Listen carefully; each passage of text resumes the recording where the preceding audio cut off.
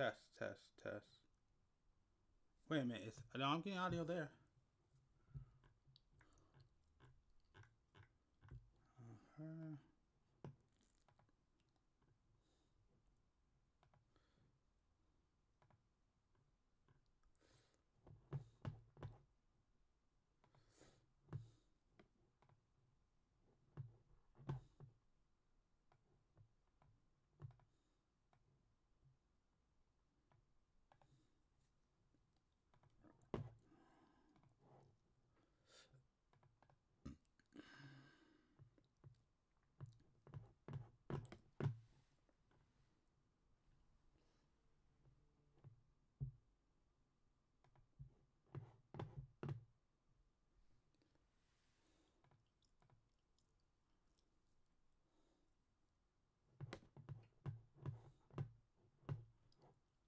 Okay, is it working? Huh.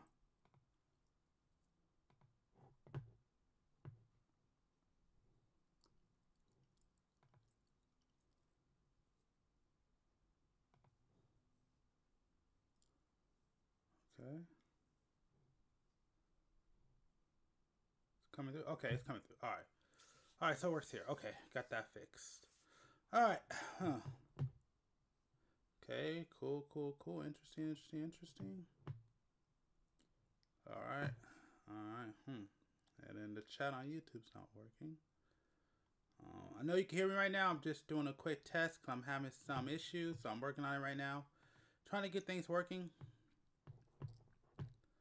Hold on. Oh, yeah, let me start the other live streams.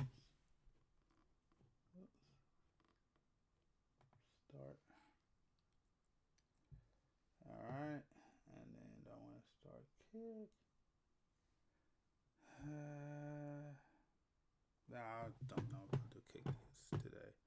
Normally I like to do kick, but I'm trying something new. Okay.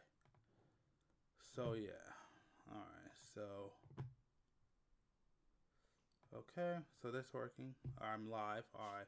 Give me a second if you're on here. I'm currently trying to get things started, trying to try some stuff out. Testing some things. I just want to say if you're on YouTube right now, you're probably going to need to move over to Twitch because I'm having issues with my chat over there on YouTube. It doesn't seem to want to work. So, I don't know why. But the chat does work on Twitch. So, if you, you know what? Here, let me just go to it real quick. Because we are having technical issues and it's not on my end. I have no idea. But if you want to go to...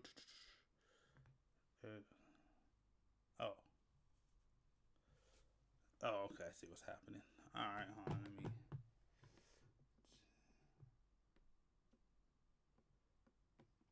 Go ahead. There we go. So there you go. If you're looking on screen right now, you could go ahead. I recommend go to Twitch if you want to be part of chat, or if you like I said, I am actually trying a new platform, which is Pumped Out Fun. So shout out to y'all over there. Yes, I do multi-stream.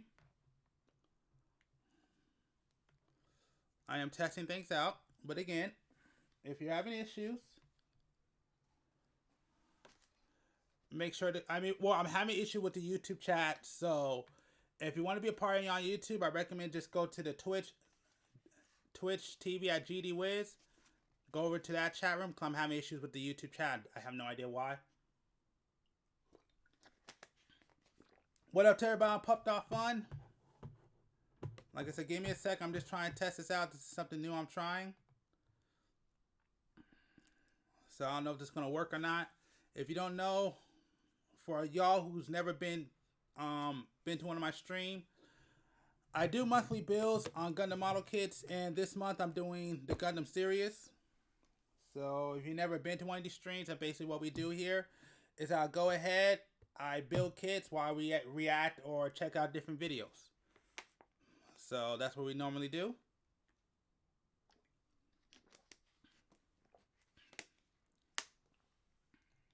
Sorry about that. So yeah. So that's what we're doing right now. That's what we're doing today. Like I said, I'm trying out this new one. Oh, my starting kit.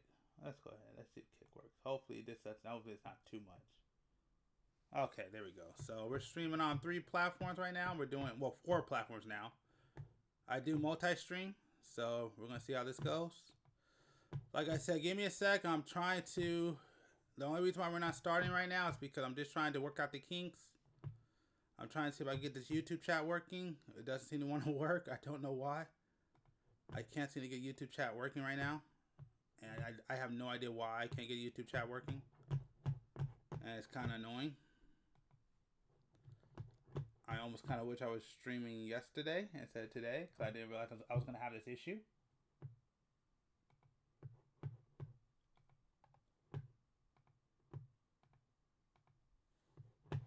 Yep. Yeah. So YouTube chat isn't working. Oh, that sucks. All right. So once again, I want to remind y'all, if you're over there on YouTube, right now, for some reason, the chat doesn't seem to be working. Oh, you know what? Hold on.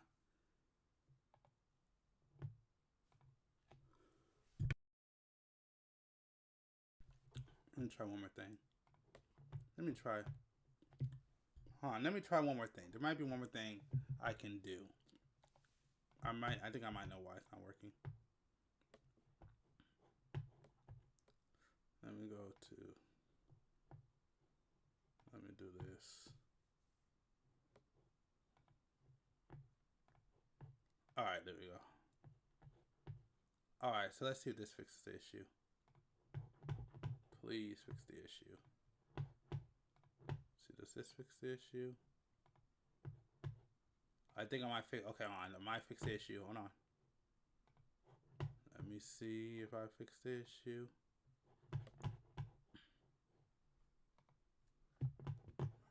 Okay. This might fix the issue. Hold on.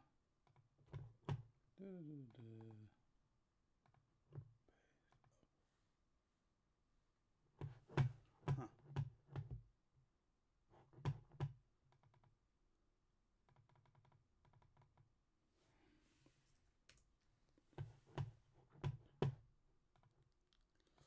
Let's see. Let me try this real quick. All right. Let's see if this works.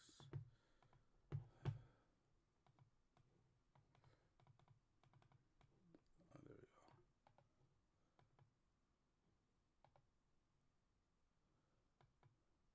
Okay.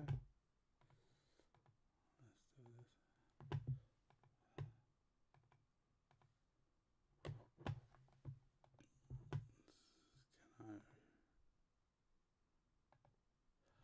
There we go. I finally got. Okay, I finally got fixed. All right, there we go.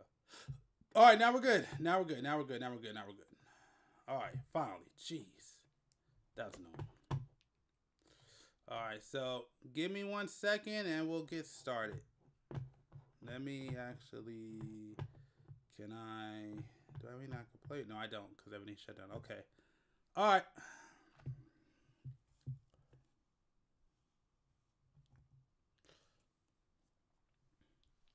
All right, so give me a few minutes and we'll get started. Just give me a minute.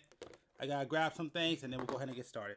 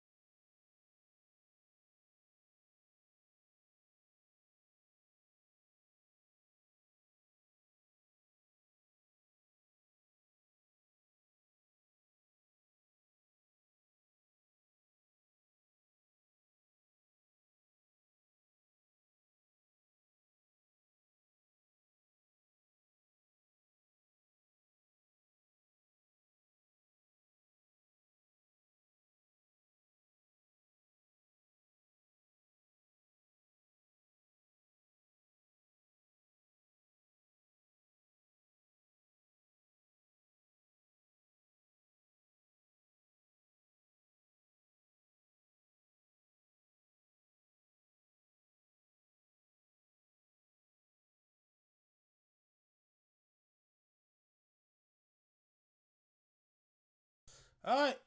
So I'm here. I'm back. I got everything I need. Wait a minute, huh? Where's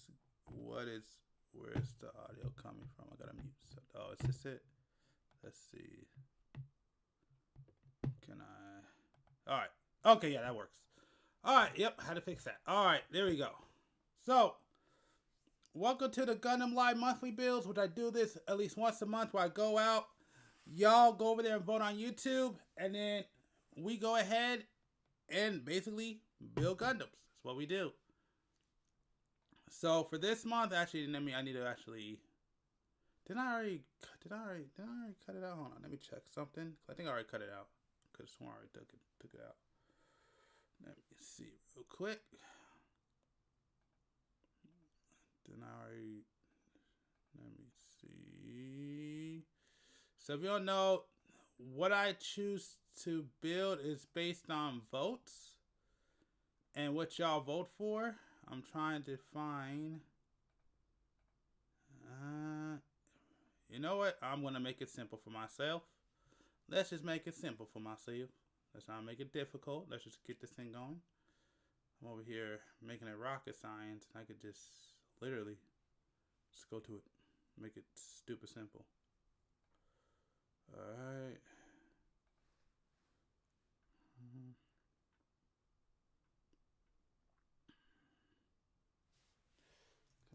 Four. So this is going to be a pretty chill stream. So if you just want to sit here and chill and watch different YouTube videos and hear me commentate on them when I can, then you're in the right place. If you want something more exciting, I probably recommend you check out a different channel, because we just here, have a good time, talk, chill, react to different videos. That's what normally we do here. Alright, so let's go. Let's show it. Alright, there we go. Here I go. Here I go. Here I go again. Let's see. Turn you off. So if you look, this is the voting, which I ain't gonna lie, y'all have me nervous. Because for a minute there, the Tallgeese 3 was winning like a mug. But I'm glad that it didn't win, because the ZIRIUS is the one I really wanted to build. And that's what we're building today. So let me go ahead and turn it off. So I just wanted to show that off so you understand. And that's why today we are building. Boom. Gundam ZIRIUS. If you don't know, this is from what's called the manga series Gundam 8 or 8th. Oh, there it is. Gundam 8. So if you want to check it out. So this is what we're building for this month. So just showing you the box so you can see it. There we go.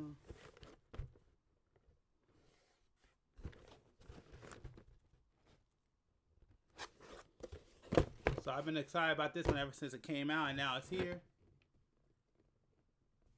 So again, if you never attended one of my streams, this is basically, well, if you haven't attended this kind of stream, basically what we do is that we sit here. Let's see, we sit here, we go ahead and build this thing, and we go ahead and we watch different YouTube videos. So that's what we're going to do today.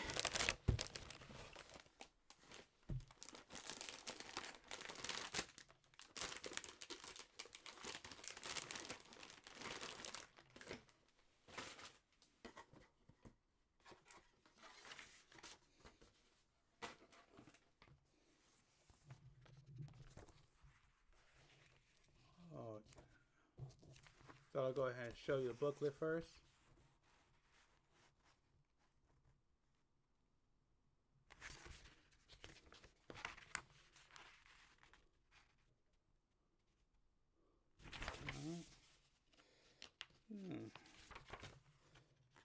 No.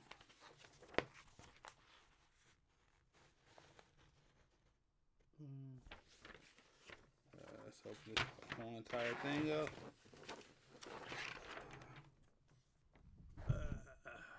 Start off there. Stop. Shut up.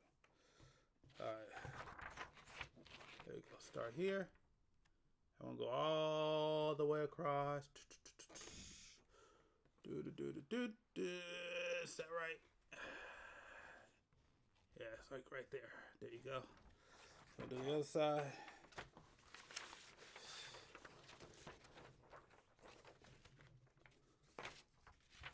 All y'all.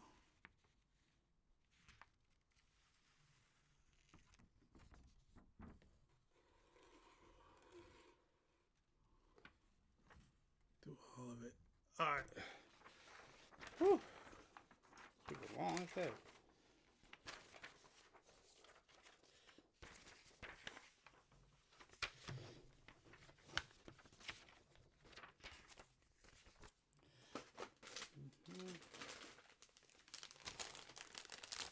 Actually, no, I don't know why I put that.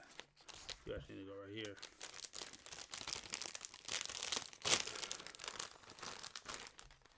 Let's see this. I don't want to see that. I didn't see that. I don't care to see that. I don't care to see that. I don't want to see that. I don't want to see. I don't care about it. Yeah,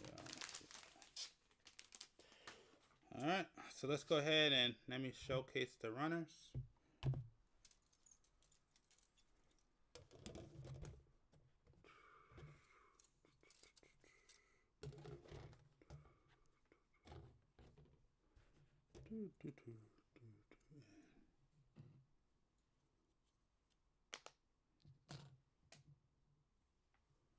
There, and the beam sabers.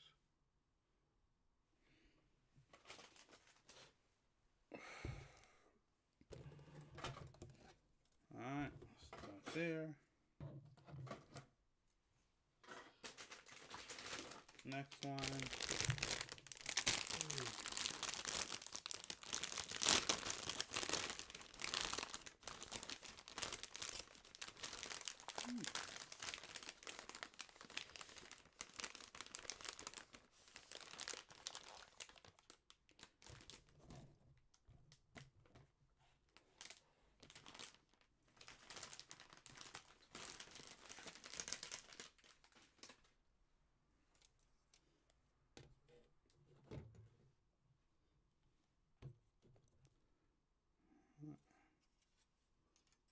There's that. Okay. Here's this. There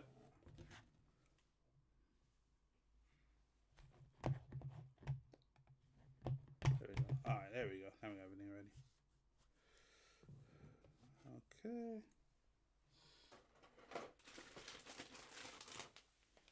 And one more.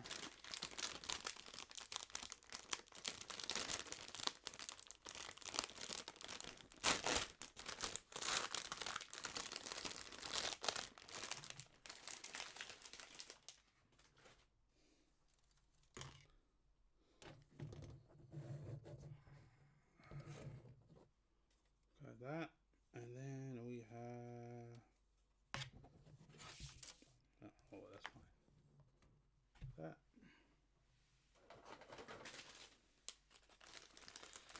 And then we have our stickers right there.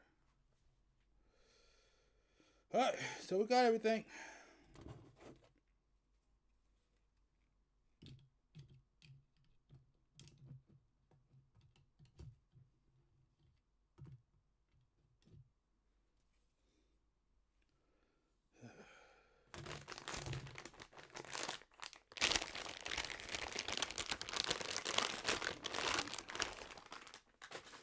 And pull this out real quick.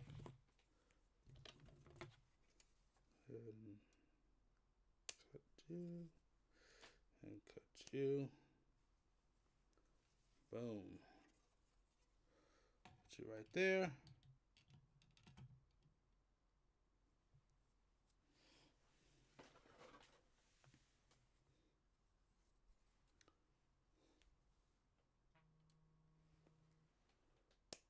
Which one is it?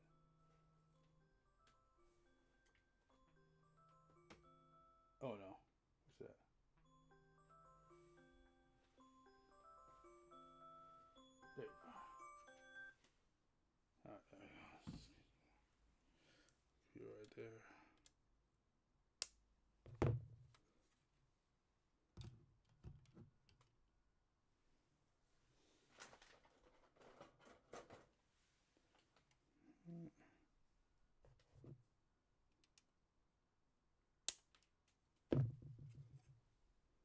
So yeah.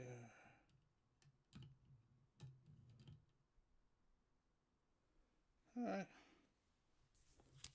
Let's go ahead. So of course, we'll get started, and then I'll go ahead and start something. So at least want to start with the first one.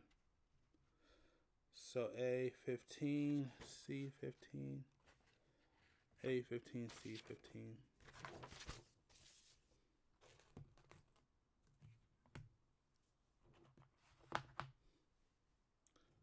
Let's do C15.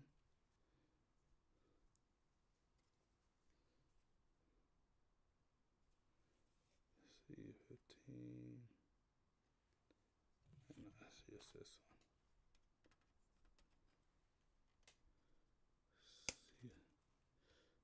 So again, we're gonna put something on in a sec. I just would like to get started first, just to get a little bit of ground.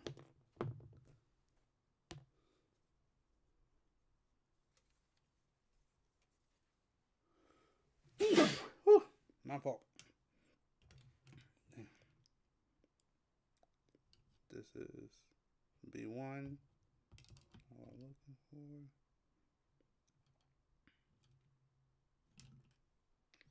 A15. There it is.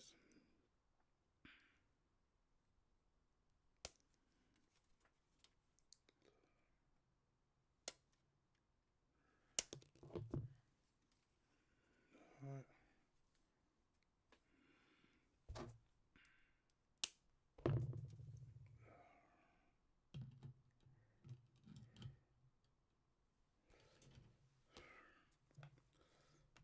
Give me 1 second.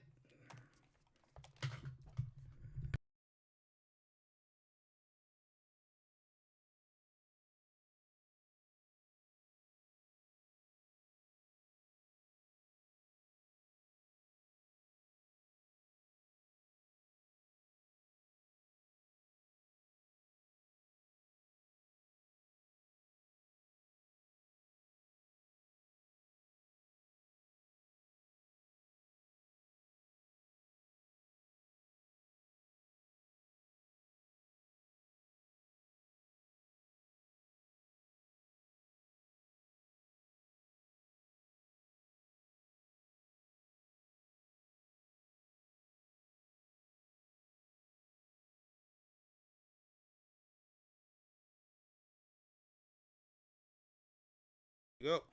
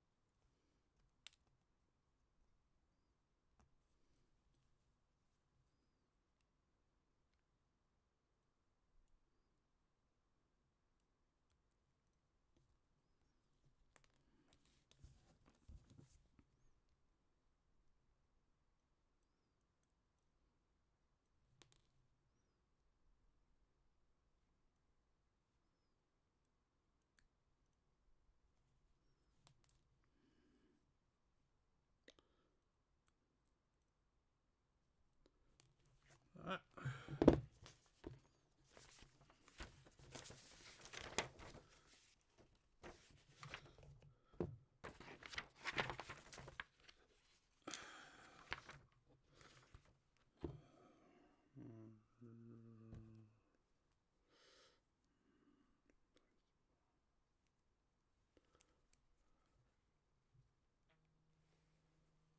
What the?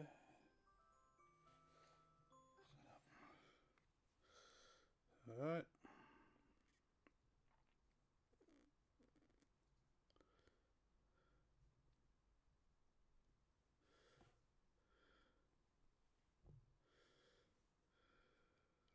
covered, right? Yeah, it's gonna be covered, so it doesn't matter.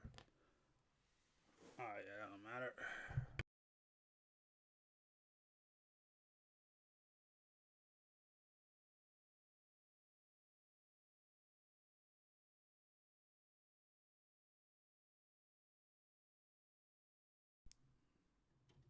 A14.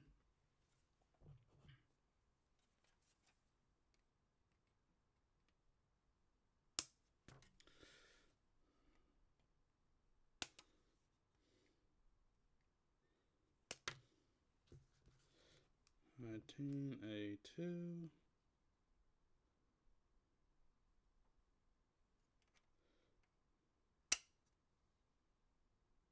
Oh, well, that was supposed to happen. Oh well. Popped off itself.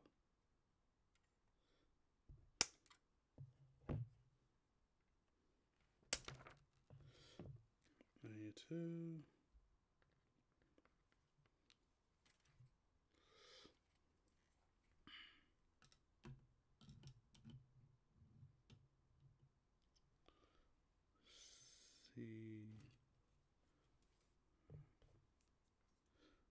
C8.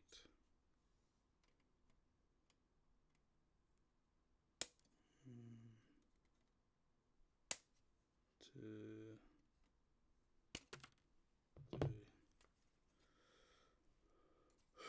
All right. All right, let's go ahead and cut this out.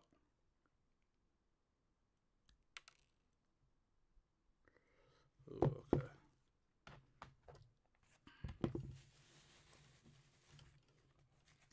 Hopefully no. Oh. All right, put it like this. If they want to come on, they're gonna have to be on the live stream.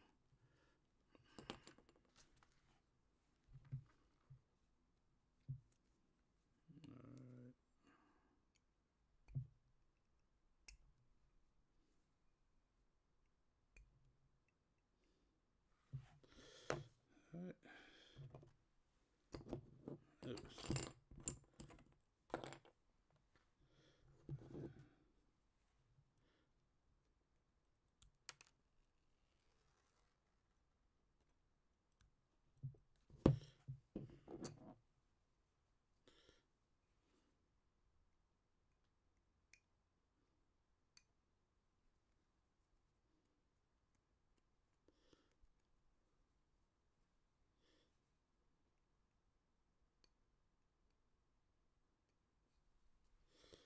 All right.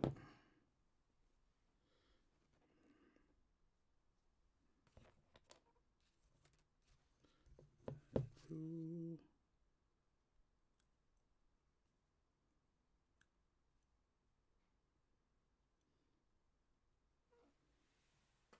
The heck was that sound? All right. Come on.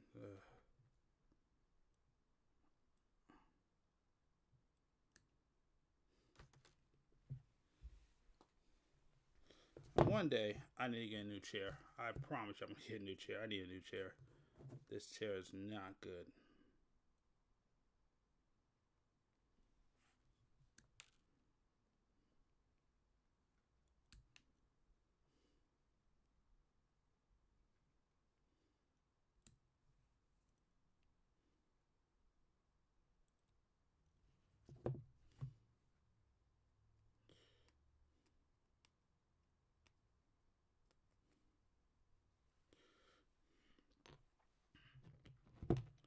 Alright, do it this way.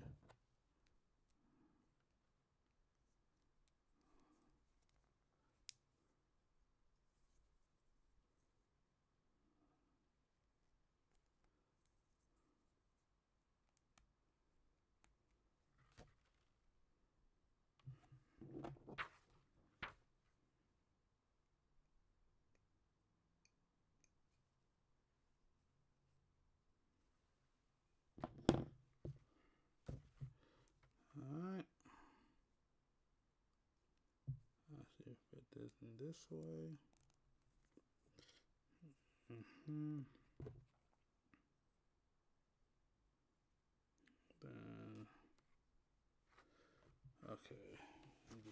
see. PC what? 4.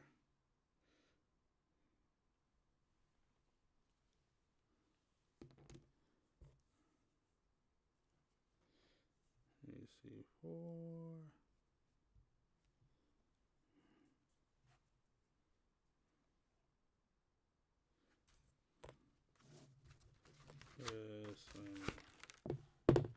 Oh, this is it, right? No. See. Dang, I just saw it.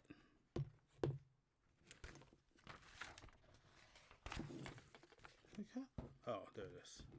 About to say what the. All right, and C8, right?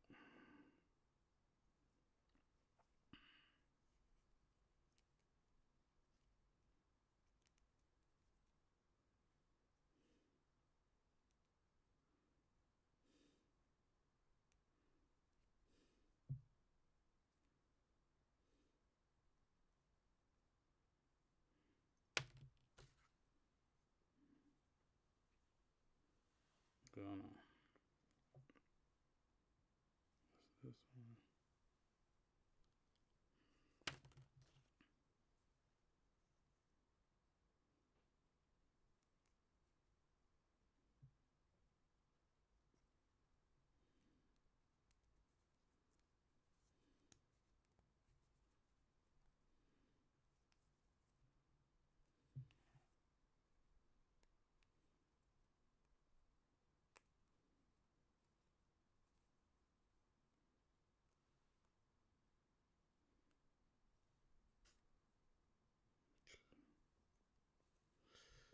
Okay, this one already needs.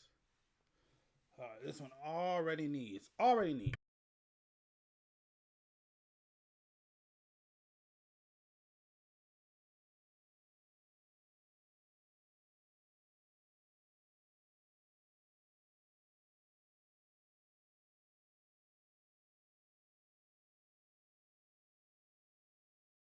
All right.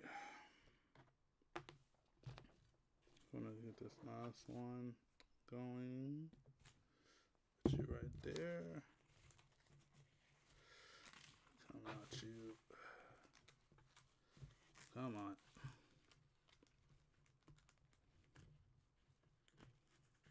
Oh, there we go.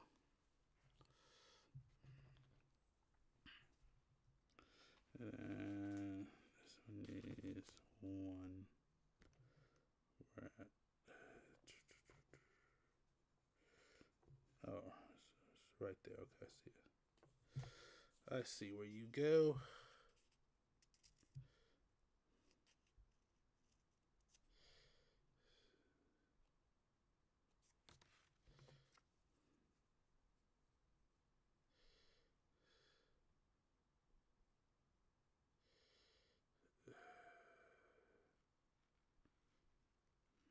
Dang it. Okay.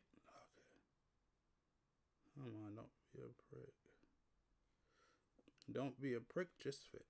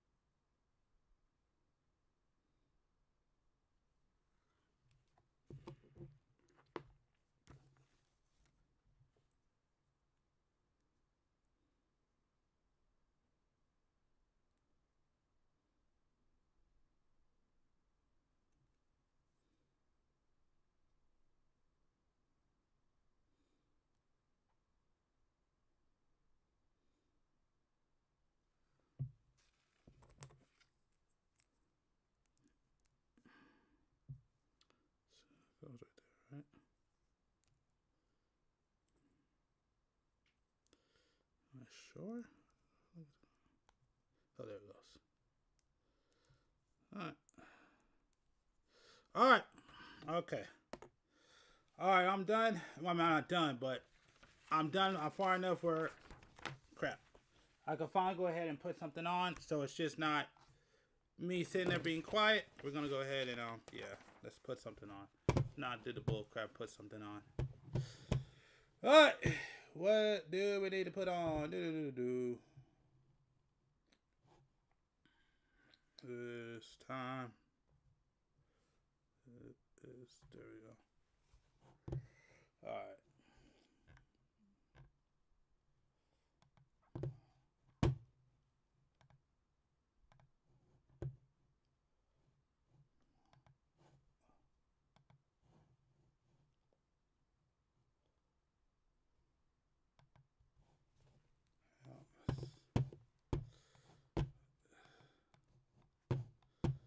I don't know why that's happening. Okay.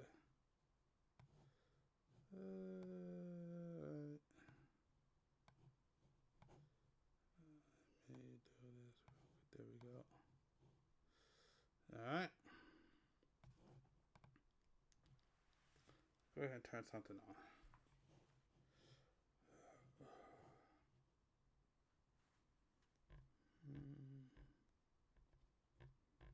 What do we want to check out? That looks good.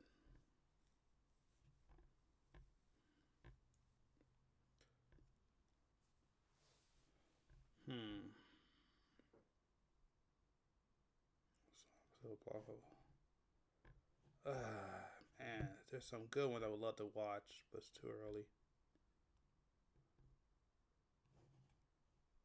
Lord, Street Fighter.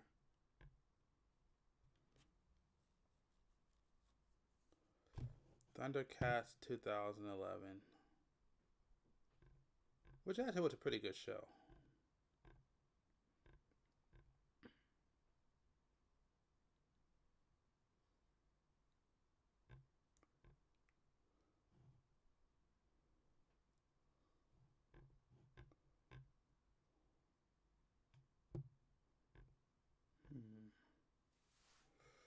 Overpriced and under-deliver.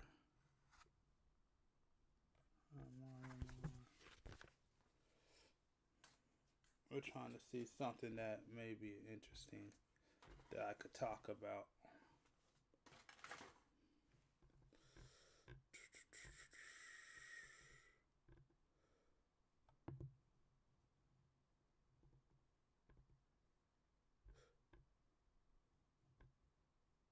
Sure, let's check this out. Why not?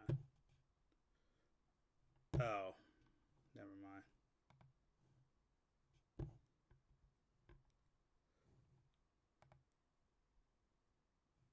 What?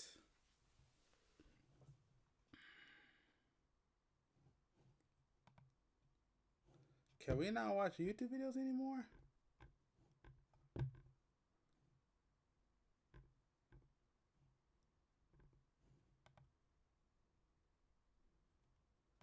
What? Wow.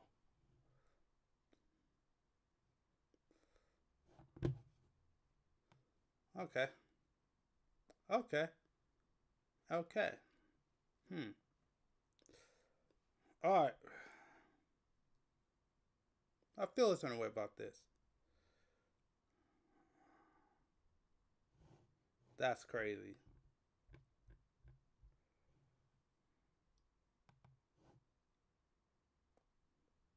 So, wow. So they're not going to let you watch YouTube anymore unless you sign in. That's crazy. I may got to clip this out. So you can't look at you. Hold on. Let me make sure that's true. Let me find. I'm just going to test something real quick. We go to a different browser. All right.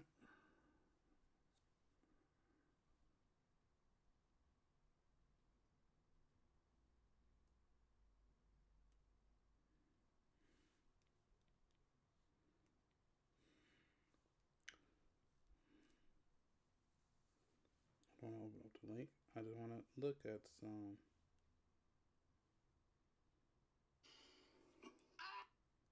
Okay, so shorts work.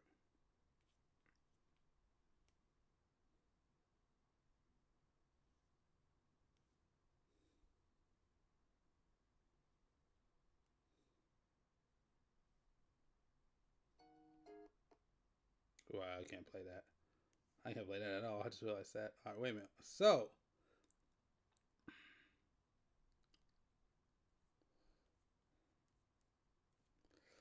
I can't just watch YouTube.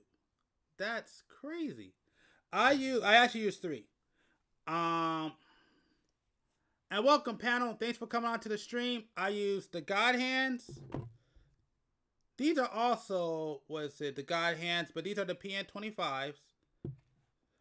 And then I use these cheap. These are my first nippers I ever used. These are my cheap nippers. I forgot what they're called. They should be on here.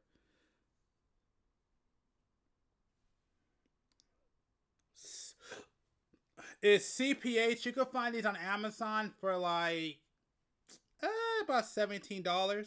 So these are like 17, I think. I bought these for 19. And then of course, these are the most expensive one, I think. What is it? $59.99, $60. So yeah, those are the nippers that I use. In case you're curious, I'll put them on screen right now. While I'm trying to figure out why it won't let me watch YouTube. That's crazy. It's forcing you to sign in. Oh yeah, no problem. Hey, you know what? Whatever works. That's all that matters. Like I said, I got an entire kit. As you see. What?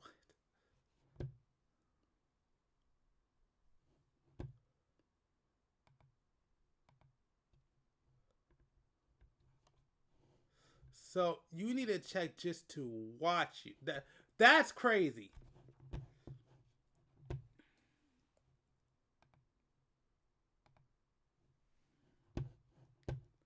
That's crazy to me. And I don't have a back button on here, which sucks. That's crazy to me. So you can't even watch YouTube anymore without sign. Like I'm not doing. I'm just watching. And that's crazy to me.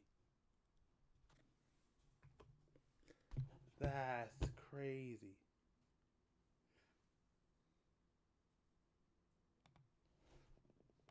You had to check to watch YouTube. Let's see my own videos. Wow. My own videos.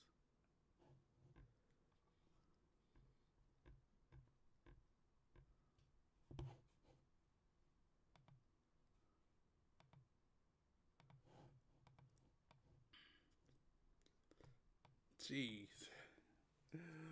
Oh, I gotta talk about this one. Hopefully I can remember to clip this part out. That's crazy. Alright, let's see if I can do this another way. Wow, I can't believe that. That's crazy.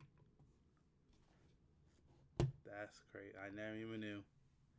Alright, let's try this another way.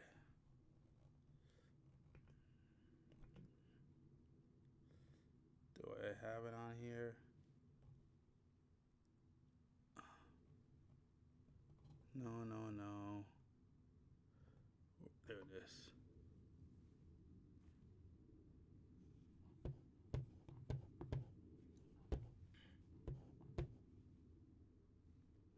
Okay. That's incredible.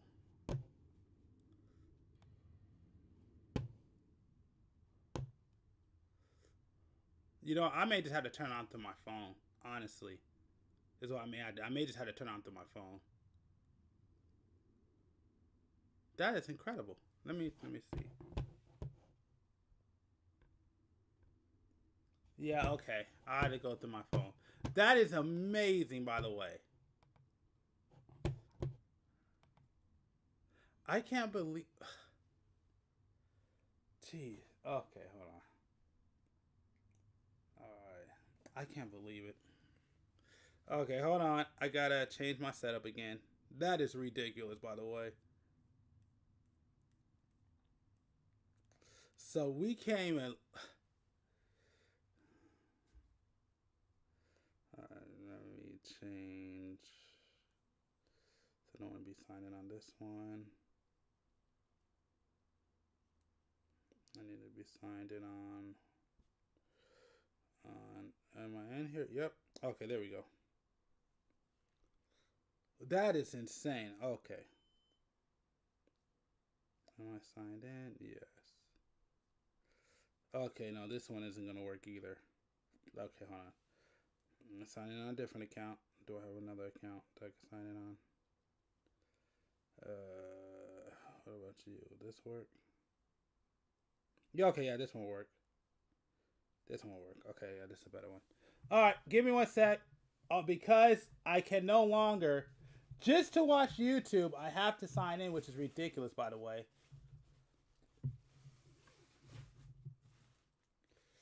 Okay, that's the wrong one. Oh, here it is. That is ridiculous. I can't believe that to watch YouTube, you actually have to be signed in. That is stupid. All right. So let's see how this works. You have your 3. We gotta do audio. Boom. And we gotta see picture, and picture works.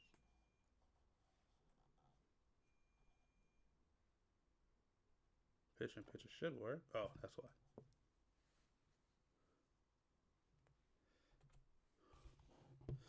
Alright, hold on. I gotta do this stupid crap again. So stupid.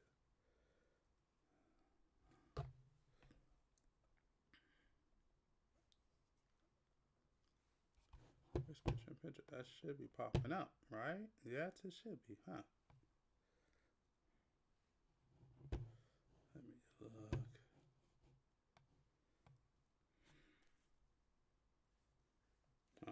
Alright, let me play something. Yu-Gi-Oh! Has had a history of problematic first-turn kills, especially... Okay, I can hear it, but you can't see it. Oh, okay, hold on.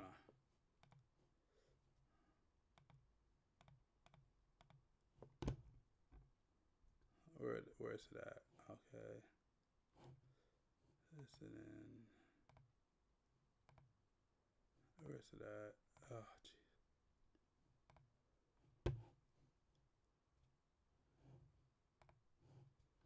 Yeah, that's it. Alright. Huh. Wow. Apologies. Apologies for this. Setting. Okay. Fill source. Did that? Okay, there we go. That worked. All right, I got it. I got it working. All right, so now we're good. That is stupid, by the way.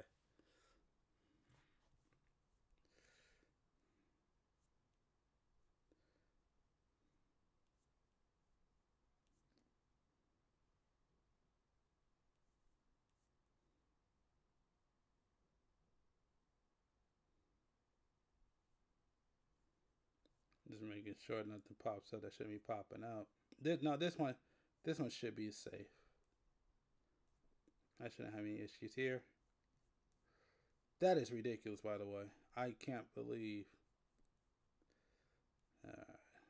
I think we already watched that one last time I streamed. Well, I didn't stream 3 weeks ago. No, we haven't. All right, let's check this one out.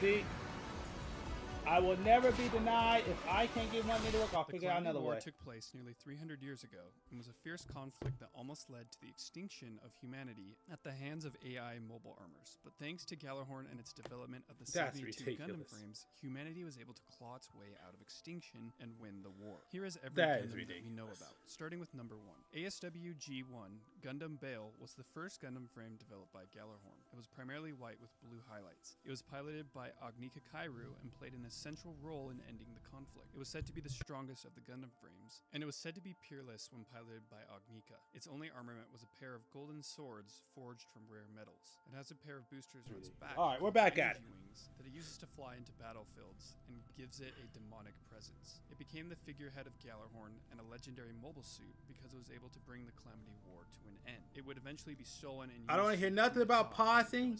I lost my ability. I lost my ability to pause the video. Thanks to YouTube, because for some reason we can't look at YouTube without signing in. It's thickly ridiculous. And looks somewhat like a pisses green me off, I'm not gonna lie. Gamagan has some interesting weaponry, like a revolver axe that uses small Dane sleeves at point-blank range. It also comes equipped with a 110mm 6-barreled Gatling gun that can be mounted on a subarm, and currently it is stored away by the Falk family. The next Gundam is ASW G8 Gundam Barbatos. Barbatos was discovered in the Martian desert by Maruba and the CGS. It is not known what happened to the original pilot, but in current day, Mikazuki August pilots the Barbatos. It's a very agile and maneuverable suit, typically used for close quarters combat, and uses melee weapons like a mace, longsword, and its own hands. It would eventually have let's get back at it. That is ridiculous, by the way. I'm pissed. I'm pissed. But will occasionally use long-range weaponry like a smooth-bore rifle or arm-mounted autocannons. It goes through many different forms throughout the events of Iron-Blooded Orphans, all the forms really ridiculous. of Jess Barbatos, until being rehauled twice into Barbatos Lupus and Barbatos Lupus Rex. It was shown to be a very strong mobile suit when piloted by Mikazuki. By the end of the series, the Barbatos had so many upgrades and augmentations and was so in tune with its pilot that it was nearly unbeatable, taking on mobile armies and armies of mobile suits. But eventually it'd be taken out by an army as well as an orbital strike of Dainsleif projectiles. ASW G11 Gundam Gushion has gone through some drastic changes. When it first appeared in the show, it was wearing Rhodey armor and piloted by Kudel, but Akihiro Atlan would pilot it after. Tekiden, with the help of Teiwa's engineers, would peel that armor off and restore it close to its original form using Calamity War data into Gushion Rebate, but eventually be upgraded. Hey, what's up, Full Front? What's up, Full Frontal? Appreciate it. Thanks for coming on stream. Its face is able to close into a high vision sensor. We were having some difficulties, so and it can use a railgun or 300mm. We're having some difficulties over here, but yeah, thanks for coming on to the stream. Definitely appreciate it. Like I said, right now we're gonna go ahead and if you've never been here, just so you know, oh geez, all right, hold on 1 sec. I gotta take this call. Give me 1 second. Let me take this call real quick. Give me 1 second.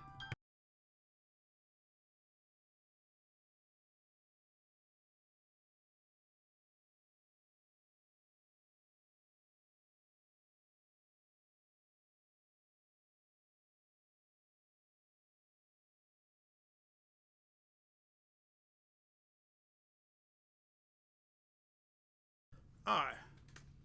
Cool. Alright. My bad. I had to take that call real quick. But again, thank you for coming on. Definitely appreciate it. For anybody who hasn't been here, by the way, what we do is today I do a monthly live build. People vote for it on my YouTube channel. And whatever wins is what we build. And I sit here, we watch YouTube videos and react. The problem is, for some reason, through my actual player, and I probably need to figure out, I gotta figure out how to fix that. But because for some reason we can't watch YouTube through the program that I use, we gotta do it through the cell phone, so it kind of hurts my ability to pause the video, by the way. So that's what we're doing right now. We're just watching videos while I sit here and build Gundam kits and, you know, talk to y'all over here on chat. So once again, thank you for coming in, showing up. Definitely appreciate it. So like I said, I ain't gonna lie, this stream definitely is having a lot of technical difficulties, which is annoying. But again, thank y'all for coming in and showing up. Definitely appreciate it. So yeah, we're gonna go ahead and keep building. And oh, you're building the perfect unicorn Gundam? Yeah, that's a great Gundam. That's a great. I haven't built one of those yet. I haven't built a unicorn because for me, I'm looking for a very specific one, and they actually have it, but it's not fully completed. And basically, I'm looking for a real grade like Unicorn Gundam, but I'm looking for one that lights up. But this is the thing, because they do have one like that, but you can't transform it. So that's what I'm looking for. I'm looking for a real grade Unicorn Gundam that you can transform and that can light up. When that comes out, and you can change the colors from red, green, and blue. When that comes out, then I'll definitely am going to pick that one up. But I heard it was a pretty good kit. I never built it yet, but I heard that one's a good one.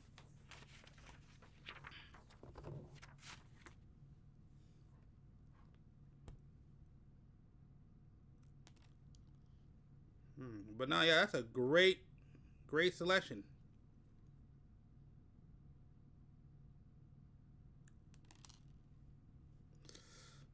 Uh-oh. Which one is this? This C9 or C7? Okay, C7 and C9. Oh, the full armor. Oh, yeah, with all the weapons? Yeah, no, that's actually a really good kit to build. Yeah, I heard that's a really good one. Like I said, I'm waiting for that specific one, which, if it does ever happen, it probably would happen, what, like 10 years from now? Something like that.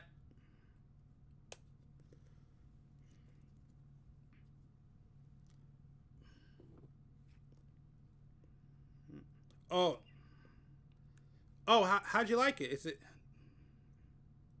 like I said, 'cause I heard about it. I haven't finished it, but yeah, how do you like it? Was it a pretty good build? Were there any issues, like any points of failure?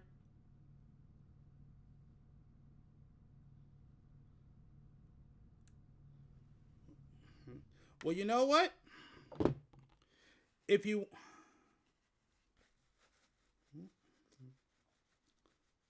know what? Here, I'll help you out. If you want to send me pictures or whatever, if you have an email address, you guys send it to my email.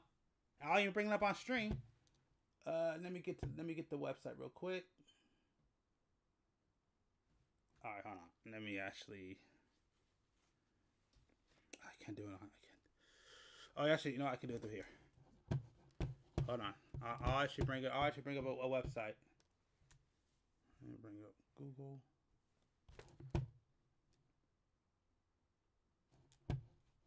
Okay, let me see. Hopefully it pops up. I don't know, but we'll see what happens.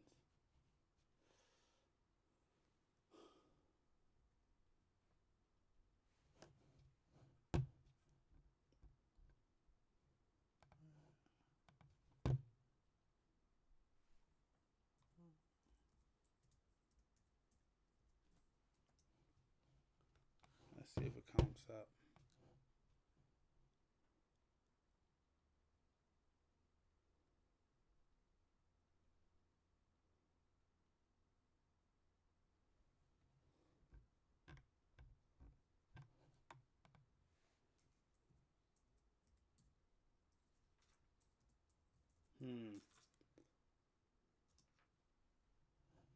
Let's see. Will it pop up?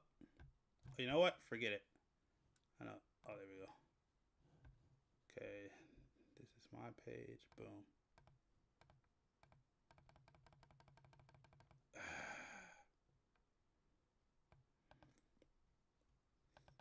Yep. Hold on. Let me see if I can bring it up. Give me. Like I said, technical difficulties this entire day. Gee. Oh, let me turn back on. All right. I think I can get it working now.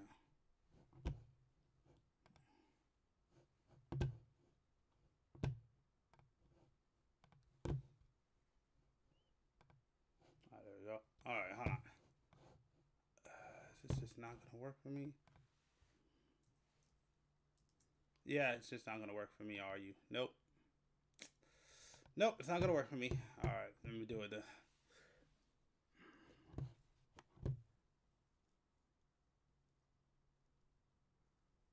Oh, Discord. I have no way to get into Discord right now. I have no way to get into Discord right now. I gotta do it the difficult way. Give me 1 second.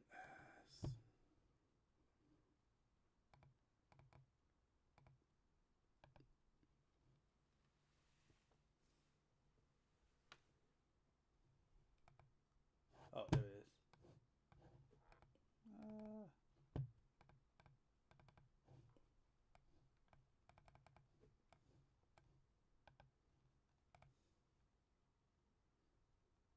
What? Oh, this piece of crap. So annoyed. Give me 1 second, because I got to do this the complicated way, because nothing want to work today. Just so freaking dumb.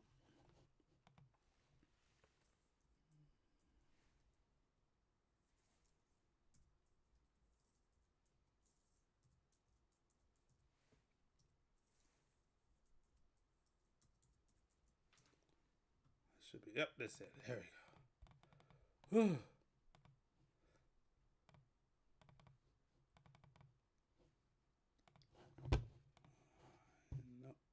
Nope. We don't do nothing easy here. That's not what we're known. That's not what we're known for. Oh, there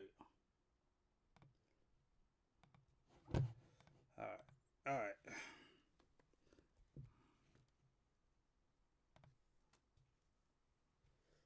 Morning, Art of War. Thanks for coming on. Definitely appreciate it. I just want to show up. Oh, you mother. Oh, I'm so irritated. Okay. Anyways. Here, I'll just throw it on screen.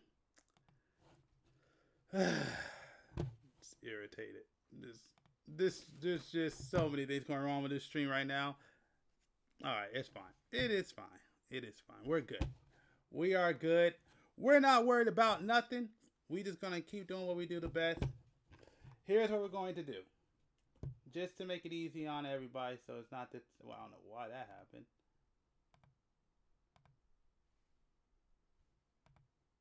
What the heck? Alright, there we go. I have no idea why that happened. Alright, let's just make it easy on all of us. That is ridiculous, but here we go.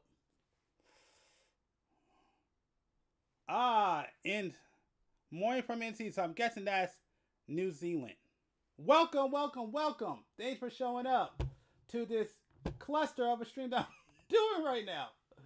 Alright. Come on, where you at? There it is.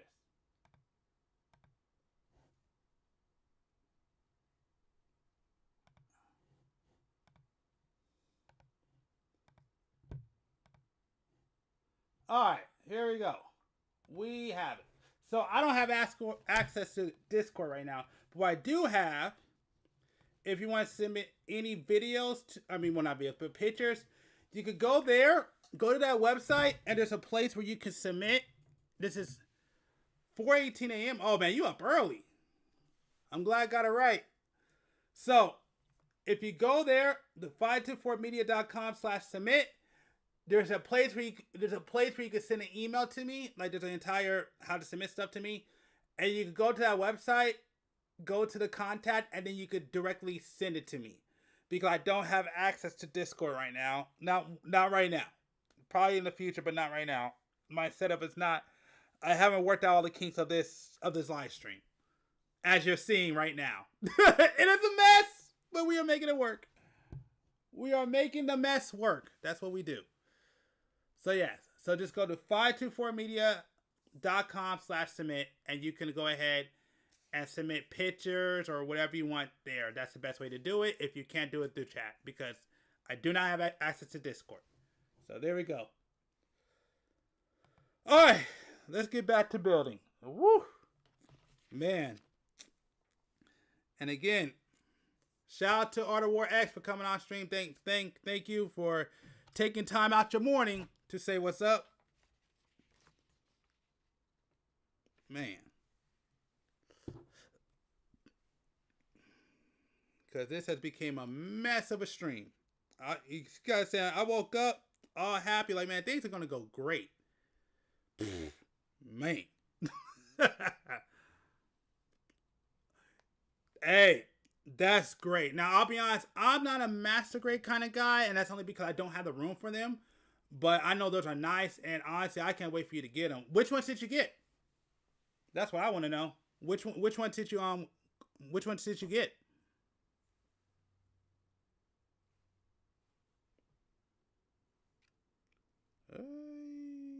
It's wrong.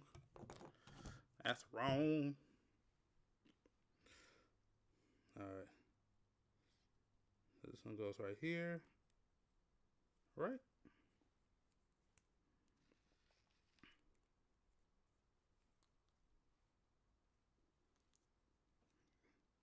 Yeah. Yeah, let me know what master grades you're getting. Because I'm interested. Okay. The Unicorn Banshee, yep, that's a cool one. But yeah, I had that in a high grade. Yeah, so yeah. Oh no, those are some pretty great picks. Yeah, okay, yep. Unicorn Banshee, yep. And yeah, Vidar. Like I said, yeah, I actually had that one. Is that the one? Yes. I had that in a high grade.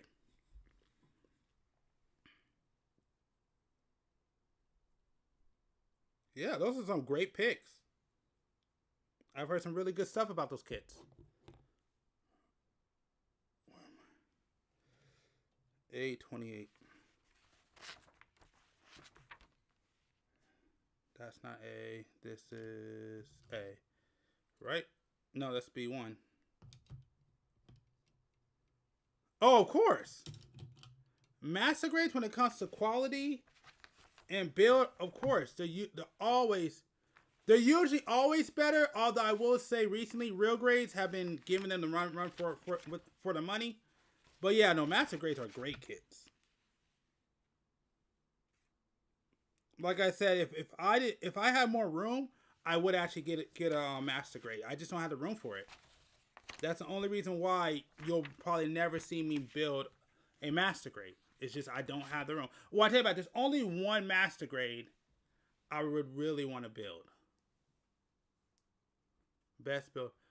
Yeah, I actually have that. I haven't built it yet. And again, I'm waiting for a special day where we hit certain milestones because I got a plan for that one. But yes, I have the high new myself, the real grade one, right in my closet, right over there. I mean, I know you can't see it, but yes, I had the high new myself.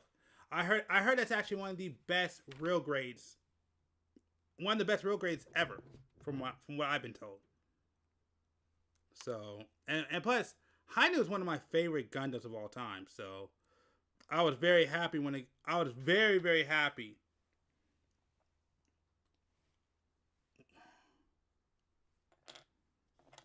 I was very happy when it came out in a real grade. Yeah, hey, that's like I said. I know some people like that. I'm not even mad about it because master grades are really, really, really great looking kits. It's just like I said, me personally, I just don't have the room.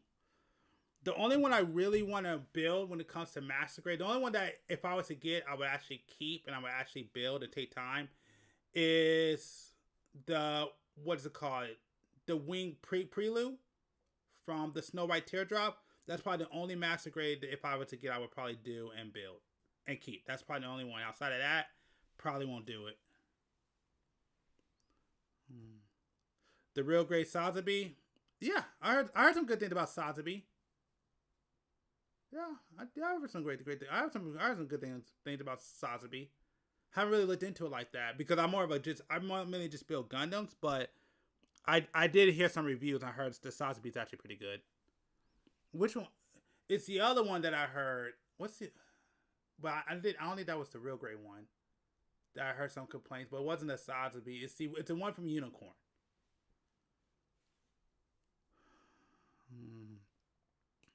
I like how big it is in detail. Oh, Breck. Hold on. Let me do this. So, for in master grade kits. Let me know what those are. Barbatos. Okay. That's the one I was talking about. Yes, the Shinichi. I'm gonna butcher the name. The Shinichi. That's what I was talking about. Let me see. So, speaking of real grades, the real grade I think I would recommend the most right now, it's probably the one I love, is the Epion. The Epion real grade is actually nice. It's a really great build. I love the real grade. I love, it's one of my favorite real grades. It's the Epion.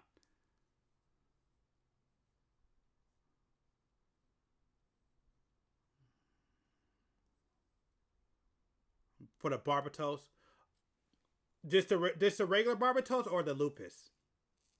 Yeah, perfect grades.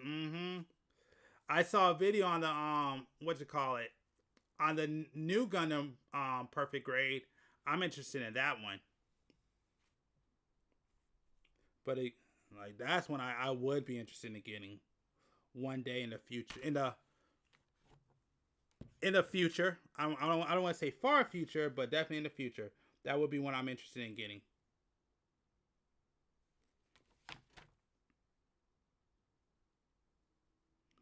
How's this going?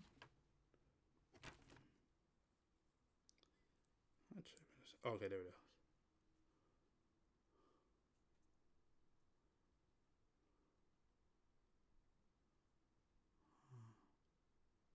Both. Okay.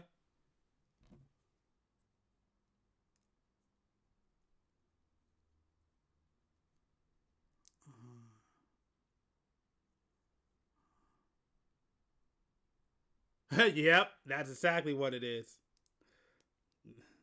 The Grandpa Gundam, absolutely, 110%.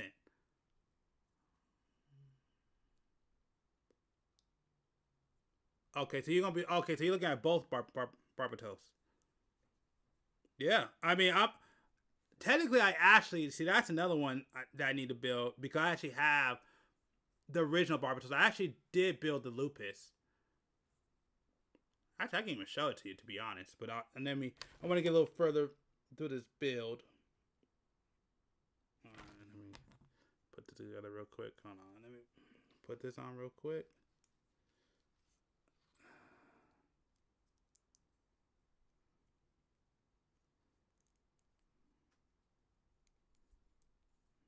I'm screwing up somewhere.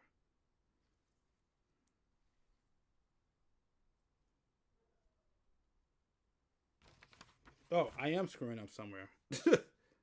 Okay, it says this way, right? Give me 1 second. I'm screwing up somewhere.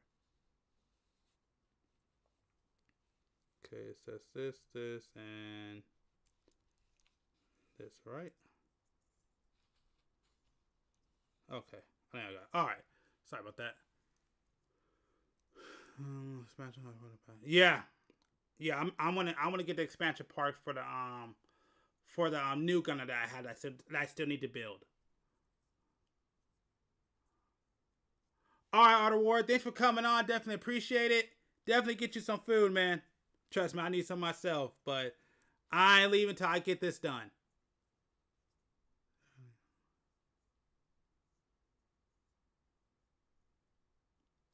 Real great, perfectly unicorn. That's the one that comes with everything, right? That's the blue one, correct? The RG perfect unicorn. That's the blue one that comes with all the armaments. Am I right?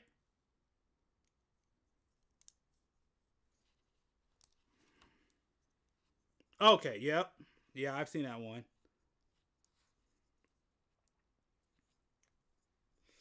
Like I said, the Unicorn Gundam is a great kit. It's just, like I said, the Unicorn Gundam I want to get, hopefully it comes out one day, but it's going to be the mother of all unicorns, and it's the one I described earlier. But Unicorn is a really good kit.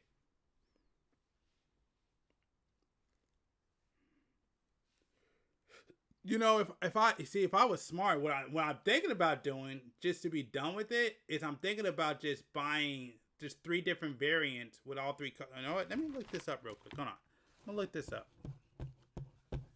Let me look this up real quick. I'm curious. I'm just curious. Cause I haven't looked into the Unicorn Gundam in a long time. and I'm very curious about something.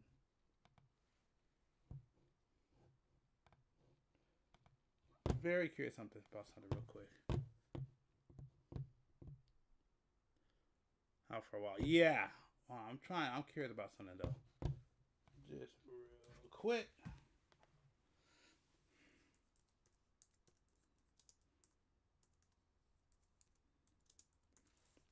I'm trying to see how many variants.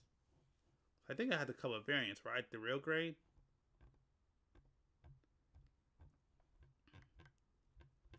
Right?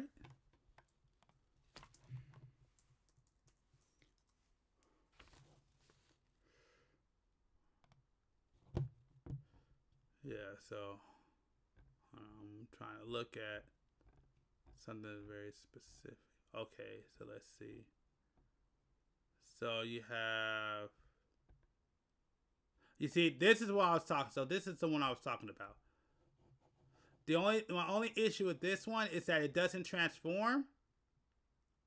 It doesn't transform, and it can't give you a blue LED. That's the only thing I don't like about this one.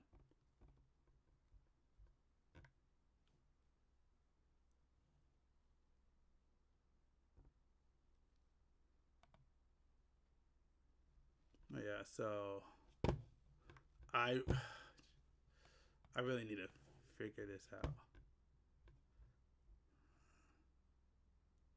And the rest cycle frame. Yep. For non-energy mech weapon. Any cool ideas? Any ideas for a cool non-energy mech weapon? Welcome, yo boy. Definitely appreciate you coming on the stream. I don't. No, but it's something to think about. I'm not gonna lie to you. Okay, hold on. Let's just go down here.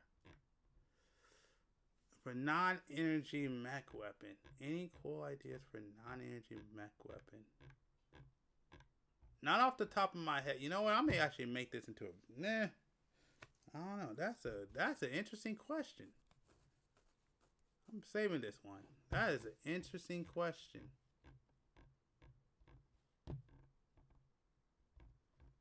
That is a super interesting question. Okay, where are the real grades?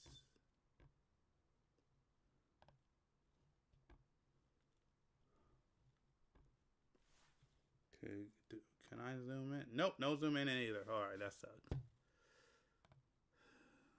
Alright, so we have the Unicorn Gundam. That's the original one.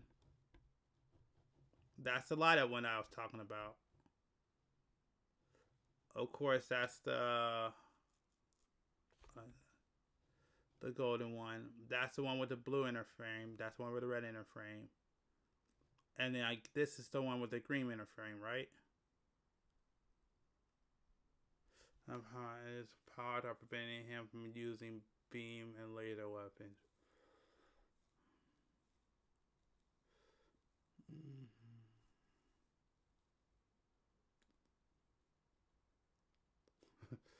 Losing beams and laser weapons. So you just gotta go with like.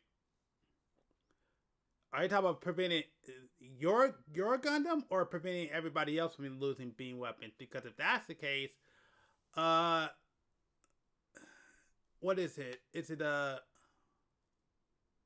okay, so everybody else from not using beam weapons. Wouldn't the what's it called? Not Mercury's the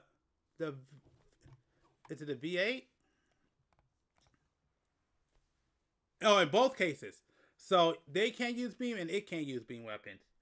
So, dang, I gotta think about that one.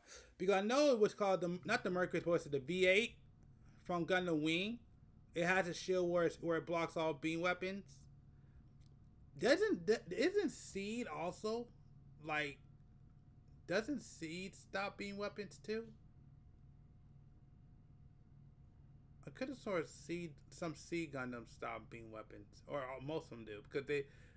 Okay, I can't remember off the top of my head, but there's something about the Seed universe where beams don't work like every other No. Gundam. I haven't watched that one. I'll tell you about it. I've only watched the first part of the first episode up until the point where what is it? That Gundam gets, I can't remember the names off the top of my head. Where is it that one scene where that one pilot gets killed off by those by the Gundam dogs, which I can't remember the name off the top of my head. Yeah, that brutal. That's as far as I got into that movie until I left. Thank you. That's exactly what they are. Appreciate it. Yes. That's one of the most, that one stood out because that's one of the most brutal scenes I've ever seen in Gundam. Yep, exactly.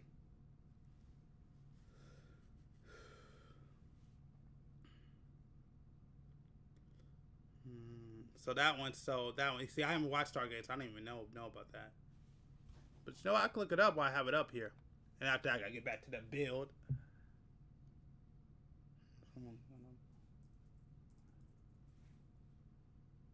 Let's see. Very curious. Where are we at? Where you at? There you are. There we go. Okay, let's see. Poetry to the cartoon when then instead of solo wins. Mine back on the wins. Happy and then carrying line for all uses better. Builds of speed and travel. This Destiny Gundam.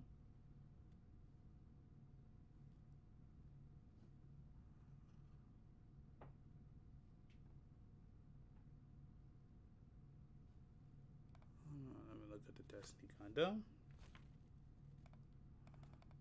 There we go.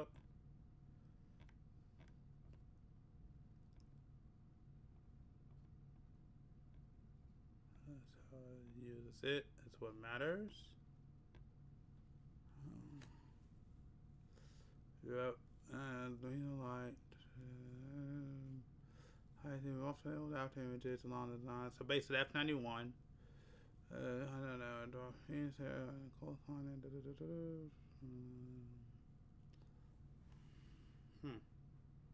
Yeah, I want to know. I don't know off the top of my head. That's a good question though. I'm gonna look at. Yeah, I'm gonna think about that one.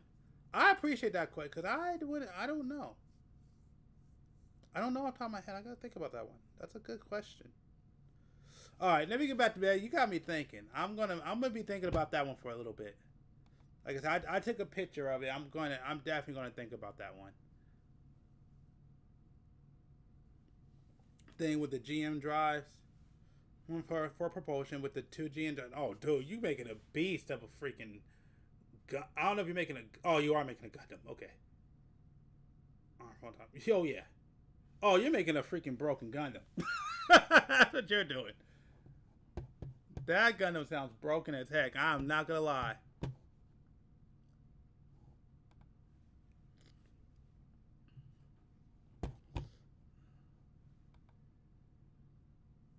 And that's the issue. I honestly wouldn't know off the top of my head. I'll have to look into it. I wouldn't know. I'm gonna be honest with you. I wouldn't know off the top of my head. I would have to sit down and look at it and do some research.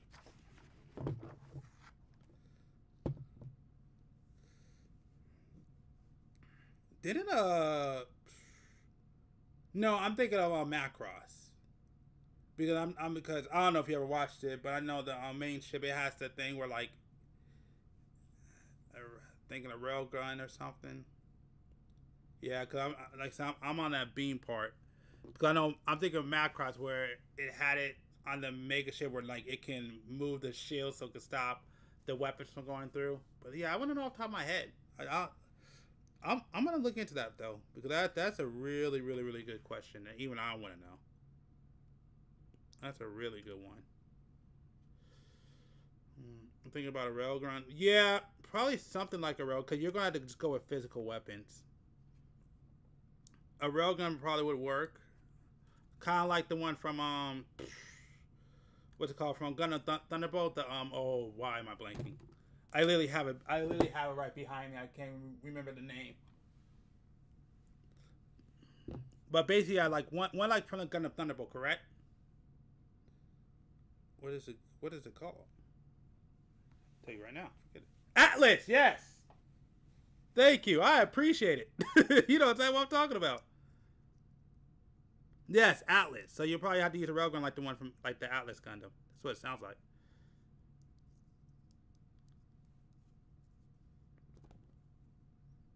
Yeah, I don't know. What else can you use? Because you probably want something pretty powerful too.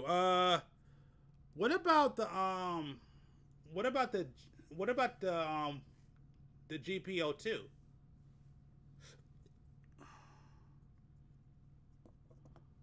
If someone to put the ring on.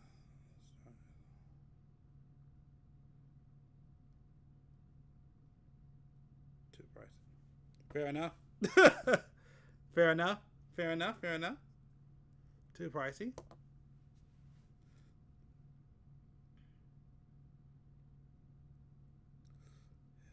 So you're gonna put the ring on the hips, okay?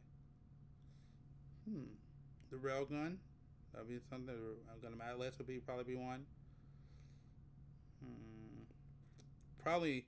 I'm coming up with the heavy arms, but I doubt you want to use the heavy arm. Oh, what about the oh, what's that one called? The Buster gun, not the but the variants of the Buster Gundam. Anything from there you can use? That makes sense.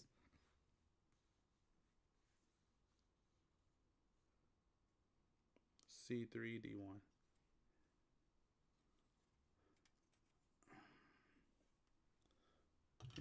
Yeah. What about some of the? What about that? Because the one that came to my mind automatically was the Gundam Heavy Arms. That one automatically came to my mind because that uses basically nothing but physical weapons. The quantity for the body and a higher battle version. I need to see what that one looks like. Okay, I'm trying to picture in my head right now.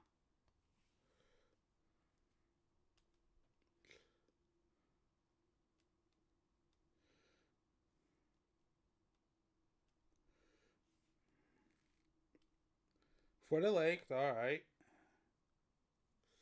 Using the Quantine body.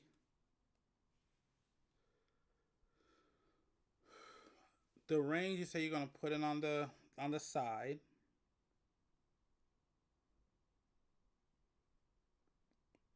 With the GN drive, where's the GN drivers gonna go? Is it gonna go on the shoulders or is it gonna be on the back? Where are you gonna put the GN drives? That's what I want. Yeah.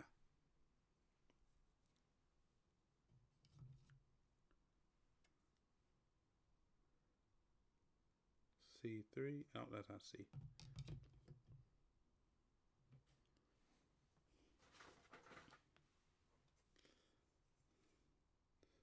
You know, because like while you're explaining to me what you're trying to build, I'm trying to like picture it in my mind right now.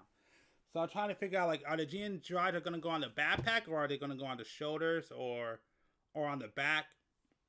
Because reading what you're saying, it's looking like you're using both drives. So you're probably going to be using the backpack from the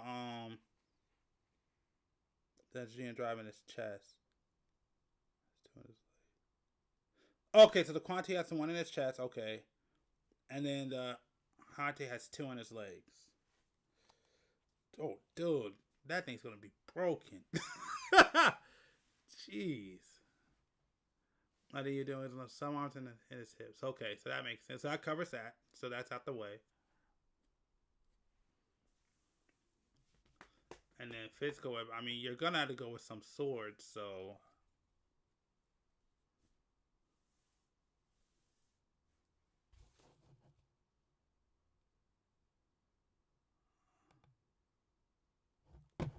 Oh, it works. What the heck? It works. Oh, appreciate it. Oh, I'm looking at it right now. Oh, jeez. I didn't even know that you could do that. Come back. Come back. I'm looking at it. Okay, I see it. So the jeez. Oh man. I kind of want to bring up. I can't do it right now, but I kind of want to bring up my editor and do like a quick little mock-up. The drill lance and the shield from.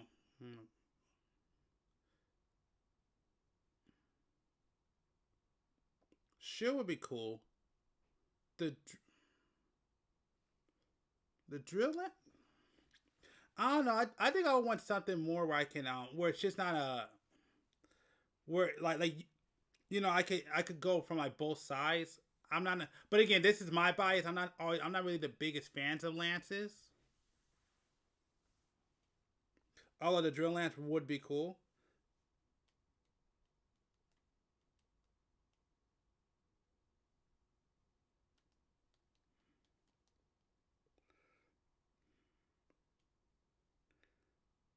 And that thing's huge, by the way.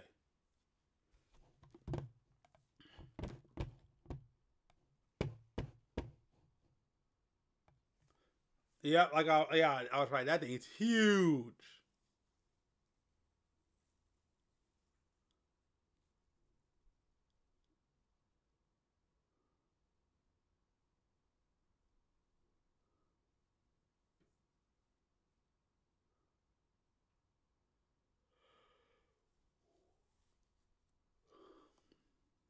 Jeez, that thing's huge. Yeah, that's a big weapon.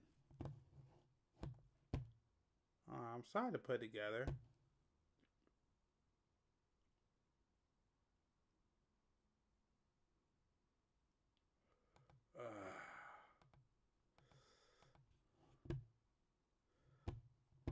Okay, I'm sorry, a picture. Yeah, okay. When I get done with this live build, and if I'm still on,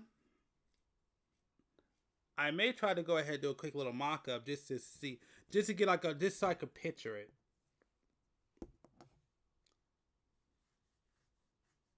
C4. Nope, C3, C4. C3.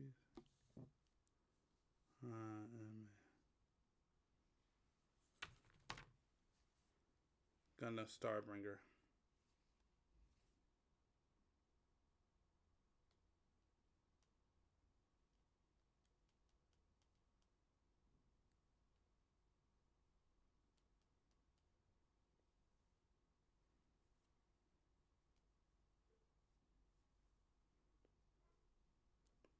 Oh, pretty much. That thing's gonna be freaking huge. Like I don't see that being nothing but a humongous freaking Gundam that you're building. And it's gonna have to be. And then my abomination. I should show you mine from childhood because I definitely made an abomination. I don't know if I have that picture anymore, but if I ever find it, I'll show it on stream one day. Oh, jeez, this is the wrong one too. Okay, hold on. A B B. Okay, where's C?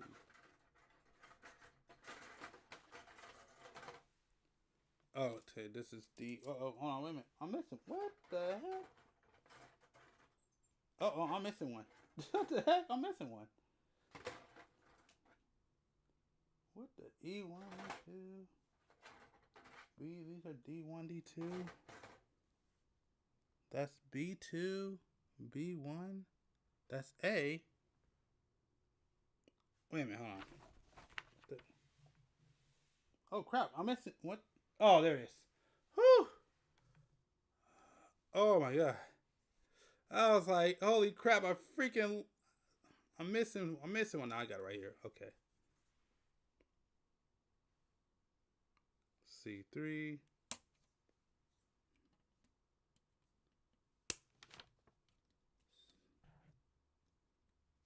C3. C4.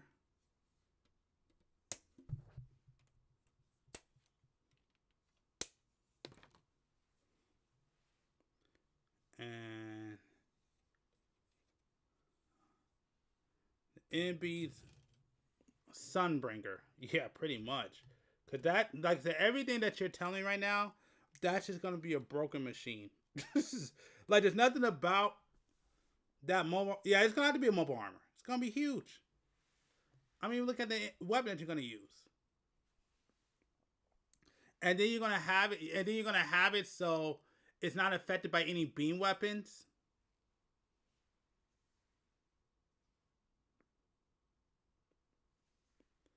Jeez.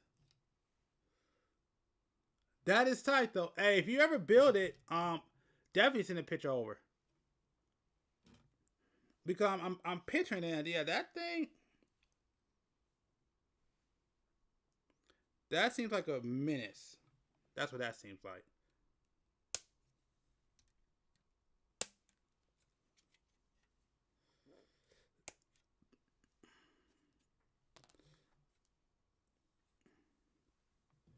And I'm gonna take a picture of this, and I'm gonna go ahead and yeah, I'm gonna try to do a quick little mock-up real quick.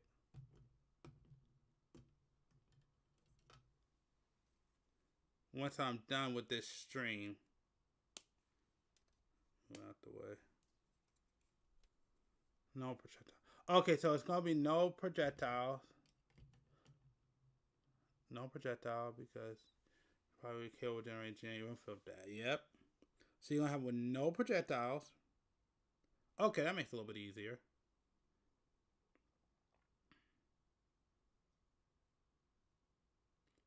Definitely not mentioning the Trans M2. Yeah, exactly. I'm just looking at everything like, yeah, you're creating a monster. I'm just, so you're not gonna have any projectiles, so get that out of there. B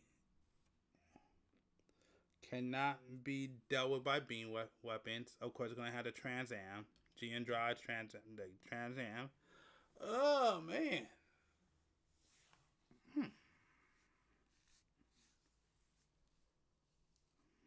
Yeah, that thing's gonna be a beat. Yeah, you're building a monster.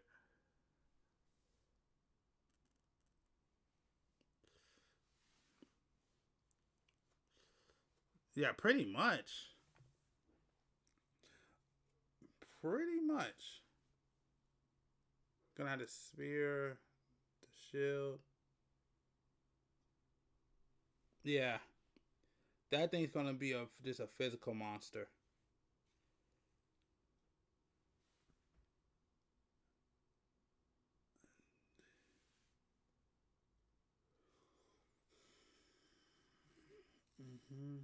Dang. Yeah, that'd be a tough one. And it's probably gonna have like thick armor, so like physical weapons will probably be hard to deal with it.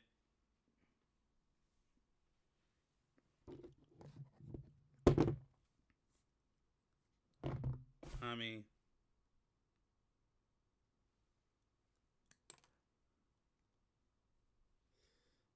yeah, man, that's a good. Yeah, that's gonna be. Oof.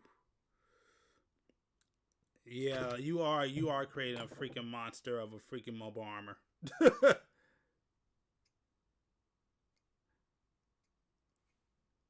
I'm not even gonna front, because I'm just putting it all together in my head. I'm just like I said, I'm when I get done with this build, I'm definitely gonna do a quick little mock up.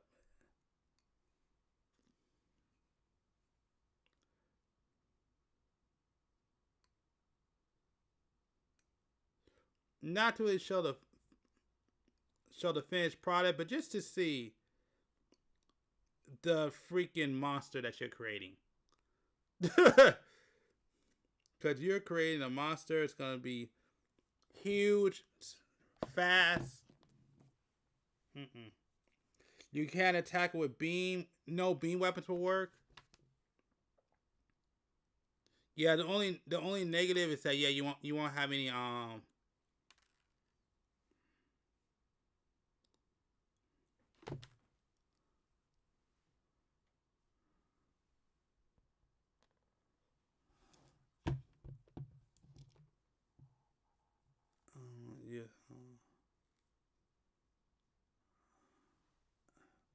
The Lord Ashtray Omega. Oh, is that the... I think I know which one you're talking about. Because I know that's one I want.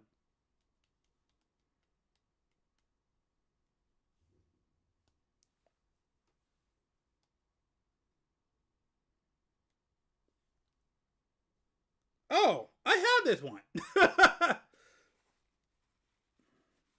Did they change the name again? It used to be called Omega.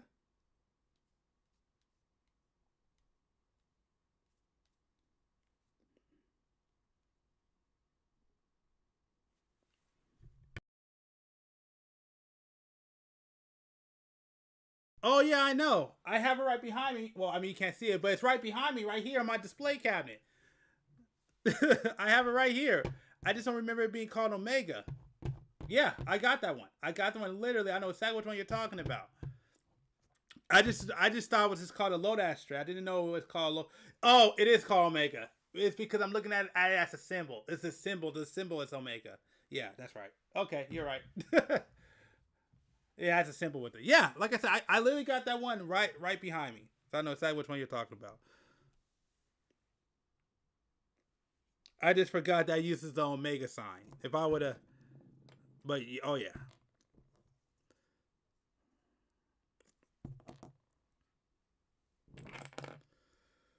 Whew. You're creating a monster.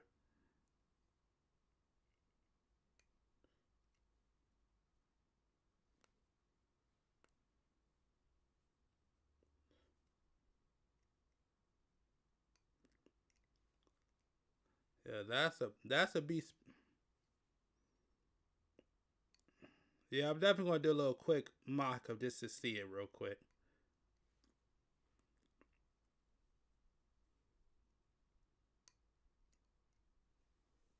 Alright. Alright, let's go right here, right? Oop, I'm moving too fast.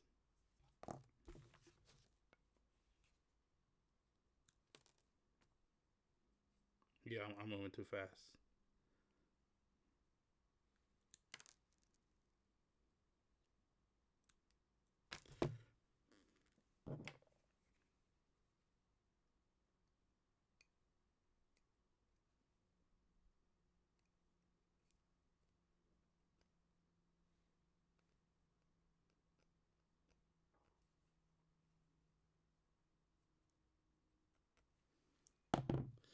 Alright, boom, boom, boom. Hit 20 sounds right here. And I need D1, which is right here. Oh, do I need both of them? Yes, I do. I need both of them.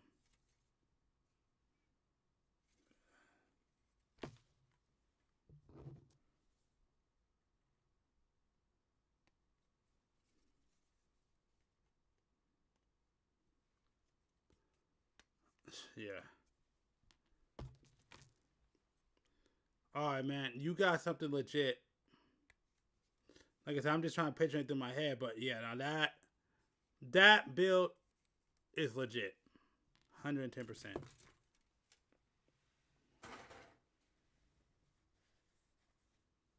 Jeez.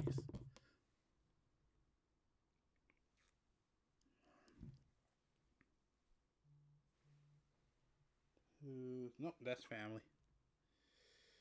Alright.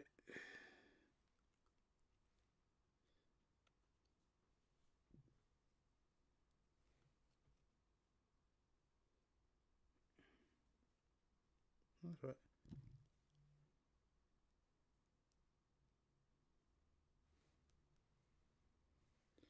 Okay. This doing this.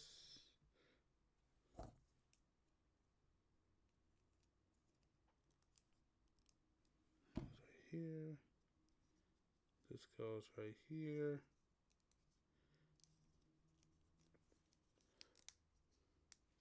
This one goes right here.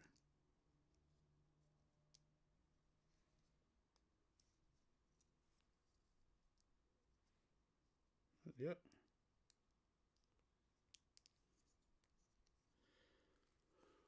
Alright, there we go. And 25, 21, 22, 26. 25, 21, 22, 26.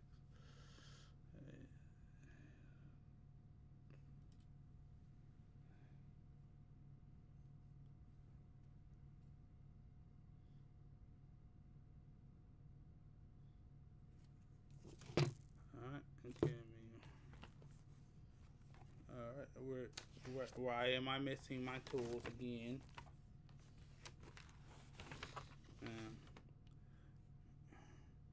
Hey, if you ever get that build design,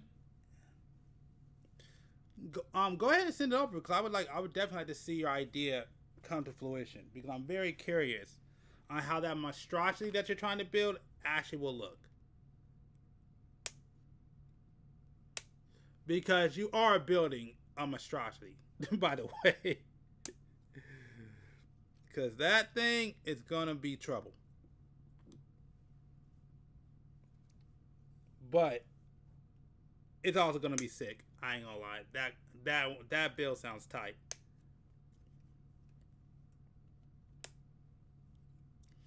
Boom, boom. 821, 822. There we go.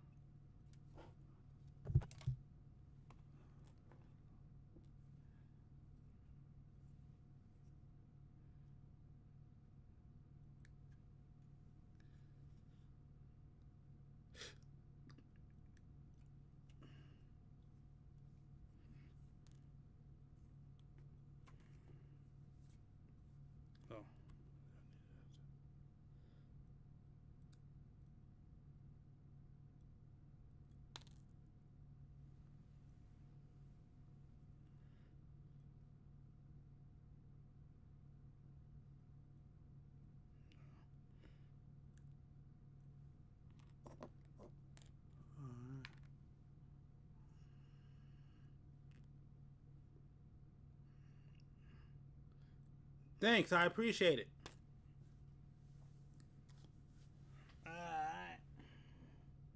Yeah, if I ever have a chance, if I could get access to my Discord, then yeah, I'll definitely go ahead and definitely keep you in mind.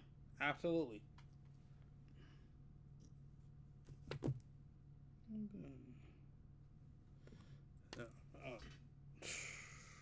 Reaction time still on point. That's all I gotta say. Reaction time still on point.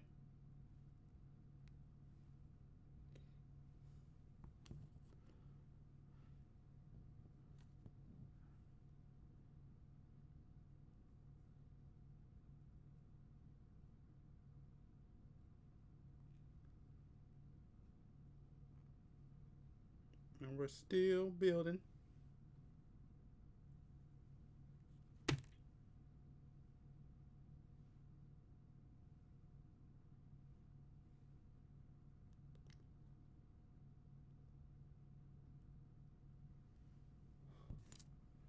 How does only going to be delivered in 6 months?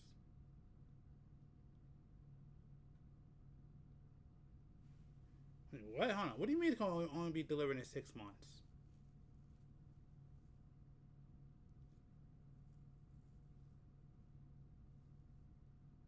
Wait, what? Huh? What do you mean by that? What do you mean that it's only going to be delivered in 6 months?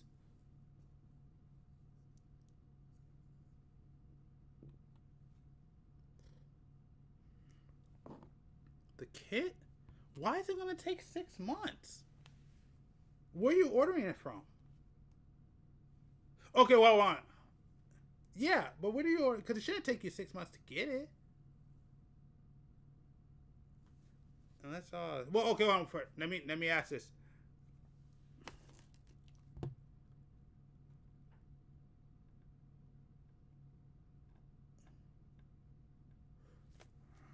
It was gonna take you. I'm sure I could find it. Where you could get it before 6 months.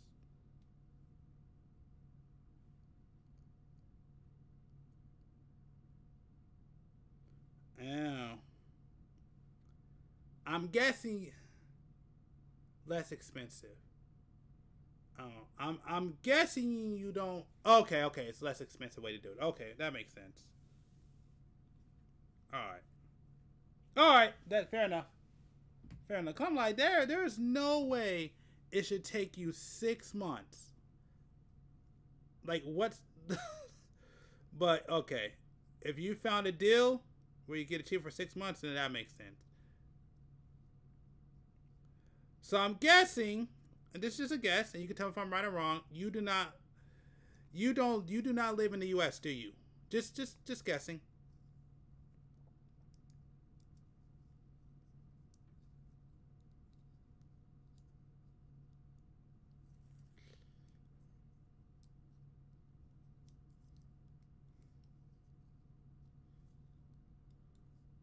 Yeah. I'm guessing you don't.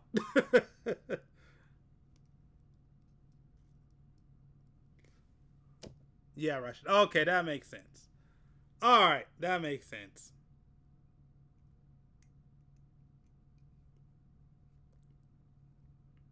Okay. All right. So yeah, so you gotta do it. Okay. Dang. Cause I was like, man, it should not take you 6 months to get a kit. But all right. I guess if you're in Russia, that probably does make sense. That sucks. Cause I was going to try to help you out real quick. I'm like, wait a minute, no. There's a couple of websites where you can get it pretty quicker than 6 months, but yeah, I don't live in your region at all. So yeah, I can help you out with that. So that makes sense. Dang. Like I said, if I wish I could help you out, but I can't. Like none of my sources, I'm not sure how it works over there, so but it's all right because I will be here in 6 months. So when you get that build finished up, I will make sure to be here so I can check it out for sure. Trust me, I'm not planning on leaving this channel for a long time. So I'm definitely going to be here in 6 months to check out the finished build. 110%.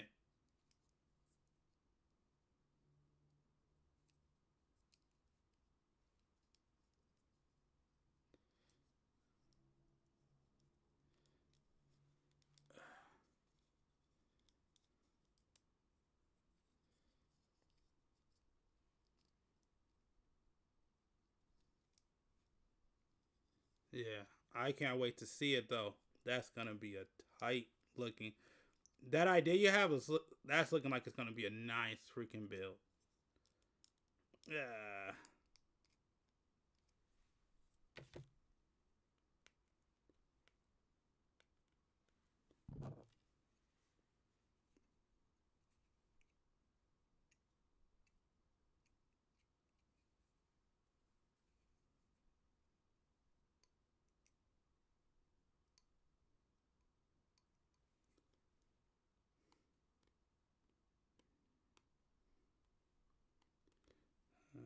Come on, scratch. Come on, scratch off. All right, let's see if I got it. Don't be a pain. Don't be a pain. Or just fit. It's gonna be a pain, ain't it? All right, hold on. This is, of course, I deal with the pain. This is gonna be a pain. Don't even do I got it? Nope. Okay.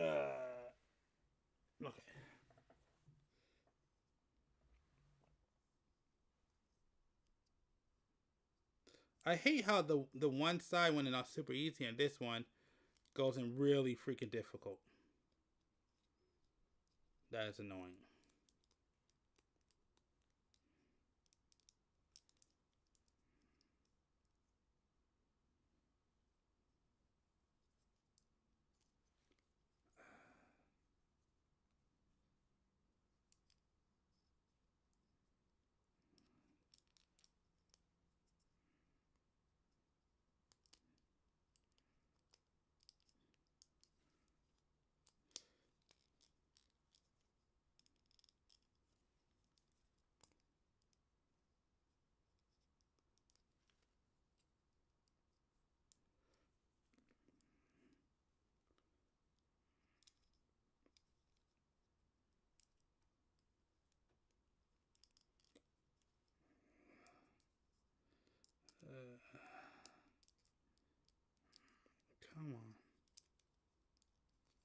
Okay, hold on. Oh, did I get it?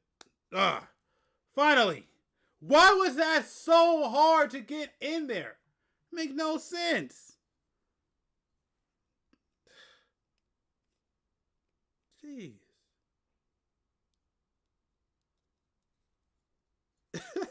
Why was that so difficult?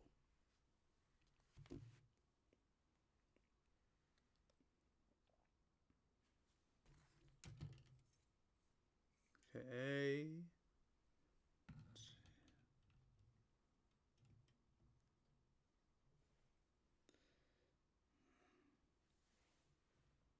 That's D. I need B. B1, B2. Okay, there we go.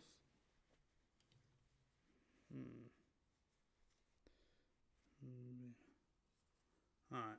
Alright. I'm going to put back on the video so we could continue to check this out.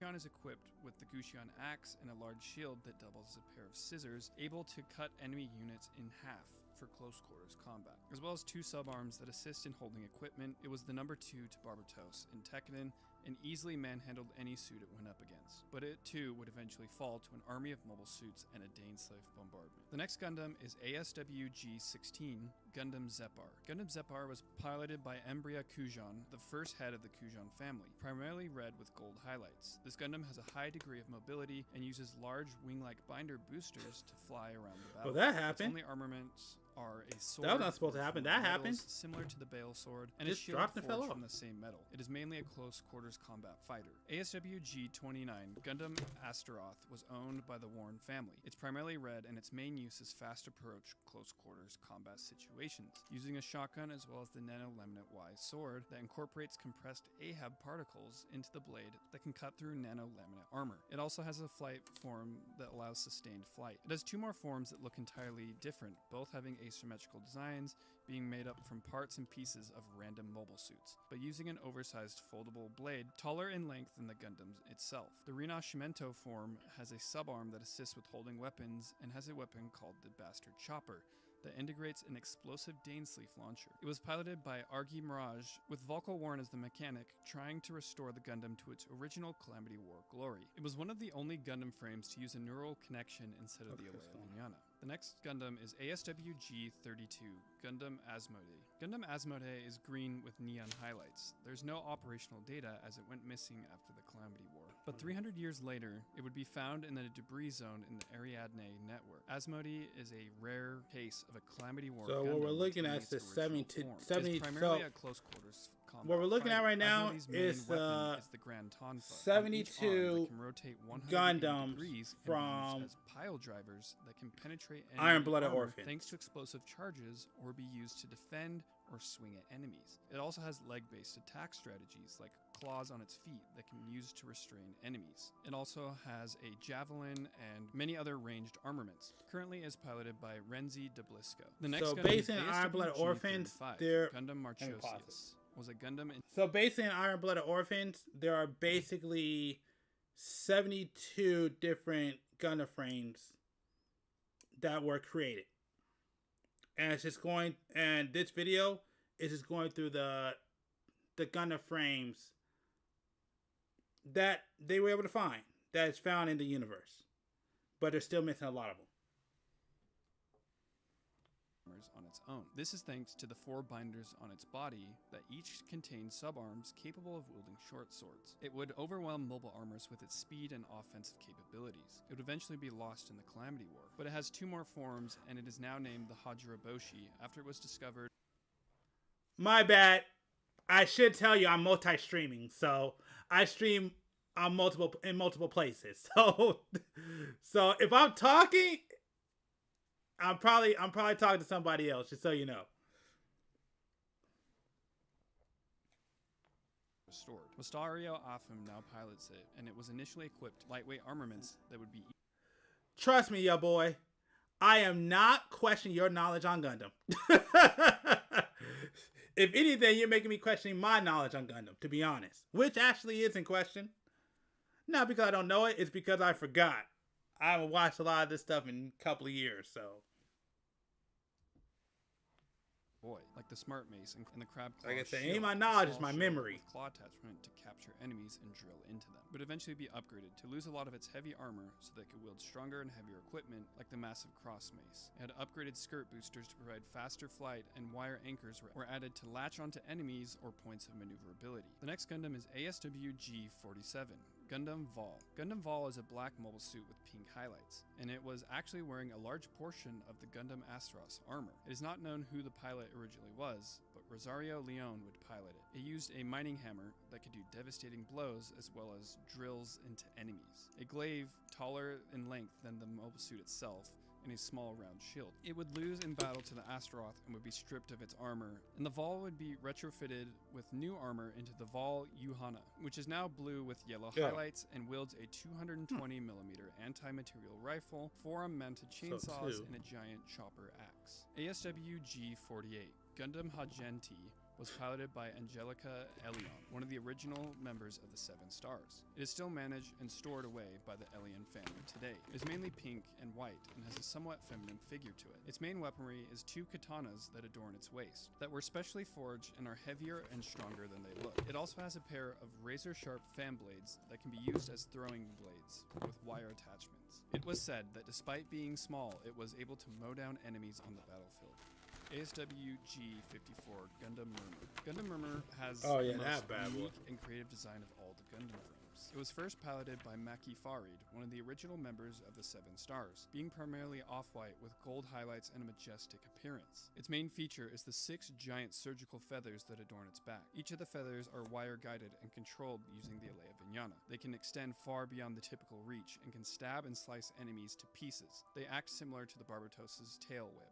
ASWG-56 Gundam Gremory was owned by the Nadira family. It is black and white with pink highlights. It's a high defensive mobile suit that wears a movable hood that is covered in nano-laminate coat, which is even stronger than nano-laminate armor. It has the highest defensive power of all the Gundam frames, allowing it to survive the Calamity War intact. Its main armament was the Battle Anchor, a massive anchor-shaped weapon that acts as a sledgehammer to crush enemies. Currently is piloted by Daira.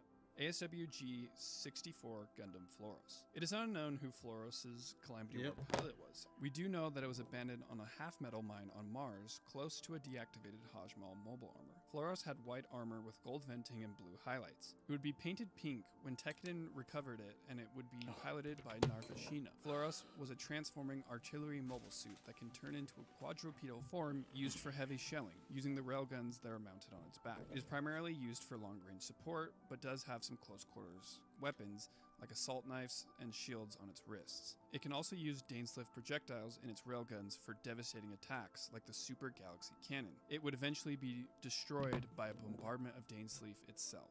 ASWG-66 Gundam Kamaras was originally piloted by Gargan Bodwin, the head of the Bodwin family. IBO is probably the place you want to go for this physical weapon. Kamaras out of storage to fight Tekiden and its Gundam frames. The Kamaras was primarily purple and went through many forms, like the Trooper XKXK, Vidar, and the Kamaras Vidar. It's a fast mobile suit whose main fighting style consists of hitting and running, typically fighting with a lance and boosters, using its speed to destroy enemies. But it also uses swords, shields, and special weapons called the Burst Saber. Its latter 2 forms use a lot of leg-based fighting abilities, like the Vidar's Hunter's Edge, blades stored in the feet, or the drills stored in the Kamaras Vidar's knees. Kamaras Vidar is the closest to the original Calamity War appearance. Kamaras is an all-out offensive suit. This suit was also the first and the last to be equipped with the Alea Vignana Type E system. It was also able to fight off McGillis and the Bale to a tie. And finally, the last Gundam. ASWG-71 Gundam Dantalion was owned and operated by the Zalmfort family, and though it was one of the last Gundams produced and deployed during the Calamity War, it was able to perform extremely well against mobile armors. It used data from all the previous Gundam frames and was developed to be an all-in-one fighter capable of anything on the battlefield, thanks to its many armors and booster configurations, being able to have high mobility, strength, and defense. I didn't realize that, but based on what I'm seeing, we just finished up the body. Boom. Body's done. Let's keep going. Cal form. Its main weapon is the bayonet rifle. It is primarily white and has a skeletal appearance, and in present day, Zotto Zonfort pilots this Gundam. So that has been a short overview of every Gundam in Iron-Blooded Orphans. If you want a longer, more detailed explanation of each Gundam, I have longer form videos for most of the Gundams on this list. But if you've enjoyed this video, be sure to like, comment, and subscribe, and I'll see you in the next video. Peace. Let's go ahead and check out another video. I think I'll stick with it. Let's see if we can find another Gundam video. That might be interesting.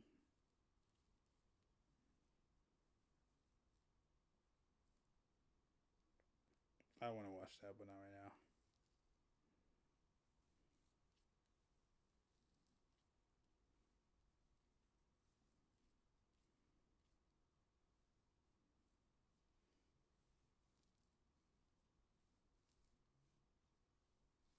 Yeah, let's check this one.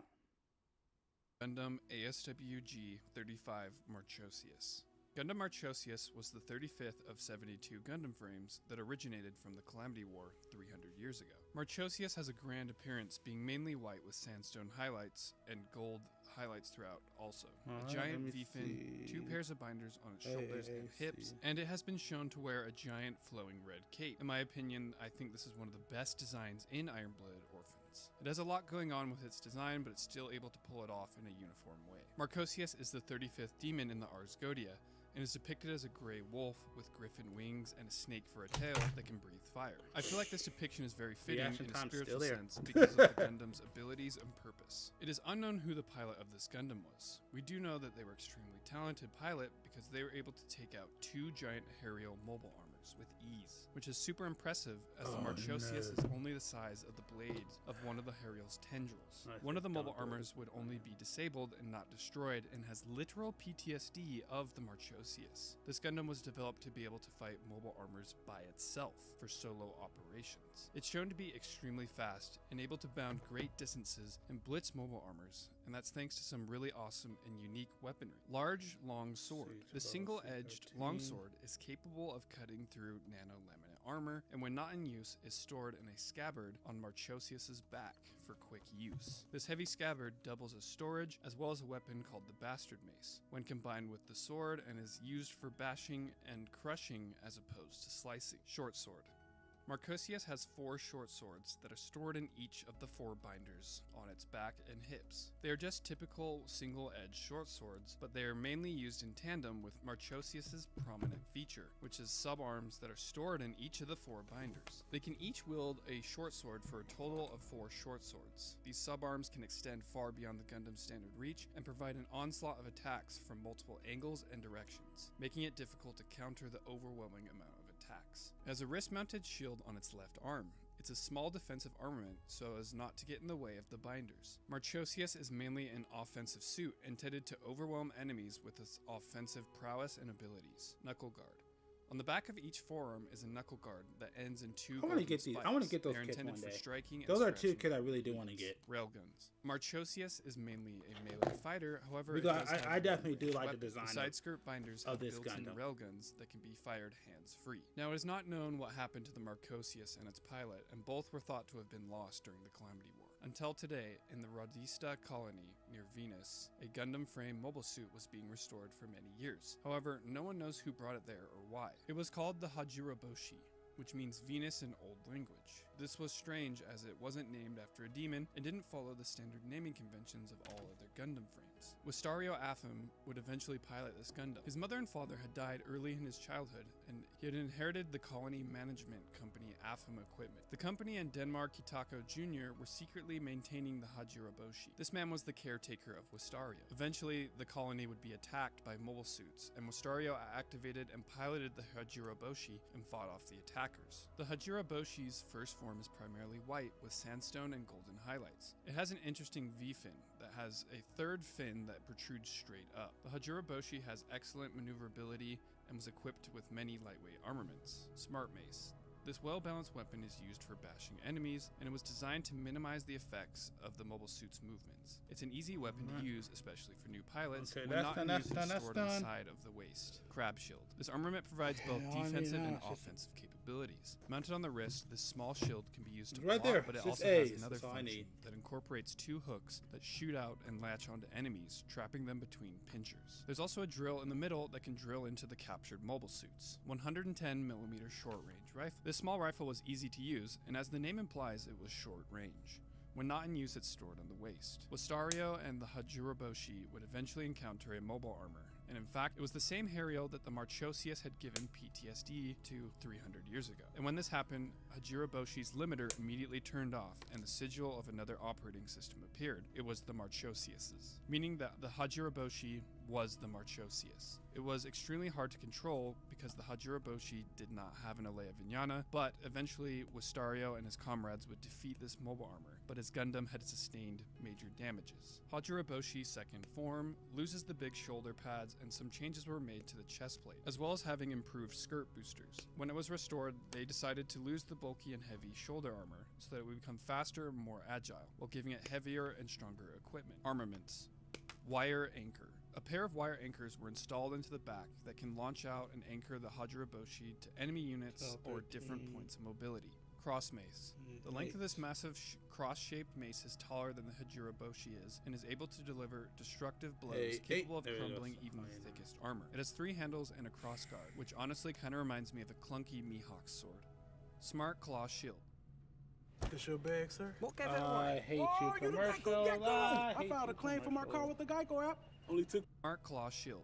Because of the lack of armor, the Hajiraboshi's new shield is elongated to provide more coverage. It still has the claw function, which is now bigger. Wistario and the Hajiraboshi would encounter another Gundam known as Zagen, piloted by Lon Braun and was managed by the Issue family. It was a black, heavily armored suit that had 2 shields that doubled as large pliers, used to grab and crush enemy units. The Zagen and the Hajiraboshi would have a brutal fight, tearing off pieces of each other's armors, and eventually Wistario would win the fight. They would also encounter another larger mobile armor known as Mabaya, a large floating type mobile armor that is orange and teal, bigger than all the previous mobile armors before this seen so far, and it has many tendrils and looks somewhat like a bug. While for now a lot of the story is still unknown, this October when the Urder Hunt movie comes to theaters in Japan, we will get to see the full story and truly understand the events that happen in Urder Hunt. And finally, Hajiraboshi's final variant, the Gundam Hajiraboshi Elector. This form is a drastic change now, with an asymmetrical design with larger shoulder armor on the left side. Its V-fin is now larger and longer with red armor on it. Virtually all the armor has been upgraded from its feet, legs, and chest plate, everything. It's now a defensive powerhouse. This was a conversion plan that was drawn up by Denmark Hitako's Jr.'s grandfather before his death for a high defense Gundam intended for solo operations, having heavy armor and heavy weaponry to launch direct assaults on enemy fleets. Armaments. Elector Grand Cannon, a massive oversized 400mm rifle that is strong enough and sufficient enough to exchange fire with battleships. It is fired using explosive charges that burn up after each use. Stag Wire Hammer. This massive pair of shears is flipped when held, but when shot out with the wire attachment, it will crush enemies, attach to enemies. And if that wasn't destructive enough, there's a machine gun built in that will fire at point blank range into the captured enemy. So I hope you guys have enjoyed this video. Be sure to look out for the Urder Hunt movie coming out in Japan in theaters in October with a North American release planned, but there's no info exactly when that will come out. Marchosius and the Hajiraboshi are easily some of my favorite Gundams in Iron Blooded Orphans, and they are the Gundams that are featured in that show. Yeah, so those kind of that. Really excited. I've always seen clips of it on YouTube, and I've always seen the gameplay footage. So the fact that we're actually getting a movie with this is going to be sick. So anyways, thanks for watching the video, and I will see you guys in the next one. Peace.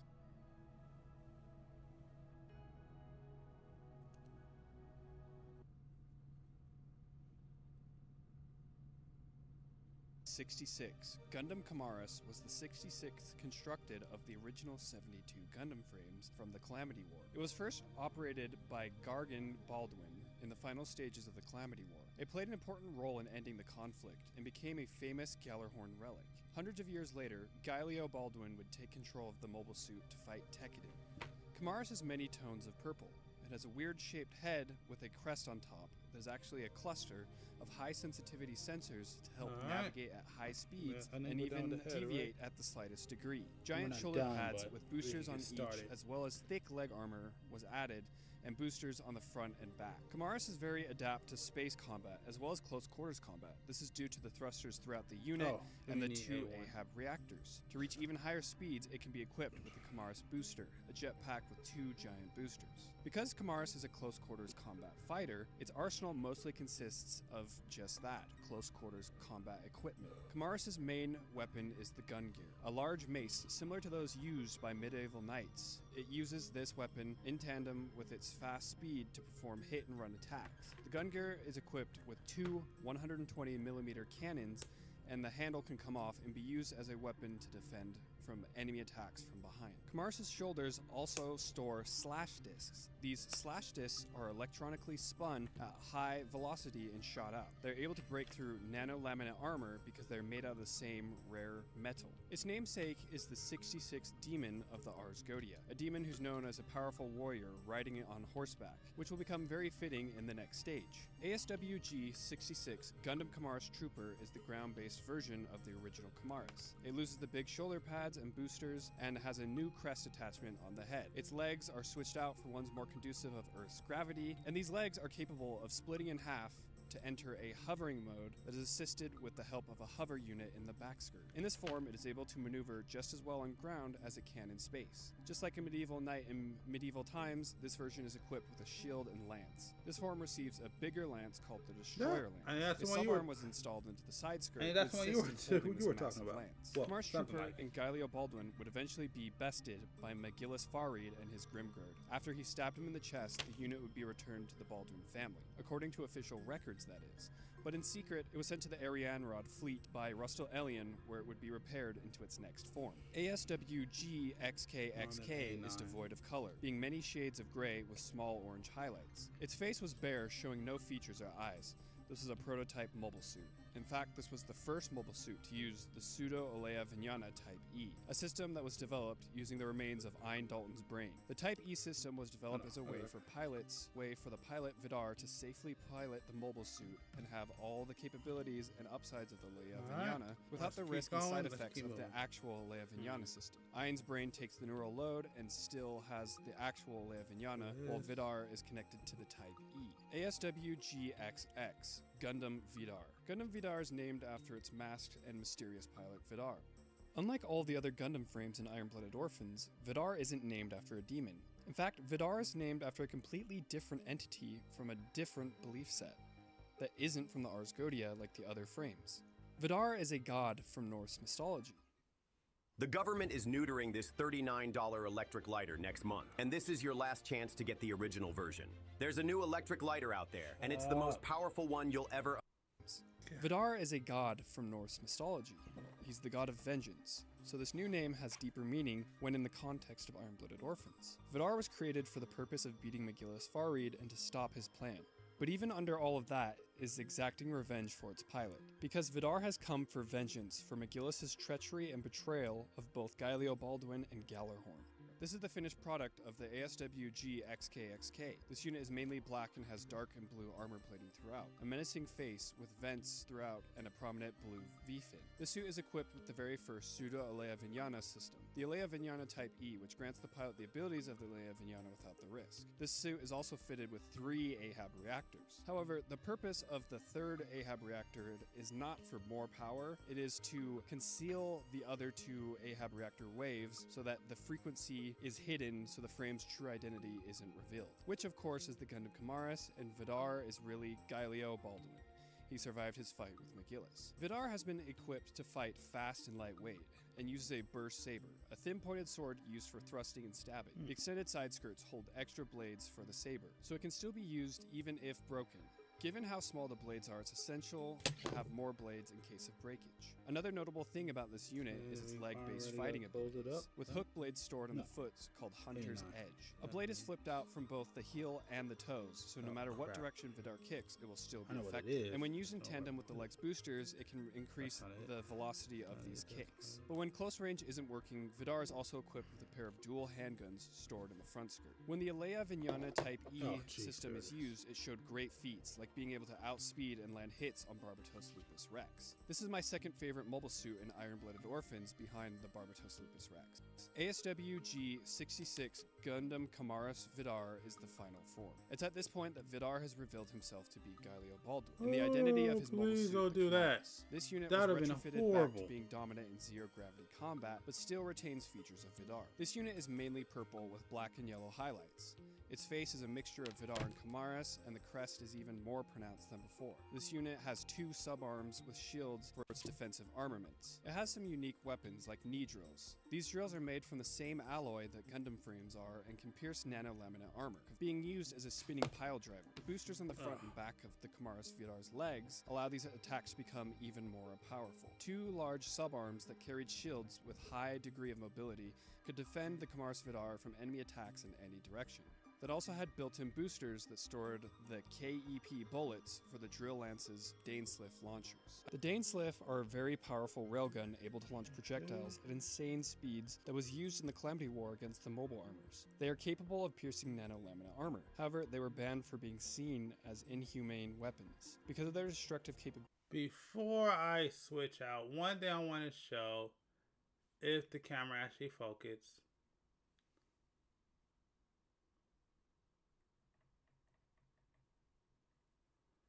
is I love how the eyes part kind of points down instead of points at.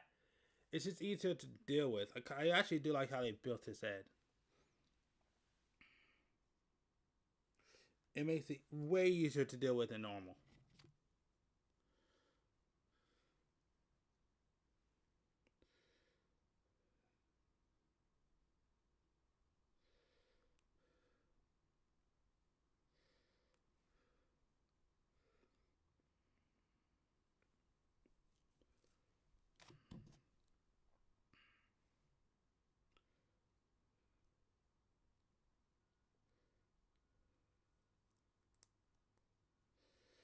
Boom. All right.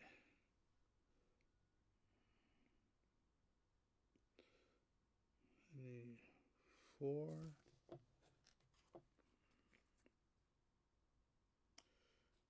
Okay, I see 4.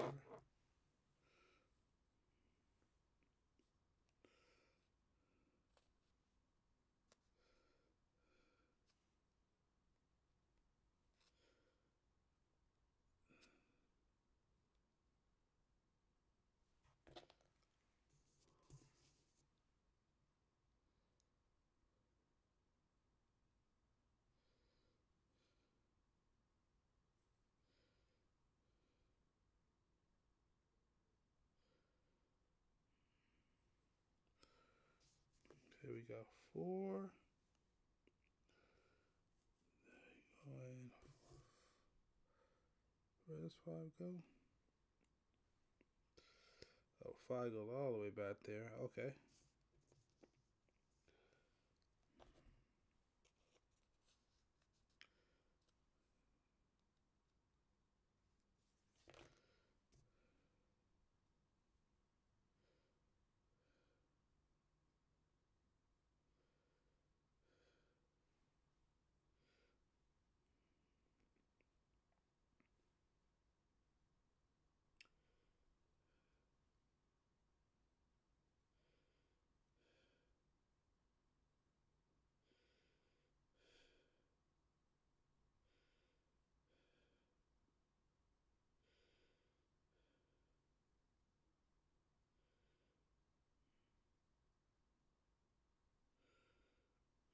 All right.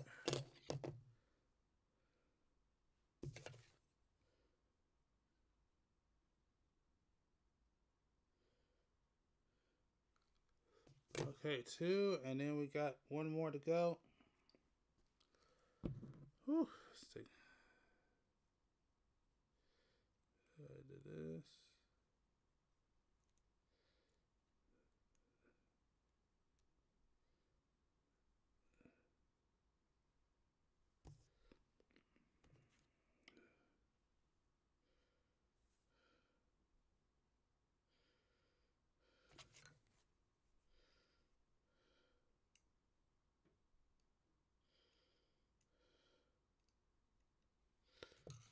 Yeah.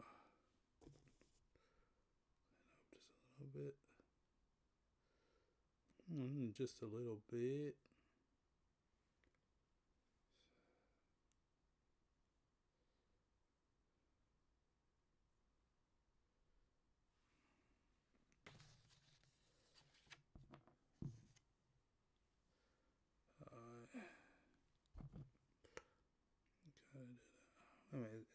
Oh, I paused it. My bad. The careless use of them led to the surface of the moon becoming damaged. But despite them being banned, Rustal-Elian allowed the Kamaris Vidar to still be equipped with this powerful weapon in their fight against McGillis Fari. A new lance was added with a spinning drill tip for more damage. It also had 200mm cannons, and 2 powerful Dainsliff launchers were also added. A thruster was also added to the lance to improve the unit's thrusting power. It showed some amazing feats like beating the Helmwig Rinkar, and even was able to take on McGillis Farid and the legendary Gundam Bale. A mobile suit is hailed for being the strongest. This fight ended in a tie after both mobile suits became too damaged to continue. That has been Gundam Kamaris. Gundam Kamaris went through many forms like the Kamaris Trooper, the XKXK, Vidar, and then the Kamaris Vidar. And I hope you guys have enjoyed this video. Kamaris is definitely one of the coolest Gundams in Iron-Blooded Orphans. And yes, before you guys ask, I did pre-order the Master Grade Vidar kit, which I am super excited to build. It looks amazing. I have the high grade kit, and that kit will fall apart if I look at it wrong. So I'm going to be super happy to get one that's actually good. I could have got the full mechanics one, but I don't know. For whatever reason, I passed on that one. But I am definitely getting the Master Grade one. And be sure to look out for the next video. I think I'm going to be doing Floros next, so be sure to check that out. And I will see you guys in the next video. Peace. Wait a minute. No, I don't think I own that one. I own the other one. Oh no. Okay, my fault. I thought I owned the Vidar. I don't own the Vidar. My bad. So I finally decided to give it a go. I own the other one with the 2 swords. That's the one I own. Right here.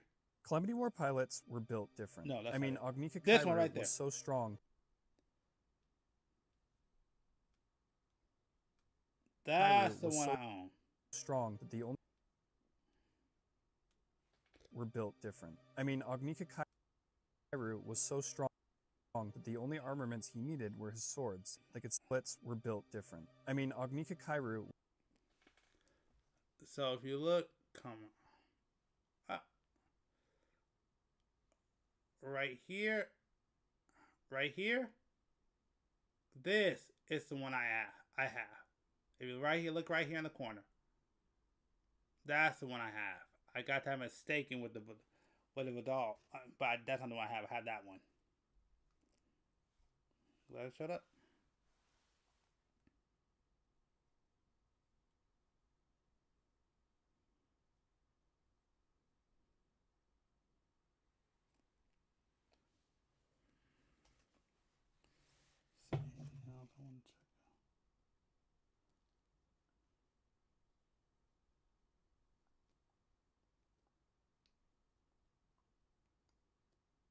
Why not? Let's check this one out. Alright, I was gonna go with the Gundam, but let's go ahead. Clawed their way into the hearts and minds of young children. Then they tried to roar back in 2011, hoping and expecting to milk the same craze they enjoyed 3 decades prior. The original 1985 Thundercats ran for 4 seasons, 130 episodes in all, and was a textbook example of the era's toy-driven animated series industry. In those days, the show's Adventure of the Week format also served as a 22-minute toy commercial. On the screen, Lion-O and crew battled evil, which in turn enticed kids to beg for action figures, vehicles, and playsets. It was cool, you see, and kids wanted to show off the action figures and the toys of the heroes they were watching. Now, this was a time when computers and mobiles were not a thing, which meant that the kids were not used to seeing their heroes anywhere else, apart from the TV screens, and they were not really saturated. Naturally, the whole toys and cartoon networks were a hugely successful mission back then. In the mid-80s, Thundercats, produced by Rankin Bass and animated in Japan by Topcraft, became one of the decade's cartoon juggernauts, part of the unregulated direct marketing to kids phenomenon. Those of you who were kids back in the 80s would now fondly remember the show's fantasy sci-fi premise. You know, the whole cat-like heroes on Third Earth fighting the evil mummy Mum-Ra, but even fonder memories might be of those finding piles of Thundercat toys under the Christmas tree. So, because of such a great response, there came the 2011 version, which added more backstory to the heroes and had a darker feel about it, while retaining the factors that made the original. Yeah,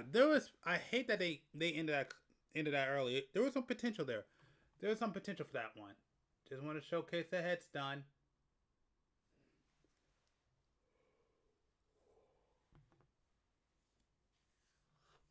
Jeez, man, part of me wants to run and go grab a snack real quick. I'm thinking about doing that, but I'll keep going. Right after one season. So what the hell happened to Thundercats 2011? Well, that's what we're here to find out. But before I continue, please consider hitting those like and subscribe buttons. Those 2 small clicks from you will help us tremendously in bringing you more of these marvelous videos. And now, let's carry on. So the 2010s were a decade of nostalgia. Creative people who had grown up watching the stuff were now in charge of creating things, and that's why we got IPs like Transformers and He-Man, among others. By the late 2000s, studios were mining every beloved 80s franchise for a reboot. Fans who grew up on Thundercats had watched other childhood favorites return in more contemporary forms. For instance, I will be right back. I'm just grabbing me something to snack on. I'll be right back. Take me 2 seconds. Here.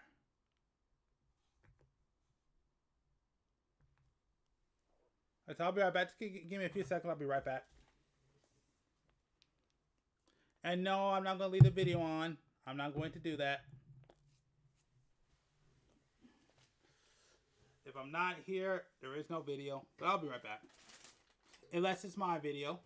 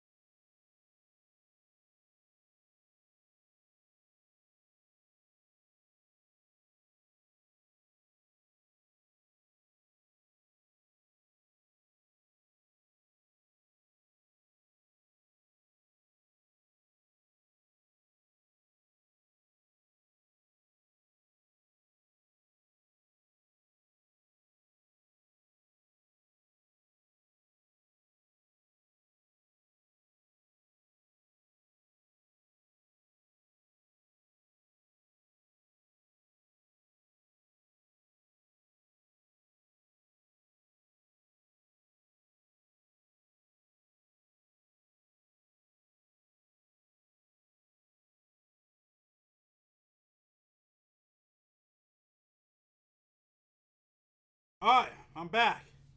My bad. Need a minute. I need to get some energy up in me.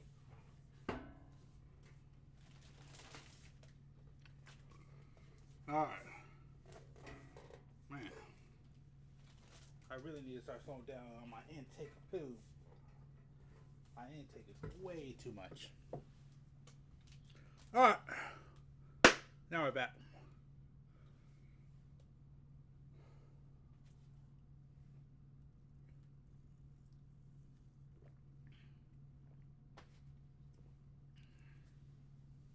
Let's see if I got it.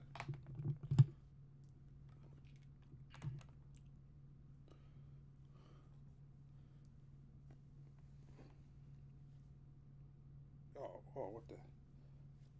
That's horrible. Okay. That's great.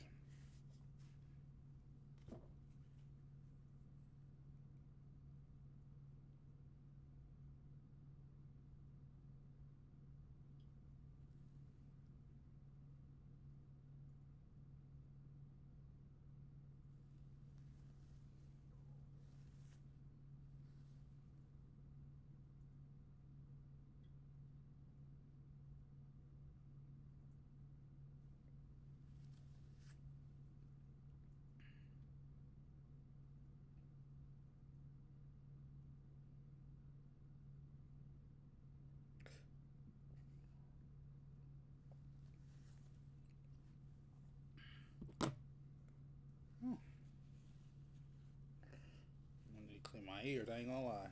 That was pretty nasty.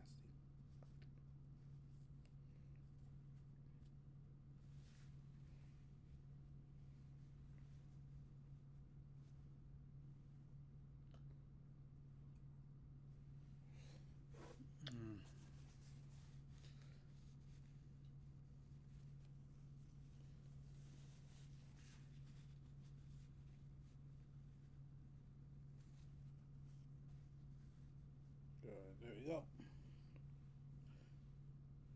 Jesus. I ain't gonna lie, that was nasty. Alright. There we go. Alright, back at it.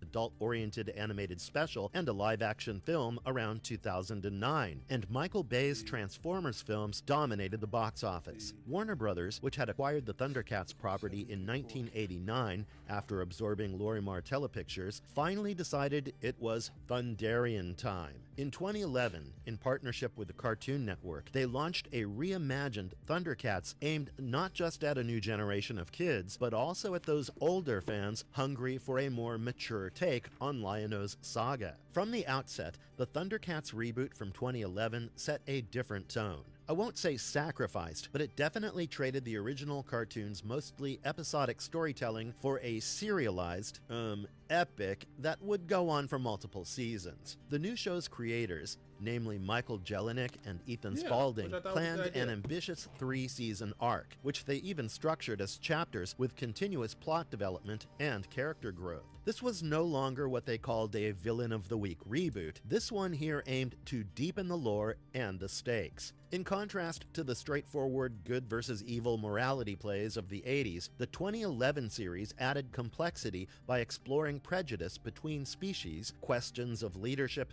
betrayals, and ancient secrets. So you see, it was targeted towards a slightly older audience than the 80s cartoon.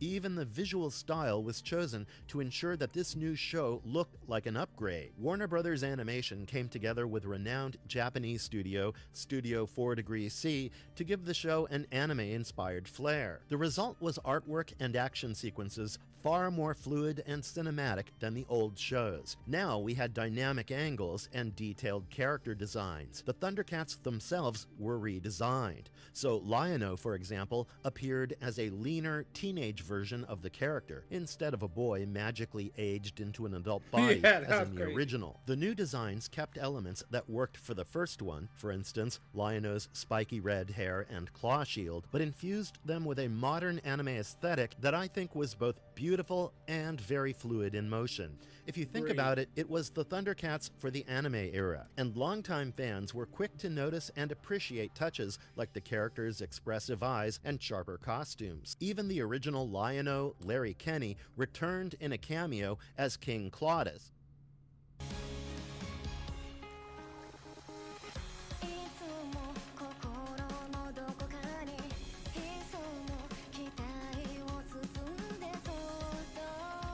King Claudius, or Lion-O's father, thereby passing the torch to the new voice cast. When the show actually aired, critics and audiences initially responded well, so much so that the hour-long premiere episode in July 2011 drew about 2.4 million viewers and a strong 0.8 rating on cable, and reviews were largely positive. Many felt the show successfully captured the true spirit of the original while shedding some of the cheesier 80s traits. In fact, a few critics said that the reboot echoes the fun, wonder, and coolness of the classic characters and adds new layers.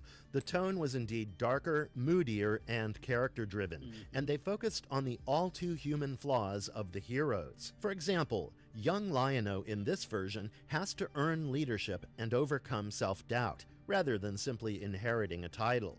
Story arcs spanned multiple episodes, like the fall of Thundera, an exodus and quest narrative, and an overarching race between Lion-O and Mum-Ra to collect ancient power stones that would decide Third Earth's fate. All these elements made the 2011 Thundercats feel more like a fantasy saga than a simple Saturday morning cartoon. Yet even as fans were getting invested, trouble lurked on the horizon, like Mum-Ra's logistic and monetary curses. One issue was something TV experts call the Friday night death slot. Cartoon Network scheduled Thundercats at 8:30 p.m. on Friday nights.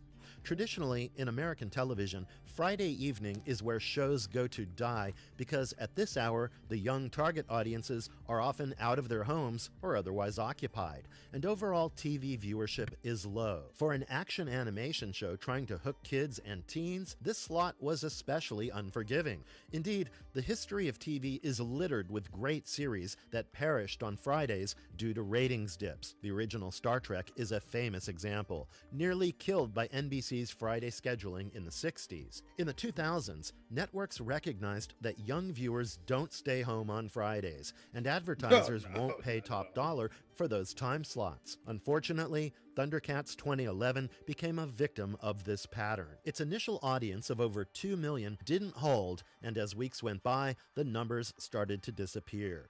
While the show maintained a dedicated fan base, casual viewers, especially kids, were often missing in action on Fridays. Then there was also the small matter of poor scheduling consistency. Cartoon Network sometimes shuffled the show's airtime or Don't worry about that. To keep up. This perception that the network sabotaged its own show by moving it around might have some degree of exaggeration, but it only shows the frustration that fans had in their hearts. The bitter truth was that Thundercats never became a must-see hit for the broader audience by Nielsen standards. By the end of its 26-episode first season, which wrapped... The reason why that happened was it just needed some time. When it first debuted, I'll be honest, it wasn't that good. But as it got more time and as it got better, it just needed more time to develop. If they would have given more time, I think it would have been a hit. It just needed more time. Somebody was there. That's the one thing I will say when it came to 2011. 2011 was not bad. It just needed more time to develop.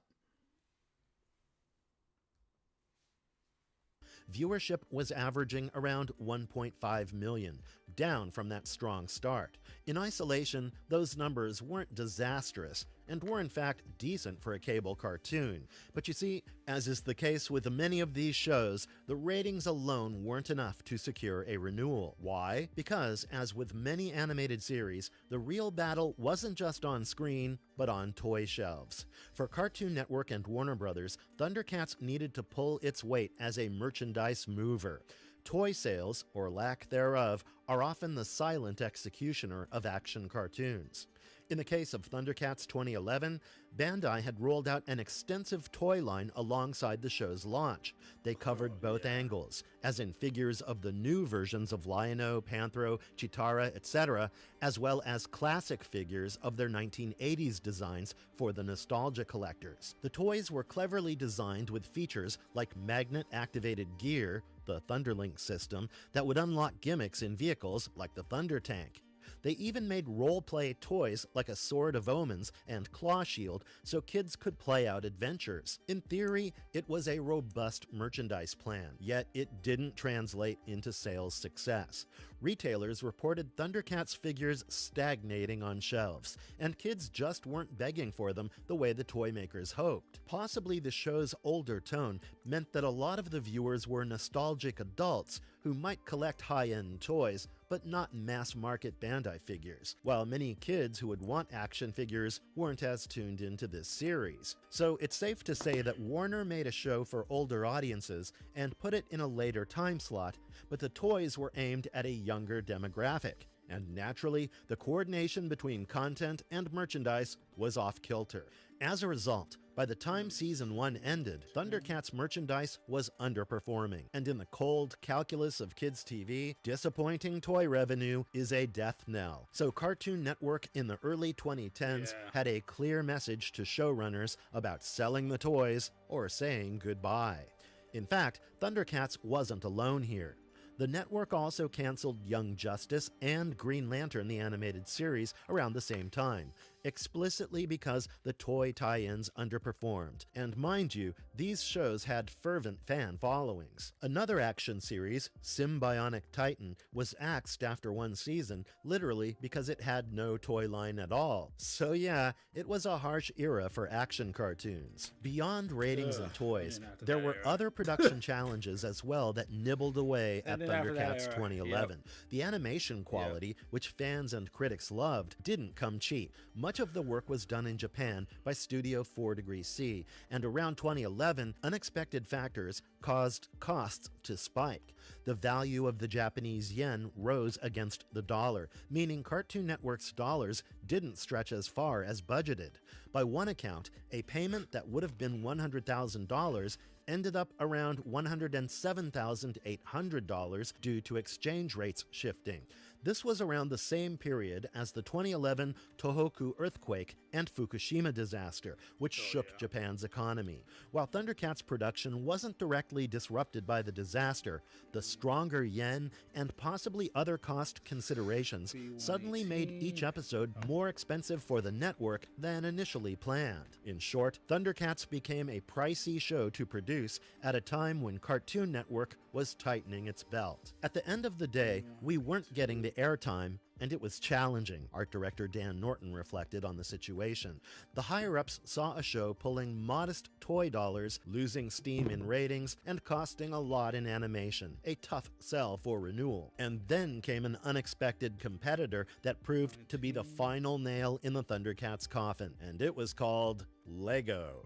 In a story that's worthy of a Thundercats plot, Lego almost saved the show, then ended up effectively replacing it. So what happened there? Well, during 2012, as Season 1 aired, Warner Brothers was in talks with the Lego Group to create building sets based on various WB properties. Thundercats was initially a part of those discussions, so we almost had Lion-O's Sword of Omens in brick form, or the Cat's Lair as a Lego playset. In fact, Lego reportedly began developing prototypes for Thundercats sets, and the Thundercats team was actively working on Season 2 concepts with a Lego partnership in mind. This could have been a merchandising lifeline, since Lego toys might succeed where action figures struggled. However, when Warner Brothers and Lego finalized their big partnership, which gave birth to the Lego Movie and more, Thundercats was not included. Instead, Lego took many of the ideas, like anthropomorphic animal factions, a mix of medieval-style tribes and tech, and spun up its own original theme called Legends of Chima. In 2013, just a year after Thundercats went off air, Lego's Legends of Chima premiered as both a toy line and an animated series. To fans of I Thundercats, Chima was- felt I was eerily familiar. a young It featured adult, a so- lion prince called Laval of the Lion Tribe and his allies that included eagles, gorillas, etc. And they all battled this crocodile prince called Cragger of the Crocodile Tribe and other villainous animal clans over a power source called Chi. Laval even had spiky red hair and a big sword, much like Lion-O did. Essentially, LEGO had taken the Thundercats concept, filed off the serial numbers, and produced a hit kids franchise of its own. Dan Norton and team realized that once Chima hit the scene, their show was truly done for. As Norton put it, there was no way because it felt so borrowed. You can't take it from a serious thing to a kid thing and then try to reboot Thundercats after that. The existence of Legends of Chima meant that Cartoon Network now had a lucrative animal fantasy toy cartoon, and Lego sets were flying off the shelves, so the incentive to revive Thundercats 2011 evaporated. In an almost poetic way, the Thundercats were usurped. You get Medi-Cal, CalFresh, SSI, or Section 8 benefits, listen up. You could score a brand new 5G smartphone totally free. Were usurped by copycats. With all these forces against it, Thundercats 2011 quietly met its end. After What Lies Above Part 2, the final episode of Season 1 aired, which by the way left many plot threads dangling, Cartoon Network made no renewal announcement. At San Diego Comic-Con 2012, the producers had to tell curious fans that the show was on hiatus with an uncertain future. By early 2013, it became clear that hiatus was really cancellation, and Dan Norton confirmed that no further episodes would be produced. It was an abrupt end, made more painful by the numerous cliffhangers and story arcs left unresolved. Over time, the creative team let slip details of what Season 2 and beyond would have been, and it's enough to make any Thundercats diehard ache for what might have been. According to interviews and a 2017 podcast with the creators, Season 2 would have dramatically expanded the Thundercats mythos. For example, we would learn that Mum-Ra had a direct hand in the creation of the Snarfs, possibly explaining why Snarf, Lion-O's pet, is more than a cute mascot, but actually ties into the ancient power balance. There were plans to reveal the history between Slythe, the Lizard General, and Lynxo, one of the elder Thundercats not yet seen in the show, showing how the lizards came to side with Mum-Ra. The Thunder Kittens, Wily Kit and Wily Cat, were in for a wild arc. At one point, they'd be tricked by Mum-Ra into delivering the Sword of Omens to him, leading to them being sent to a mysterious place called Eldara, an adventure that would test the siblings on their own. Fans were particularly shocked to hear that Pumaira, the treacherous Thunderian introduced in Season 1, was set for much, much darker events. You see, Mum-Ra would transform Pumaira into a horrible insectoid monster as his agent to hunt the Thundercats. If that sounds scary for a kid's show, well, the writers were truly going for high stakes. The grand quest for the 4 Power Stones would have continued, and we'd finally learn the name of the last stone, the Soul Stone, completing the set alongside the Tech, Spirit, and War Stones that had been mentioned. All these revelations barely scratched the surface of the Season 2 ideas floating around.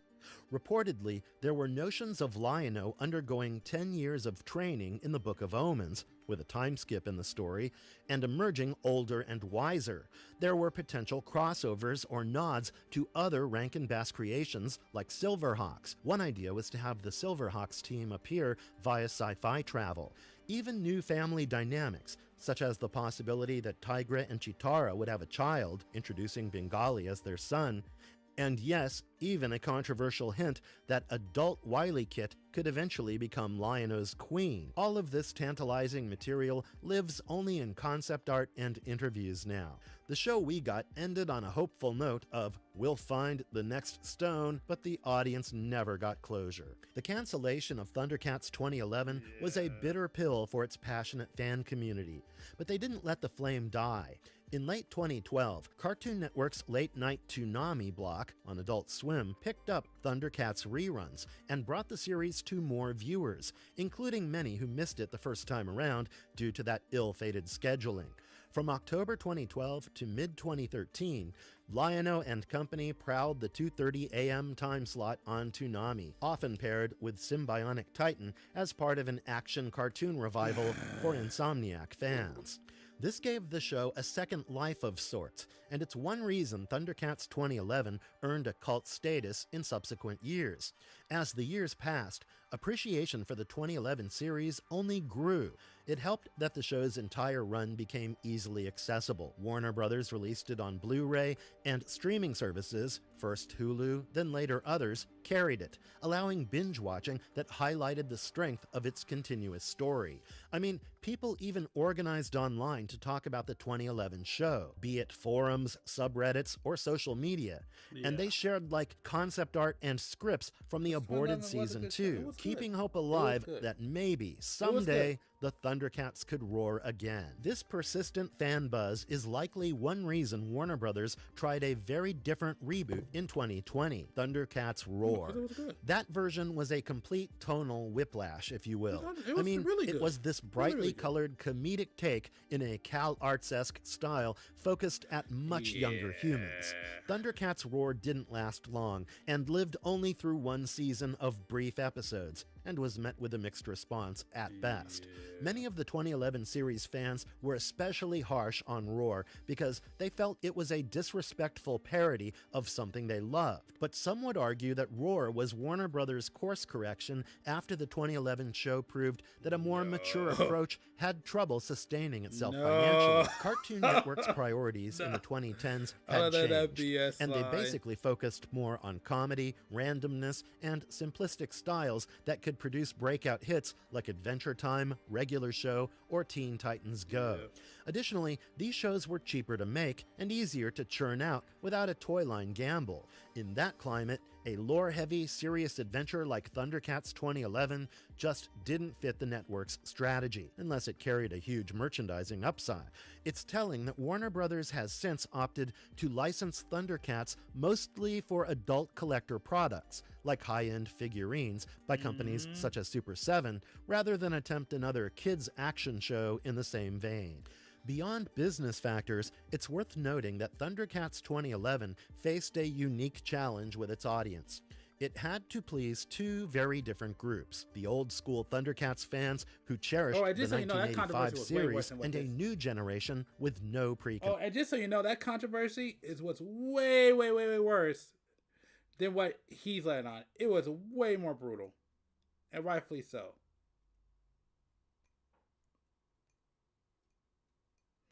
Because the truth of it is, as somebody who was there at that time, it was just because that's not what anybody wanted to see. That was just a slap in the face. That Thundercats War was not it. I'm sorry. That was trash Mataz. That's all I gotta say. Trash Mataz. Heck no, that's bull. To a bit of a split fan base. Many longtime fans adored the 2011 reboot for taking their childhood heroes seriously, exactly what they had fantasized about as kids. But others were more purist and criticized the changes in characterization and lore. For instance, in the original, Tigra was a wise, calm architect and elder warrior. In 2011, Tigra became Lion-O's adoptive older brother and was depicted as someone who was absolutely brash, cocky, and frequently butting heads with Lion-O. He even uses a high-tech pistol in addition to his whip, a far cry from the purely genteel Tigra of old. Some fans found this rivalry angle intriguing and fresh, others lamented that Tigra's mature mentor vibe was lost. Similarly, the reboot's Chitara was de-aged and placed in a love triangle between the brothers, eventually choosing Tigra. To some, this humanized the characters. To others, it was unwelcome teen dynamics in their Thundercats. And perhaps the biggest sticking point was Snarf. The 1980s Snarf was a talking, goofy sidekick who often acted as comic relief. The 2011 team made Snarf a pet-like creature who did not speak, aside from making cute animal noises, and mainly served as a mascot and occasionally as a helper. This was quite divisive. a number of old fans were actually relieved. Yeah, that's true. That's true. Relieved. These were those who found the original Snarf annoying. That's true. That is true. There is truth to that. 110%. But then both of those factions united against Thundercats Roar. Roar is the one that united both those factions. That's the truth. Thundercats War united those factions.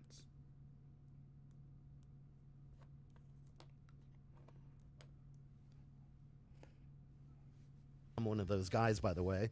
But a vocal contingent felt that making Snarf effectively a Pokemon took away an element of the original's charm. On the other hand, younger viewers or those new to Thundercats often had no such baggage and could enjoy the show as is. In fact, many new fans drawn in by the anime styling had trouble going back to the very dated 1985 series after seeing the sophisticated 2011 version. This obviously... I had that same issue with going back and watching the original Gundam series. I've tried it multiple times. I said multiple times here. I had that same issue, so I get it. Debates and wars about the question if Thundercats 2011 was a faithful reboot or a radical reimagining. Some falsely believe that fans only loved the 2011 show for its anime action and mature themes, but that's not entirely true. We can't forget that the 2011 version was largely Thundercats at its core. The reboot did honor a lot of the classic elements. I mean, think about it. Almost every major character from the old show appears in some form, and many classic episodes, like Lion-O's anointment trials, were slyly worked into the story. Still, it is true that the reboot's tone was a bit different. The original was optimistic, campy, and morally straightforward, a product of its time. The reboot was shaded in grays and was willing to let the heroes fail or make mistakes. In fact, the show often dabbled its claws in themes like racism, for instance, how Thunderian cats treated reptilians and other species, that the original only superficially touched. And I believe these were welcome changes that were made, bearing in mind the effect that cartoons can have on young minds. And let's be honest, who doesn't want to live in a world without oppression and racism? Well, actually, don't answer that here. Anyway, whether one prefers one version or the other comes down to personal taste. That was a crazy statement. So what is the legacy of Thundercats 2011? In many ways, it's become a cult classic as far as animated shows are concerned. You know, kind of like the Wanted 2008 of cartoons. Speaking of Wanted, that one has a whole other story, and did you know that it was actually inspired from a comic book? Yeah. Anyway, coming back to Thundercats 2011, its single season is often held up as an example of an excellent show that was cut short by the business realities of TV. The term ahead of its time might be apt, because in the streaming era now, a show like Thundercats might have thrived on Netflix or Amazon, where viewership numbers and toy sales mean less than subscriber engagement. Some fans actively campaigned for Netflix to rescue the series, especially after seeing Netflix success. You don't have those creative mind, those creatives weren't there anymore at that time. You had an entirely different creative team. And those original creators at the time, like that was kind of like, I would say, the last era for my generation when it came to creatives. Yeah, that was it. That was the final one.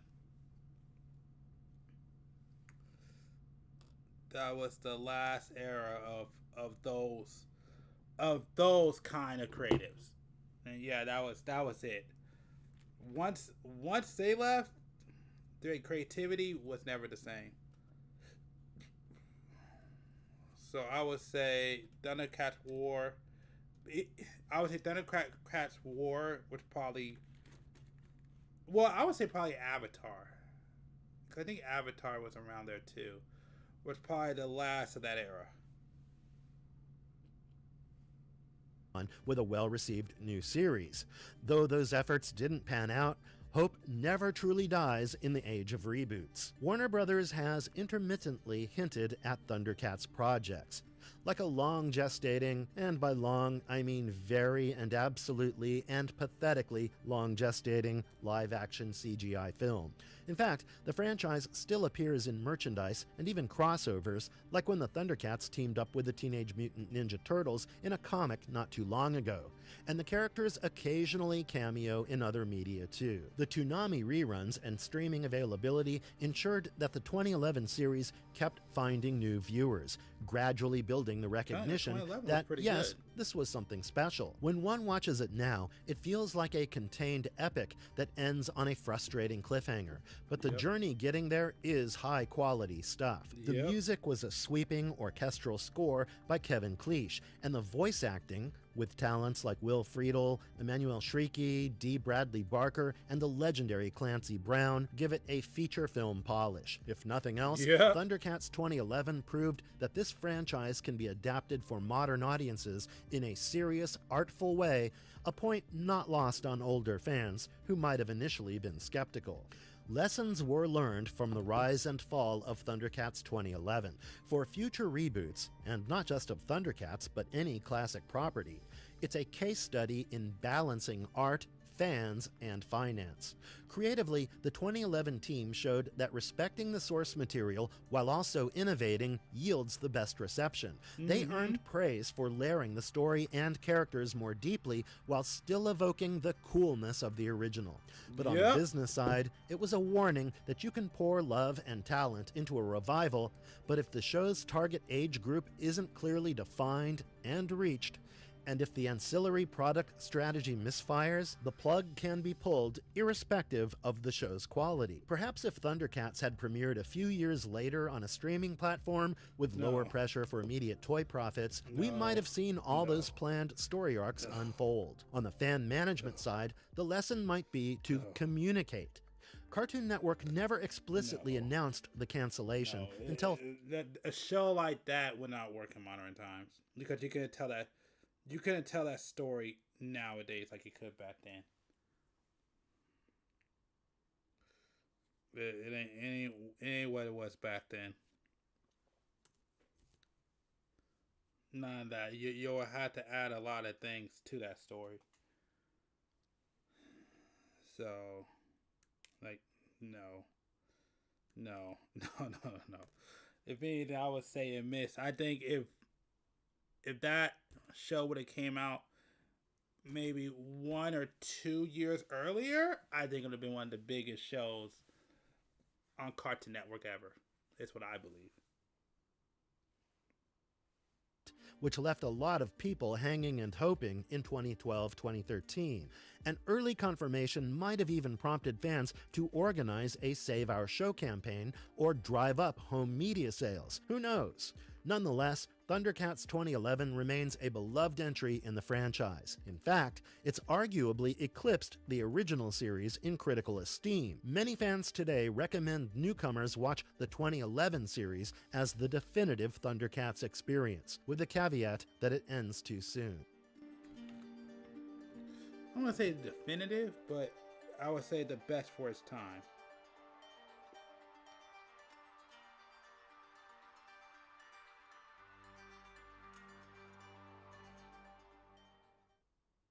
We let the liquid flow into the tip of the pen, then simply apply it, and the polymer in the liquid fuses with Unlike the color Transformers, and fills the scratch. Look, which I would magic. say Transformer Prime is probably the best of its time. And in today's video, we are tackling a very... No, we're not watching that. Oh, yeah. I was too old for that one.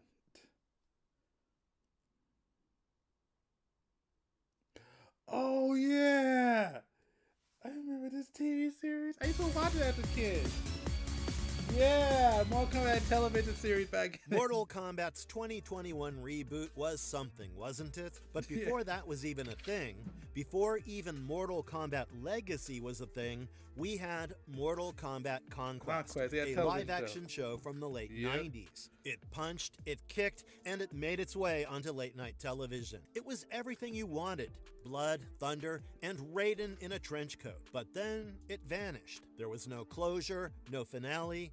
It simply left fans confused and disappeared from existence. So you gotta wonder, What happened? Why did the show just go away on a cliffhanger? No, well, that's what we're going to look into in today's video. But before we go into our explanation, we have a very small request. If you like our content, please support us by subscribing to our channel. This is a small click for you, but for us it means a lot. Thank you. Let's begin. In each of us, there burns a soul of a warrior. In every generation. When the show debuted in October 1998, the franchise was still a hot topic. It was riding the dragon-shaped wave. The original Mortal Kombat movie had just hit the theaters 3 years ago, and it was successful, especially for a video game adaptation. So Threshold Entertainment, the production house behind the movie, saw an opportunity and decided to take it. They wanted to expand the universe into smaller screens. And not just in any TV format. No. They wanted a live-action, serialized martial arts drama that would leave everyone hankering for more. They joined hands with Juan Carlos Cotto, the writer and showrunner of Miami Vice and Martial Law, to bring this beast of a show to life. After all, Mortal Kombat Conquest was not going to be a rehash of the tournament setup from the games. It was going to be a deep dive into the lore of the franchise, leaving no stones unturned. The story starts off long before Liu Kang started bicycle kicking people in the face. Our protagonist for this show is Kung Lao. No, not the one we know so well. The ancestor of our Kung Lao is also named Kung Lao. So this Kung Lao is a previous Earthrealm champion who had defeated the forces of Outworld in the Mortal Kombat tournament. This Kung Lao, played by Paulo Montalban, was more than just a warrior, he was a leader. He was given the task of protecting the Earthrealm, and he had to train the next generation of defenders to stop the Dark Realms from ever gaining power and invading Earth again. And to help him achieve that, we had two very original characters. A disgraced bodyguard who could punch through anything named Zero, played by real-life martial artist Daniel Bernhardt, and an ex-thief with a heart of gold named Taja, played by Kristana Loken, who most of you know from Terminator 3. These three set up shop in this mystic and weird fight club and bizarre hybrid headquarters and got to business. They got into all kinds of shenanigans that you can expect to come with this line of work. But they were not alone. You see, they were constantly monitored and sometimes even manipulated by none other than the God of Thunder, Raiden. This Raiden, played by Jeffrey Meek, was everything. He had this deadpan snark. Alright, arms are done. There you go. Arms are done. And now we're on to the legs.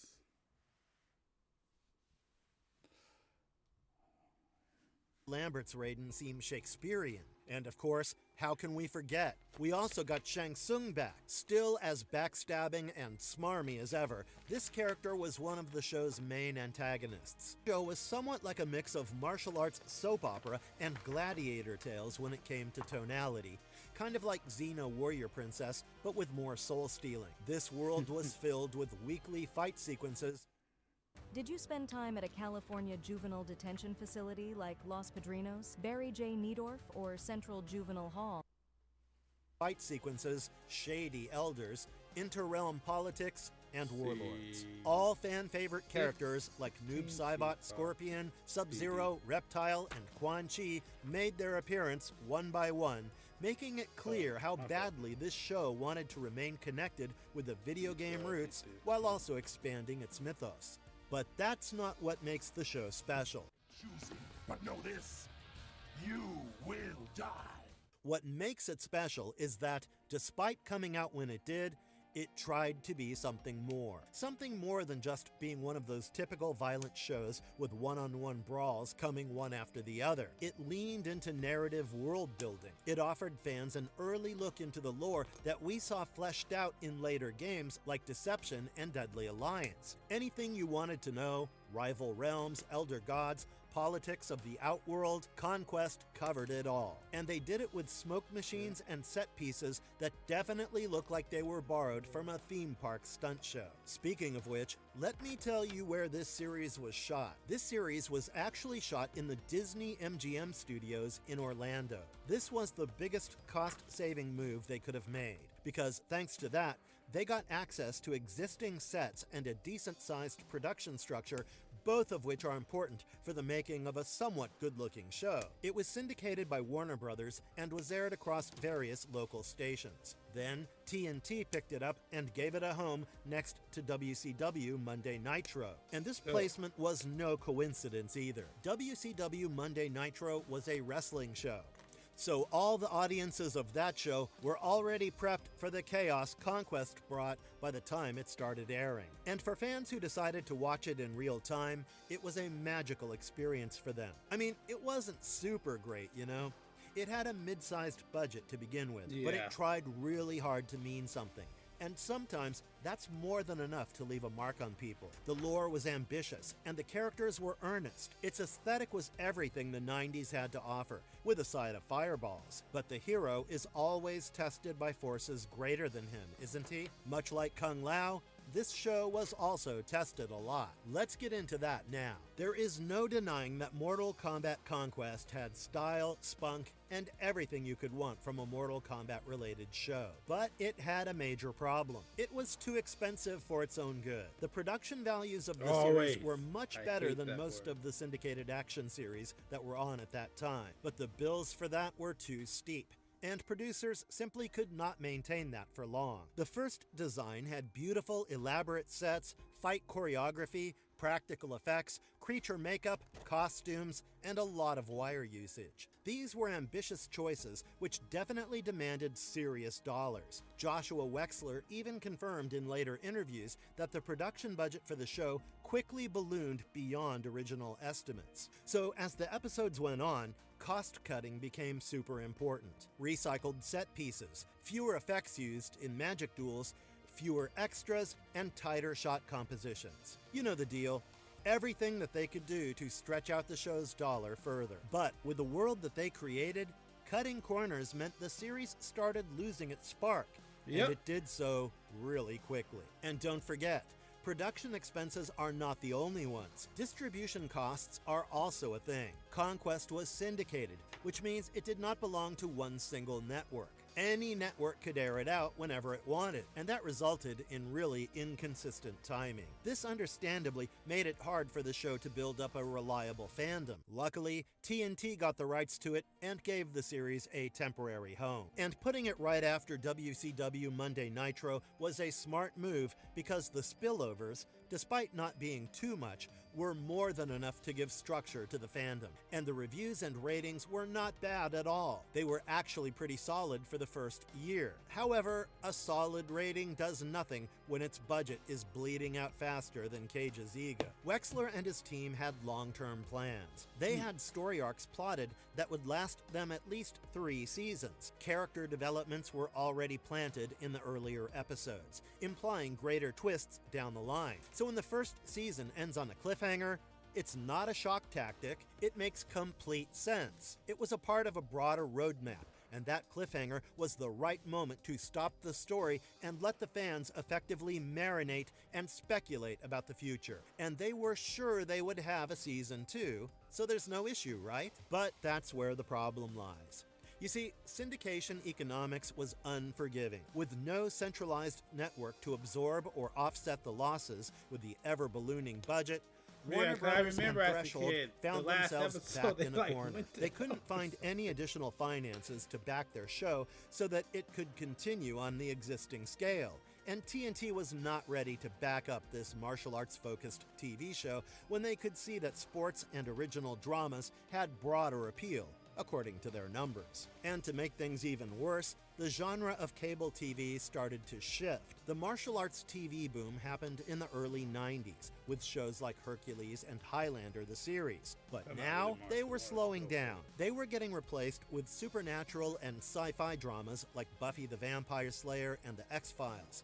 So in that landscape, Conquest started to look extremely out of place. Initially, everyone knew that the budget was not sustainable. According to production commentary, the later episodes of Season 1 even adjusted plot lines to accommodate a simpler setting. The world-expanding mythology that was promised to us became an alleyway brawl instead of being this spectacle that was both mythical and scary. Despite knowing all of that, the cast and crew gave it their all. Kristana Loken brought charm and charisma to the screen, while Daniel Bernhardt left everyone in awe with his martial arts credentials. Jeffrey Meek's dual role was memorable, and at the center of all of that, you had Paulo Montalban giving us a stoic intensity that bound it all together. And then came the killing blow.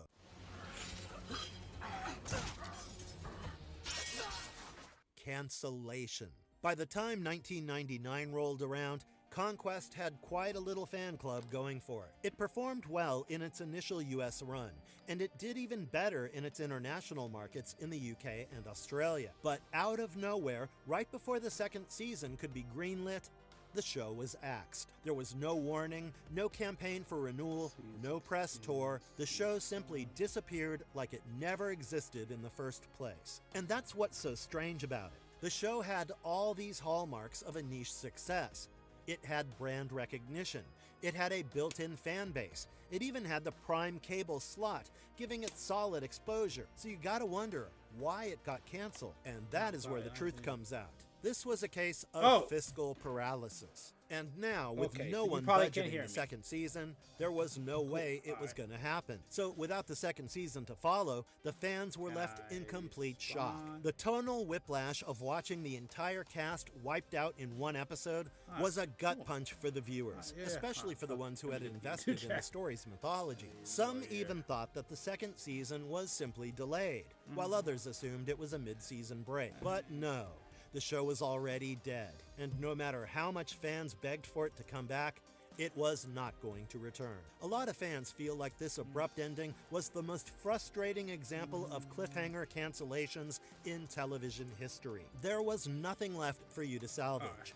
Nothing that the audience could use to feel better and give the show a proper goodbye. Just 22 episodes and bloodied fan expectations here. But despite being shelved, Mortal Kombat Conquest was not forgotten. It just entered the weird cultural limbo where it was too weird to rerun, too obscure to trend, but too integral to Mortal Kombat mythos to be forgotten entirely. Since we're on the topic, let's talk about the reception of this show. To say that the reception of Mortal Kombat Conquest was mixed would be like saying Sub-Zero is a little chilly. Everyone who watched the show, whether it was casual viewers, critics, or fans, had vastly different takes on the show. And the takes were varied from one extreme to the next. Let's start with the good. Genre fans and Mortal Kombat loyalists both agreed that Conquest was very authentic. The show genuinely tried to explore the deeper lore of the franchise. Long before that, video game adaptations were a trend. Raiden, Shang Tsung, Scorpion, Sub-Zero, and Quan Chi were recognizable and faithfully adapted from the source material in terms of design and mythology, which also earns them a few brownie points. Unlike other contemporaries, Mortal Kombat Conquest did not try to water down the source material so that it could appeal to non-fans. This is how you dollar cost average without I got you. Step 1, download Kraken. Step 2, boom. Look at that. You can set up recurring buys in 2 seconds. And step 3. So I don't know if you got my response, but just get Kraken.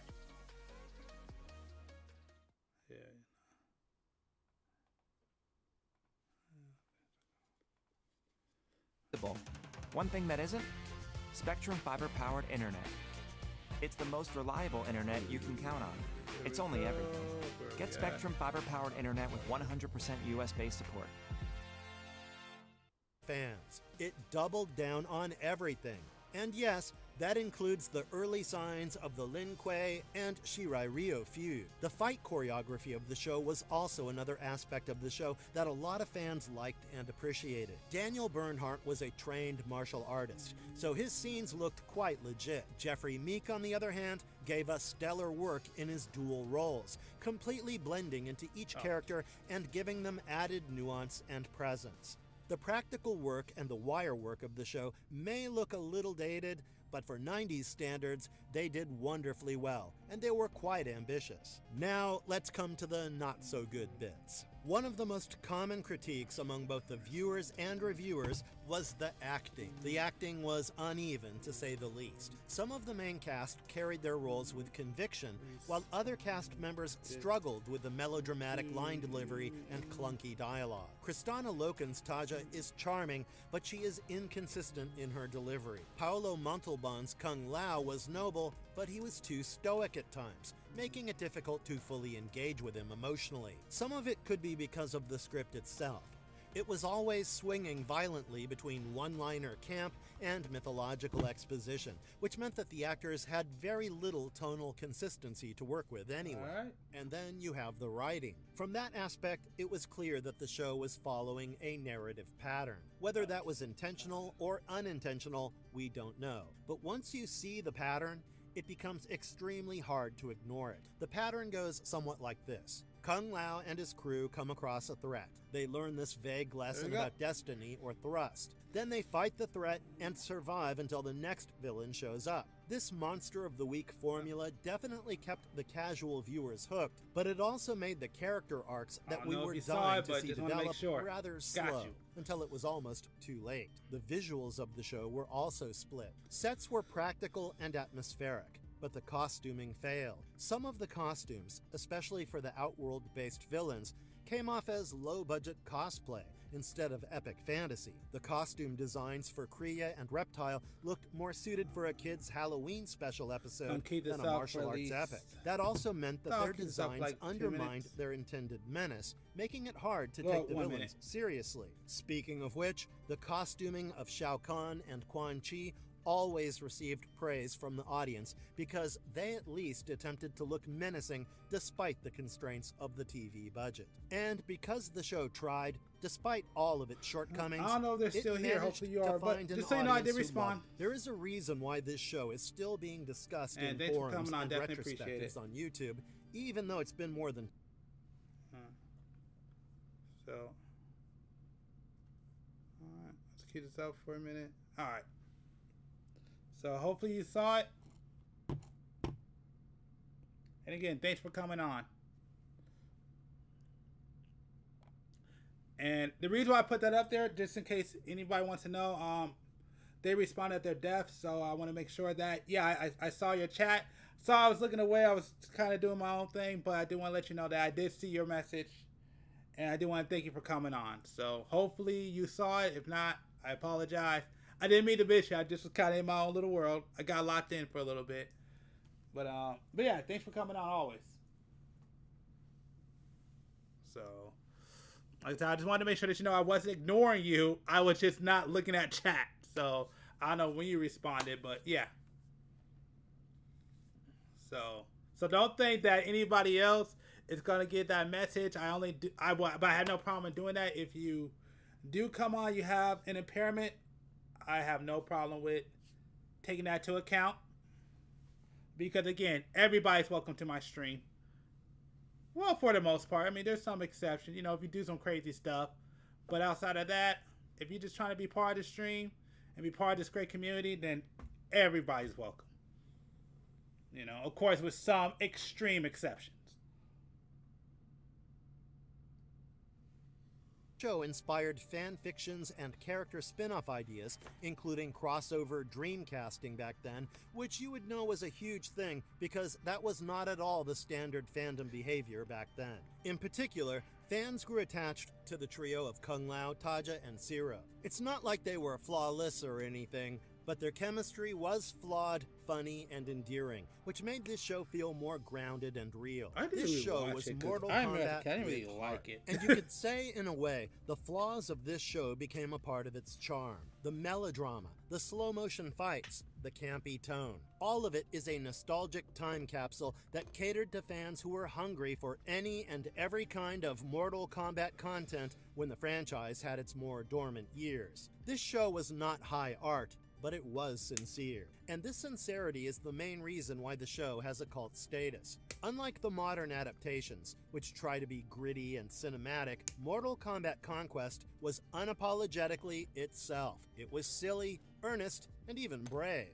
It did not hold back or apologize. It was what it was. And it was the most chaotic, boldest, and weirdest live-action adaptation in gaming history. After Mortal Kombat Conquest vanished from television, you'd think that this show would be forgotten, but it lingered. No. It was passed down by old VHS collectors, burned onto DVD-Rs, and eventually uploaded in fragments onto YouTube. Over time, not only did the fans celebrate and remember this show, but they also missed it. This show dared to do something different. It focused on everything around the edges in the Mortal Kombat universe. Sure, the tournaments are there, but what happens after the tournament ends? Who protects the Earthrealm when no battle is happening around? These questions have come up in fan discussions time and time again, but they were never explored in the games. This show, however, did it. And because they explored these very natural and often asked questions, the series felt like a genuine expansion of the Mortal Kombat mythos.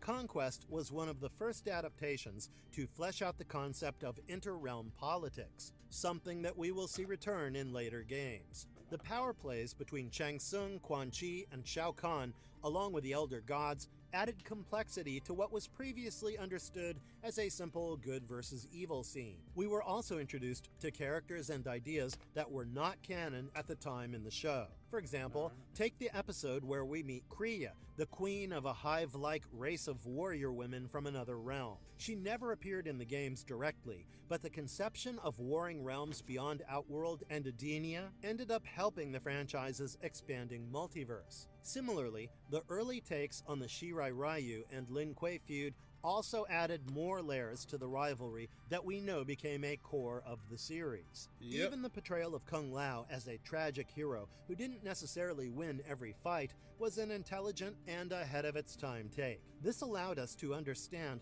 that there were stakes beyond who could punch the hardest. We were given character dimensions and internal conflicts that the future games later tap into. And because of all these reasons and many more, fans never moved on. Even to this day, you can see people talking about the show online. Fan fictions, Reddit threads, you name it, it's there. Conquest lives on because it tried something that no one else did. On paper, it's clear that this show had everything going for it that would eventually get a reboot. I mean, we are in the golden age of franchise reboots, aren't we? Streamers are mining every corner for content, and Mortal Kombat itself has been revived multiple times. Whether it's the 2011 Legacy series or the 2021 feature film, you gotta wonder, why not Conquest? Well, that's where the mess sets in. There is a convoluted combination of genre fatigue, rights issues, outdated syndication models, and franchise direction shifts. We already know what happened with TNT and the budget, but what happened after that was the tonal whiplash course of the Mortal Kombat brand itself.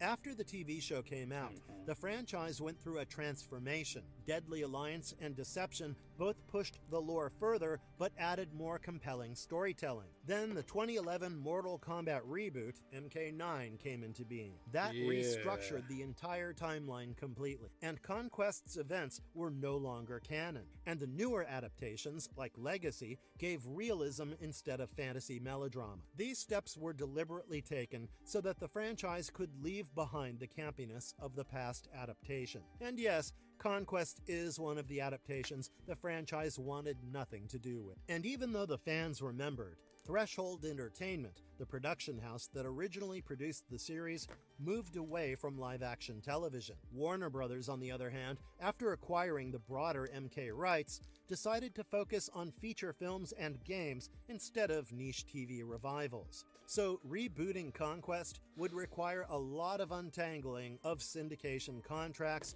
licensing agreements, and actor residuals. And that seems like a lot of work for a show that was not as impactful as, let's say, Friends. The political factors also didn't help. What's next? You see,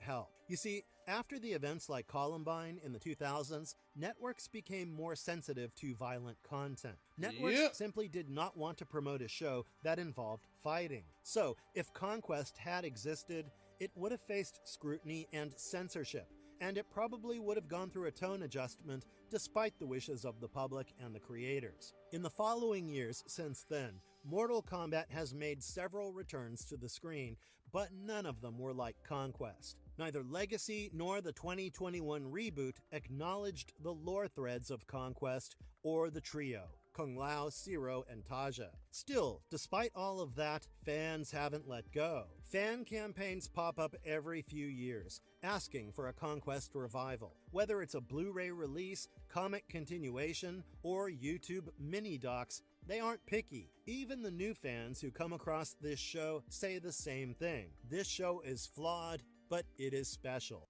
Marvelous verdict. So what happened to Mortal Kombat Conquest?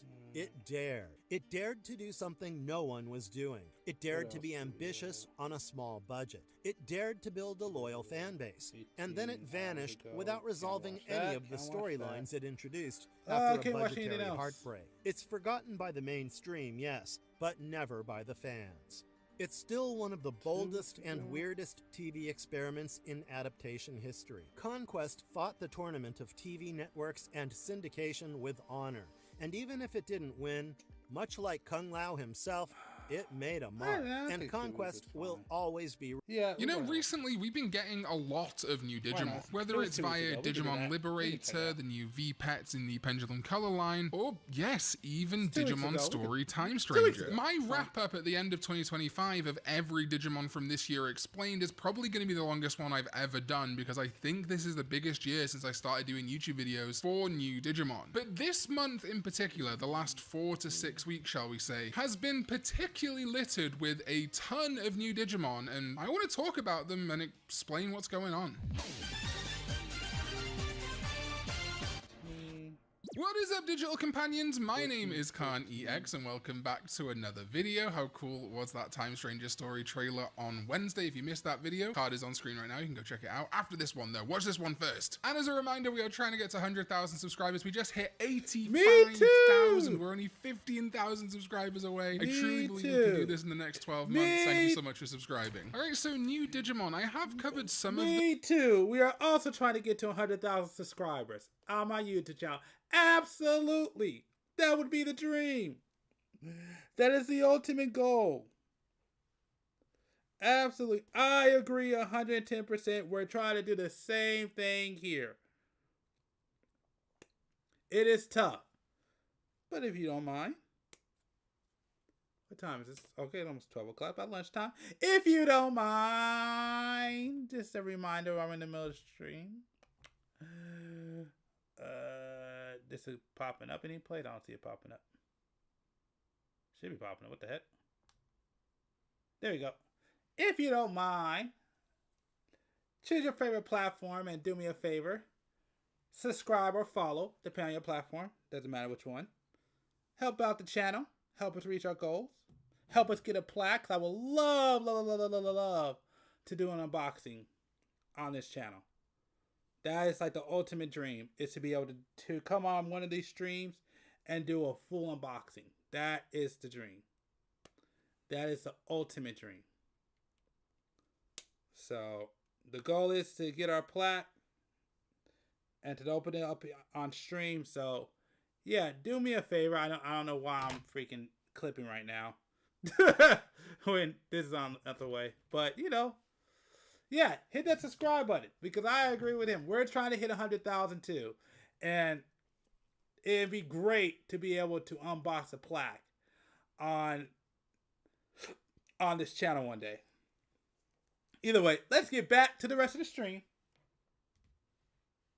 Things like that, and when I did my Shambhala video, but particularly in the last month, we've had some really crazy reveals. So spoilers for Digimon Story Time Stranger. You can step away now if you don't want to know about new Digimon, or check the timestamps along the video or in the description down below to jump to specific segments. So obviously we had Sharkmon and Skull Seedramon revealed for Digimon Story Time Stranger. Sharkmon being a new Digimon. I do think it's funny that its little missiles are called Plutodumon, very similar to Plutomon, who we've still not seen in any promotional footage for Time Stranger. And then there's Skull Seadramon, a brand new variant, a Skull variant of Seadramon, admittedly a evolution, so it's more like a variant of Mega Seadramon. Incredible to get a new Skull Digimon in this project. And then, speaking of variants, a Digimon that I have talked about so much on this channel, Blimpmon. Wishing it was an evolution of Gardramon, wishing it would get some more love. Well, of course, we've seen it in Time Stranger as a vehicle Digimon, and then we got the reveal via Digimon Games and admittedly magazine scans of Master Blimpmon. A ultimate level, so perfect if you're a fan of the Japanese versions of Digimon, a machine type and a data attribute. So he looks incredible. No Digimon reference book listing for him yet as far as I'm aware, but you can see how he is an even more improved Blimpmon as an evolution of the champion, with a big drill horn, a full-on turbine now instead of kind of propellers, and interestingly, keeping up the same thing from Blimpmon itself, eyes at the very top and down below. However, with Master Blimpmon's coloration and the eyes being blue, it really looks like Omnimon to me. Obviously not the overall shape, but just that specific lower deck set of eyes and the kind of helmet, I guess, for lack of a better word, surrounding it. It's like Master Blimpmon could digivolve into Omnimon. I just think that's a fun connection. This is very exciting now because we have 3 brand new Digimon confirmed to be debuting in Digimon Story Time Stranger. Like I say, Sharkmon, Skull Seadramon, and Master Blimpmon. And we're still a month away from release, so what does this mean for more new Digimon? Time Stranger has already matched, if not passed, the record of the Cyber Sleuth collection. Mastemon, Hoodymon, and Sistermon CL if you want to count that. Could we get even more new Digimon here? Could we get a new Aegiacusmon form to match another of the archetypes in the Digimon TCG? Could we get another new DNA Digivolution, maybe of Jupitermon and Junomon, to match Grace Novamon, who's maybe in this game? The possibilities now truly are endless, and I love that, because these are all story-related Digimon. Sharkmon, Skull Seadramon, and Master Blimpmon are all integral or key to the story of Time Stranger, but it's not like they're main character partners or anything, which is kind of what was happening before. Hoodymon coming from Erica and Wormmon, Mastemon coming from Mire's Lady Devimon and Angelwomon. So I wonder if there might still be something new for Inori and Aegiomon, or one of the Olympos 12, like I say, or something else even, who knows? Very interesting and very intriguing. I love this. Now I want to move over to the recently revealed...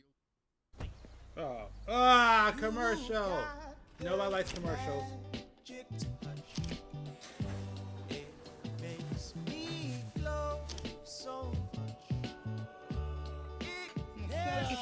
The recently revealed, this week revealed, although it was leaked a little early, thanks to Global Comics accidentally uploading the issue of Liberator a little early, whoops. But yes, Close's partner Sonorizamon has a new level 7 in Magnetic Dramon. Now if you're not familiar with the setup in Digimon Liberator, basically, characters with these things called emblems, which are kind of like the crests of Liberator, seem to be getting new level 7s for the card game. And in the card game, level 7 is sort of equivalent to what you might call Ultra or Super Ultimate, the level above Mega. However, if we look at Digimon Story Time Stranger, they are taking Digimon who were Ultra in Cyber Sleuth and completely getting rid of the Ultra designation. Mega is the highest, and Mega or Ultimate in Japan should technically be the highest level a Digimon can be, with Digimon Creative stating a few times that Super Ultimate or Ultra is more unofficial. But here we have a bunch of level 7s, and indeed in its debut, Magnetic Dramon is seen digivolving specifically from Close's Mega or level 6 Digimon, Pyramidamon. If you never saw it, Sonorizamon got a new evolution line in Liberator, going from Sonorizamon to Landramon to Praganomon and then Pyramidamon, a much more mineral, sandy, Egyptian-themed evolution line. And now we have Magnetic Dramon, a Mega level Rock Dragon Virus Digimon, with the special moves Stone Railgun, Electric Compression, and Magnetic Tempest. It's a Digimon whose body is clad in an armor-like layer of hard rock. Although classified as a rock dragon, Magnetic Dramon is actually a unique Digimon whose structural data does not comprise any matter. Its body, which looks as if it were pure electricity, holds substantial energy reserves and produces a powerful magnetic field. It uses the magnetic pull to attract the rocks forming its body. The minerals Magnetic Dramon covers itself with function both as a tough layer of armor and as a weapon. Contrary to its appearance, it is a skillful fighter capable of compensating for its sluggish movements, such as by applying magnetic force onto enemies to pull them in, as it is essentially a walking magnetic field. field. Researchers have pointed out that it has a tendency to influence environments of the digital world. There are concerns that it could have negative effects, such as trigger volcanic activity and tectonic movement, and also impact Digimon ecology, perhaps even causing abnormal digivolutionary processes. Its special moves include Stone Railgun, in which it shoots out a high-velocity projectile made from charging the magnets on its body, Electric Compression, which it can use to trap enemies in a powerful magnetic field, crushing them with rocks, and Magnetic Tempest, which delivers a wide-range electromagnetic pulse that temporarily disables its foes' digicores and can potentially stun them. What an interesting Digimon. And I like that bit where it talks about potentially triggering volcanoes. A few people have pointed this out, but because it's a level 7, at least in the card game, and Liberator, a Super Ultimate and Ultra, which things like Omnimon and Examon also often are, this could be a great DNA Digivolution for Volcanic Dramon and Metallic Dramon. You know, it being Magnetic Dramon matches those Ictramon, for lack of a better term. But Magnetic Dramon now joins 2 other level 7s in the card game, and Liberator. Nya Bootmon, the level 7 for the Shumon line, and Ariamon, the level 7 for the Sangomon line, which also got a brand new evolution line in Liberator. Interestingly though, when we look at the new Pendulum Color V-Pets, Ariamon is not put in the Ultra or level 7 equivalent slot next to something like Enmamon, which is confirmed to be on the end here. Instead, it's in the regular Mega slot. So I think somewhat, while these can be considered like Ultras or Super Ultimate, I think through the rest of the franchise, their label as a Mega Digimon is going to be more focused in on. They'll be used as an Ultra equivalent, a level 7 in Liberator, but I think outside of that, we might just see them being used as regular Megas. We may even see level 6 versions of them in the card game once Liberator has finished. Speaking of Liberator finishing, however, we do have a bit of a runner. Violet, Owen, and Shoto are still to receive their level 7s, but it's also possible that novel characters like Winner might also get their level 7s. It's just not fully known yet. And we do have some idea how this might go, as EX11, which is coming out sometime next year around February, apparently has emblem-related box toppers. So it could be that Digimon Liberator is ending in February of next year. That could also be when Digimon Elysian comes out. And the finale of Digimon Liberator, at least as we know it, maybe they'll go for another season, quote unquote, is Zaphagamon getting its level 7. Though interestingly, Zaphagamon already kind of has a mode change into its unofficially named Ace form. The Ace mechanic in the card game isn't a mode change for Digimon, but for specifically Zaphagamon, it kind of does. Its Ace version changing its coloration and having some other changes, so I do wonder what the difference will be for a level 7. Also revealed in Digimon Liberator recently were Turbomon and Maneuvermon, though we saw these in the novel side initially. And these are the bestial evolutions for Machinamon. Now, I've done a lot of videos on Machinamon. It's this weird little half robot, half beast, rookie level Digimon that is the partner of Unchained, the basically main antagonist right now of Digimon Liberator. A while back, we got Mulemon and Mockingbirdmon, its mechanical evolutions, and based on what we saw on the website, I asserted back then that it would then get a champion and ultimate in a beast format. Still a little bit disappointed there doesn't appear to be many Atmon connections, but I was correct about that. So Mulemon and Mockingbirdmon are robots that look like animals, and inversely Turbomon and Maneuvermon are animals that resemble robots, or well, machines in this instance. Turbomon taking the form of what looks like a car, though it does also have a more normal looking form, and Maneuvermon being a sort of bird dragon that resembles a fighter jet. If we look over to the Digimon Liberator website, we now have slots filled, as I suspected, for Machinamon. So 2 champions, Robot and Beast, 2 ultimates, Robot and Beast, and 3 slots left. Naturally, that would lead you to assume 1 slot for a robotic mega, 1 slot for an animalistic mega, and then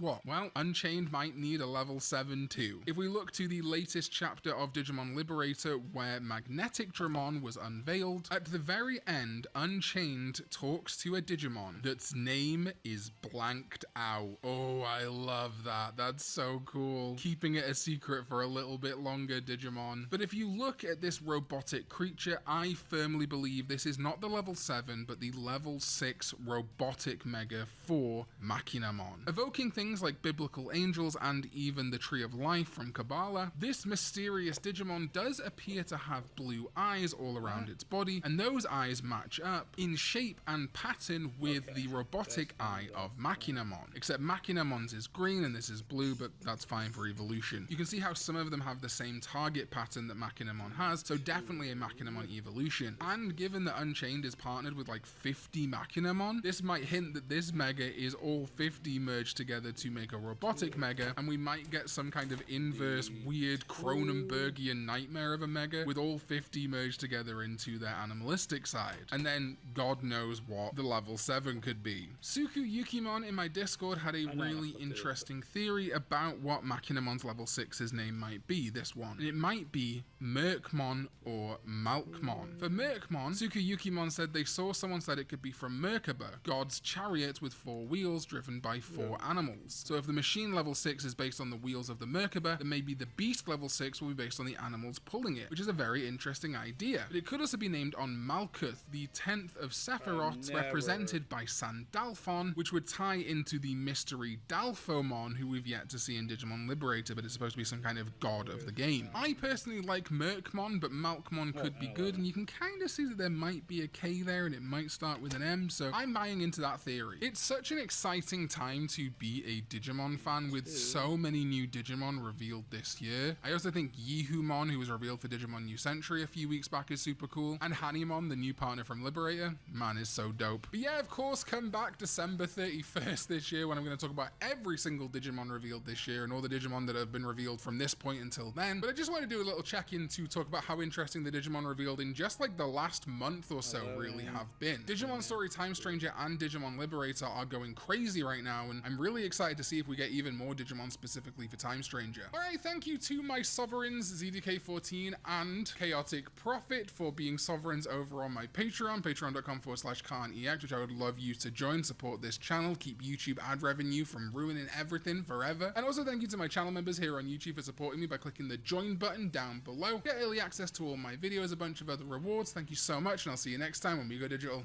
Bye bye. All it takes is $10 to break into the world of crypto. Get in on the action. Start trading now.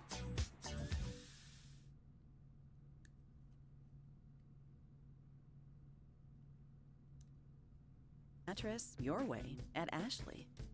Right. Browse our wide selection online from the comfort of commercial. I'm tired of commercials. Yeah. All right. Anything else to watch? All right, let's keep going. Ooh, no, we gotta watch enough of his channel. And make sure all these channels that I'm listening to, make sure to subscribe to all of them. I want to put that out there.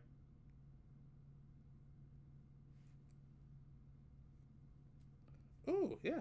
I'm down with this. Maniacs, welcome to another episode of Gundam Explained. In this one, we're going to jump into some Universal Century lore. Specifically, how did the Gundam universe get from the RX-78 to what showed up in the sequel series, Zeta, the RX-178, or the Mark II? The Mark II, I think, is one of my favorite suits. But why is it so badass? And I wanted to explain it both in-universe, the lore in-universe, but also out-of-universe, like production behind the scenes. So, yeah, let's jump in. Quick recap of the RX-78 2. You know, 78 usually denotes like the year it was, you know, made in. They started, you know, doing work. But with the 2, we've got, well, maybe this is a secondary prototype. So a little history. The RX-78-2 was the second of 3 Gundam prototype units constructed on Side 7 and UC-0079 as part of the Earth Federation's V project. Built to complement the long-range unit RX-75 gun tank and mid-range support unit, the RX-77 gun cannon, the Gundam was designed to be a highly mobile, close-range machine with advanced weaponry beyond that used by Principality of Zeon's machines, because at this point the Principality of Zeon has been coming out with mobile suits. They kind of defined the whole mobile suit warfare, and it was pretty powerful stuff. A raid by Zeon forces on Side 7 in September of UC-0079 resulted in heavy damage to the other 2 RX-78 units. However, thanks to the unexpected interference of V Project head Tem Ray's son Amuro, inside the RX-78-2 the Zeon intruders were repelled. Though they had caused significant damage to the colony, the Gundam, the gun tank, and the gun cannon were spared. The three machines acted as a defense force for the Pegasus-class mobile suit carrier White Base. The Gundam later participated in the defense of the Federation headquarters in Jaburo and the assault on Zeon's asteroid bases Solomon and Baoku. Its reputation was one of dread, with Zeon Armed Forces nicknaming the unit and its pilot White Devil. You know, so a few interesting takeaways from that is the main character of 0079, Amuro Ray, it was his father Temray that designed the RX-78-2, and that's kind of important for a little bit later. The other thing is that White Devil, the fact that the Principality of Zeon saw it as this crazy machine that was just kind of taking out their mobile suits, what helped potentially win the war for the Federation against the Principality of Zeon. And so the Gundam sort of has this like air of personality around it, of it being more than just a weapon or a machine. It's this scary thing that will be on the battlefield and just completely obliterate anybody. And because of that, the war ended. The Principality of Zeon was no more in a way, because shortly thereafter, you know, the Zeon remnants had formed in certain areas. Federation was worried about an uprising. You had what happened with Operation Stardust, which one of the experimental prototype Gundams got stolen that had a nuke on it and completely nuked a bunch of Federation forces. You know, this looked bad for the Federation. So then the Titans were developed, and this is a favorite of mine. It's kind of a cool idea where after the original Mobile Suit Gundam and before Zeta, you have this like group within the Federation that forms, and their whole thing here is to quell any uprising, make sure there's no, you know, Zeon uprising or remnants kind of falling through the cracks and kind of bringing back war. But they got more and more power as time went on. So by the time we get to Zeta Gundam, they're almost an antagonist, or they pretty much are, because the AUG had to form. The AUG being the Anti-Earth Union. Now, it's not that they're necessarily anti-Earth, but they're anti what Earth is doing in regards to the Titans. The Federation having this group that have these crazy weapons. They're kind of abusing their power. And this is from Bascom, the Earth. To ensure this symbol of the universe is never shaken again, we have been reborn, the Earth. To return true power to its hands, the Titans now rise. Sounds like a supervillain. Yeah, and just a little history, even though I kind of went through it already. The Titans were formed by the Federation Council in UC 0083 following the events of Operation Stardust, where the Federation lost over half of its space fleet in a nuclear attack perpetuated by the Zeon loyalist remnant, the Delaz fleet. Alright, so then we get to the RX-178 Gundam Mark II, one of my favorites. Let's talk about outside the universe lore real quick. We got to what we saw from the original Mobile Suit Gundam, the White Devil, the RX-78-2. And you know what was neat about the original Gundam is bringing realism to, I guess, the idea of giant robots fighting in a war, having kind of a rich world that this is all happening in terms of politics, you know, characterization. And then continuing to do that with a bigger budget for Zeta Gundam, you know, there's a lot more that they can double down on that wasn't for sure from the original, but now they know it works. And that is making things, again, more grounded, realistic. I love the look of the Mark II, for instance. It's interesting that outside of universe, the idea is, okay, what does the next Gundam look like? Well, looks a lot like the original Gundam, but just very modernized and realistic. We get more details with like thrusters on the legs here, you know, just overall more details in general. I love that they are using the real type markings more, especially like on the Mark II on the shoulders with the 3. And it's very interesting too to make it what's called the Black Gundam. That's the name of one of the episodes. So it's a darker color. And I think that works for story reasons, really, because you come across this Gundam, the new Gundam for the new show, and it looks almost like it's evil or it's the bad guy. So out of universe, that was done on purpose, but why in universe? So it's interesting. So at last, the Gundam by us and for us has been rolled out. For we the Titans who uphold the principles of Earth's supremacy, this pure-blooded Gundam made by the Earth Federation forces and unpolluted by Space Noid engineers is the form of the mobile suit that should have been given to us from the start. So why does that matter? Well, what's interesting is the original Gundam mobile suit developed by the Federation, potentially Anaheim Electronics. Nope, just Earth Federation Project V. But that's interesting because with Anaheim Electronics, they're helping the AUG in the next series, Zeta. But what's interesting about that is when the Principality of Zeon folded, companies like Zeonic and Zimad, who were making mobile suits for the Principality of Zeon, were just part of Anaheim Electronics. So a lot of the suits you would start seeing, like the Hyzak, for instance, you know, it had a lot of the Zeonic engineering to it because it was very interesting what the Principality of Zeon was able to do. And so using that stuff could only make bigger and better, more powerful weapons. weapons. But the Titans didn't see it that way. As with that quote is, it's unpolluted by Spacenoid engineers. So the Mark II was actually built by the Titans themselves purposely to look like the Gundam, because remember, the Principality of Zeon, those soldiers saw the Gundam as the White Devil. It's like this propaganda of this scary, menacing machine that the Federation has that can take out the Principality of Zeon. The whole purpose of the Titans are to kind of quell any uprising, to stop any Zeon remnants. And what better way to do that than to double down on that sort of scare factor about it. It's the myth of this weapon. What does the Federation have? And that's the Gundam. But it's interesting that they make it a dark color to kind of maybe evoke Spectrum fiber-powered internet. It's the fastest internet with the speed you need. Maybe evoke, you know, something even scarier. Out of universe, the story to make the Titans look like the bad guys, it's really fitting for them to have a menacing looking mobile suit. And what's interesting is, because they're part of the Federation, they're using a Gundam which turned out to be something menacing to stop the Zeons. So that really works, and that's why the Mark II is a favorite of mine. I mean, I prefer the AU colors personally. I think that's also a great idea, a great call out that, you know, the the anti-Earth Union almost seems like they're bad guys, because then you have the Titans, which are with the Federation, but then they paint the Mark II to not have the darker colors and have the lighter colors to evoke the good guy Gundam from the original series. When it comes to design elements between the original Gundam and the Mark II, what I really like is, you know, there's a lot of things, but if I was going to start kind of at the bottom, there's enough new details, especially the thrusters on the legs and some details around the knee to really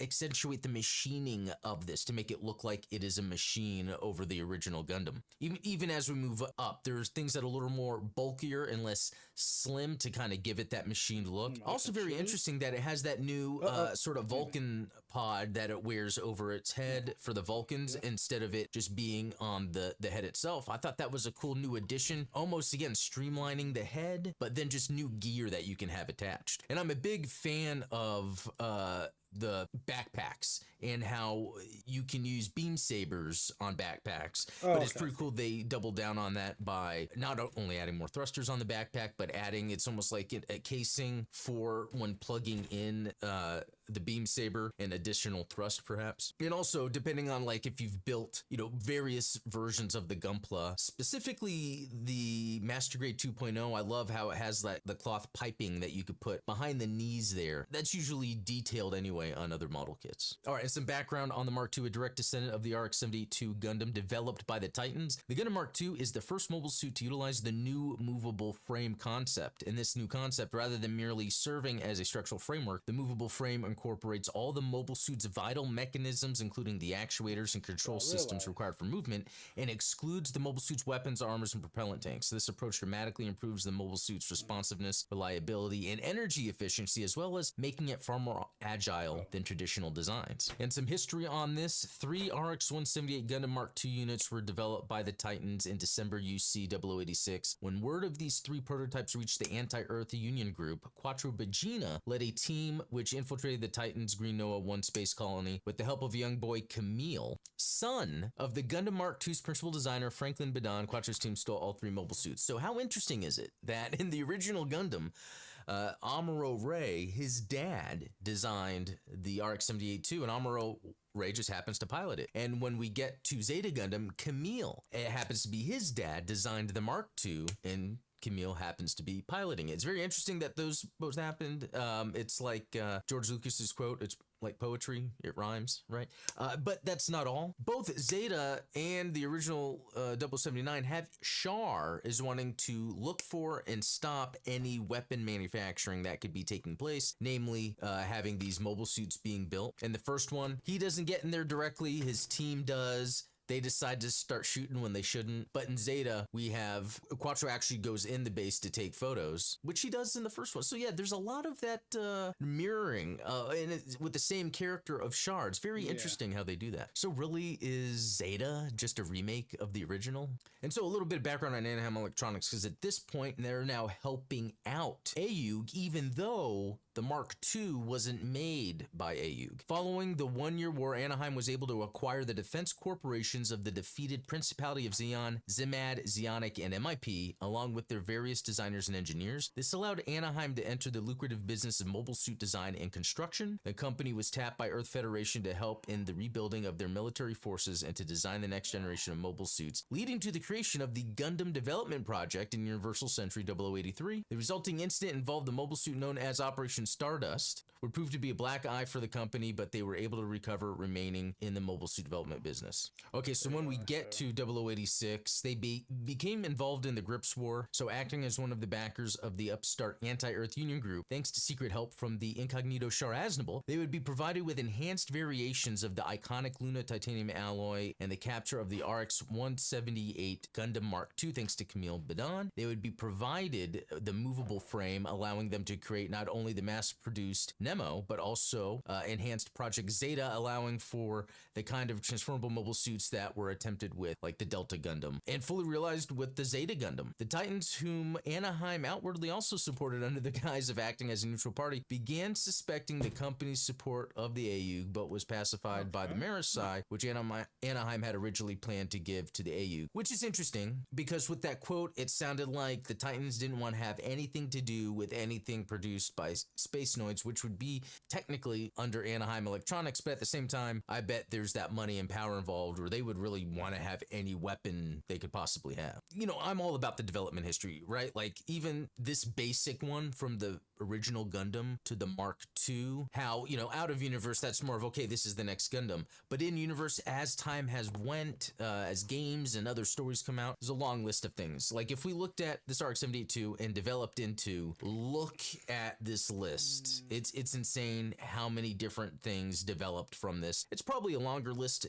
than this also. And we even have the variants and what it combines into. And with the Mark II being a real popular suit, especially the technology, the movable frame technology it came up with, also developed into a lot of things, and also developed from, you know, one being the GM Quell. The Quell is kind of the purpose of the Titans, you know, kind of quelling riots or anyone trying to bring about maybe Xeon support. But then we see a lot of what it developed into, and a lot of it is related to the other Titan stuff that have to do with Advance of Zeta. And I think, you know, that's kind of cool in and out of universe too, because, you know, the Mark II came up with this movable frame concept that makes it easier to just add different things and armors and weapons. And that's what we get with Advance of Zeta. We get especially with the different Hazels, we get all these different types of loadouts that these machines can get. But, you know, probably became super expensive for them to keep up with that. Okay, and that's about it. That was a look at the original 0079. There it is. Oh, what the heck? Uh-oh, that's not good.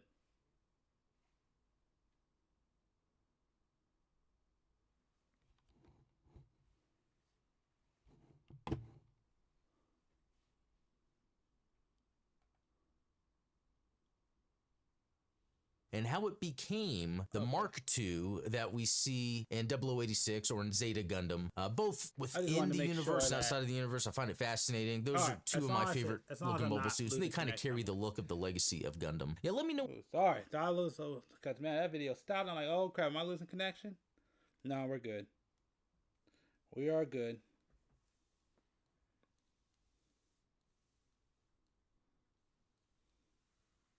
Oh, yeah.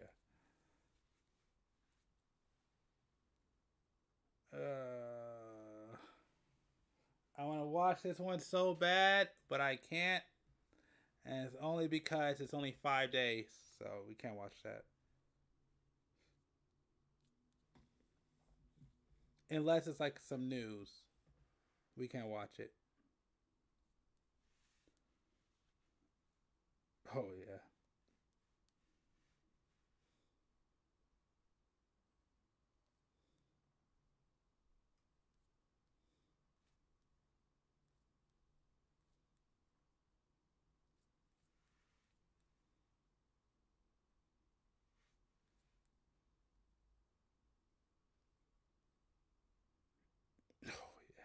That was brutal. That one was brutal. I remember that one. That one was brutal.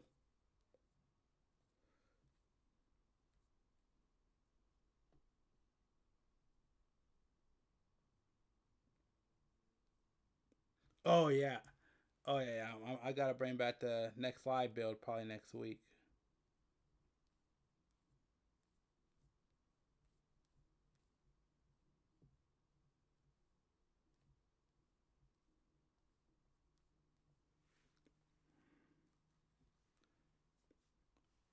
I was actually going to get this one, and I just got an email today. So I guess I forgot to hit them up, and they refunded.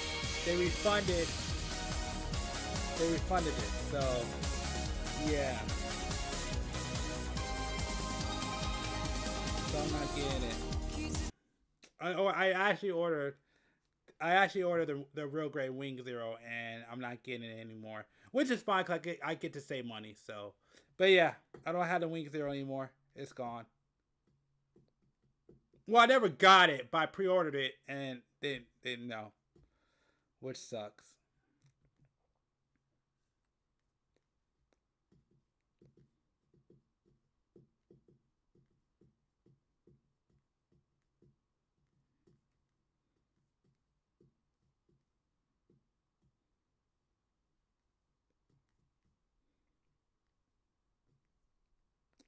Oh, I made a Rocco's mod, and that's much. I know. I probably butchered that, but it's fine. We ain't worried about it. Looking for something else to watch while we're doing this.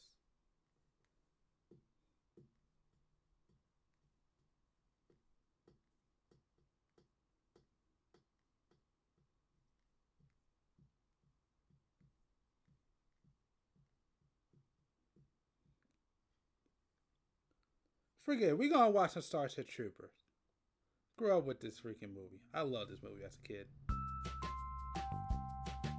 I love this movie as a kid.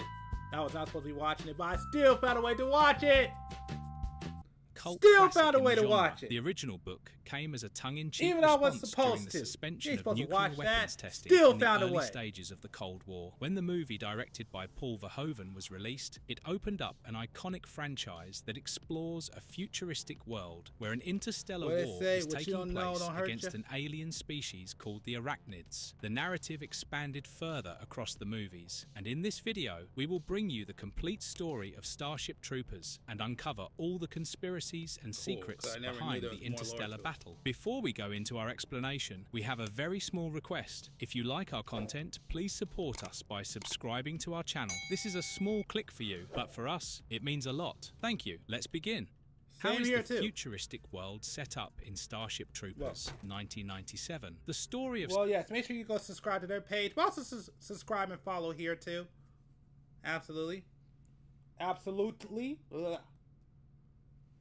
Based on the novel by Robert A. Heinlein, and the narrative is set in the 23rd century. In this futuristic world, the Earth is governed by an organization called the United Citizen Federation, and this is more of a stratocracy, where veterans have founded the hierarchy for generations. This is on the aftermath of failed democracies and socialistic practices, and the new system has been working better than before. Citizenship is no longer a natural right, and one has to earn their citizenship through various federal services like voting and procreation. Ordinary civilians are barred from these rights, and the society is pretty hardwired in these new ways after the democratic system almost brought it to a ruin back in the day. Science and technology have also made significant advancements, and in this new world, humans are capable of interstellar travel. The military conducts various colonization missions across the galaxy, and this is how they come in contact with their major adversary, the Arachnids, a highly evolved insectoid creature that fight against the forces of United Citizen Federation. What is the aftermath of the conflict with the Arachnids? The story takes shape as we are introduced to the main protagonist, Johnny Rico, who joins as a mobile infantryman against the objections of his parents. His purpose of joining the forces is to be close to his girlfriend, Carmen Ibanez, who is a spaceship pilot. But she soon ends the relationship because of different career paths and her growing feelings for another pilot named Xander Barcelo. Another of their friends, Carl Jenkins, who is a psychic, also also joins the intelligence wing of the military, and Dizzy, who has feelings for Johnny Rico, transforms to his squad to be close to him. The initial journey of Rico is filled with ups and downs, as his impressive performance during training earns him a promotion to become the squad leader. However, shortly thereafter, he makes a crucial mistake that leads to the death of a fellow squad member, and this gets him demoted and flogged. Rico is dejected and even quits the force in disappointment, but he is soon forced to reconsider his decision. The Arachnids send an asteroid that destroys Buenos Aires and kills millions of people, including Rico's parents. Now, he has some personal scores to settle with these alien bugs, and he re-enlists to get his revenge and serve humanity in the inevitable conflict. In retaliation, a special force is deployed to the home planet of the Arachnids, Klendathu, but the intelligence groups underestimated the strength and defensive abilities of the Arachnids. There are thousands of casualties, and even Rico is badly injured. Lieutenant Gene Rashak, who also happens to be Rico's former high school teacher, rescues him, but he is still reported as dead. His ex-lover Carmen is devastated by the news of Rico's demise, but unknown to her, Rico recovers from his injuries. He goes on to join Rashak's elite unit called the Roughnecks, and the likes of Dizzy and fellow squadmate Ace Levy also join the ranks. Soon after, Rico gets promoted to the rank of a corporal after he defeats a massive tanker bug on the disputed planet of Tango Urilla, and he also starts reciprocating the feelings of Dizzy as the two get into a relationship. But fate has something else in store for him, and it all goes south after the team responds to a distress call from an Arachnid-controlled planet. The Roughnecks come across an outpost that has been overrun by the bugs, and they are caught up in an ambush that fatally injures Dizzy, who is impaled by an Arachnid. Even Rashak is injured so badly that Rico has to mercy kill him to ease the pain, and luckily for the survivors, Carmen and Xander rescue them just in time. Rico's psychic friend Jenkins is now a colonel, and he reveals a crucial twist that makes you question the very nature of the Force. It turns out that the Roughnecks were purposely sent to their deaths as it was viewed as a necessary sacrifice in order to confirm the existence of a brain bug, which is a super intelligent arachnid that strategizes and directs the other bugs. Rico is now promoted to command the surviving members of the Roughnecks and becomes a lieutenant. He is tasked with capturing the brain bug on the planet, and thus begins the most intense fight sequence of the movie. The first casualty is the ship piloted by Carmen, and she somehow ejects in an escape pod along with Xander, but the two of them crash into an elaborate underground tunnel system where the Arachnids hold them captive. The brain bug consumes Xander's brain and absorbs all of his knowledge, and Rico directs the squad to continue the mission. He is also able to rescue Carmen with his fellow soldiers as they hold the Arachnids at bay using a miniature nuclear bomb. Attention! I have a very important update regarding our school. Since there aren't enough second graders for 2 classes, Ms. Teagues will now have 40 students. I, for one, am excited to see if it will break her. It won't. It might. Y'all know what time it is. Welcome back. I will be turning up. She got me so excited. Guys, this year is gonna be great. You know, guys, I still think it's gonna be a great year.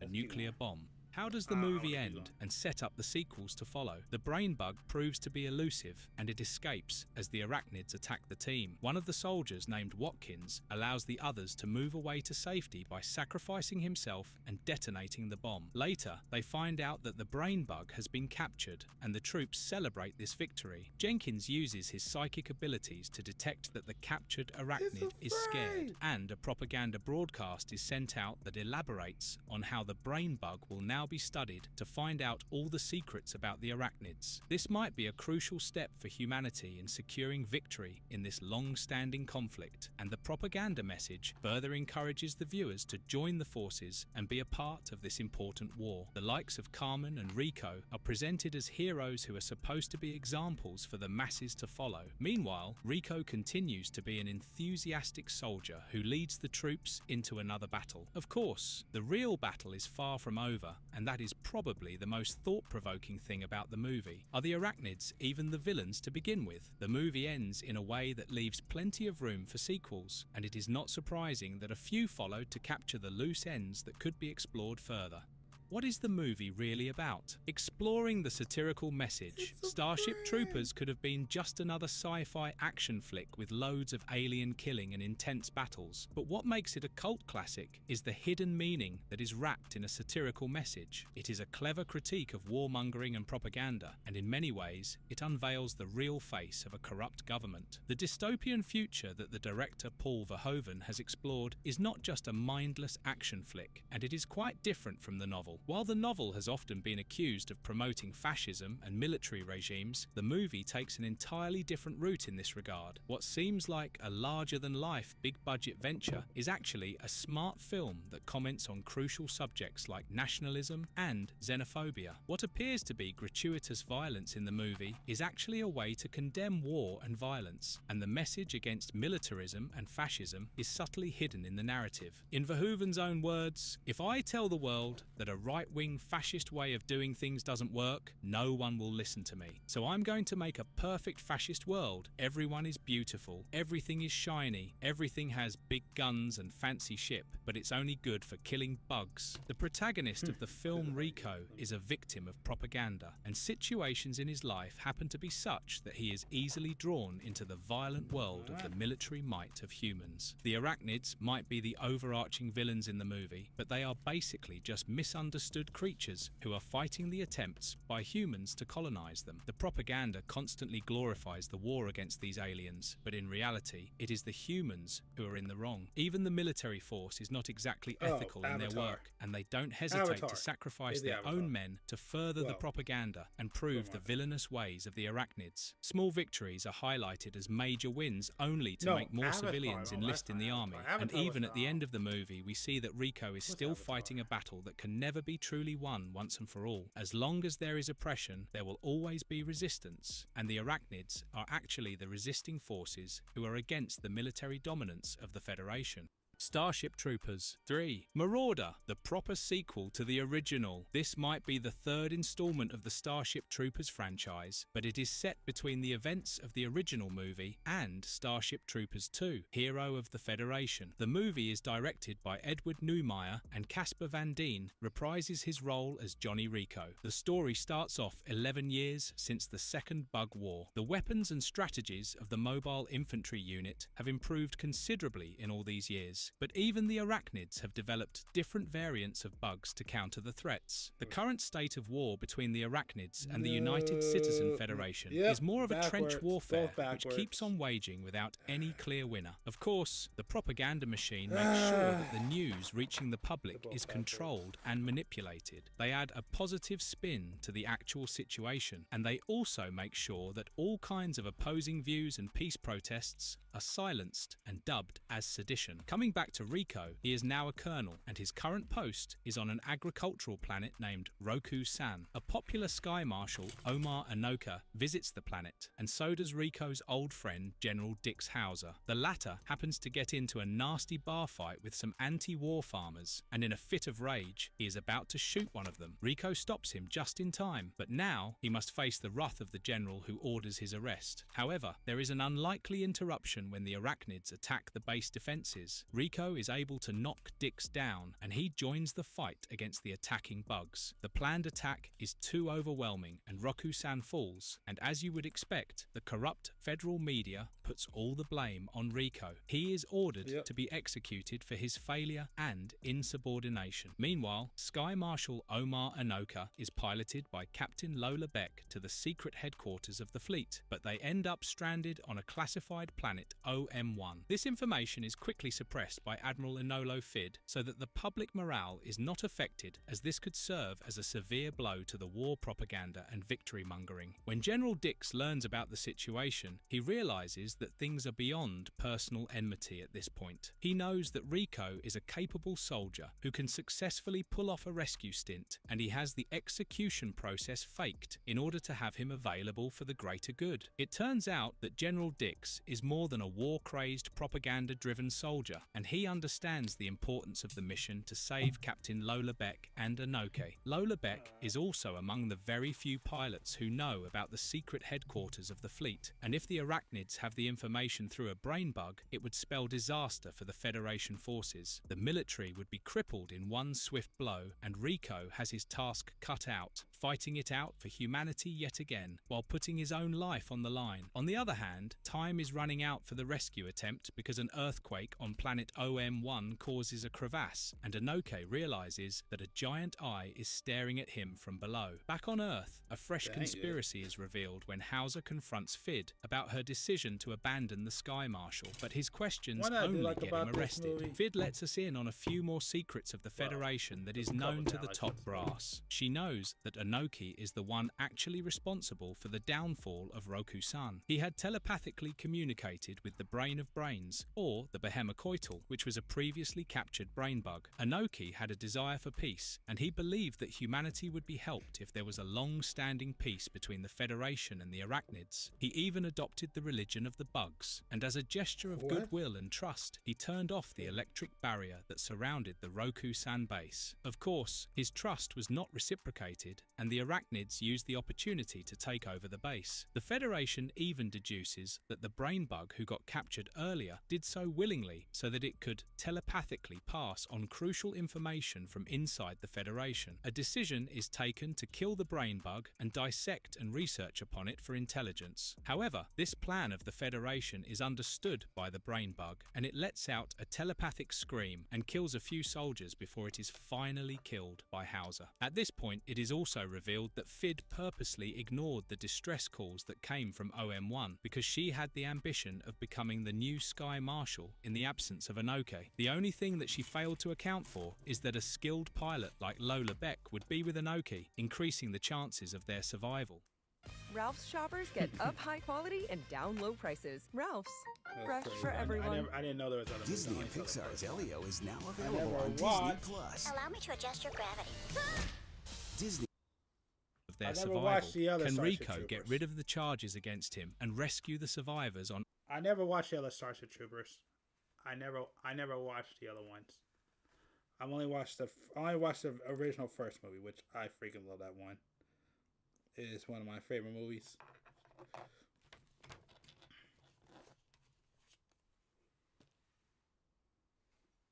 Explained. The final stages of this movie are quite eventful, and we are first taken to the survivors on OM1. They manage to make contact with Behemocoital, who connects with them through the dead bodies of those fallen. And later, Anoke is killed and his knowledge is absorbed. Meanwhile, Rico, charged with the rescue mission, leads a team of highly trained troopers into the battle zone. They are also equipped with a new battlesuit developed by the Federation, and they make quick work of the Arachnid warriors that they come across without facing a single casualty. Lola Beck is rescued along with another survivor, and it turns out that OM1 is actually the home of the Bug Hive, which is the ruling body of the Arachnids. The fleet wastes no time from destroying it all with a Q-bomb, and this is seen as a major victory for the Federation in the war against the Arachnids. Finally, Rico gets the hero's treatment that he deserves, and all the charges against him are cleared. He is also promoted to the rank of a general, and he gets the command of the Marauder program. Anoke's death is portrayed differently by the government in order to keep up with their war rhetoric. He is even given a hero's funeral, and the reports claim that he died fighting a terrorist attack, which is the perfect explanation for his mysterious death. General Dix Hauser and Lola Beck get married, and Fid becomes the new Sky Marshal just like she wanted. Dix, who was the one to raise questions against her, is now her second in command, and many of the peace protesters and anti-government groups are hanged after being framed for having a part in the terrorist attacks that killed Anoke. The only major change that Fid brings about is that she makes the Federation adopt a version of Christianity that suits their needs for steady recruitment and blinded loyalty. She is impressed by how the Arachnid religion affected Anoke, and clearly she wants to further the blind faith in the government and the war efforts through these means. The movie ends with an ideal climax for most of the main characters, and it is certainly among the better Starship Troopers sequels that we have encountered.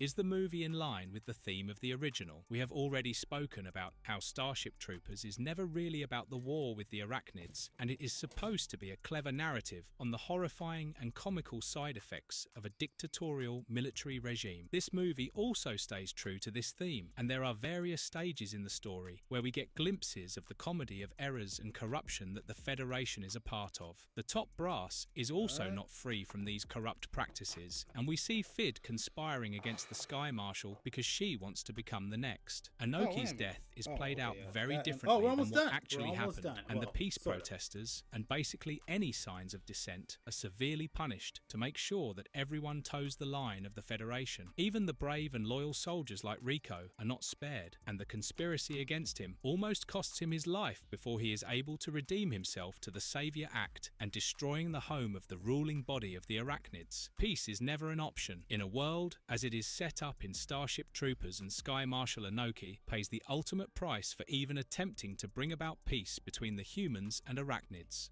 Starship Troopers 2, Hero of the Federation. The Arachnid War continues. This is the second installment of the Starship Troopers franchise, but it is not really the continuation of the story from the first movie. The theme of the movie shifted somewhat from action to horror, and the lack of continuity was also not well received by the fans. Nevertheless, the movie still does have an intriguing story, and the threat of the arachnids continues. The movie starts off with a group of soldiers who have their backs to the wall, as an overwhelming force of arachnids have them pinned down. The soldiers are not short on weapons or technology, and there are even a few psychic soldiers in the squad, but it is still proving to be an impossible battle against all odds. In this perilous situation, General Jack Shepard chooses to put up a last stand with 4 of his best soldiers, and this is supposed to buy time for the others to escape. Some of the other soldiers include the psychic Lieutenant Pavlov Dill, Sergeant Dee Dee Rake, Private Jill Sandy, Private Duff Horton, Private Billy Otter, and Private Leigh Sahara. They don't have it easy during their escape attempt, as they are caught up in arachnid ambushes and unexpected storms. Lieutenant Dill has disturbing visions of the arachnids destroying humanity, and this affects his capabilities as a leader who should lead the pack in these difficult times. He has some unfortunate outbursts, much of which comes out on Private Leigh Sahara, who used to be a psychic before she lost control over her abilities during puberty. After braving some impossible situations, the survivors find themselves taking shelter in an abandoned structure. As luck would have it, this happens to be the place where a disgraced soldier of the Federation, Captain Dax, is holed up. He was punished for killing his commanding officer, and he was sealed away in a furnace for his crimes. However, in these testing times, he turns out to be the savior for the survivors. Meanwhile, a massive dust storm leads to a complete failure of all communication systems, and the soldiers are left completely stranded. They somehow manage to set up an electric pulse fence in order to protect themselves, but the incompetence of Lieutenant Dill as their leader slowly becomes a glaring problem. Seeing the situation, Captain Dax assumes command from Dill, which doesn't please the latter one bit. He still sees Dax as a traitor who betrayed the Federation and his commanding officer, but the situation demands a stronger leadership. They set up the defenses of this newfound base, and they are soon surprised by the arrival of General Shepard, who had been presumed dead. He arrives with 3 other soldiers, and they all help in restoring the damaged communication systems. A fleet dropship is supposed to arrive soon in order to rescue them all, but they must sit tight and wait out the arachnid threat.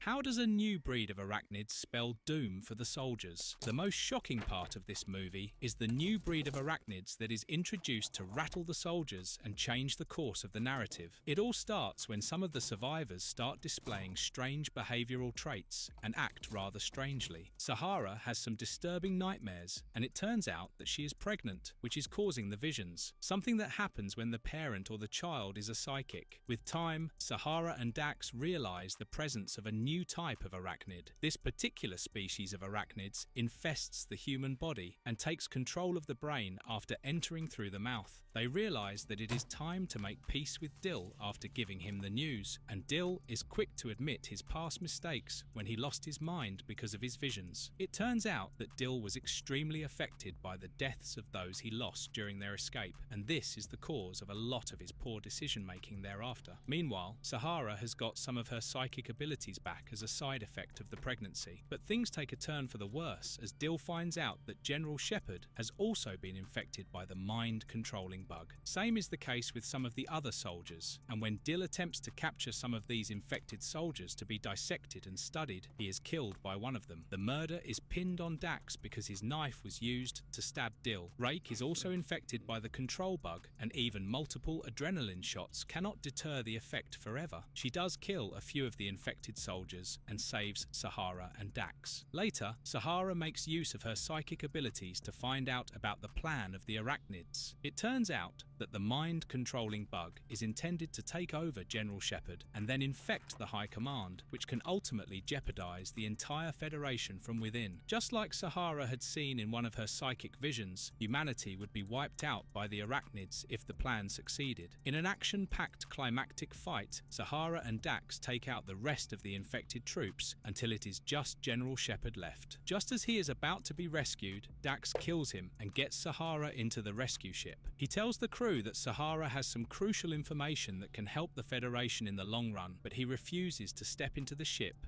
and dies while fending off the attacking bugs. It is a heroic sacrifice from Dax and the perfect redemption that duly compensates for his earlier crime of killing a superior officer. The final scene takes us 1 year into the future. Now, Sahara has been discharged from the military, but she still participates in recruiting seminars with her newborn infant son. During one such seminar, she can be seen talking about her experience. She speaks at length about Dax and his heroic sacrifice, and he is labelled as a hero by the Federation. Of course, certain things are still twisted about him to suit the propaganda, and his disgraced past is carefully hidden away from public knowledge. Just as Sahara is about to leave, the recruiter reminds her that she must raise her son well, because the Federation will always require more soldiers for the never-ending war. She seems alarmed and concerned by such reminders about the grim reality that her son is about to face in the future, and flees the scene.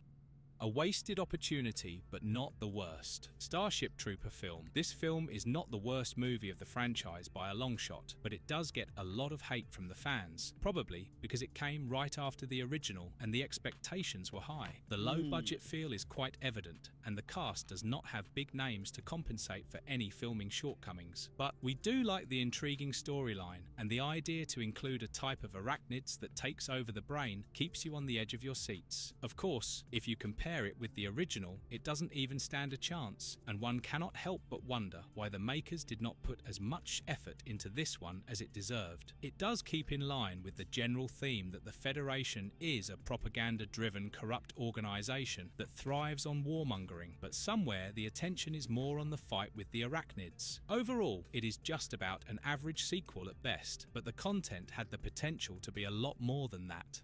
Starship Troopers, Invasion, an impressive franchise turnaround. This is the 4th installment of the Starship Troopers franchise, and it is quite an improvement from the previous below-par sequels that mostly disappointed the fans. The story starts off with a chaotic situation in a Federation stronghold that has been run over by the alien bugs. A rescue mission is launched as the mobile infantry troopers are deployed from Starship Elysia to help out the survivors on the base and recapture it. Starship Elysia begins to drop the troops on the ground, and Lieutenant Doherty engages the bugs with fellow soldiers. The plan is to fight through the bugs and reach the rendezvous point where the survivors are supposed to catch up with the team. Meanwhile, Minister Carl Jenkins orders the commander of the fallen Federation stronghold, Major Henry Varro, to be escorted to Elysia as a prisoner. Starship Elysia docks at this stronghold and picks up the survivors before destroying it completely, as taking back the lost asteroid seems impossible. As Starship Elysia is earthbound, General Johnny Rico from High Command contacts the vessel. He orders those on board to launch a search for another vessel, the Warden, which has broken all contacts. The surviving soldiers of the Federation stronghold agree to be a part of this mission as long as their arrested leader, Major Varro, is allowed to lead them. Finally, after a brief search, they come across the Warden and Doherty's team, and Varro's team get to work fast. The latter secures the engine room, but all the soldiers find are dead crew members and some dead bugs. Varro even comes across Minister Jenkins, who is on board, but he doesn't seem to be himself, and warns Major Varro that it is too late and the systems of the ship have been hacked. It is soon revealed that the whole thing was nothing but an elaborate trap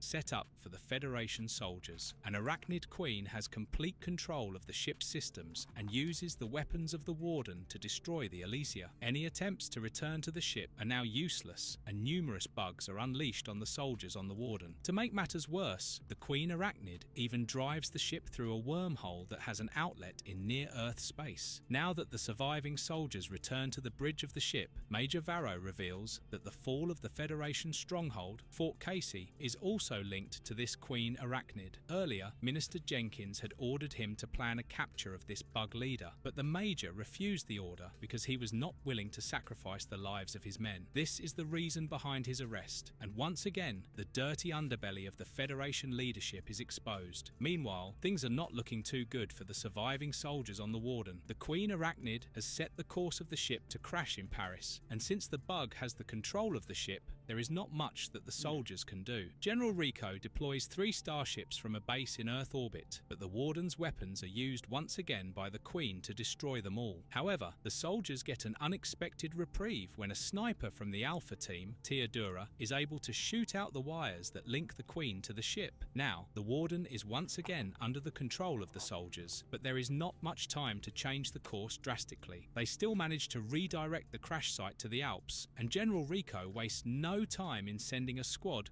to prevent the bugs from escaping from the crash site. He is also given 30 minutes by the High Command before nukes are to be dropped on the L6 station in the Earth orbit in order to sanitize the site. Some days, all you want is an escape into sheets washed with downy, gentle, soft and fresh, with a subtle, delicate scent and softness. Downy breathed life into your laundry. Stupid.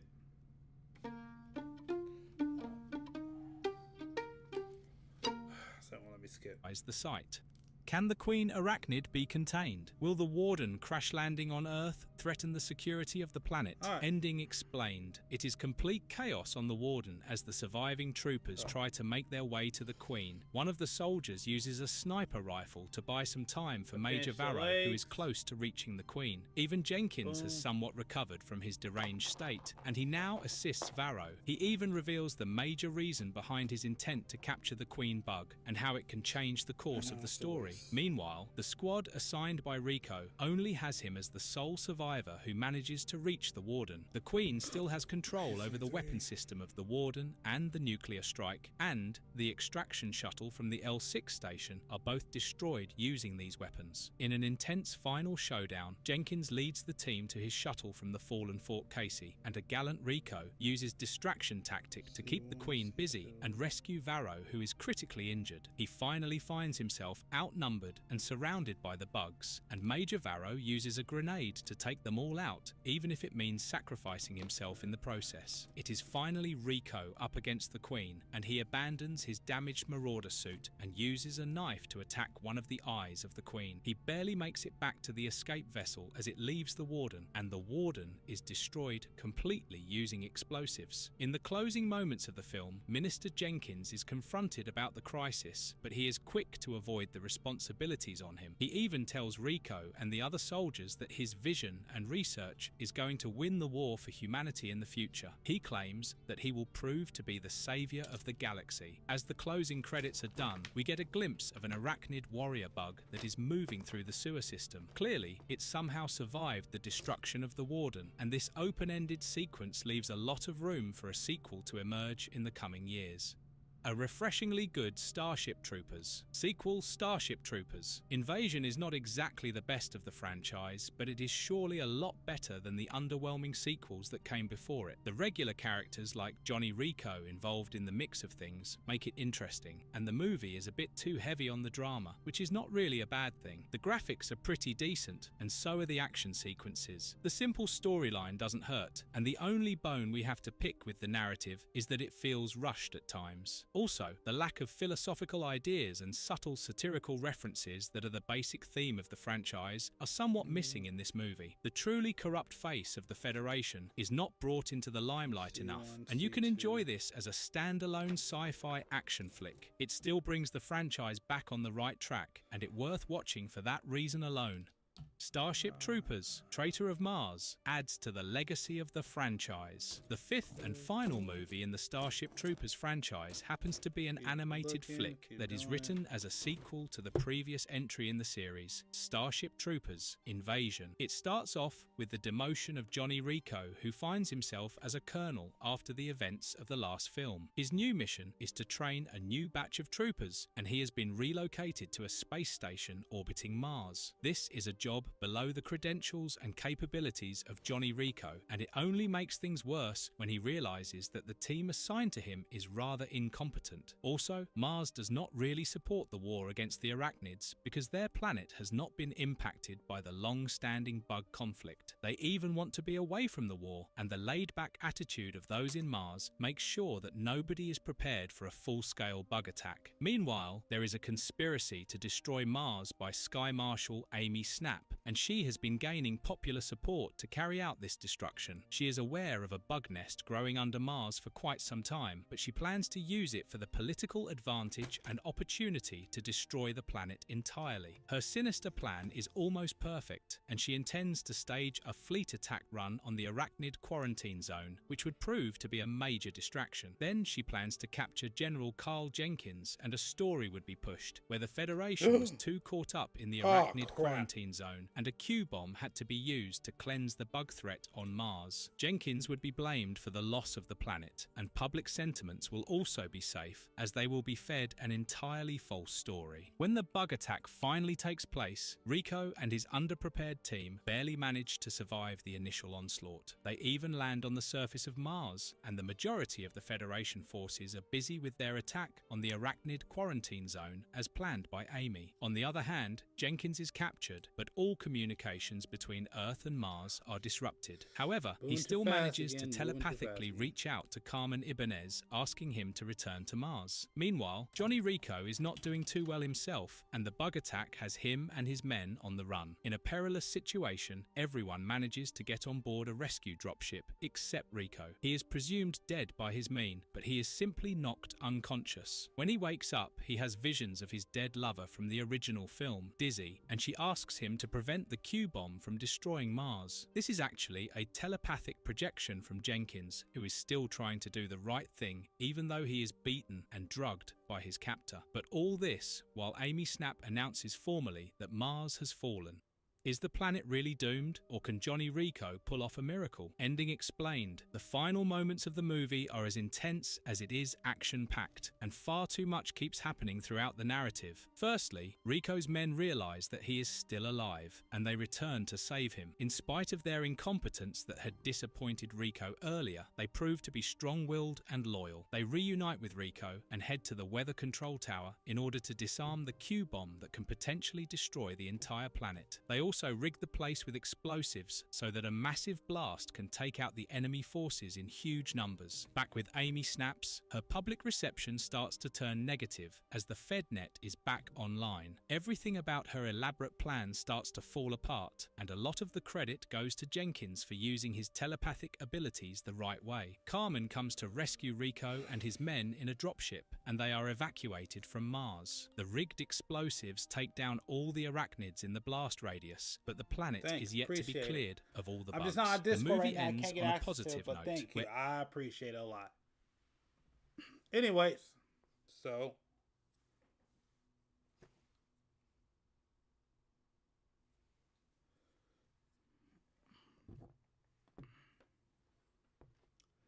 we're going to go ahead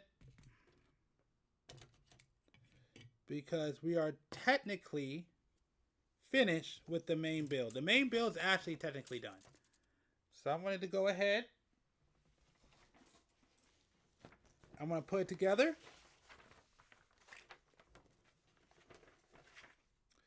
And then I'm going to go all the way till 3 or 3:30.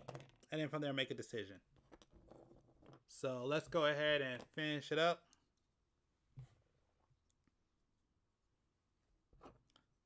So I want to start with the arms. Oh no, let's start with the legs. The legs to the waist.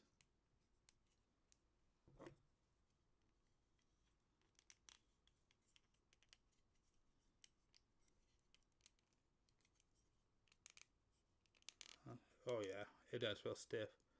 One that I want to say that I've heard online is be careful of these joints right here. I don't feel like I'm gonna have the issue, but I guess some kids they may break right there. There's a failure point on the leg, so just be careful when you move it. I don't really feel it, but just be careful when it comes to the waist. So, anyways, torso, arms,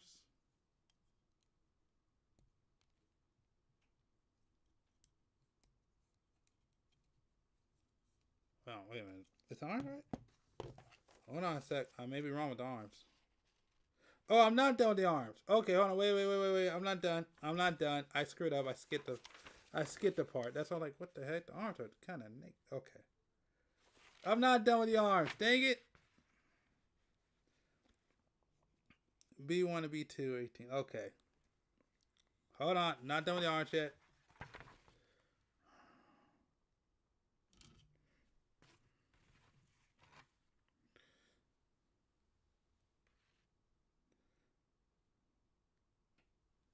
B1, 18.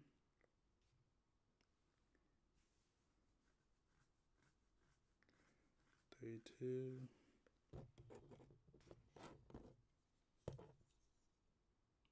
Yep, I'm not done at all. Dang it, I screwed up. Okay.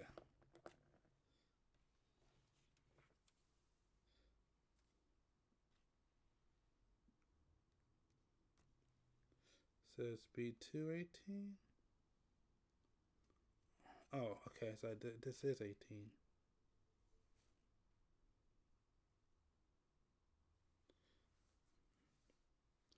Okay.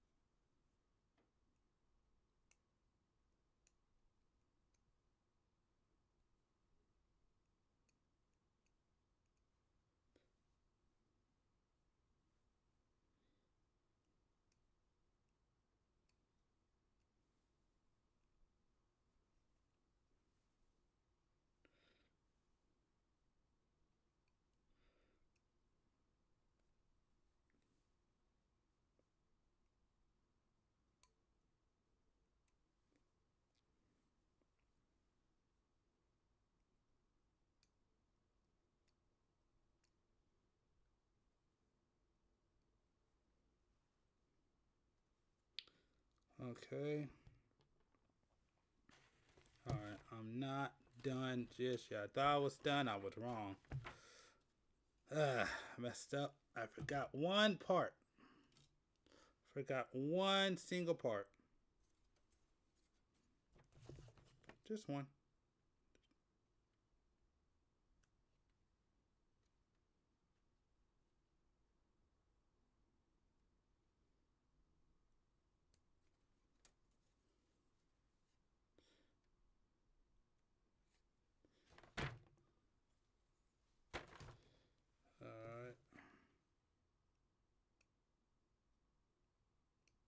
Ah,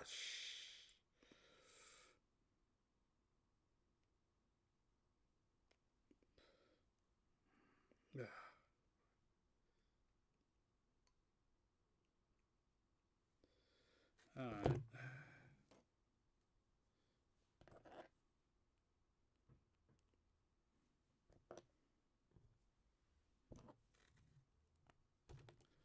Alright.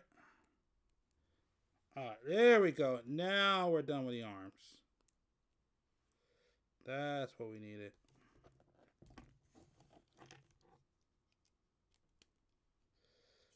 Right here. And right here.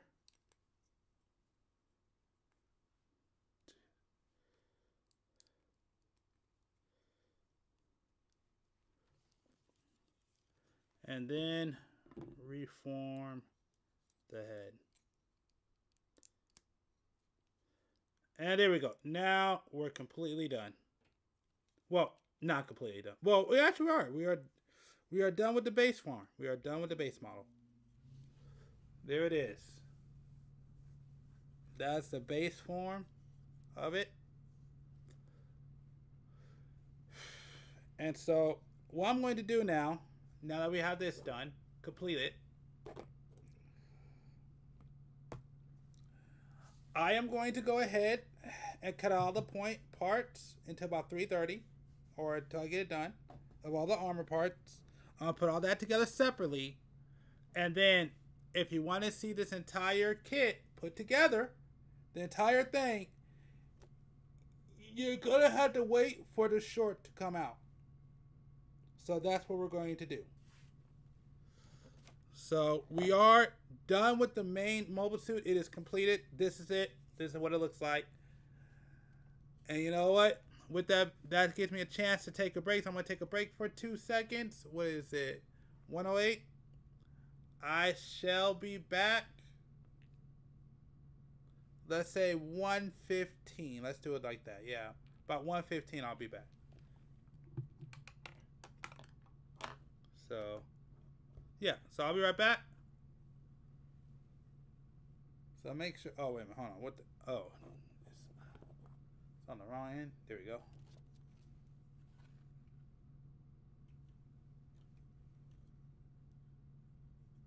Gotta go right there to get onto. Okay, there you go. So there it is. It's upside down. It's upside down. It's upside down. There you go. All right. Jesus, come on. All right.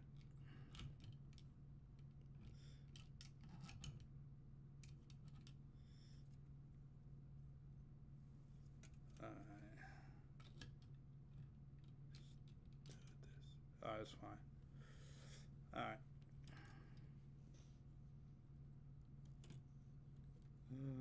All right. Let's just get it right. So I probably need to put on the other side. All right. There we go. All right. There you go. And I'll be back in about 5 minutes. So there you go.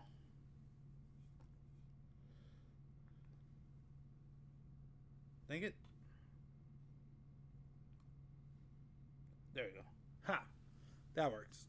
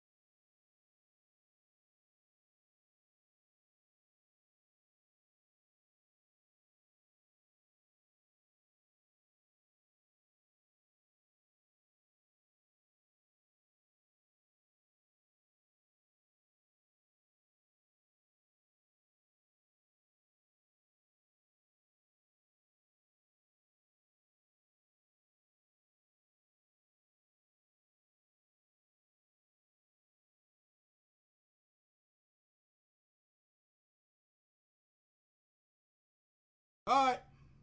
I have returned. Alright, after that little break. So like I said, we're done with the main kit. This is technically the final version of it. But now we're on the second part. Alright. Let's get back at it. Let's do some more. Alright. So we're going to finish up this video right here too.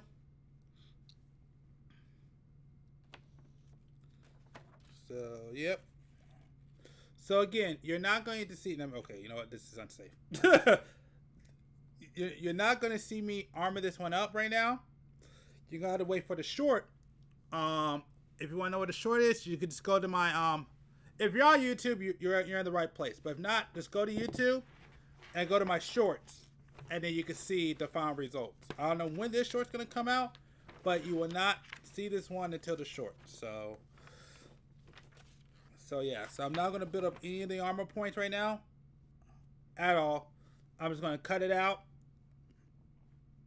And then, yeah, you'll see it in a future short. So just make sure to stay tuned to the channel. Anyways, let's get back at it. For the main characters, Jenkins breaks free from his captivity and even returns to power. Rico, who had been demoted earlier, is again promoted back to the rank of a general. He leads the mission to reclaim Mars, and Amy Snaps is done for as her conspiracy is revealed before the public. She turns out to be the actual traitor of Mars, and she gets her due for misleading the masses. 10 million plus traders trust Kraken with their crypto. Find out why. Start trading now. B15. Fun and entertaining Starship Troopers animated feature. This CGI animation sequel has impressed more Starship Troopers fans than it has disappointed. It is a great follow-up to the earlier movie, and there are certain elements from the original novel that will impress the viewers. Of course, it cannot beat the original, but then it never really tries to. The movie does come across as an anime sequel, but we don't mind, because some of the most memorable characters of the franchise are a part of the narrative. The voice actors being the original actors who played the roles makes it even better. We have to admit that the story is not really complex enough to be remembered, but you can always watch this as a light-hearted, action-packed sci-fi feature with great animation and effects. Is it the best sequel of the franchise? Well, between the previous film and this one, opinions will vary, but we can all agree that the last two movies of the franchise have made sure that we can have more of these films, and there is a steady audience to lap it up. Did you know that there was a Starship Troopers animated TV series? In this video, we have largely kept you occupied with the movies in the Starship Troopers franchise, but there has also been an animated TV series back in 1999. The director of the original movie, Paul Verhoeven, is the producer of this series, and the show explores the exploits of a mobile infantry squad against the Arachnids. However, instead of focusing on the greater conflict, the show is more about a particular squad called the Roughnecks and their tricky missions. It all begins when the mobile infantry manages to defeat an infestation on Pluto. The world is now united as the strategically integrated coalition of nations, SICON, and a war on the alien bugs is declared. A group of troopers dubbed as the Alpha Team, or the Roughnecks, head back to Pluto in order to set up base and contain the bug threat from spreading its fangs again. A massive bug colony on Pluto is destroyed, and it is revealed that the original planet of the bugs is a planet named Hydora. The bigger plan of these bugs is also revealed through an intelligent brain bug, and it turns out that the bugs are planning to take over the entire universe, and they would stop at nothing less than complete control and destruction of humanity. The first step taken by SICON is to set up base on a planet named Tophet, where the native species called the Skinnies have been enslaved by the bugs to mine a precious mineral for them. The soldiers are quick to destroy the control bugs, but Carl Jenkins falls in the process because of his mental trauma. The unexpected help also makes the Skinnies enlisting for the fight against the bugs. With time, SICON gets to know about the homeworld of the bugs, Klendathu, and they plan to destroy the Bug Queen. She flees just in time and heads for the Earth, and even though her transport bug is killed, she still makes it to the Earth. The episodes take you through various campaigns undertaken by the Roughnecks on various planets like Pluto, Hydora, and Tophet. a show as good as the original film. This TV series left us pleasantly surprised because in many ways it is even better than the original movie and certainly deserves more appreciation than it gets. The only problem with the show is that it ends prematurely before the Roughnecks get to save the Earth and kill the Arachnid Queen. We loved the top quality animation, and since it was a series spanning around 37 episodes, there was plenty of time for character development. The diverse storyline had it all from loads of action to the different aspects of the Roughnecks missions. It is criminally underrated, and you need to check out this show as soon as possible if you haven't already.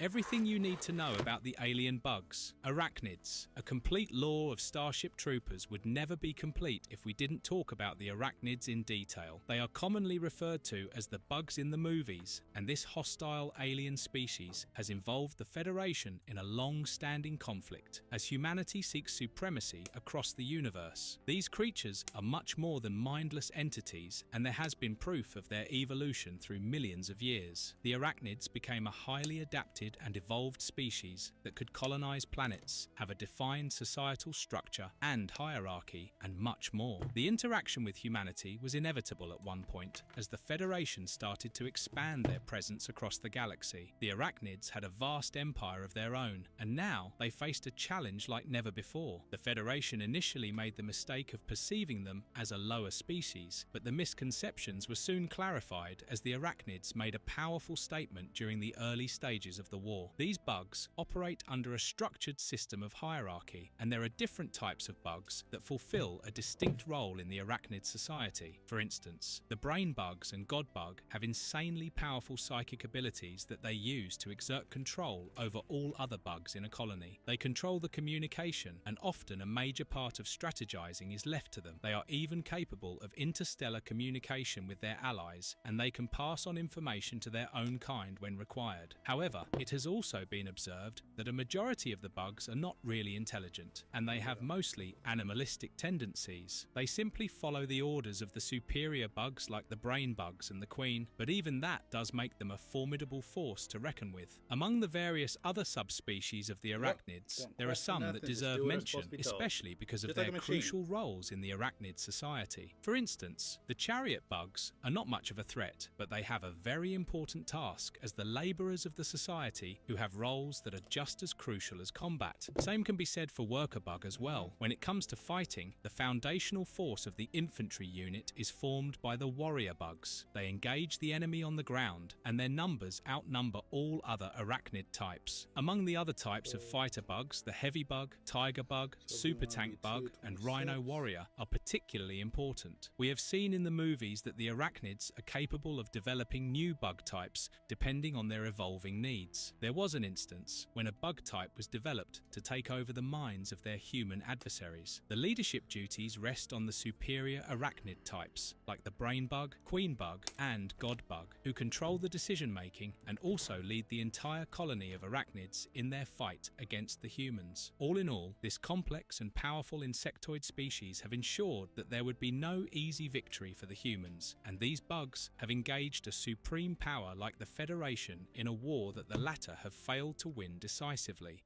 Did you know about the Starship Troopers game? Of course, a franchise as successful as Starship Troopers has a video game adaptation, and this relatively underrated game was released back in 2023. Starship Troopers. Extermination is a first-person shooter, and it was published by Offworld Industries. The gameplay involves players who assume the role of a trooper, and there are 6 trooper classes to choose from. We also get an insight into various types of bugs, many of whom are introduced later in the game. The matches see the players being deployed in various planets from a dropship, and the task usually involves exploring the terrain that is teeming with bugs on many occasions. The players must complete the missions and also create a base that can be defended from the bugs. There is also talk of a mode that will be introduced featuring General Rico, who will be shown as a wise and watchful figure who looks over the young troopers and their missions. What is even more exciting is that the addition of Rico in the gameplay is also going to be canon, as reported by the publisher.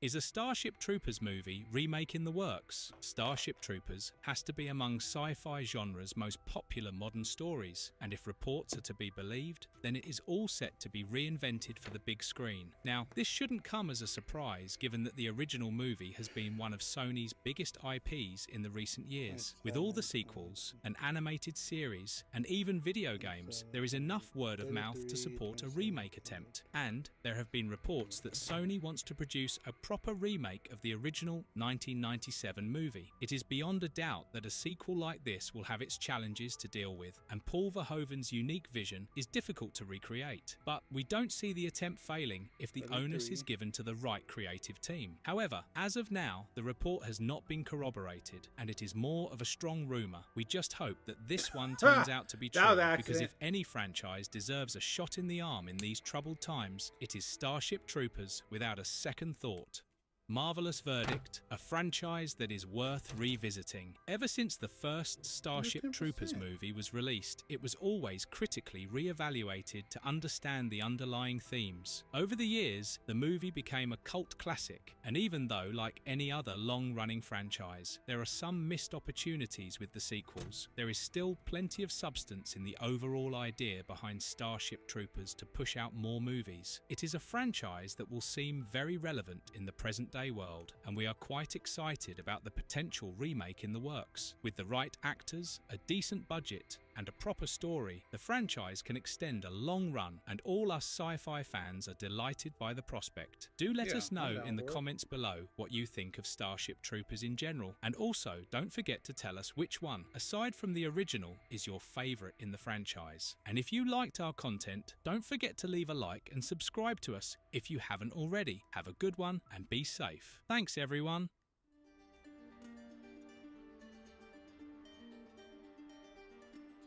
Yeah.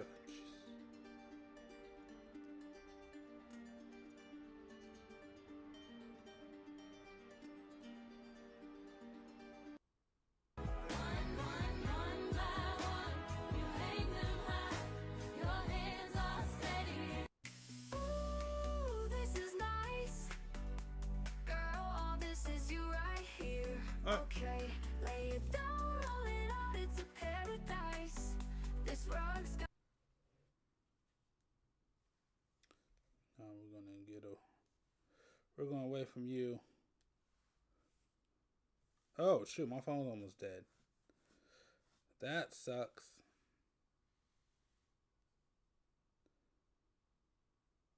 Oh yeah. Well, hey Gundam Maniacs, welcome to another episode of Gundam Explained. In this episode, we're going to be looking at a sequel in Universal Century that goes far, far, far forward past G-Savior, almost like a G-Savior sequel, and it brings back the original Gundam. Provided by Zeonic Scanlations, link in the description below. The one-shot story that technically takes place after G-Savior, see note about these colored pages later on in the thread. Originally serialized in the pages of Gunpla Ace back in 2017, this one shot was part of a contest that was offered. The colored pages that follow weren't serialized in the magazine and instead come courtesy of the parody magazine Ori Robo Mechanics P, which is a parody of Great Mechanics magazine. At any rate, I figure fans would enjoy this since not even everyone's favorite source of misinformation, the wiki, has anything on it. And interesting because someone says, is this our furthest point in UC or is the G-Savior game still further than this? Probably the furthest point, to be honest. But the artist wasn't aware of Gaia Gear or G-Savior when crafting it for the magazine. So how much of a sequel is it to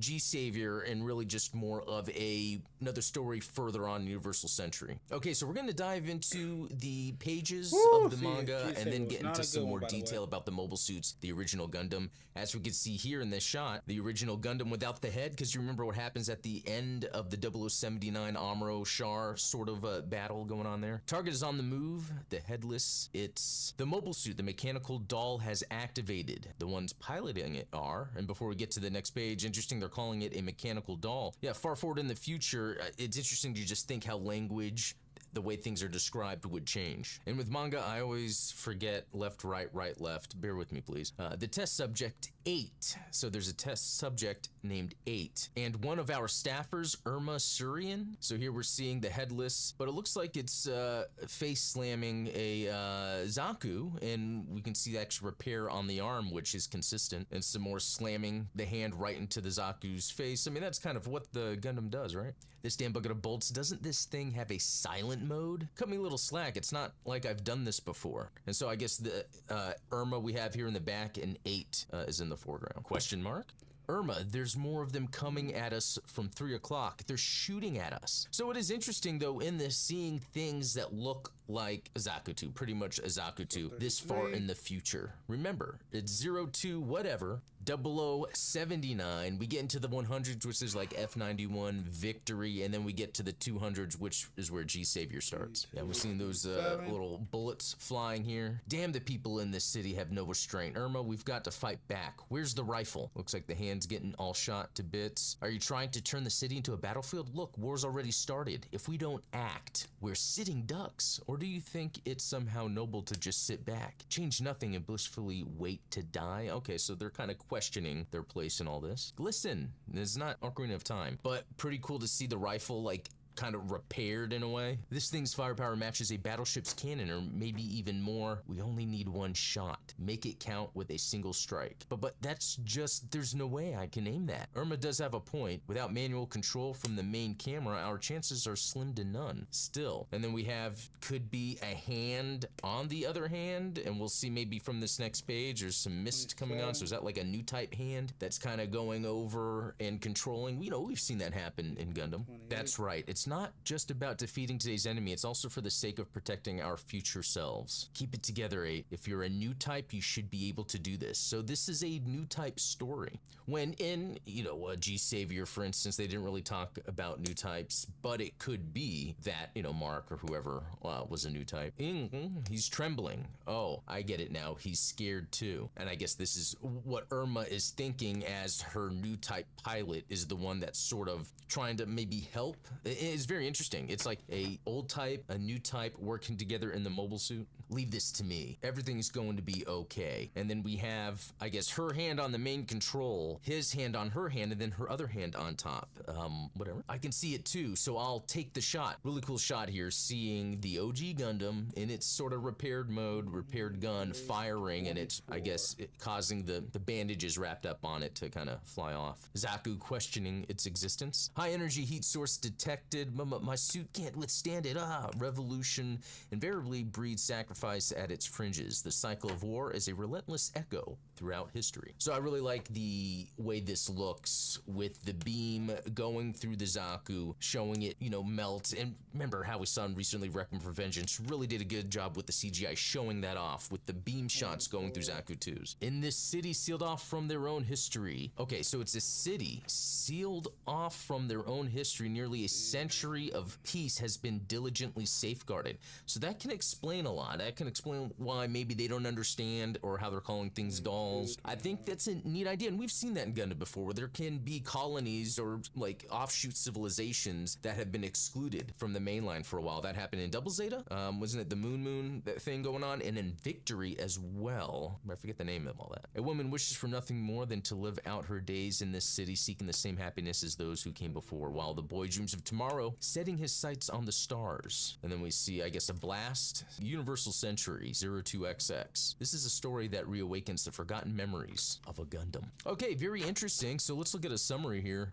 Revolution invariably breeds sacrifice at its fringes. The cycle of war is a relentless echo throughout history. So that's like the main thing here, which is, I guess, normal for Universal Century. So we're in line there. Humanity, unable to learn from its past, has sealed off its history. In this city, nearly a century of peace has been diligently safeguarded. Our story unfolds in a particular colony, one that has carved out its history after gaining autonomy from the Earth's governance in Universal Century 02XX. Born and raised in this city and now tasked with its protection, Irma, an employee of the Information Control Bureau, is a woman of conservative principles. This city teaches that happiness lies in unchanging continuity. And like her predecessors, she wished for a life lived and completed within its confines. Distortions arise even in such a setting. The Information Control Bureau was on the trail of a boy named 8, spreading the heresies of an older generation. The boy represented nothing less than a spark for antisocial movements in the eyes of the Bureau. In pursuit of 8, the Bureau deployed a colossal mechanical doll, mobile suit. Irma, ever valuing conservation, began to question whether this was crossing a line. Following 8's trail, she found herself in an underground factory of the city. There, a headless white mechanical doll lay dormant. So, in a city, underground factory of a city is where this mechanical doll lay dormant. So I don't know if we're going to learn by reading this more. Was this maybe the original Gundam after everything had happened had been moved to another location, or could the city been built on top of an older generation, which happens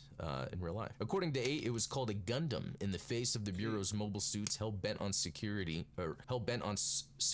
8 with blatant disregard for the city's destruction. Irma's surging anger finally awakened the Gundam. Interesting. So 8, a boy estimated to be around 12 years old, had been in cryogenic sleep for over a century. Wow, so over a century. So this could be a test subject during maybe the Principality of Zeon at the Flanagan Institute, or, you know, others, you know, just like the Plague Clones, you know, and how they have their numbers as well, and somehow maybe forgotten about. He claims to be a new type and often uses terminology from a bygone era. Yeah, that is really cool. After awakening, he found himself confined in an experimental facility by the Information Control Bureau, but managed to escape, becoming a fugitive. Currently, he lives with the children in the old city, the slums. Despite his small stature, he is quite energetic and speaks with a maturity beyond his years. With unique sensitivities of a new type and knowledge from the past era, he will have a significant influence on the children and Irma as the story unfolds. Cool. So yeah, here's 8. Yeah, very childlike there. You know, with the color of the hair and the eyes, I guess that, you know, being a unique look kind of helps with it being a new type, this character. And then we have Irma Surian.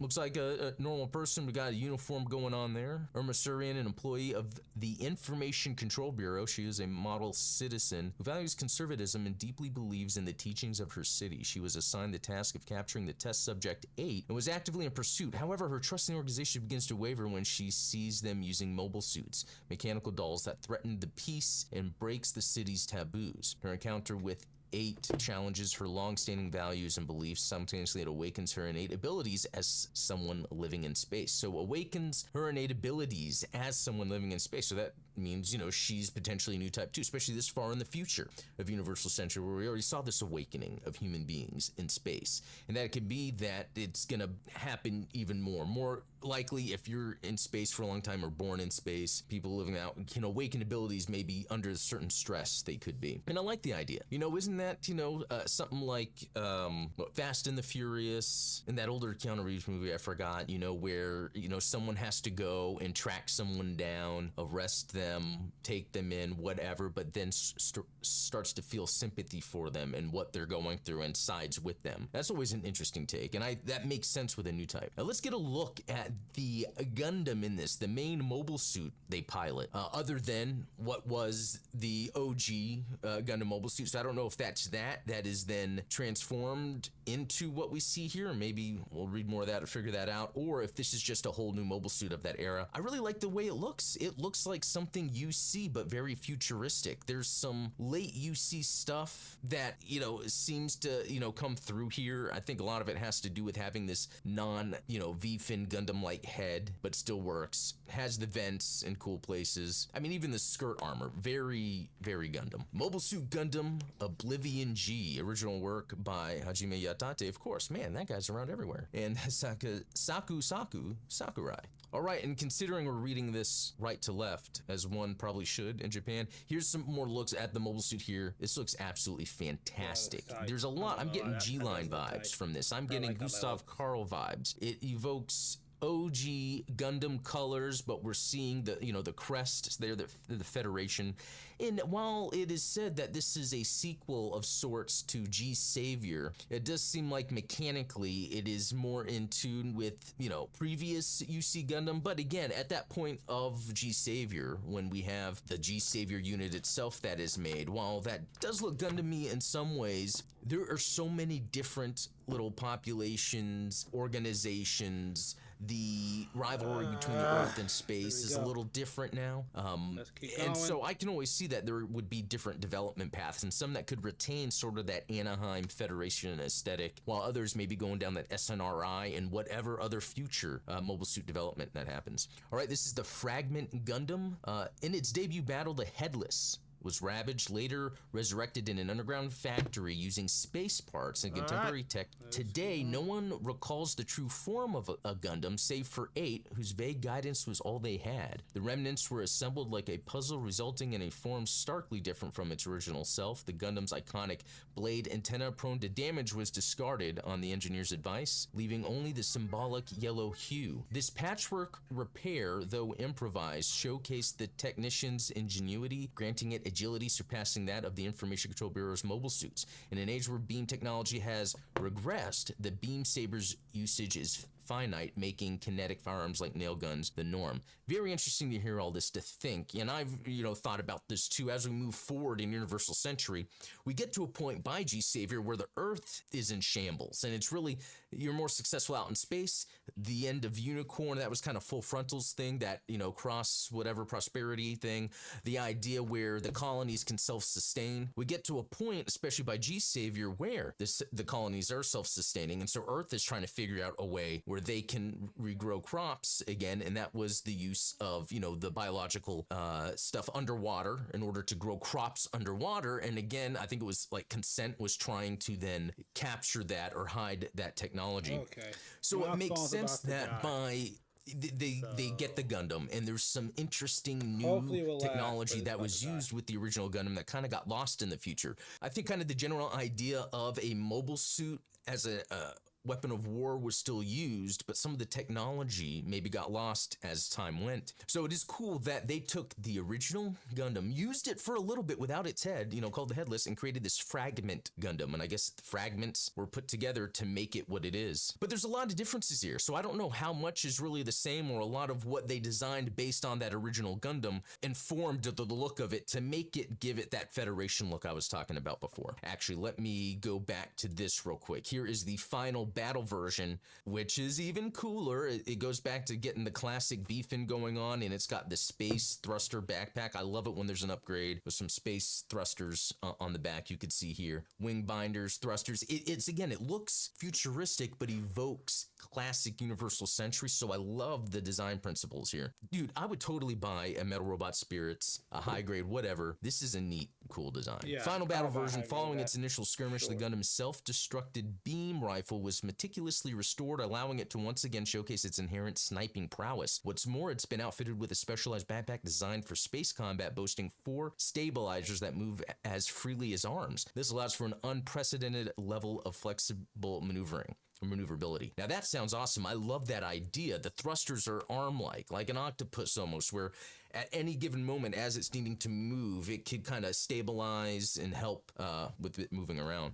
Let's look at some of the details that could answer some of the speculation that I was just throwing out there. With the film's release on the horizon, anticipation is undoubtedly mounting. Could you share with us the journey behind this project and the intentions imbued in the work? Now, as far as I know, there's no film, unless they're talking about some other film, but it could be part of the parody of being a parody magazine, that this is like a what if it really happened sort of thing. It all started with an open call from a magazine. The theme was an original Gundam story set in the Universal Century. When we talk about Gundam, it's generally divided into Universal Century and another, but the constraints of the Universal Century are surprisingly stringent. Even if we accept that it's a parallel world, creating something new in the gaps of that timeline is daunting. There's an overwhelming pre-existing narrative. Recently, side stories from periods like Double Zeta, Char's Counterattack, and Victory Gundam have been growing, so I wondered what to do. I decided to leap forward to the Universal Century's 200s. In this era, you've got things like Gaia Gear, G Savior, I learned about them later, funny enough, both positioned as possible offshoots of Gundam. Just saying Universal Century 200 carries a certain significance, making it easier to work with. I've always been more comfortable with original stories rather than fan fiction, so it's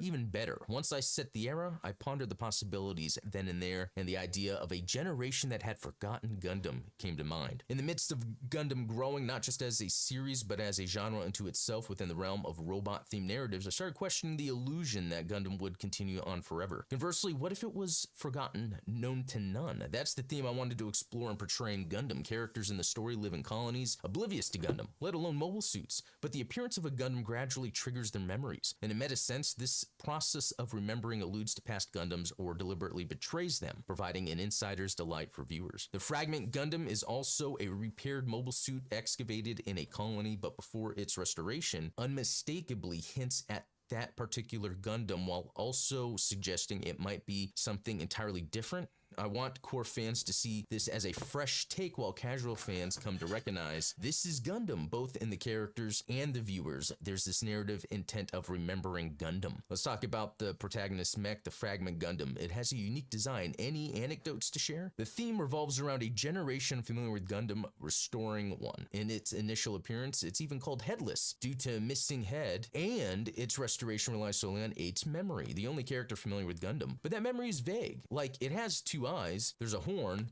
the chin is somewhat red, so the design consciously ended up entirely different from its original form before restoration. The head is newly made based on 8's memory, while the rest comprises repaired parts. It's true that you've deliberately deviated from the usual rules of Gundam part placement, like the positioning of the front skirt, the chest ducts, the cockpit, and so on, which is quite interesting. Initially, the coloring also broke away from the tricolor scheme while maintaining a good balance. The yellow section in the forehead is a painted representation of the horn, symbolic of Gundam. It's as if the mechanics compromised, assuming the horns, though deemed necessary by 8, would definitely break. However, in the final battle version, it remembers its usual colors and regains the horns, which that's cool. Tell us about the dual protagonists, 8 and Irma. 8 is the only new type who knows the Universal Century and serves as the story's guide. His tales of the past Universal Century are so far-fetched from the present that they're initially dismissed as tall tales. But with the appearance of the Gundam, his story slowly gained credibility. Irma is swept up in these developments, a central figure. Since it's a story about remembering Gundam, it progresses primarily from Irma's perspective. I aim to create drama by clashing 8, the new type advocating humanity's innovation, with Irma, who prioritizes conserving her immediate surroundings. Initially, in the project planning, Irma was conceived as a young man and 8 was a young girl. However, our supervisor commented that the motives were too transparent. Irma echoing Bright and 8 Amuro, okay, leading to a gender swap for both. That's when it struck me. Older girl, younger boy, this could work. Sure enough, reversing their genders oddly made the characters more endearing and facilitated the drama construction. The characterizations of a cheeky 8 and a stubborn Irma became clearer, I believe. And that is very interesting. What do you think makes them appealing? First, let's talk about Irma. She's portrayed as an average person representing the story's space colony. Unlike previous Gundam protagonists who have been depicted as new types, individuals with heightened senses, Irma is the antithesis. She cherishes old traditions, fears change, and seeks to protect her immediate surroundings. Though she resides in space, her mindset aligns more with Earthnoids, what you might call an old type. On the other hand, 8 exhibits the sensibilities typical of a Gundam protagonist. He clashes and flaunts this nature. There's a desire for self-validation in him derived from his new type status, combined with the sensibilities of modern youth. While he may jest about Irma being old-fashioned, he grapples with his identity, struggling to define himself beyond being a new type. Interesting. In terms of piloting the Gundam, it was more of a happenstance that Irma became the main pilot. She isn't particularly suited as a pilot. It's only with 8's support that she can barely match a Zaku. I doubt her stats would be of much use in a Super Robot Wars game. The comic did depict their initial battle as quite disastrous, not knowing about the beam saber and using the beam rifle as a blunt weapon. To demonstrate what it means to be unfamiliar with the Gundam, I've allowed Irma, despite her appearance, to make various blunders. Like that teaser scene where she inadvertently fires the beam rifle inside the space colony, piercing a hole through it. Ah, so that explains that part we saw in the comic. I wasn't too sure what was going on. The collective mutterings of, "she really did it now," from the audience really made me feel we nailed that moment. Speaking of character setups, the self-proclaimed new type 8 who escaped from a research facility, there's a certain ominous aura surrounding that name. Can you comment? 8 from the very first battle showcases matured new type abilities. He can project visions outside the cockpit to others, in this case Irma, and even sees control of their bodies. I took the liberties to amplify new type capabilities we've seen in prior Gundam series, ensuring they remain within the boundaries of believability. And there's a twist. He might not truly be a new type. There's a certain breadcrumb trail I've laid out. I might sound quite forthcoming here, but I've embedded multiple dues throughout the story for audiences to enjoy piecing together. Okay, so that's, that shot that we saw where it kind of melted through the Zaku, and that also broke through the colony, because they just don't know. It's just like with Amuro's first attack of the Zaku exploding in its nuclear reactor, piercing a hole through the colony. Could you expound on the organization opposing these two, the Information Control Bureau, and what instigated their pursuit? In the narrative, they are the custodians of the space colonies, though they originally branched off from the former Colony Public Corporation, the Information Control Bureau initiated extreme information restrictions aiming to erase concepts altogether to prevent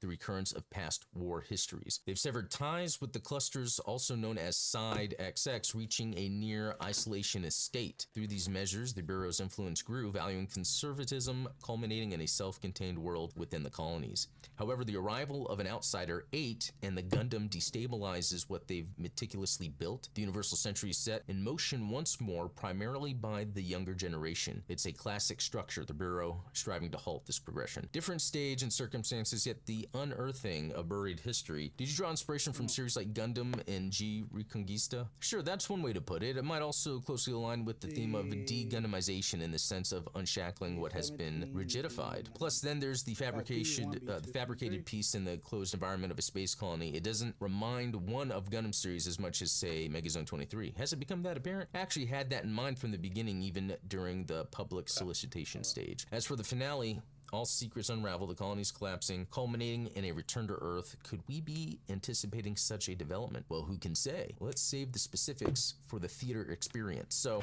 this again goes back to, is this like a parody of, oh, here's this, we've created a movie of the story that's coming out, which would be awesome, why joke about it? Or was this a plan? I wasn't too sure from Diki Chu's tweets, although he did say it was a parody magazine that had this information. All right, the headless, let's get a good look at this. So it's really cool. The original Gundam with, I guess, yeah, even the blue down here on the feet. We see the repaired arm, shoulder missing, no head, just one beam saber, repaired gun. A white mobile suit that was dormant in the underground factory. Its head is lost and its left arm and cockpit have been repaired with parts from other mobile suits, earning it the nickname Headless. With a sword of light and a gun of light. That's a cool name. A machine that bears striking resemblance to the Gundam lost at Abawaku. It might not be the original, but possibly a replica. Later, with advancements from this era, it gets retrofitting its head among other parts. With both Irma and 8 combined, it culminates into a sharpshooter possessing the mightiest eye and the most formidable gun. The gun of light, aka the beam rifle, has been extended into a long barrel, tailored for sniping. However, due to its age and wear, it self-destructs upon a single shot, which we saw in the manga. Now, it's very interesting seeing these Zakus, but let's read this. Roku, I have one of those. Roku Shiki, Model 6, once referred to as a Zaku, prepared by the Information Control Bureau for quelling riots. To minimize collateral damage in urban settings, it primarily focuses on close quarters combat, employing a nail gun and an axe. So it's interesting that far in the future, they're still building Zakus. So maybe somehow, some way, there was still the plans or the information on these Zakus, and just for the purpose of quelling, not like full-on combat in war, but just for quelling, they're like, okay, these Zaku 2s maybe could be cheap to produce and useful for that, maybe. All right, so that just about does it. That was very interesting to read, you know, a further story in Universal Century that goes beyond G Savior. The fact that we have a new type that had been in cryo since during maybe that whole, you know, Axis or Xeon and, you know, Federation time period, going beyond F91, beyond Victory, and beyond G Savior, and even bringing back the OG Gundam. To be honest, there's a lot of things there that, if fleshed out, could work well for a story. Yep. We have an older, and I say older because older than the boy, person that working for the Information Control Bureau that has to go and get this boy 8. This boy 8 happens to be a new type, and they happen to salvage this old Gundam that he's familiar with because he's been around during that time period. And for everything else in the world would be new. We would have characters reacting to the old concepts the audience would be familiar with, while we would have the character like 8 reacting to this new future world he's in, where people don't recognize what's going on. And how are new types recognized at that time? Because it seems like after you know, late UC, even though, you know, especially what we see in Hathaway and sort of F91, I guess it's true. It's like the new types are still talked about in a way, but it's very like under the table. It's not like out in the open. You know, you wonder if that is a coordinated effort by powers at B to just make sure that people aren't taking advantage of that, so they're not just popping up somewhere and then taking over or something like that. But I mean, it's a unique part of Universal Century having the new type, and I like how the author was talking about trying to keep it as believable as possible. But I think Gundam Universal Century has done a good job adding to like new type mythos and making it very interesting. I just love the designs. I would get get a model kit of the headless, of the fragment Gundam, and then the final battle version. All of that stuff looks sick. It reminds me, for some reason, of like that Double Zeta prototype, and I have the Metal Robot Spirits. I would love to get like a Metal Robot Spirits of that final battle version. That looks so good. Anyway, let me know what you think below. Are you interested in these sort of sequels to Universal Century? I feel like they could keep going forward, as we still get stories in the One Year War, and to be honest, I like it. I enjoy it. But it is a neat idea to be able to go far forward into the future, but bring back certain elements. And this whole stasis, cryo, or whatever that a character can be in, from that sort of Xeon and Federation legacy into the far future. That's very interesting. Anyway, y'all, thanks for watching. Let me know what you think below, and thanks for all the supporters that make this possible. Also, check the links in the description for ways you can support the channel. Shout out to Art Rovo Gundam for making all of this possible. We're almost out. We're almost out of the space. We're almost out. It's about to die.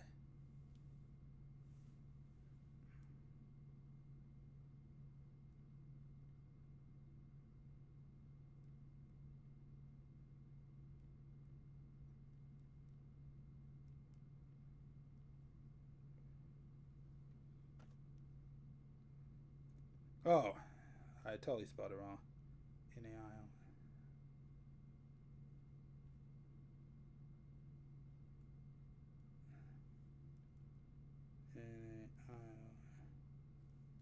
There we go. That's it.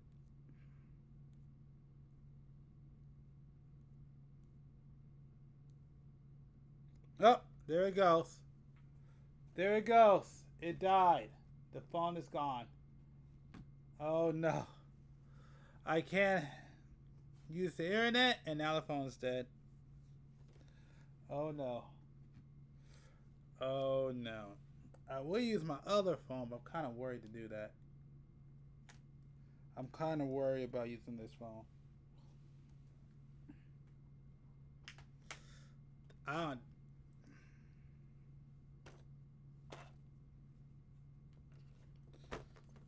So, yeah.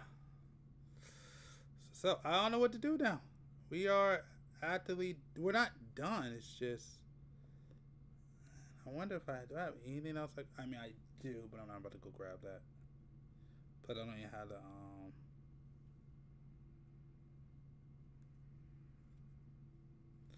yeah, no, I can't use that one. This one's the safest one I use, because if I use my other phone, I could possibly dox somebody, and I don't want to do that. I don't want to put my people's information on the internet. So we're not going to do that. So I'm going to just keep talking and figure out, because I'm almost out of here. Yeah, we're getting close. So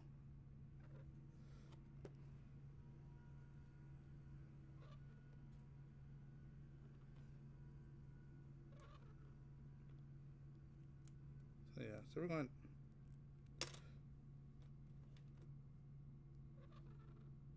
Oh, it goes in there. Right, like that, yep. And then like this. Correct. Yep. Goes in like this.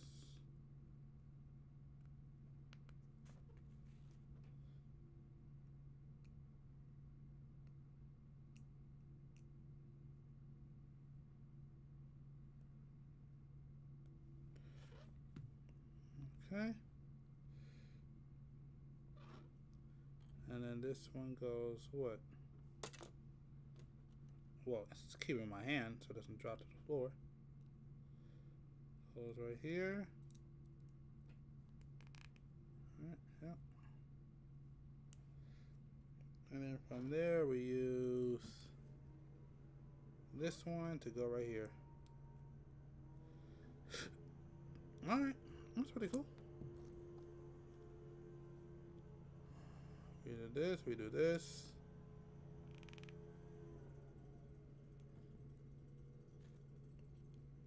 And we do this. And Yep, we are done with these. And then we do this one and this one. That's for these.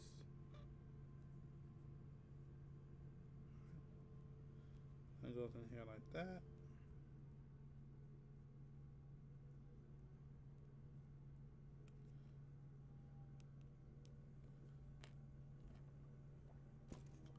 And this one goes in like this.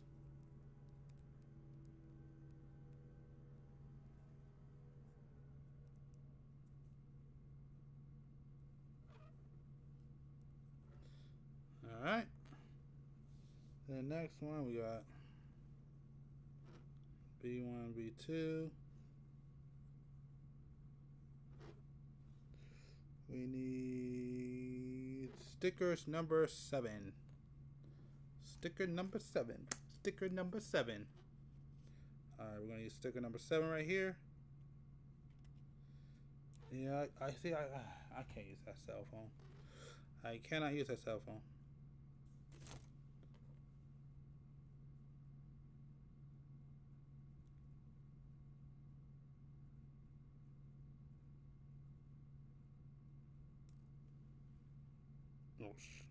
Oh, there you are. That sucked.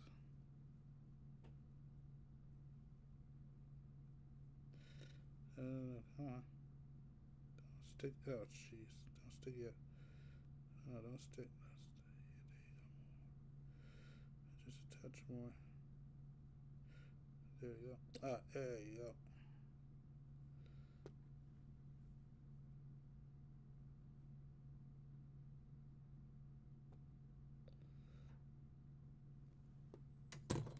Alright, I'm going to put this right here.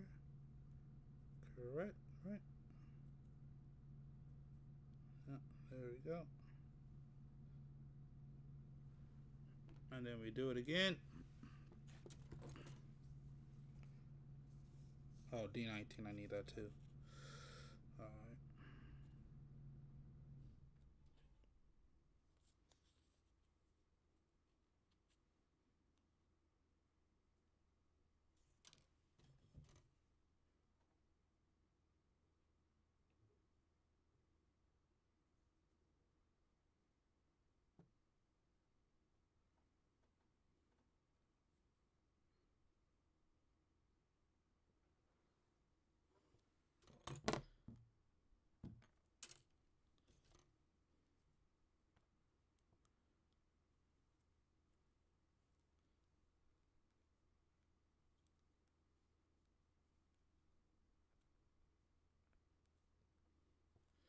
Alright. Alright, so now this is done. Alright. Okay. And I need D19.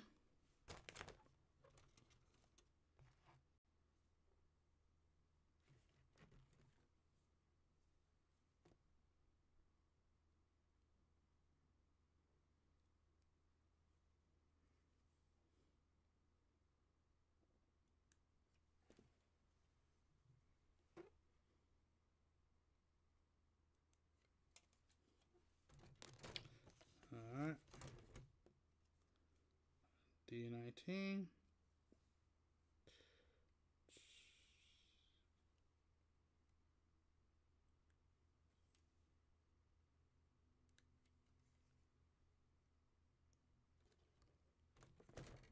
Alright.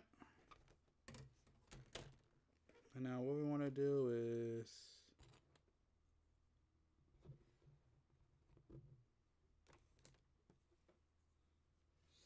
take this, right?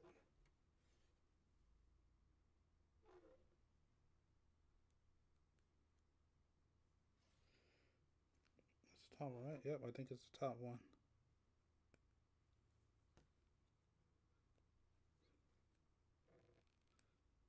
I use the top one there. And then we want to use this one right here, correct? Wait a minute, hold on.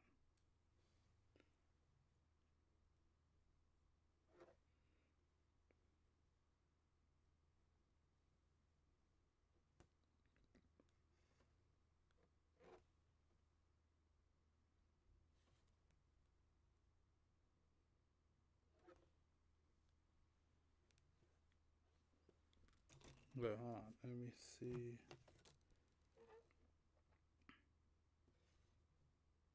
Do it this way. Did they both come in here or just one?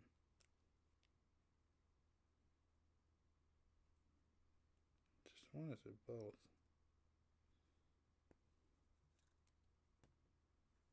Oh, it's both. Okay. No, is it both?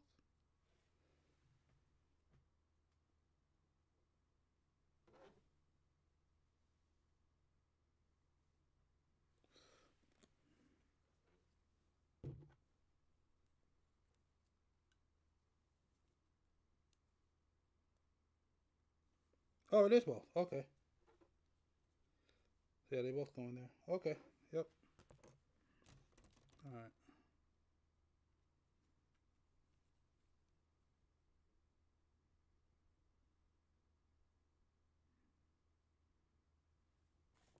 So I was wondering, I'm like, well, it was just once. No, it's both.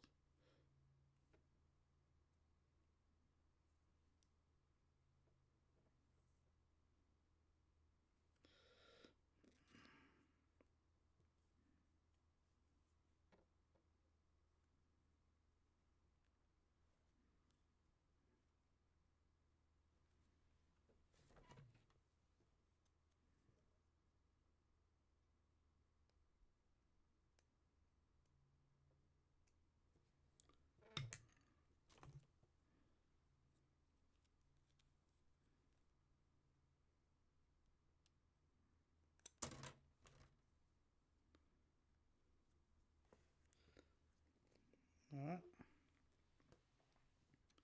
So there we go. Cool, cool, cool. All right.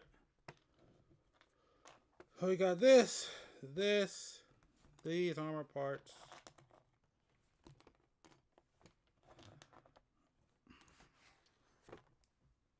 All pretty much ready to go.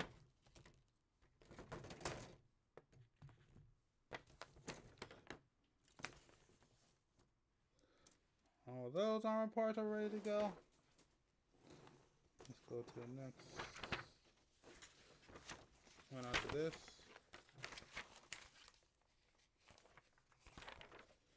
Ooh, do I want to do the backpack or do I want to do the weapons?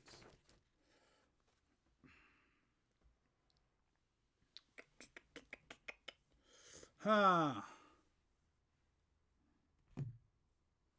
I kind of want to, no, because they both go together. I think I kind of want to do the weapons first.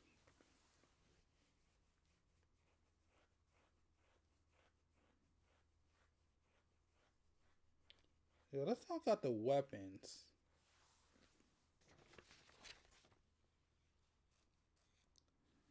Yeah, let's knock out the weapons and then we'll come back. And then finish up with the backpack. Whew. Alright, wait a minute. Let me... Oh, jeez. Is it charging? How much do we have? It's at 10%.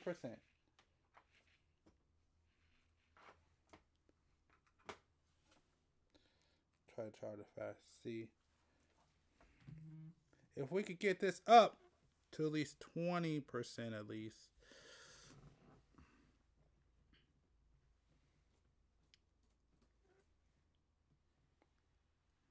So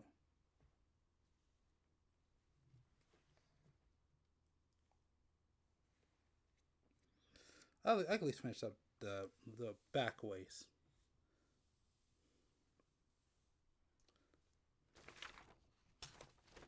Where's the other runner though? No. Where's the D? Where's the D? Where is the D runner? Or is this one? I'm missing one.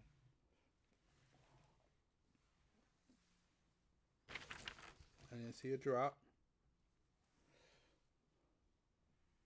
Oh, there it is. It's underneath. Because I had to find a D, which should be easy to find. But it was underneath. I know they say you shouldn't do it this way, but forget it. I want to get this done. I've been at this for a very, very long time. And whoo! If I ever go back to real grades, it's going to be brutal.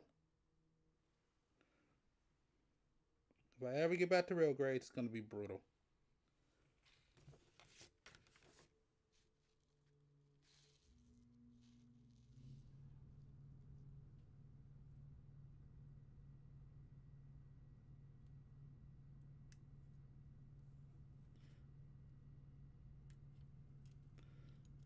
I do 18,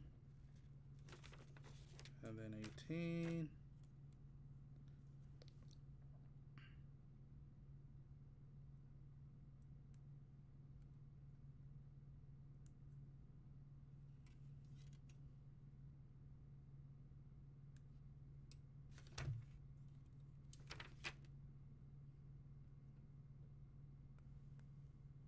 Yeah.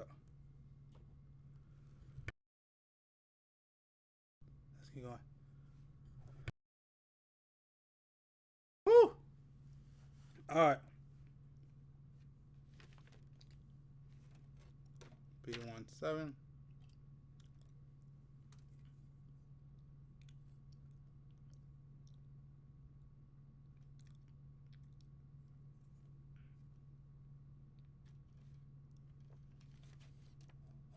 B27.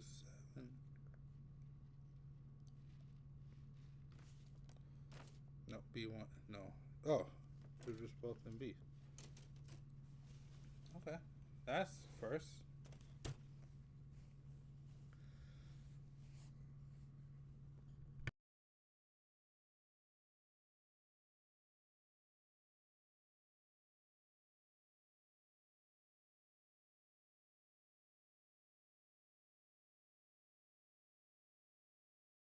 All right.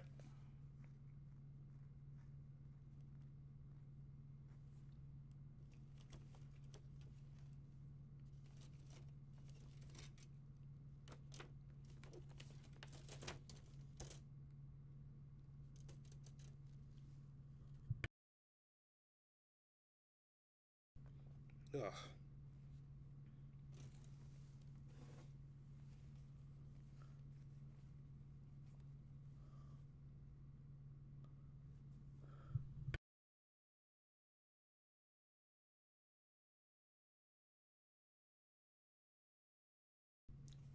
Oh.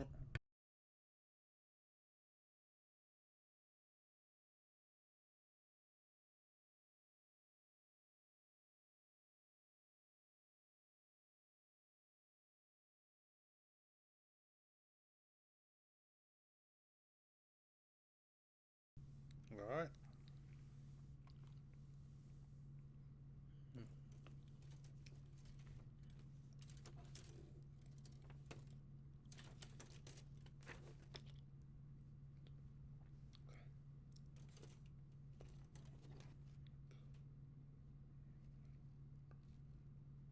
Oh yeah. Duh. No. Wait a minute. Hold on. Oh, there they are. No, I need B1.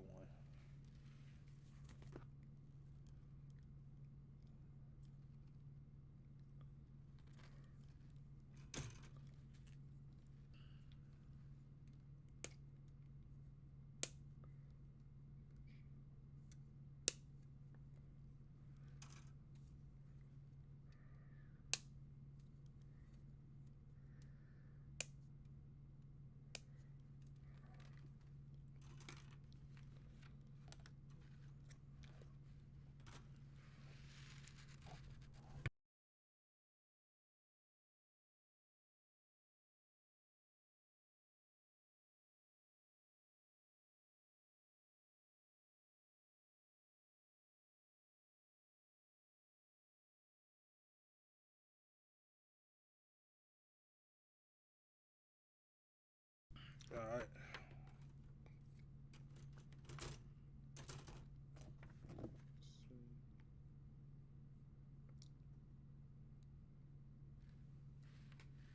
This,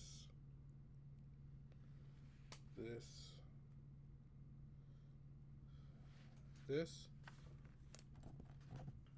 and this,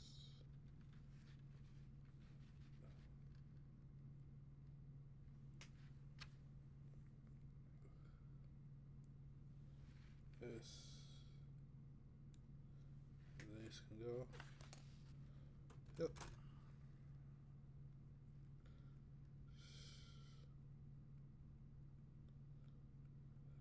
Out of here.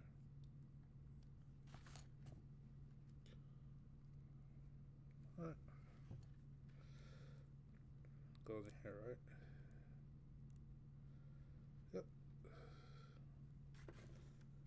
D18.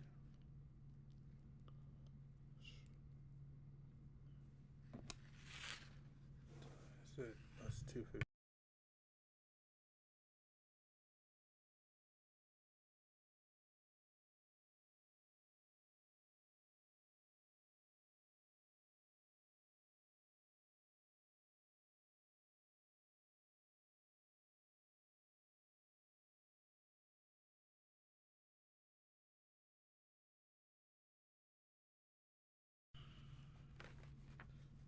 C24.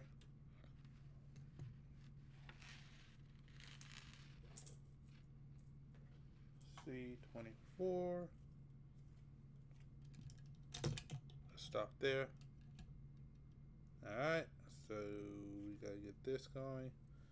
Alright, let's see. C24. Chop you. Get done with you.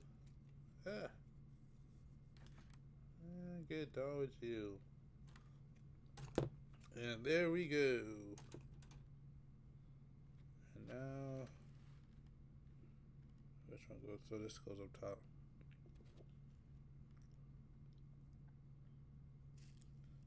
And these go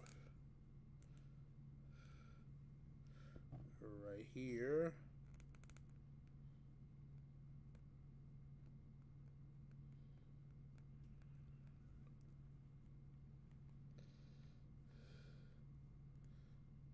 Okay. And now we got the waist done. Alright, let me go ahead. Dang it. I need to do it better.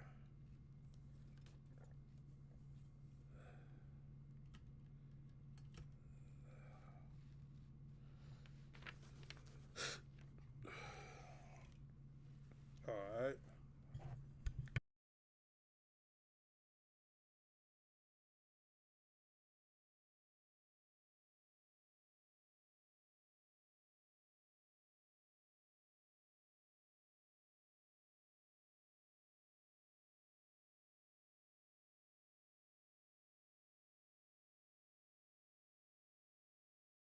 Alright. Yeah, we'll do the backpack last. I don't want to do an order.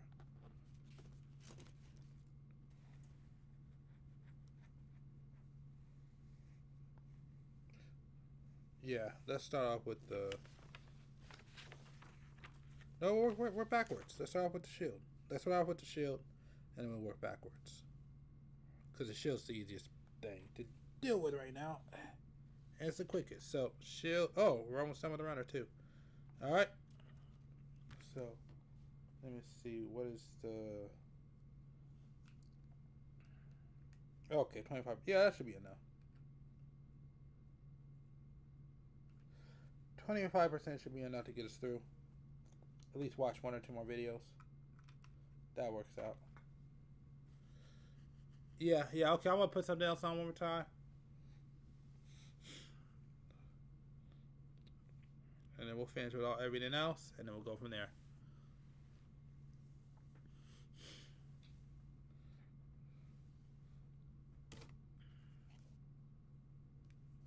Like what somebody says, like Legos.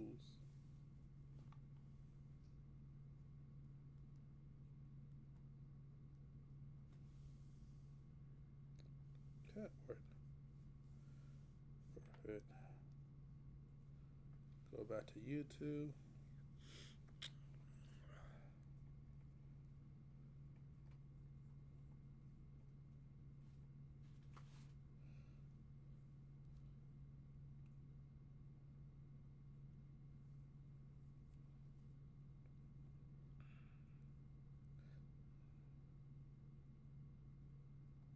I think I did a recommended from this, but forget it. We'll watch it again. Why not? Welcome to the deep dive. Hey there. Welcome to the deep dive. Hey there. Today we're plunging into some.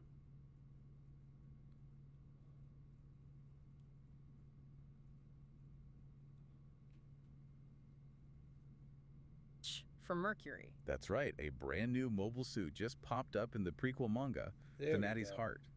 And, well, not only is the design really intriguing... You can actually build it soon. Exactly. A model kit's coming. We are talking about the Gundam Neon. So, our mission for this dive, let's unpack what we know about this mysterious suit and get into the details on that upcoming Gunflaw kit. Okay, sounds good. This is AI. So the Gundam Neon, Pretty good. appeared in the manga series Mobile Suit Gundam, The Witch, from Mercury Vaneta's Heart. Which is the prequel, right? Set before the anime series we all watched. Correct. It actually just showed up pretty recently, like near the end of chapter 15 in the manga. And the design is what really grabs you, I think. Oh, definitely. It's by Wataru Inada. Now, he also designed the Gundam Ferrict in the main anime. Yeah, I remember the Ferric. But the Neon, it looks, well, completely different, sort of unexpected, you know? It really does. It's mostly white, but with these sharp blue highlights and accents that look kind of yellow or maybe gold. Mm-hmm. People online have been calling it sort of angelical but sinister, which is a really interesting description, especially given its role, maybe. Yeah, that's a good way to put it. And it definitely stands apart from the other Gundams we've seen in Vaneta's Heart, like the Elfrith types. Yeah. Really unique look. And speaking of getting a good look at it, the big news that dropped, the thing everyone's talking about, is Bandai Spirits announcing a model kit. Yes, a high-grade 1144 scale kit of the Gundam Neon. Which, you know, for Gunpla builders, that's exciting. HG kits are like super popular, good detail, but not overly complicated to assemble. Right, that sweet spot. And the key thing here is that this kit features completely new molded parts. That is significant for a brand new design. Totally. Means they're not just reusing old bits, they're making entirely new molds just for the Neon to capture its unique shapes accurately. So, we can probably expect really good color separation and the kind of great articulation we've seen in the other Modern Witch Pretty from crazy, Mercury right? HG kits. So you can get some cool poses out of it. Definitely. Okay, so specifics on the kit. The price is set at 3,300 yen, tax included. But... All right. We just finished one. It's done. This is out of here. Oh, no, it's not. No, it's not. Hold on. Wait a minute. No, it's... Oh, we don't. Forget it. It's going to be right now. Forget it. All right, see where it's going to go. All right, take that back. And I take it back again. All right, see where it's going.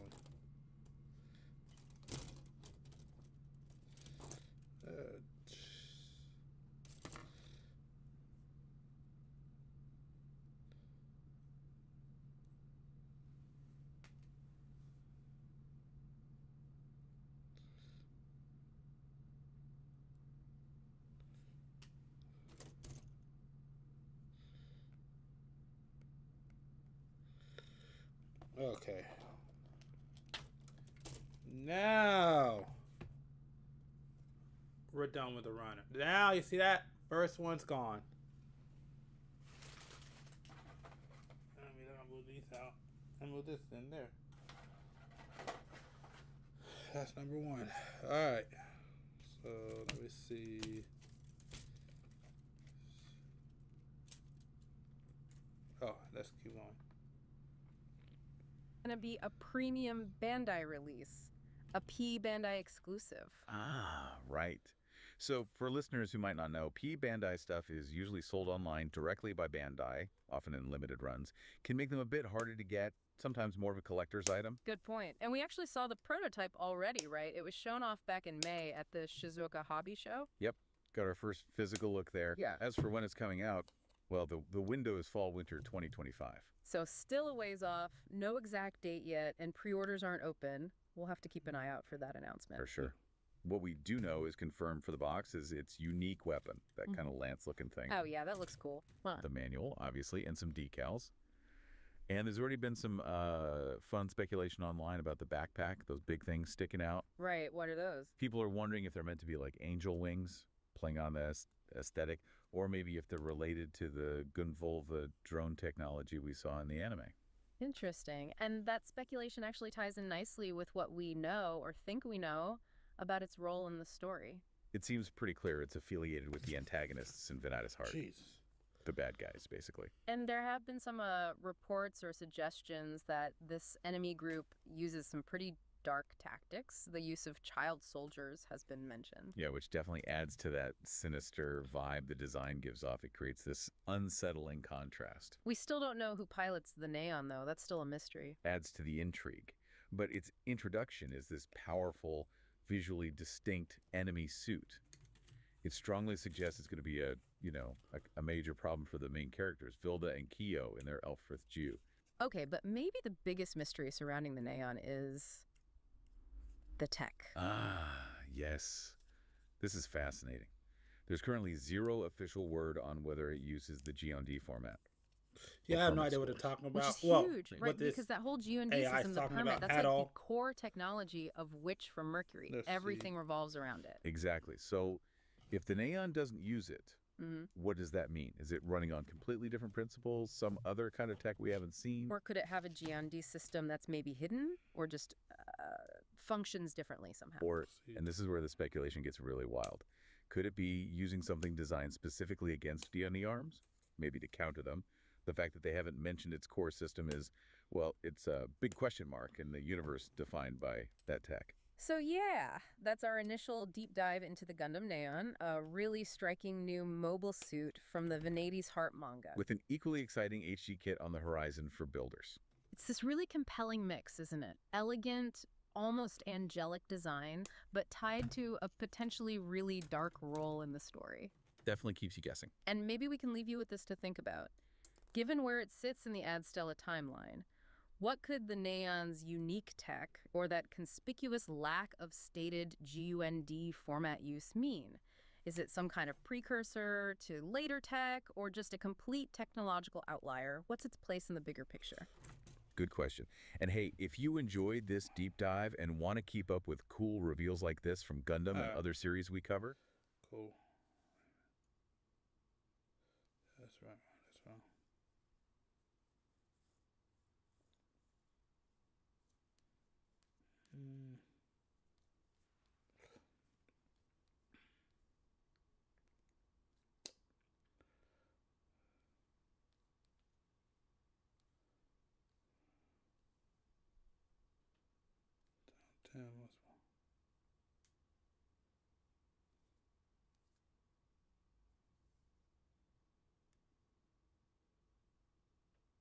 Right way on Kraken Pro.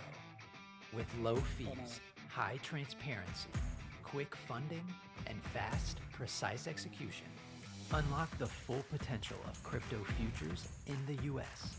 Trade futures the right way. So, yeah.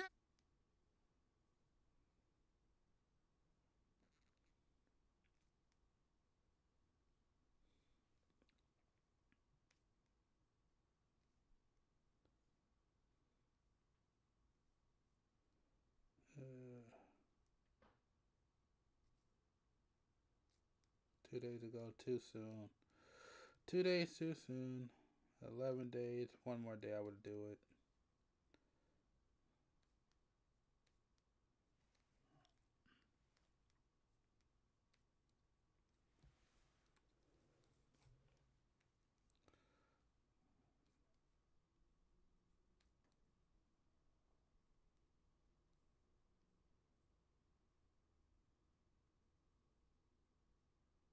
Uh, 2 hours. So I want to do 2.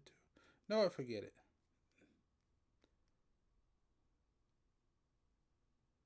Okay. No, yeah, we'll watch this one. Let's watch this. It's fine. I guess we won't watch it. Did it go there? Okay.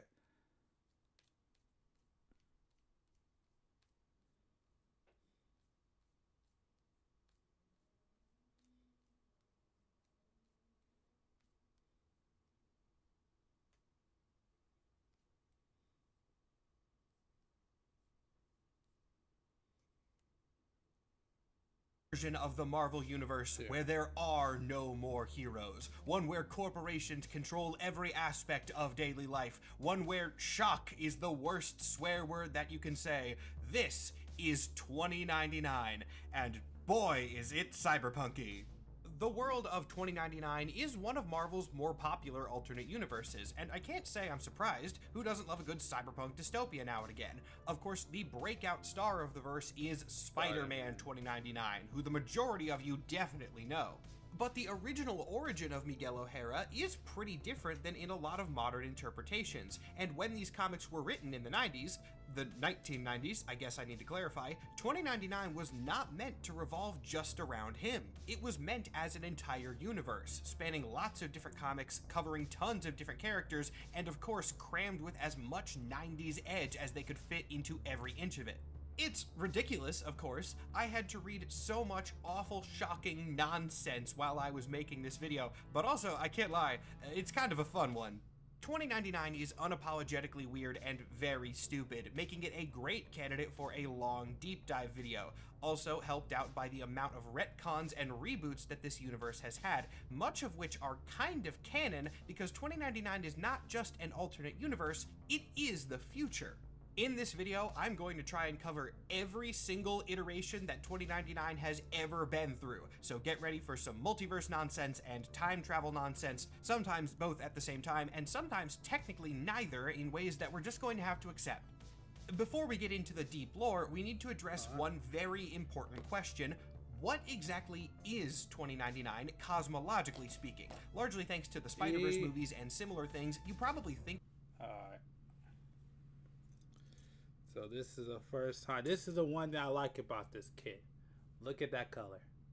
I know you can't see it, but this color looks a lot more amazing in person than what you're seeing on the screen. I don't think the camera's going to do any justice. But this thing looks amazing, by the way. But like I said, it is the future.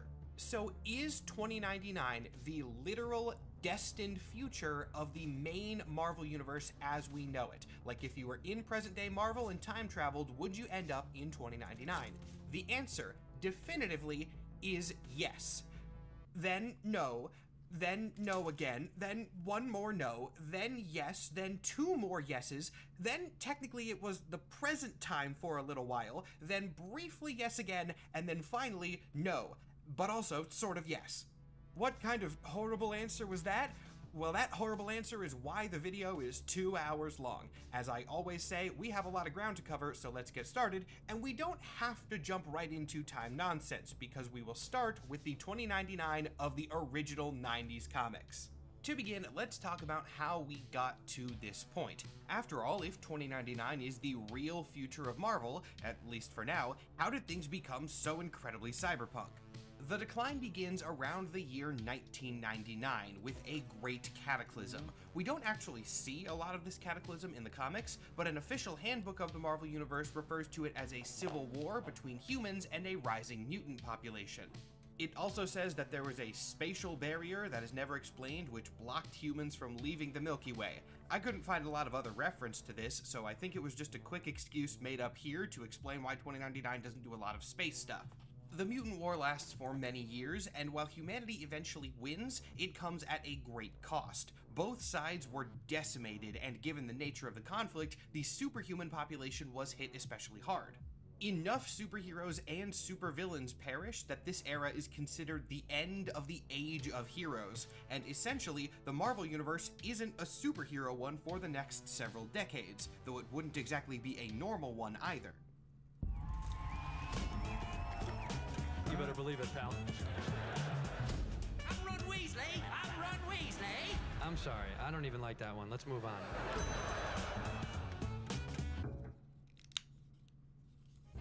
Shop fall styles at Ashley. Extendable dining pieces ensure you always have extra space when you need it. Then when it's time to kick back, sink into a comfy sectional together. Ashley has everything you need to make lasting family memories.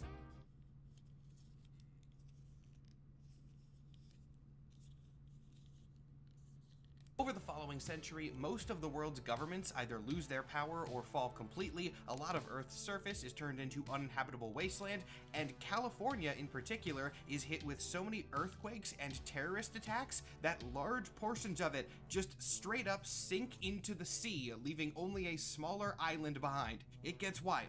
And predictably, as this is all happening, corporations are doing what corporations do and amassing as much power as they can, leading to them being the dominant force in the year 2099. You know, cyberpunk stuff. While there are many corporations in 2099, and we'll touch on a lot of them over the course of this video, the one at the top of the heap is Alchemax. Alchemax is not technically the rulers of the United States of America. There is a president and American government. They just don't really do anything because Alchemax gets to pull all the strings. From a lore perspective, Alchemax doesn't really have like a specialty. They pretty much do everything. But for our purposes, the ones that matter most in the comics are their research and development division, led by a man named Tyler Stone, and the Public Eye, led by a man very subtly named Fearmaster. The Public Eye is the police force of 2099, once again with all the power of a government organization, but technically not one. They are entirely privately owned by Alchemax. Alchemax and most of the other American corporations are based out of Nueva York, which is the 2099 version of New York City. It's basically what you'd expect from 2099 NYC, and if you're curious about the name, I don't believe the change is ever explicitly explained. However, this is just a world-building element that shows up a decent amount in these comics.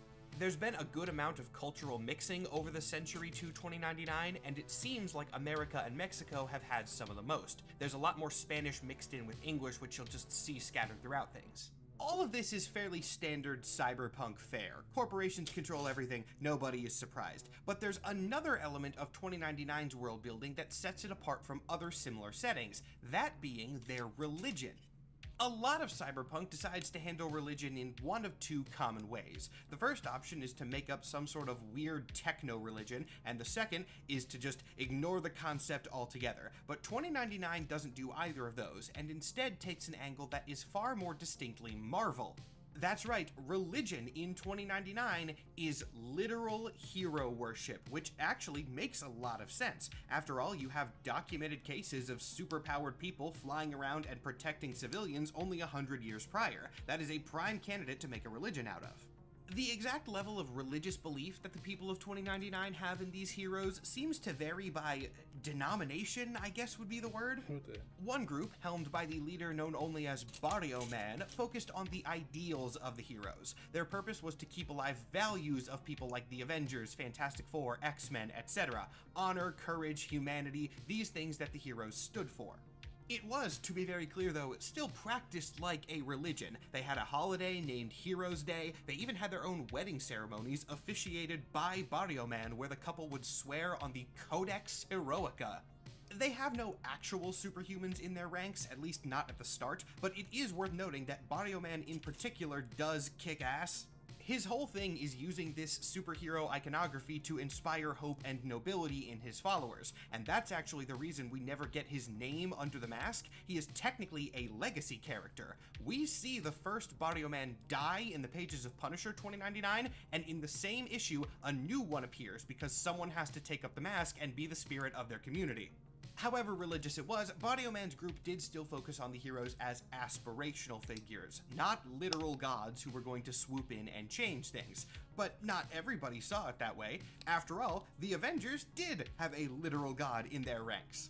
Enter the Thorites, a religious group that for one said screw metaphor, the literal actual Thor is going to appear again in a second coming and save us, and also screw subtlety. When we first see a Thorite, he is hang gliding around the city in a full costume, proclaiming the word of Thor into a megaphone.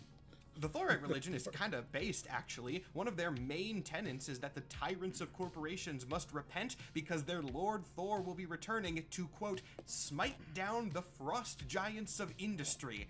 And you know what? Looking around modern day America, hell yeah, praise the Odin son. And with the Thorites briefly established, I think I've covered everything that I want to when it comes to 2099's baseline world building. We will see these elements addressed again, of course, but now that you have some simple context, we can start talking about individual character stories. As I mentioned in the intro of the video, 2099 was never written to be just a Spider-Man thing. He was the first and most popular of them, to be fair, but the comic line released with 4 series all around the same time. Spider-Man 2099, Doom 2099, Punisher 2099, and Ravage 2099. These comics were all really interconnected. For example, in Spider-Man 2099 issue 2, we see the head of Alchemax having a video conference with a rival CEO, and in Doom 2099 issue 1, we see this exact same conversation word for word from the other side of the call. That provides us a nice little transition, so let's start with Doom 2099. This also makes narrative... Alright. Oh, yeah, I'm gonna put you back over there. Make sure it's charging. And let's keep going. The next one I'm doing is the rifle, and then after that, over there. All right, and then we're gonna end by putting together the backpack. But let's get the beam rifle done first. All right, back to it. Doesn't star a 2099 character. Doom 2099 is Doom, like the Doom from all the other Marvel stuff. The comic begins with 2 criminals on the run from a police drone, suddenly interrupted by Dr. Doom himself just magically manifesting in the desert in front of them, accompanied by one of the longest comic book sound effects I've ever seen. Doom's memory is a little bit messed up, but he knows enough to tell that he's been gone for some time. He's still the same guy though, and so in true Doom fashion, he strikes a sassy little pose, blows up the police drone in one strike, and then demands to be taken to whoever is ruling Latveria in this new time. That turns out to be a character with one of my favorite names in the entire 2099 universe, Tiger Wilde, a cyborg who has successfully isolated Latveria from corporate control and now rules it with an iron fist. Doom barges into Wilde's office, which is apparently a regular event, as some dialogue implies that Doombots try this on a semi-regular basis, but of course Victor Von Doom is no Doombot, so he puts up more of a fight. This ends, however, in something very, very rare in comics, Dr. Doom getting his ass kicked. This is, in fairness, absolutely Doom's fault for not doing his research before trying to pick a fight. After all, for him, it has not been that long, but for the outside world, technology has advanced 100 years. He is woefully unprepared to face Wilde, and his armor gets disabled instantaneously. Wilde then removes Doom's mask, revealing that the guy under there is not Dr. Doom. He looks distinctly different, he's too young, he doesn't have scars, etc., which is weird because earlier in the comic, we saw him manifest in that time portal. This will be explained later. In comic terms, it was a few years later, but for you, it's only going to be a couple minutes, so just hang on.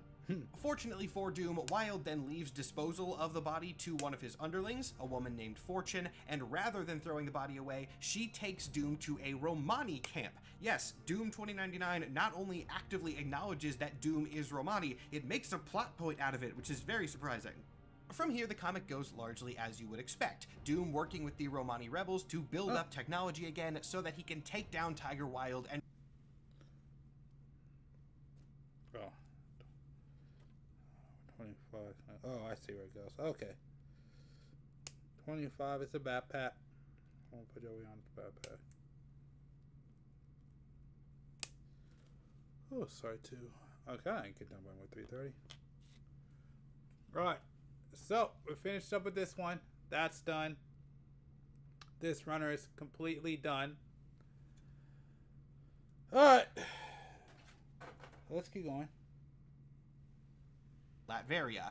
What you might not expect is how fast he's able to do this. Doom controls Latveria again by issue 4 of the 44-issue comic, which just goes to show, don't mess with Doom when his country is at stake. Then the rest of the series is Doom fighting as a monarch once again, though in this he is cast as an anti-hero for a while rather than a straight-up villain. I'm not going to go over all this quite yet because I want to talk about the origin arcs for the other 4 series, but just for the sake of you guys listening, I will explain whether he was the real Doom or not. The short answer is that yes, this is main universe Dr. Doom, but he had been fused with a different guy, leading to his DNA and that guy's being combined, and also memories of that man being infused into Doom's own consciousness. It's weirdly less of a plot point than you would think, and doesn't matter for the majority of the series. It was just a way to introduce a little bit more drama as to Doom's identity. Now let's move on to the next 2099 launch title, where we will firmly stay in anti-hero territory because this one is Punisher 2099.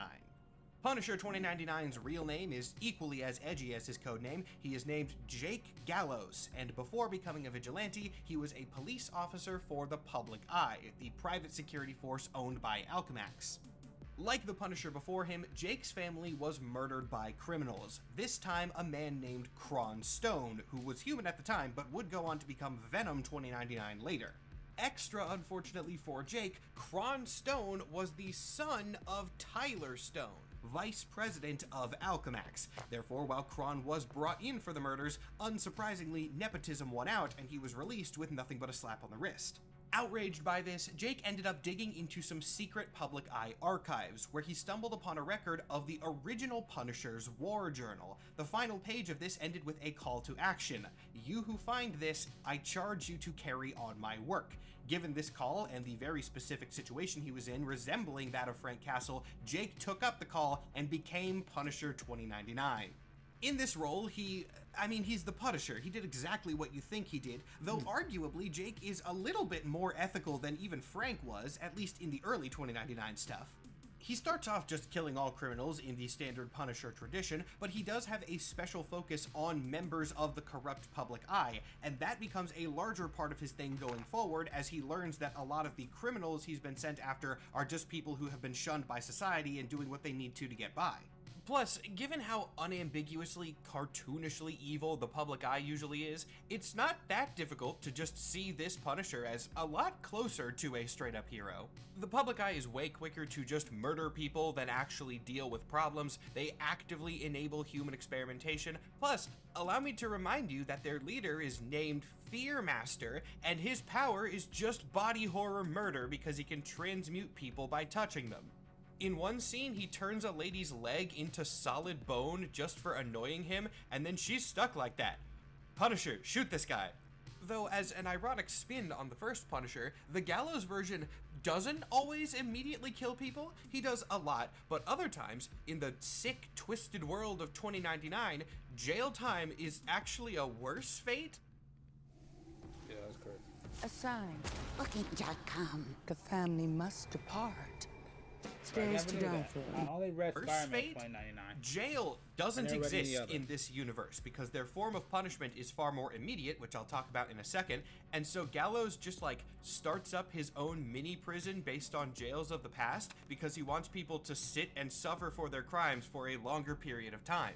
Which I guess would be one thing depending on what the normal sentences for criminals were, but it's not like they just let people off or hurt them really bad and let them go. It is specifically and explicitly stated multiple times in multiple comics that one of the main forms of criminal punishment in 2099 is this thing called gerotoxin, which ages you instantaneously.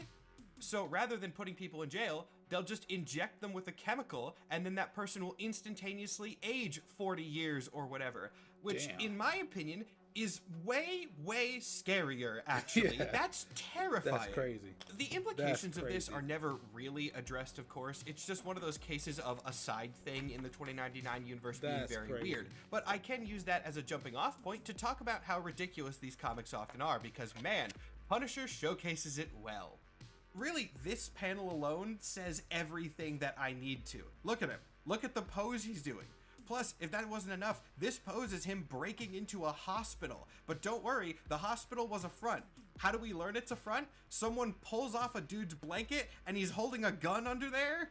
And then Punisher takes out all the attackers with a weapon called a grenazer, which best I can Grenazer. tell is just like a rocket-powered stick that shoots tasers. And every He said a 2099 comic is grenazer. like this. It's not just a Punisher thing. grenazer. Anyway, Jake That's is able a to crazy continue his name. work as the Punisher due to his own capability, sure, They but said in a no small part grenazer. thanks to staggering That kinda made incompetence me on the sad. part of the Public Eye as they try to stop him.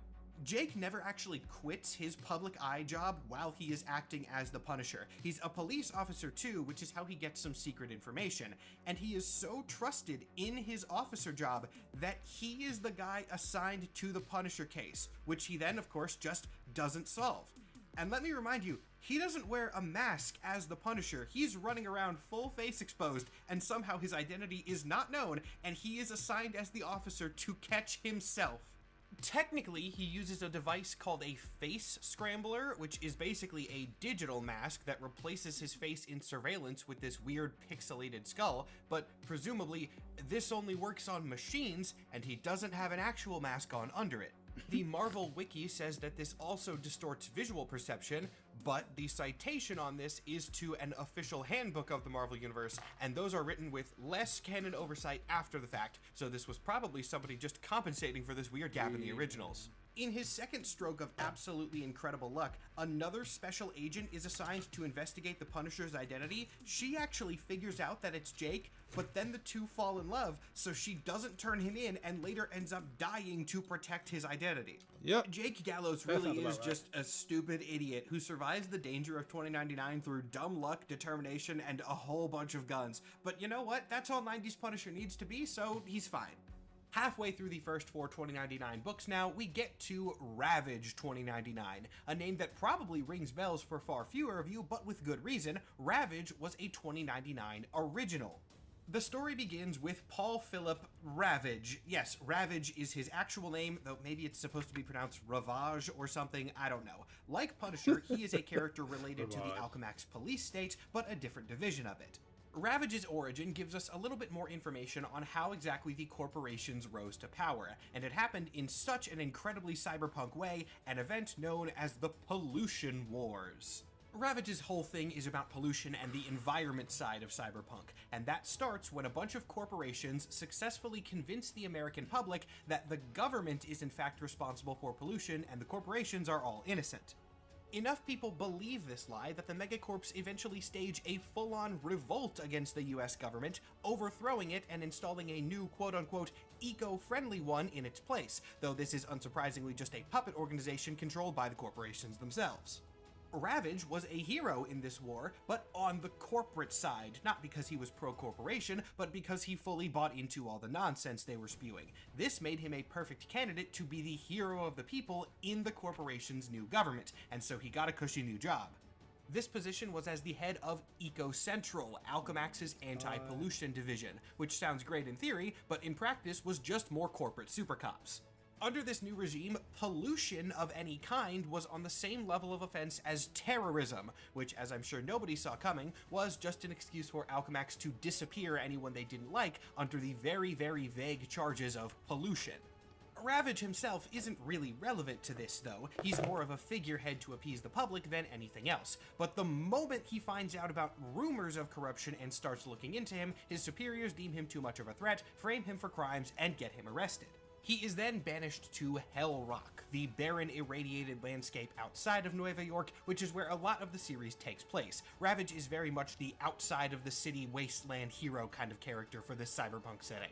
For one, he helps out the poor outcast community led by Barrio Man. Yes, he comes back for a couple issues in this series, and also he fights Deathstrike, and oh boy, we gotta take a minute for Deathstrike. So this is Ravage's nemesis. His name is spelled like this, which is the most 90s thing I've ever shocking seen. He is the ruler of Hell Rock and the mutoids that exist within it, and unsurprisingly, he actually has a deal where he's working with the corporations back inside the city. So that's all fairly normal, at least in the context of the setting. Why did I feel such a need to shout out Deathstrike specifically? Well, it's because of who he is under this incredibly edgy suit. His real name is Graham Stryker, and he is the former president of the United States. Yeah, remember how Alchemax and the other corporations deposed this guy? They exiled him to Hell Rock after that, and prolonged exposure to the radiation mutated him, gave him death touch powers, and now the president of the United States is this. And Deathstrike was not the only one to receive powers from prolonged exposure to this radiation. Ravage himself would gain new abilities over the course of the series. His first power he got through surgical augmentation, he could shoot energy blasts out of his hands, but secondly, he was turned into this more animalistic figure just by existing in Hell Rock for too long. In this form, he had enhanced strength, speed, and durability, as well as claws and horns, which could be used as natural weapons, though even in his human state, he was a war hero before the events of the series, so he was a trained fighter. His control over the powers changed a few times as the comic went on. Sometimes he could control the transformation and switch between human and monster form at will. Other times he was stuck as the monster permanently. It just depends on what point in the series you're reading. Ravage briefly becomes a CEO himself after returning to Nueva York, taking over the megacorp Green Globe, which was always actually run by his family. However, Ravage himself was estranged from them for some time and only regained control once his brother was assassinated. This status quo wouldn't last too long, and Ravage would eventually succeed Deathstrike as the leader of Hellrock, but we're going to get to that a little bit more in a minute. As the intro very much implied, the timeline of 2099 is weird, and so I'm jumping around, but I'm doing it for a very good reason. You're just going to have to bear with me. Though I don't think anybody's going to mind this particular jump, because now we finally reach Spider-Man 2099. Everything you think you know about his origin from the Spider-Verse movies, yeah, throw that out. This one is completely different. Spider-Man 2099 issue 1 shows us Miguel O'Hara, a genius engineer and geneticist working for Alchemax on a very shady project known as the Corporate Raiders. The purpose of the operation was to create agents who could assist Alchemax in hostile takeovers of other corporations. Now, hostile takeover is a term in the real business world, but in 2099 cyberpunk land, hostile means hostile, so this was essentially a superpower project. The core of Miguel's research involves infusing animal DNA into humans, which in Alchemax's defense is like the most reliable way to make a superhero. Unfortunately, it's not working very well, and all of their test subjects end up dying or getting mutated into horrifying monstrosities. Eventually, all these unethical experiments get to be too much for Miguel's conscience, and he approaches his boss, Tyler Stone, to quit his position.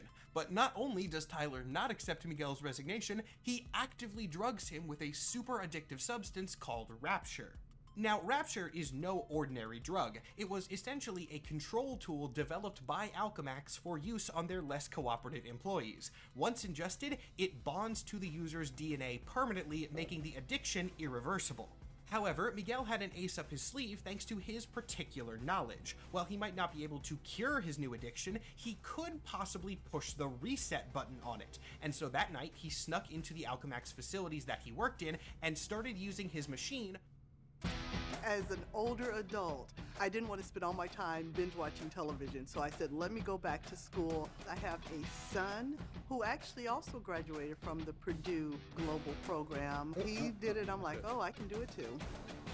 I'm the most proud that I was able to accomplish a goal that I've set in place for myself. This is my comeback.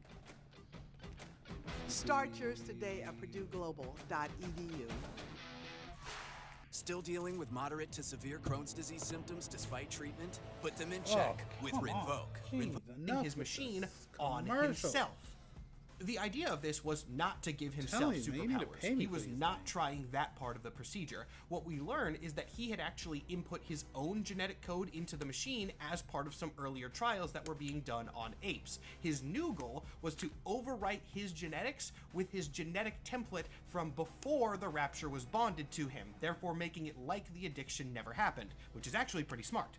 Unfortunately for Miguel, one of his superiors had seen him entering the lab and figured that this would be a great chance to get rid of an employee he didn't particularly like and frame it as an accident. So while Miguel was undergoing the procedure, this guy messed with the controls, overloading the device and setting the DNA sequence to Spider, hoping that it would just kill Miguel like it had everybody else. But as we can all guess, that's not what happened.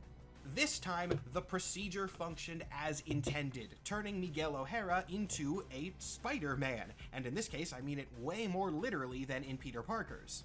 Miguel's physiology is a lot more bestial than most spider people, as he possesses claws, venomous fangs, and organic webbing. Of course, he also has the standard superhuman speed, strength, agility, etc., and a healing factor, but to balance this out a little bit, he doesn't actually have spider sense.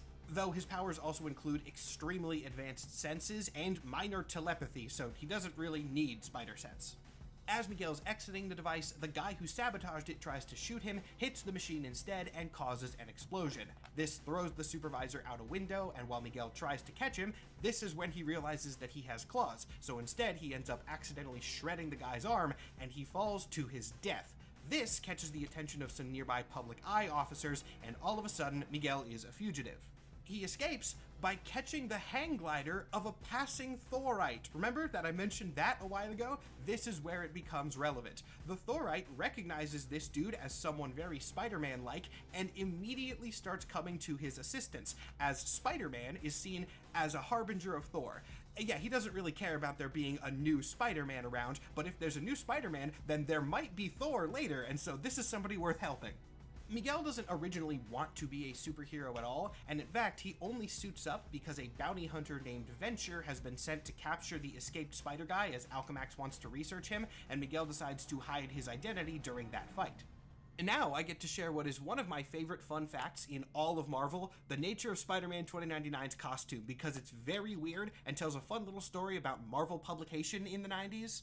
The costume is made out of unstable molecules, which is the same thing that the Fantastic Four suits are made out of in the main universe. This is a little bit more common in 2099 apparently, but it's very expensive, and the only reason that Miguel had a suit made out of them lying around was that it was a Day of the Dead costume that he wore at a festival, and apparently those festivals get crazy enough that he wanted an indestructible costume for it. But the real fun fact comes with the suit's color. Now that probably sounds weird to you. I mean, you're looking at a picture of it right now, and it's red and blue. Except it's not. Spider-Man 2099's costume is canonically red and black. There are multiple mentions of this in really early Spider-Man 2099 comics. People explicitly say that he is wearing black, his black-clad butt, etc. But it looks blue, so why on earth is that? If you're very familiar with 90s comics, you probably know the answer to this already, and even if you're not familiar with 90s comics, you know what the art style is, right? Like if I say 90s comics, you can picture a rough image in your mind because a lot of them shared similar visuals. One very common element on those suits was to highlight black areas of the costume with the color blue. You can even see this on Venom. He looks blue in a lot of shots, but that's just because that's how the artist decided to draw his shading. This was what Spider-Man 2099's suit was originally intended to be. However, for reasons unknown, that's not how it got interpreted. Honestly, if I had to guess, I bet it's just association with the character of Spider-Man. Readers were so used to seeing him in red and blue that they interpreted this costume as not black with blue highlights, but blue with black shadows. And that misconception became so popular that it eventually just became true. If there's a definitive point where his suit changed color, I can't actually find it. Marvel just stopped acknowledging it as black and red and started acknowledging it as blue and red, and since that's what everyone thought it was anyway, it went unnoticed. Of course, in the later 2019-2099 reboot, which we will be talking about later in this video, they go back and retcon in an explanation for this. But trust me, when it happened, this was not an intentional thing. It was just a mistake that made more sense than the intent, and that is why his suit is red and blue today. Though one thing that has not changed in today's interpretations of Miguel is his character and personality. That edgy, brooding version that you've seen in the animated Spider-Man movies, oh yeah, he is like that right from the jump. His writing is, I'm just gonna be blunt, it's god-awful. It is so incredibly 90s trash that it's kind of hilarious. In his first issue, there's a scene of him talking to Lila, who, yes, is also a character way back in this original, and she does the standard AI thing of just informing himself about the day, telling him the time, the temperature, the weather outlook, etc.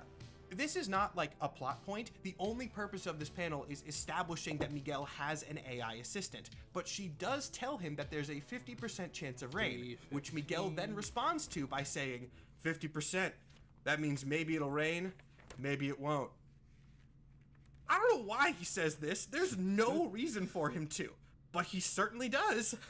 Also, in a future issue, he breaks the fourth wall just to make a joke about killing Aunt May. Lila is rotating through alternate personalities that she could use instead of the woman that she usually appears as, and she appears briefly as an old woman who looks uncannily like May Parker, and then Miguel looks directly at the reader and says, "Kill that one," at which point she vanishes.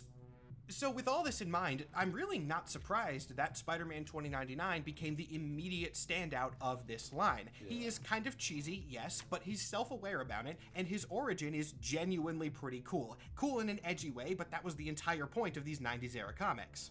Thanks to his popularity, Spider-Man 2099 had the longest running of these original 4 titles at 46 issues. A lot happens during these. He fights a bunch of 2099 versions of popular Spider-Man villains like Vulture and Green Goblin, and also, Alchemax Vice President Tyler Stone is revealed to secretly be his father. But we're actually going to be skipping through a lot of that. Disappointing, I know, but here's the thing. Remember that whole bit I did at the beginning of the video where it was like, yes, no, yes, etc.? We are still on the first yes, and so I'm gonna have to cut some things. There are more characters that we need to cover before we can really move on to the next iteration. With the 2099 launch a success, Marvel added some new characters and books to the lineup. We're not going to spend too much time on these, but some of them are just too cool to skip, so we're definitely going to talk about them, starting with Hulk 2099.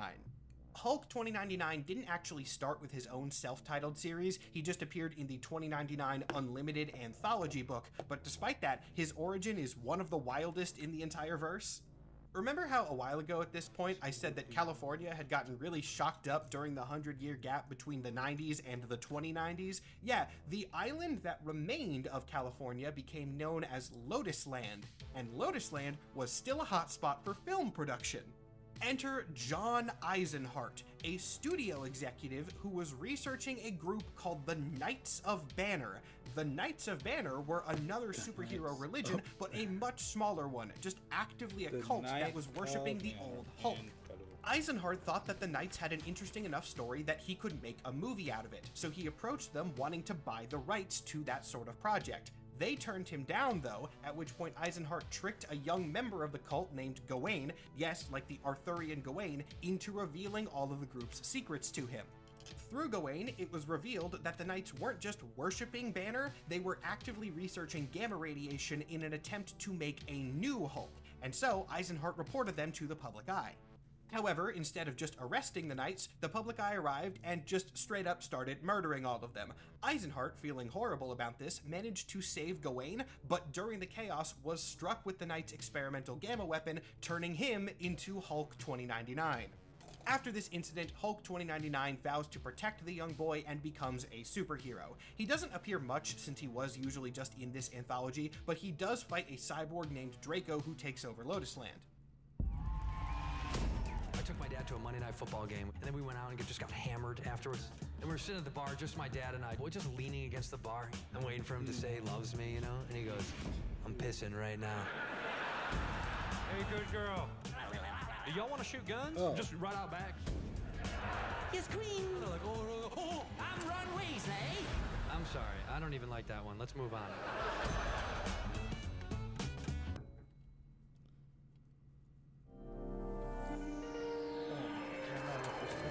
Commercials!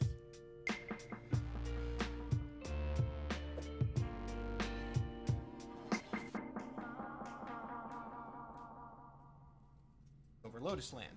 Unfortunately, he's not very good at what he does, largely due to the fact that he has one real mission, which is protect Gawain, and Gawain still does die. So rip that kid. Not too much more to say about Hulk. Like I said, we're going to cover these later ones fairly quickly, but I know the next one is going to be a character people are excited about, Ghost Rider 2099.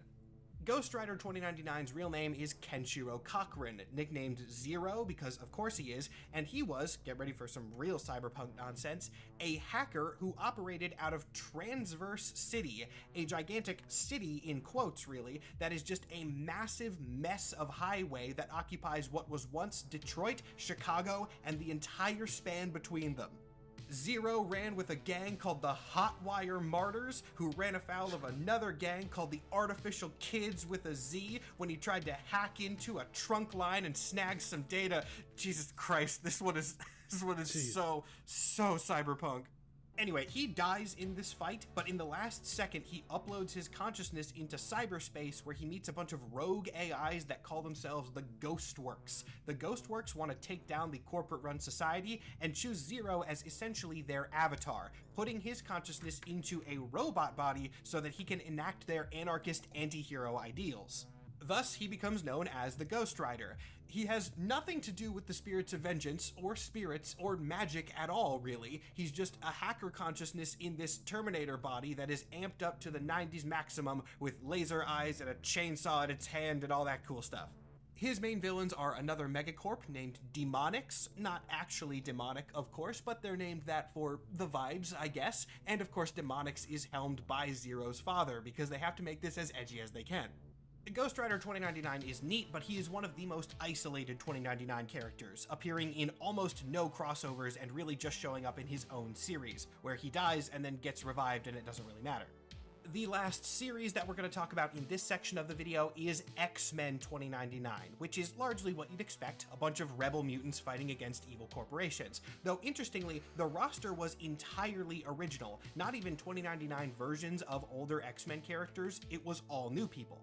The team's roster changed constantly, so I don't have time to go over all of them, but notable members included the team's leader, Desert Ghost, an anti-corporate revolutionary who in this book was a villain as often as he was a hero, Junk Pile, a very brief member who betrayed the team in issue 2, but is worth bringing up because he looks almost exactly like a Transformer. Technically his power is absorbing metal, but come on, look at him, he's a Transformer, right? And Cerebra, who is a telepath with the ability to detect mutant genes. So I guess she is kind of a port of a main universe character to 2099, but like a port of Cerebro, not technically an X-Men. X-Men 2099 was decently popular, enough that they got a spin-off series entitled X-Nation, which actually did feature a main universe character ported to the future, this one being Exodus, who had just slumbered for 100 years and woken up in 2099. Now, the last thing that I want to talk about before we start getting into the timeline weirdness is the 2099 Asgardians. These technically don't have their own series, but the concept of them is fascinating and deals with the superhero religions, so they are absolutely worth getting a spotlight. There's a whole group of these, specifically 2099 Thor, Loki, Hela, Sif, Balder, and Heimdall. However, they are not the originals from the 616 timeline, and they're technically not even Asgardians.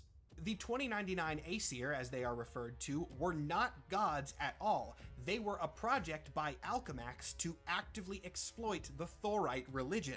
See, the Thorites were actually pretty major. Punisher 2099 himself was one of them, and Alchemax saw an opportunity there. The Thorites were largely fanatics. I mean, not all of them were, but there was a good enough chunk who were hang-gliding around the city. So, they just made themselves a couple of heroes, taking a bunch of chosen people, including Thorite Reverend Cecil McAdam, and experimenting on them, giving them powers similar to that of the old Asgardians.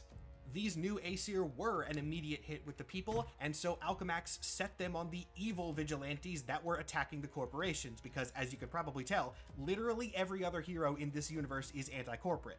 This is the jumping off point for the first major crossover of the 2099 universe. Everybody, Punisher, Ravage, Spider-Man, Doom, and others all united to take down the 2099 Aesir. Despite being very important to the lore, the Aesir don't actually show up that much outside of their one event. In fact, one of them technically never even sees combat. There is a Lady Sif as part of the program, but she dies during the experimentation. The only 2099 Aesir who remains a problem after the crossover is done is, I suppose fittingly, Loki. While the rest of the Aesir were all mind-controlled by Alchemax into believing that they were legitimately gods, Loki managed to trick his way out of not getting that part of the treatment, so he was fully aware that he was a fraud, he just didn't really care. Once the Aesir thing is over, he uses his shape-shifting powers to rebrand as Halloween Jack. And you don't really need me to explain his personality to you. His name is Halloween Jack, and he looks like this. Make a guess, and it'll be right. And now, I want you to put a pin in this moment right here. And I'm not going to exactly explain why that is the case, but trust me on this. Just note in your mind that this is a pivotal moment which we will be returning to later, and it's going to make sense when it happens. At least as much as any of this time travel nonsense is going to make sense. The next point that we're going to be hitting is a comic called 2099 AD. Now that might sound weird. Isn't all of this AD? Yeah, technically it is, but AD in this case does not mean Anno Domini, it means After Doom. So about halfway through the 2099 imprint, somewhere in the mid-90s, Doom 2099 takes over the United States and becomes president. This was not a 2099 reboot per se, it was the same continuing universe, but it was a notable status quo shift that also gave Marvel an excuse to cancel all the titles that weren't selling very well, so the 2099 lineup got very much slimmed down. In this new era, a bunch of characters get assigned new roles. Punisher 2099 becomes the head of S.H.I.E.L.D., a new organization that Doom establishes to replace the public eye, and Ghost Rider, the anarchist android, gets his protocol overridden and also becomes an enforcer of Doom. As for Ravage, he objectively meets the worst fate in Doom's new reign, as Doom coats the entire island of Hell Rock, along with all of its inhabitants, Ravage included, in liquid adamantium, and then just shockin' chunks it into space. So Ravage is gone. Doom's run as president actually doesn't last too long though, as he is violently ousted by Captain America. Like Steve Rogers' Captain America, who has somehow shown up in 2099, though this is revealed to actually be an imposter Steve who is, guess what, controlled by Alchemax. Evil fake Steve then becomes president after Doom and orders the execution of a bunch of heroes who worked for the previous administration. This does just straight up kill them. They don't survive or get resurrected or anything like that, which was also another excuse for Marvel to cut a bunch of lines that weren't selling well. As you can probably guess, this is very much the decline era for 2099. Some of this actually has real-world reasoning, as Marvel fired the editor in charge of this line during some cost-cutting measures, and a bunch of the creators who were making the comics quit in protest, so they just did not have anything working for them at this time, which meant it was a great time to introduce new comics. This is when that X-Nation spin-off I mentioned happens, and also is the introduction of Fantastic Four 2099, not even really worth mentioning much because they are not new characters, it's just the present Fantastic Four sent into the future, and the comic did not last long enough to be that interesting. As the F4 thing implies, this is also when Marvel started experimenting with time travel from the present to 2099, and there were a couple crossovers between the Spider-Mans and the Dooms, though those were the only ones. As a last-ditch effort to save the series from its rapidly failing sales, Marvel canceled all of the other 2099 lines and sort of combined them into one called 2099 World of Tomorrow. The largest plotline of this involved the alien phalanx invading Earth and somehow flooding America, which later caused more conflict with the Atlanteans. It was not popular at all. It ran for 8 issues and then was promptly canceled. Then the last vestiges of the 2099 imprint, though obviously not forever as the length of this video very clearly shows, was 2099 Manifest Destiny, a one-shot comic that was supposed to wrap everything up. This comic is, it is certainly a lot. Oh man. Shop your new mattress your way at Ashley. All right. Browse our wide selection online from the comfort of your home, or come in and see what feels good at one of our conveniently located stores. Shop Ashley in-store or online today. There you go. This way. Boom. All right. So now we got this portion of the. That's actually tight. Oh, and we finished. Yep. A lot. The big inciting incident in Manifest Destiny is that Steve Rogers shows up, but it's not an imposter. This time. Alright, and both of these are done. Cool. No, why the reader feels like it's on. Let's keep going. Apparently put into some form of stasis a second time. And in the future, he also becomes Thor. Because, you know, the whole Thorite religion. He's basically their Jesus. Now, technically, this next part is a correction of something I said earlier in the video, but I thought it would be funnier if I addressed it here because of how wild it is. Remember near the beginning, I said that there was a brief handbook mention of a spatial barrier that was keeping humanity locked to Earth? Turns out that wasn't just mentioned in a handbook, it is from Manifest Destiny.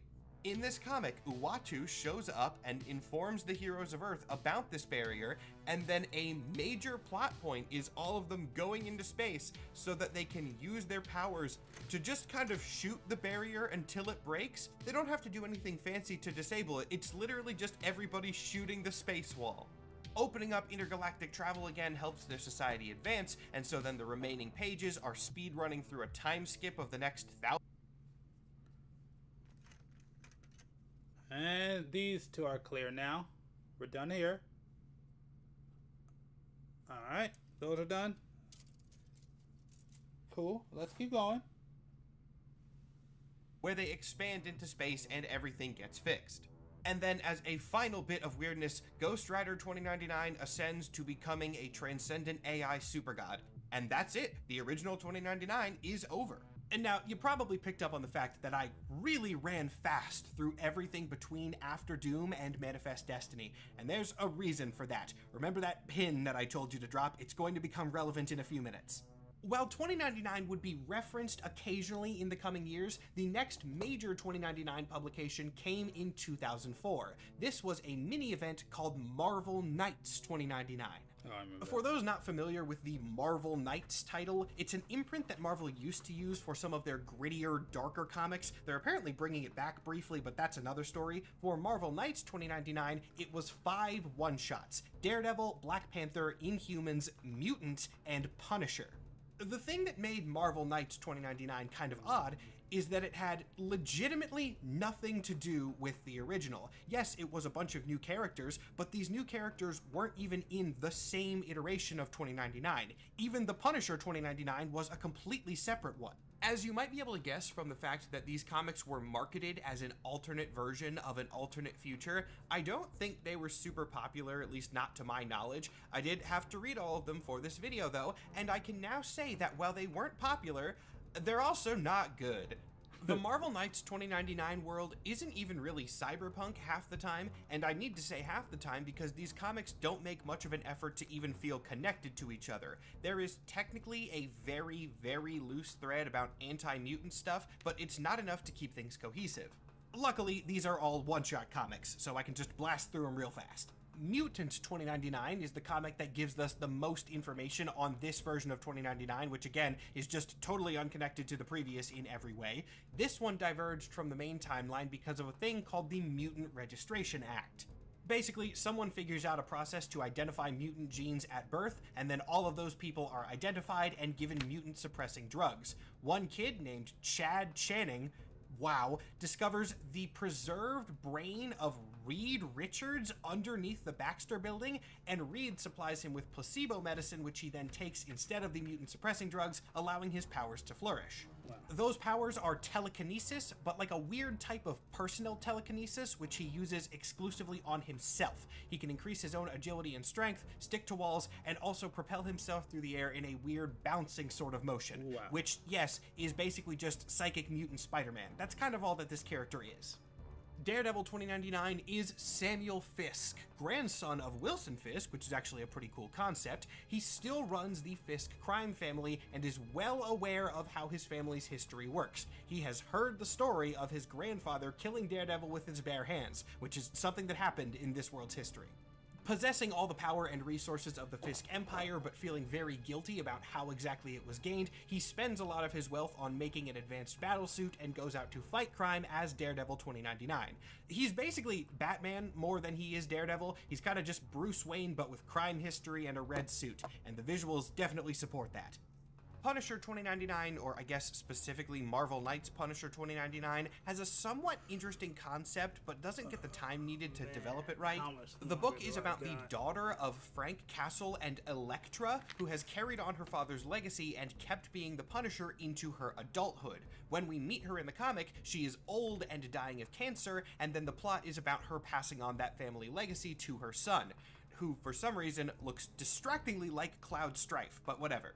The idea of a teenager having to take on the very loaded title of the Punisher despite not really wanting it is an interesting idea, I'll give it that. Unfortunately, since this is just a one-shot buried in a collection of AU stories, it does not have the time to develop the characters to a point where we care about them, and therefore just falls flat.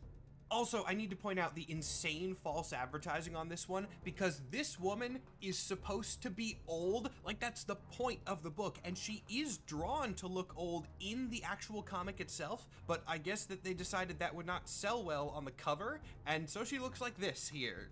Black Panther 2099 is a strange one because there's really no reason it has to be a 2099 thing. There's nothing future-y about it, it just reads like a Wakanda versus Latveria AU. The Wakandan royal family is dead, I guess that's kind of future-y, but whatever, and a high council has been assembled to take their place. Then, an army of Doombots attacks Wakanda, and one councilman, a man named Kashamba, manages to escape. He becomes a resistance leader against the occupation, takes on the title of Black Panther, and manages to drive the invaders out. But then there's a final twist, which reveals that Kashamba was working for Doom the entire time, and this entire invasion was a plot to install Wakandan leadership that would be subservient to Latveria. And that's just how the comic ends. This one has a bad ending, actually. And then finally, Inhumans 2099. This one is kind of boring and pointless. The Inhumans live in a spaceship now because they left Earth after human oppression, and Maximus, the main Inhuman evil guy, is their leader. Then Black Bolt wakes up from cryostasis and sees that Maximus is in charge of everything and freaks out and screams and blows up the ship and kills everybody. And that's just it. The 2099 Inhumans never show up again, and that's also the end of the Knights 2099 event. A weird little chapter in 2099 history.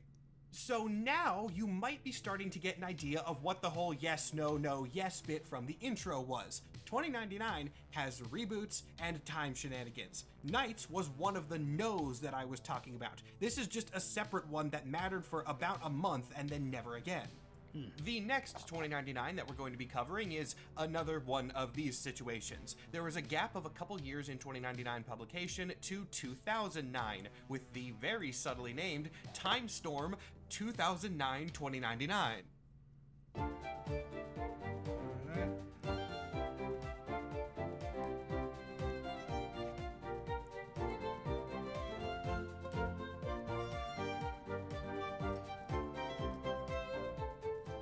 I see what they mean when it looks like. I wouldn't push me if I were you. Man. Well, I don't know. I do not know why this is taking so long. 2099. This one is at least a little bit closer to the original because it does share several characters, but those characters have entirely different origins and personalities, so I don't know how much they exactly count. The plot of this one does begin with Jake Gallows as the Punisher, but in this third distinct iteration of 2099, his family was not killed by Kron Stone and was instead killed by costumed people pretending to be superheroes. This meant that rather than hating criminals, Punisher hated all superheroes.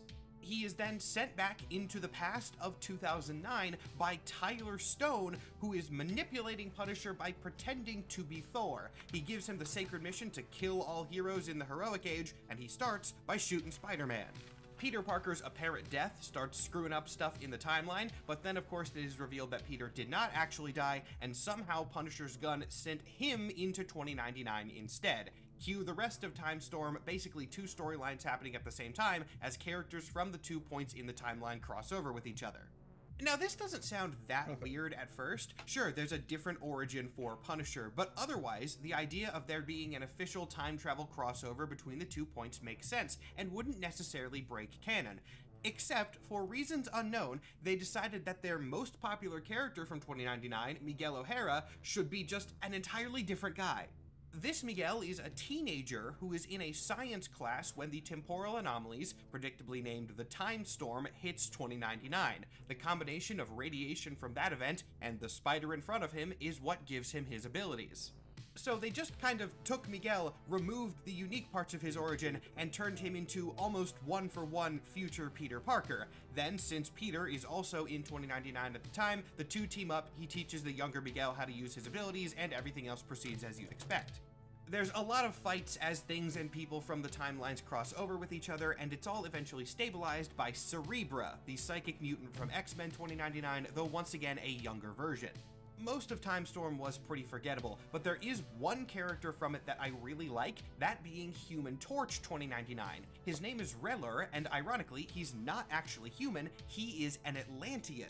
He is also a mutant, and his power is fire generation like the classic Human Torch. Interesting power for an Atlantean, right? And at first you might just think it's useless since he's using it underwater, but any physicist will tell you that if his ignition is hot enough in a deep, high-pressure environment, that is a very, very dangerous ability to have. He is then banished to the surface by his people who see him as a crime against nature. There he fights and later teams up with Spider-Man 2099. So on the one hand, they are still just making Miguel like a Peter clone by having him befriend Human Torch, but on the other hand, I really like this as a character concept. The idea of an exiled Atlantean firebender is cool as hell, and I would love to see a version of this character appear in the main universe at some point.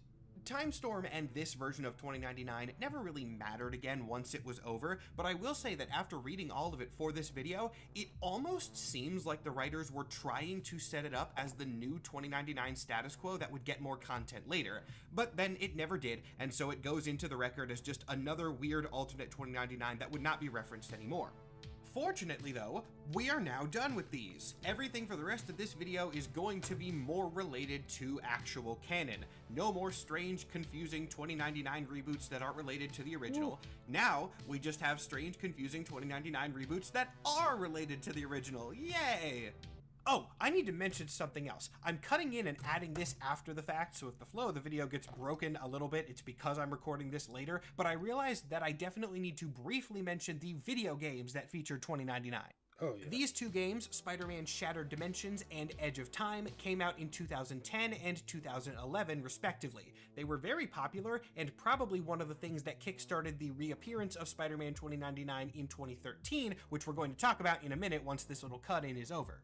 These games actually predate the original idea of Spider-Verse. The Spider-Verse event wouldn't happen until 2015, and the writer of that, Dan Slott, has openly said that the games were one of the inspirations for it. They featured different versions of Spider-Man teaming up across realities, and 2099 was one of these. Whether this technically counts as an alternate universe or a future timeline is sort of left up in the air because, again, this was before Spider-Verse, so the distinction in Spider-Man stuff didn't really matter as much yet. These games are not directly connected to the lore or world of the comics, which is why I didn't process I should probably mention them in the original recording, but the 2099 that we see here is pretty close to the 2099 from the 90s. Miguel himself is playable, and we see many 2099 villains appear as enemies and bosses. Even Kron Stone makes an appearance, though for some reason he is Scorpion, not Venom as he was in the originals. I don't have too much that I need to say about these games because, like I said, they are a spin-off series and not directly related to the comics lore. But screw it, while I'm here, I might as well clarify something else related to Marvel video games, that being Penny Parker. This will be quick, but if you're a Marvel Rivals player and are curious why Penny is not getting mentioned in this video, she is treated as a 2099 character in the Rivals setting, but in the comics, she is not that. She's from a different Spider-Man alternate future, but it was easier in Rivals to just loop her into 2099, so that's what they did. The rest of the 2099 setting there is actually pretty comics accurate though. Fun bonus thing you can do on your next Rivals game on that map, check the skybox and you'll see the logos and buildings for a lot of the corporations that I've mentioned throughout the course of this. Okay, there we go. Video game clarification intermission over. Let's get back to the 2099 comic stuff. The next 2099 story happens in the pages of Superior Spider-Man, which is actually my favorite Spider-Man comic, so I'm very happy to talk about it. This story revolves around Spider-Man 2099, the normal one from the original stuff, getting sent back into the past where he actually ends up staying for a while. And I bet a lot— Oh, the phone died. What the heck? Ah, the phone freaking died. All right, that's cool. We're almost done. I can't believe that. I got locked in. It's all right. We're at the end. So I'll just go ahead and just talk the rest of the way and just, you know, talk to myself and, well, talk to y'all, I guess. I just mentioned, like I said, this is what happens when I get quiet like that. I get really locked in. As you see, I was locked in for a minute, but I'm literally at the end, so I come out my shell and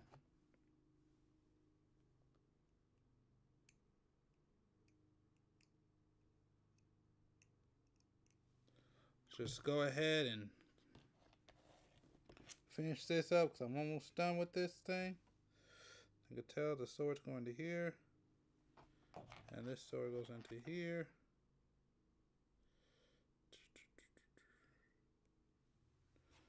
Boom. All right. And then I got, oh, where's 13 coming? That's what I want to know. And then I have B1. Goes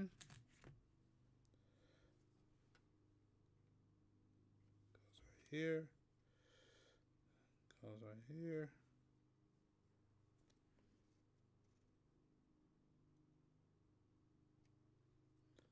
Goes right here. 1.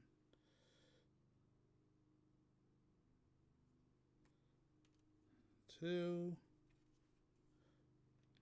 And then 1, 2, 3. Damn, I thought we could make it through. I really did. I thought that my cell phone, that was enough to make us through this build. I guess it wasn't. So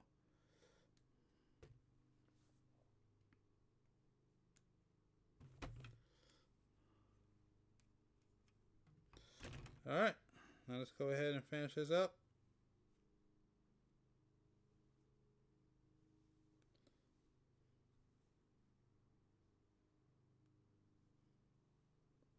Let's do 1.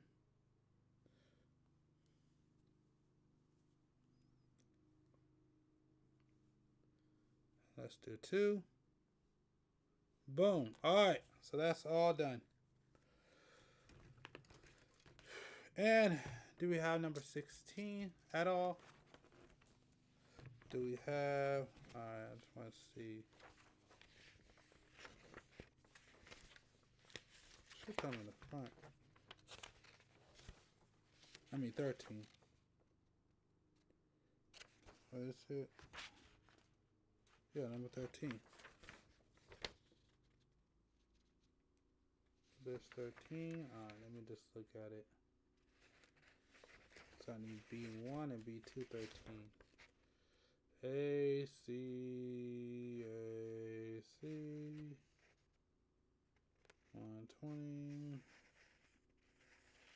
A, C, D.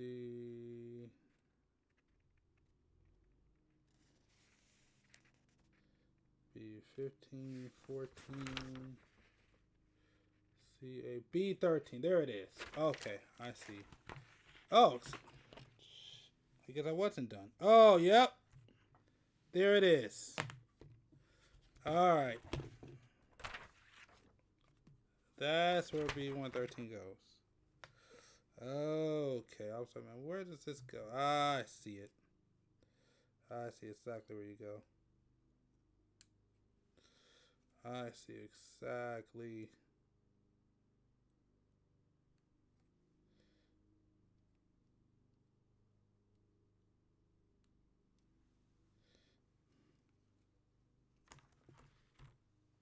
So B1. Where does this one go?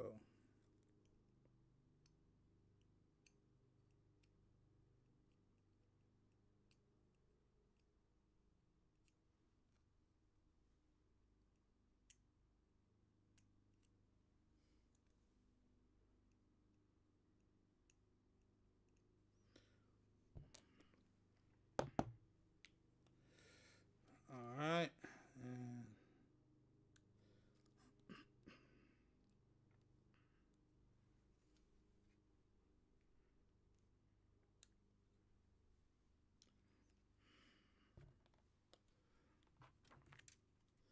and there's this one,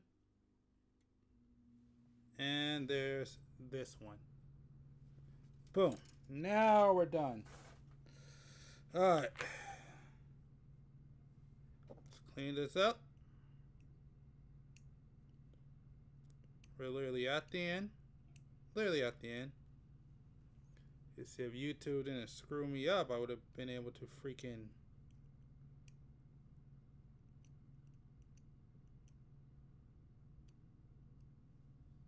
I would have been easily able to.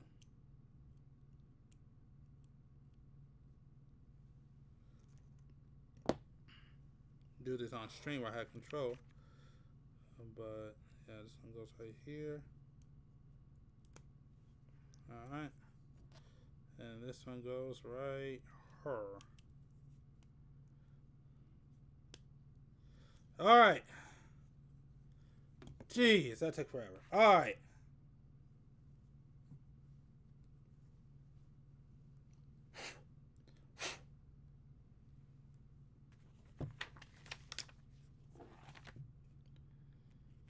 Ouch.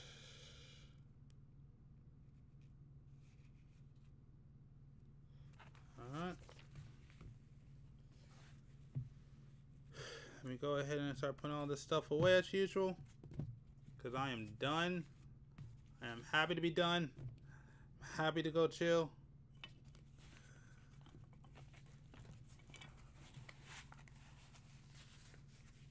Alright.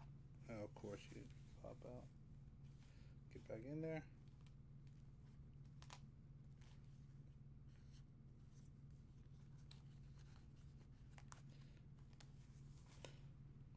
Alright.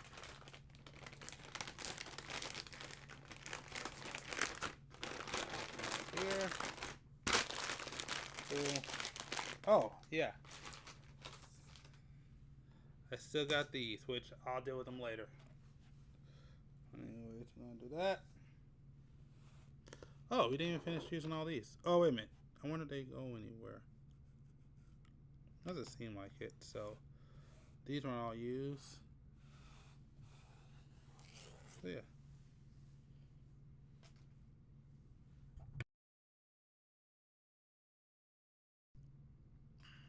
Oh, crap.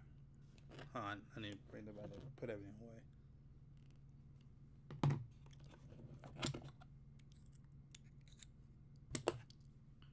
Still more left on here. And the sticker's gone. Boom.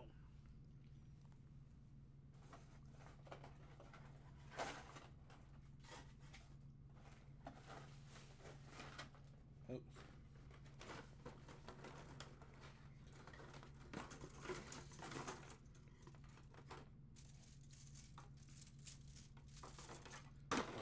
On the podcast. Ah, shoot.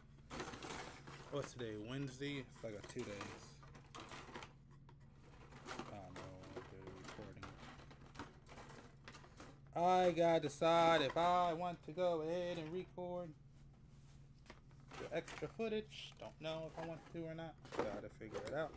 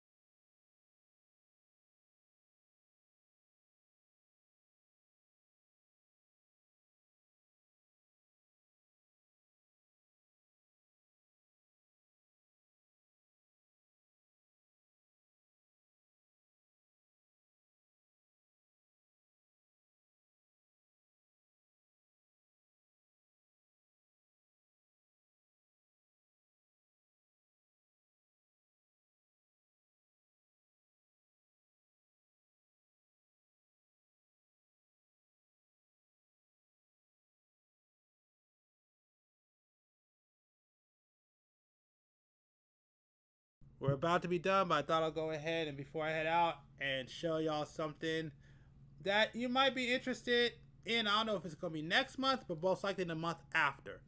So let me go ahead and do that real quick. Give me 1 second. I'll be right back. Right back.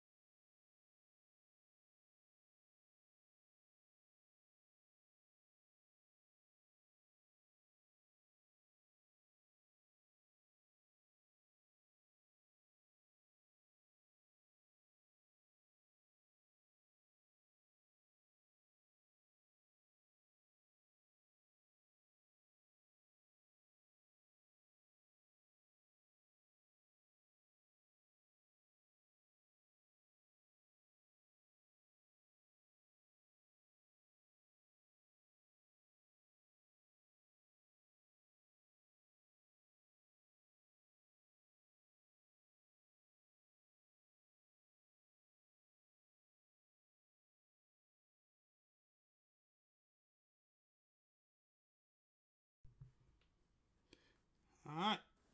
So, crap. Oh, yeah, let me turn. See my face.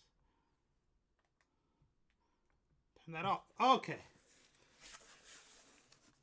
So this is what I wanted to show you. I want to quickly unbox this.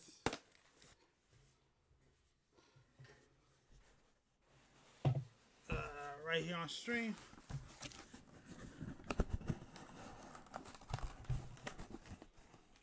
Oh, you know what? Hold on, wait a minute. Hold on, wait a second. I can't unbox this directly on stream. I may have, yep, you see, I'm glad I put it away. Have my address right there.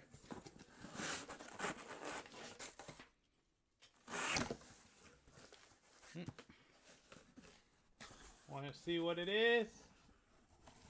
I don't know if y'all could tell.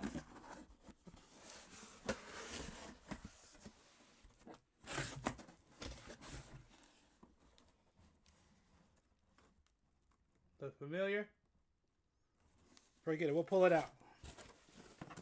And this is for possibly next month. I can't show you everything, but just came today. We got these two for a future stream. Boom.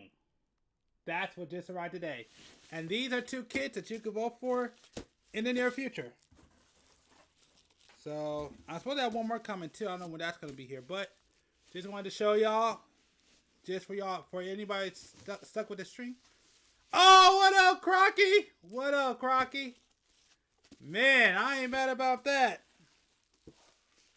Good to see you. Shoot. Coming in right at the end. And I am not mad at the reasoning. Yep, you can vote for these in a future stream. Let me go put these away real quick. Woo! Doing all right. Doing all right. Hey, every day I get this stream, can't complain. Put it to you like that.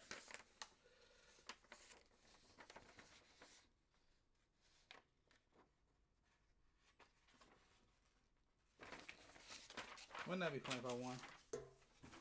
That'd be hilarious. Man, it's good to hear from you, Crocky.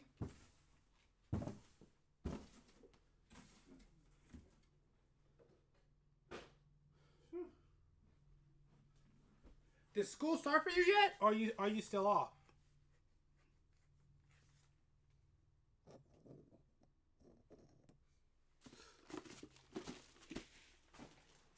Let's put these away.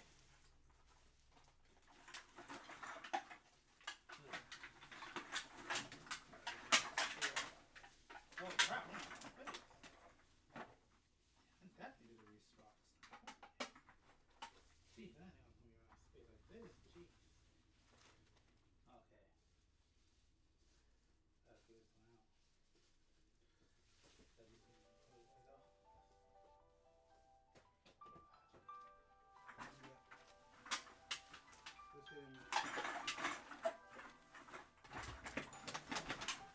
If we need penalty, gonna do it.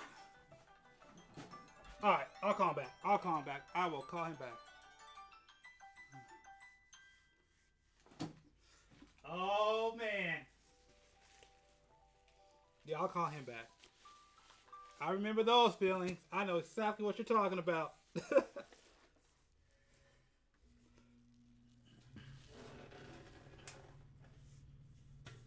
Jeez.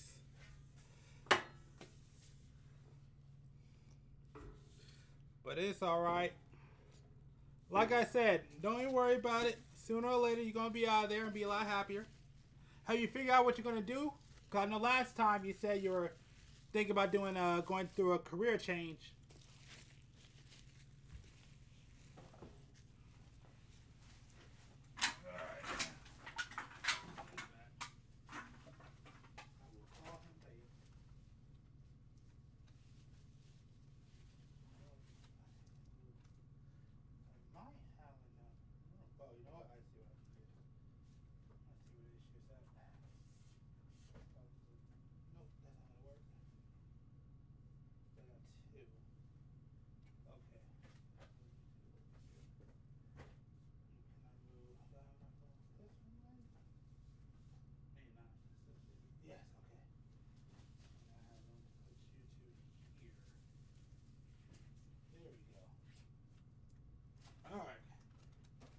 There we go.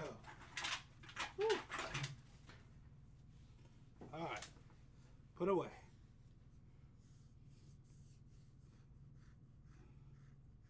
They just said use Python and make a dice. I'm assuming you're talking about the code.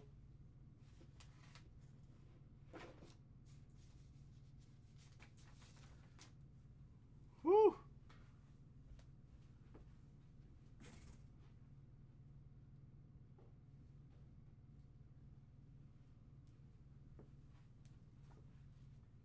Yep. Shoot, I never really worked with Python, but I have a friend who has. And he told me, well, mind you, he's not trained that code. And he's like, yeah. It's taking him a minute.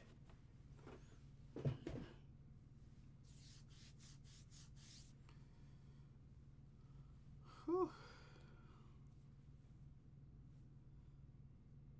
Damn, man. So how many semesters do you have? Well, okay, I don't know how it works over where you're at. But, okay, here's a better way to ask it. How many years do you have left of school? I don't even know if I asked you this, but just wondering.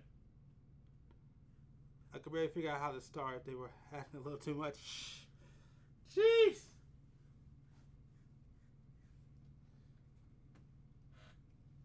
Yeah, man, that sounds rough. Trust me, I've been there.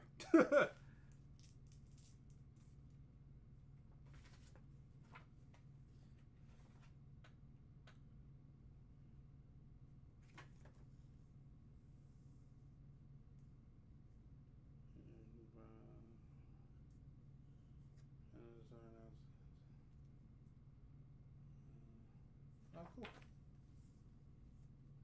There's 3 years to use. So I'm in the first one. Okay. Oh, what? So it's 3 years each, cut up into 4 parts of 10 weeks. Yeah, that's very different. That's honestly, that sounds like high school. So that's more how high school works. So where I'm from, basically, you go to school. It's like basically it's 2 semesters. So you get the first semester and then the second semester. So yeah, that's what it sounds like to me. So yeah, it's not really split up into 4 parts in 10 weeks. It's usually split up into 2 halves a year. Well, no, I guess that's like college out here too.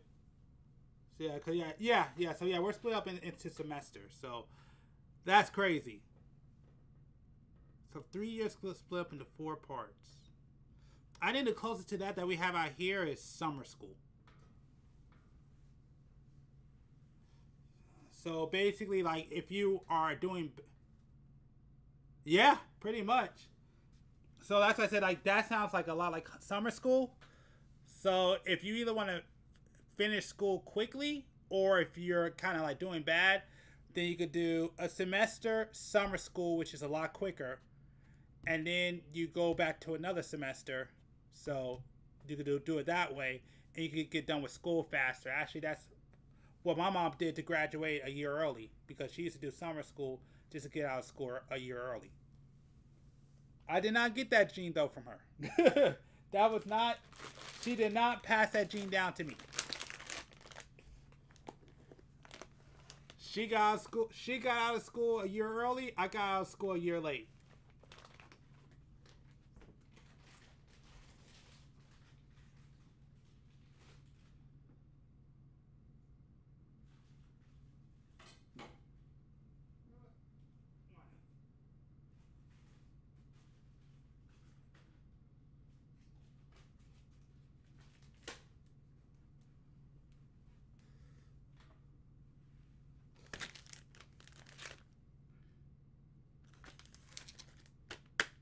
You know, since I'm here,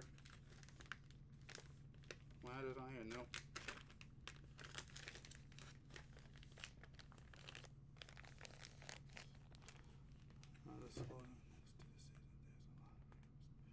Yeah, that sounds like almost every college where I'm at. Yeah, shoot. Because well, not where I went to. where I went to was kind of it's kind of in the desert. But I know where my friend's his school was at. His school was literally like in the middle of Hollywood. It closed down, so there was always crap going on. But yeah, my friend he went to college literally in the middle of Hollywood. So I don't know if you hear any of the rumors where you're at, but imagine all those rumors and being in the middle where all that takes place.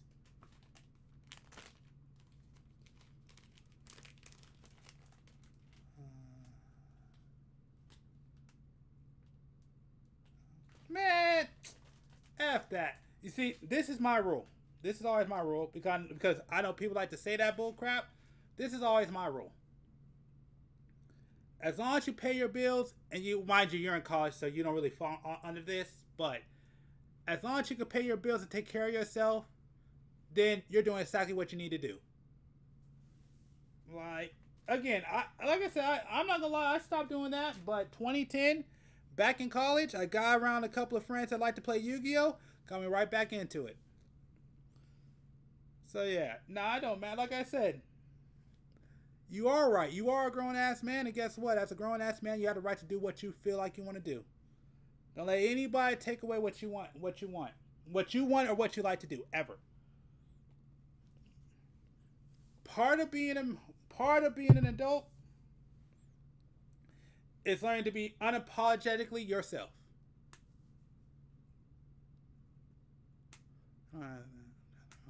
True. Exactly. And not only that, grown ass I need to stop cussing on this channel.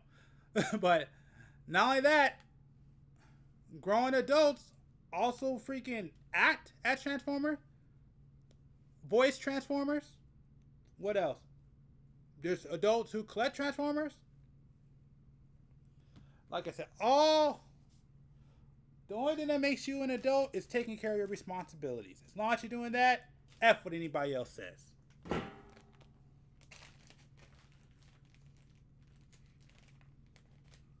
Or like I'm trying to do, make my hobby a career.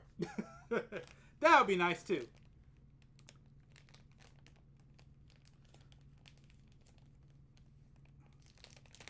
It's like people telling you to get a real job when what you do pays you.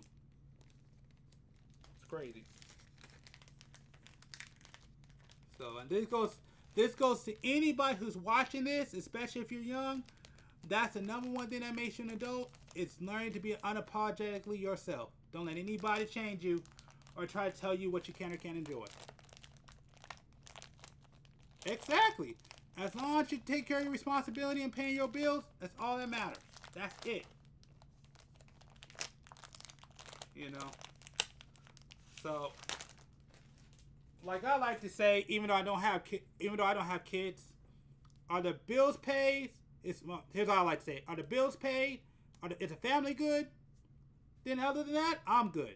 Outside of that, all the rest of the time, it's my time. It's that simple. Oops, and my bad. I'll go ahead and unbox this real quick on stream if you've never seen an action base before for everybody. Crap. Listen, I got a friend right now that's older than me, and he has an entire collection. He has a wife, multiple kids, and has an entire display cabinet of all his action figures, toys, games, everything, all on a shelf in front of the TV in the living room. So as soon as you walk in, you see it all. And he takes care of his family. His bills are paid. That's all that matters. Exactly.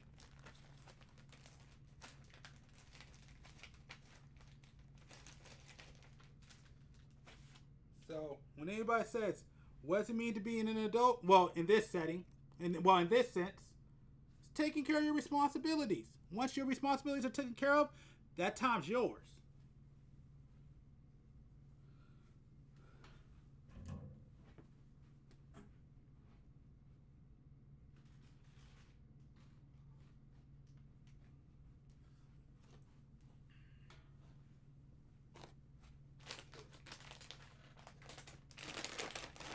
Exactly, I'm telling you.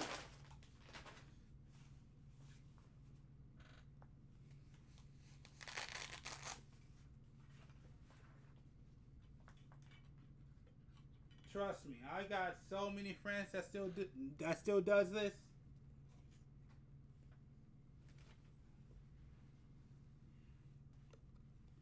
So don't even worry about it.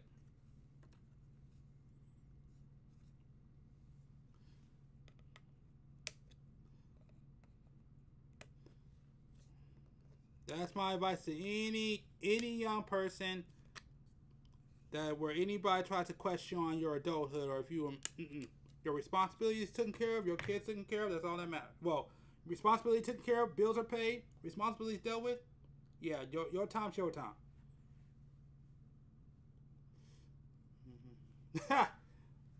Man, I live in California, so if you want to talk about smoking all over the place.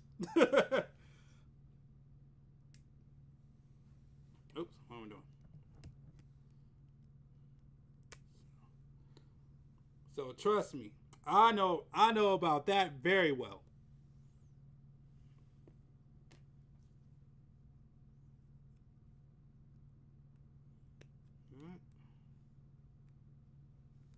Oh, I don't think you see it.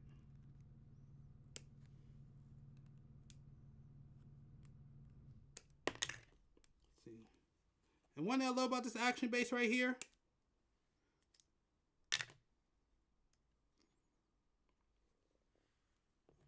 This is the fact that comes with two, not just one. Yep. Heck, I used to have to cover, well, until they became, until, I don't know if they became outlawed. Basically, I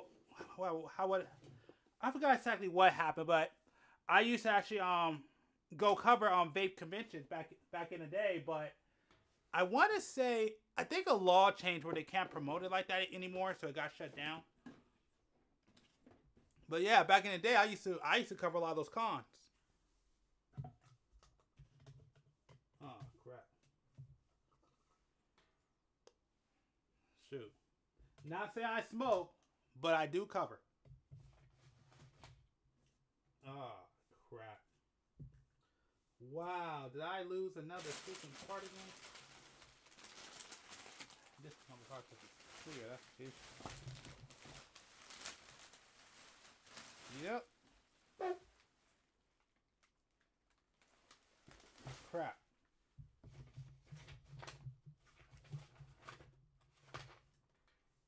Oh no. Oh no.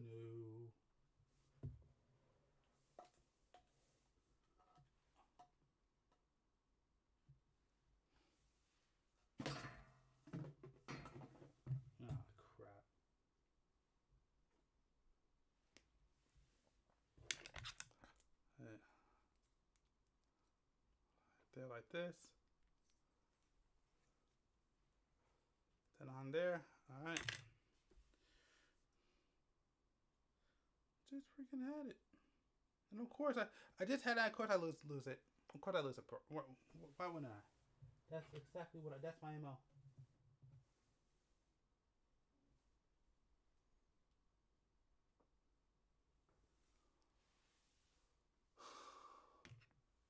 Heck yeah.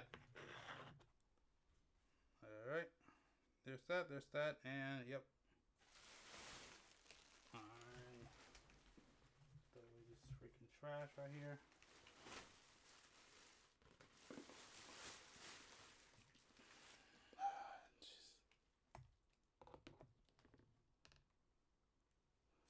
Oh, that's cool. Well, be careful. Be careful. 'Cause I ran into that situation where the teacher started off cool. Give it a couple of weeks, you'll find out how cool they are. Man.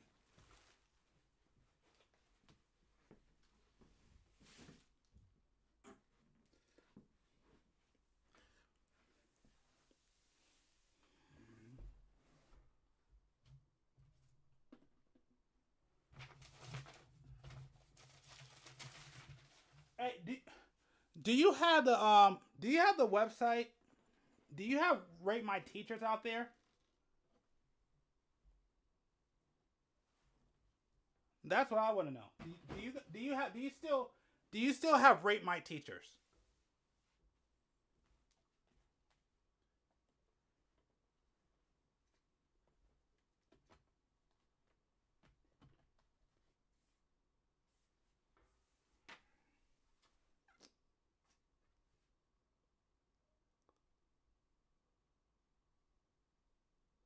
Okay, yeah. Okay, that's what I was wondering because that's the big thing that I used to do when I was going to college, especially if I wanted to especially if it was a class I didn't like or like a subject I wasn't into, but it's a you have to take it. It's not elective. It's a I forgot what it's called, but basically it's a course I had to take. I would just go out, rate my teachers, and find the best teachers. One of the reasons why I got out of what's that science class called? Was it geology? I think it is. Or what's it called? Geology? Something like that. But basically you would go on there, they would have reviews on teachers, and they would tell you which teachers are cool, which ones that would teach you things, or that would just patch you and give you easy A. So I did that for So I did that for I want to say geology.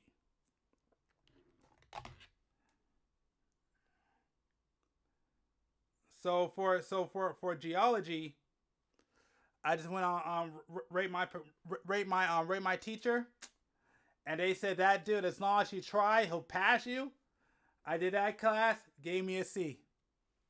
I was so grateful to that guy. He was a cool dude, and I'm glad like I got him right before he was about to retire. So that's a little. I don't know if you have it out there, but that's something I would tell you. I recommend you look up if you have any classes that you don't really care about. Go on ratemyprofessor.com. And like I said, I don't know if they still have it, but I know when I was going to school, that website became my best friend.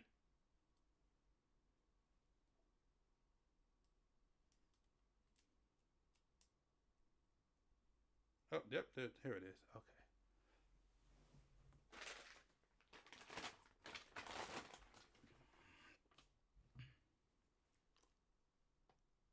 Oh, no. Okay. In fairness, you're not from where I'm from. What I like to say is old teachers can be cool.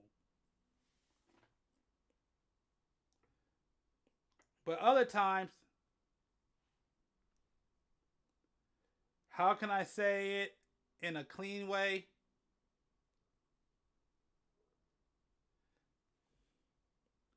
They could be annoying to deal with.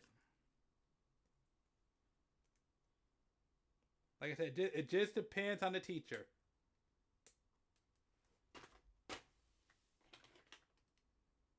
Yeah, I cannot say that from where I'm from. Not one bit. Oh, what am I doing? I'm supposed to be doing this on stream. I'm over here doing this because I'm losing the part and found the part and not even doing this like I'm supposed to. Just talking, not even paying attention. And I even did this wrong. Of course I did. If I'm not paying attention.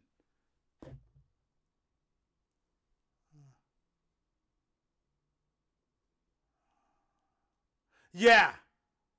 Yes, you're right about that. Yes, it's always yes, you're right. You're right. I will give you that. 110%. Okay, yeah, that is the same. That is true.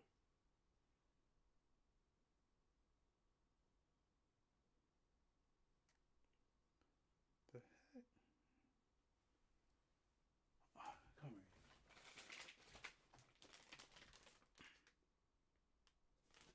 here. Okay. Oh, it's not on? What's right here?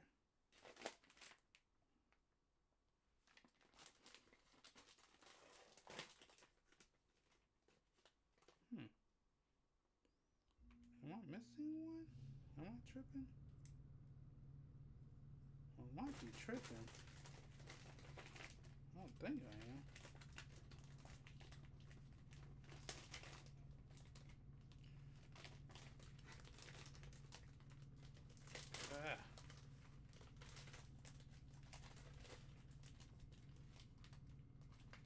Oh.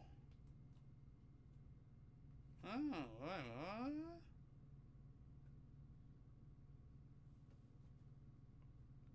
what? What's going on here? Wait a second, I'm getting confused. Hold on. The whole teacher's gonna be on, but I do. Yeah, I don't know. I can't say that for myself. I definitely had some pain in the ass teachers that were particularly old. I would say, in my experience, I think you hit a spot on. The ones that are about to retire are pretty cool, and the young ones who just started, they're pretty cool too.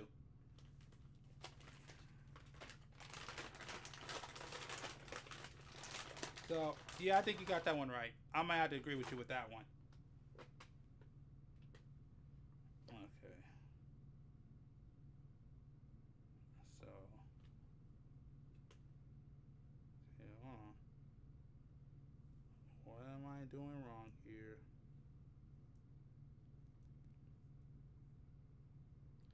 Okay, I see what I'm doing wrong.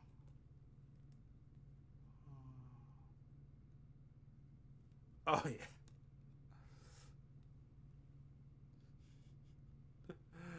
I don't think they're allowed to do that where I'm from anymore. They'll get fired for that crap.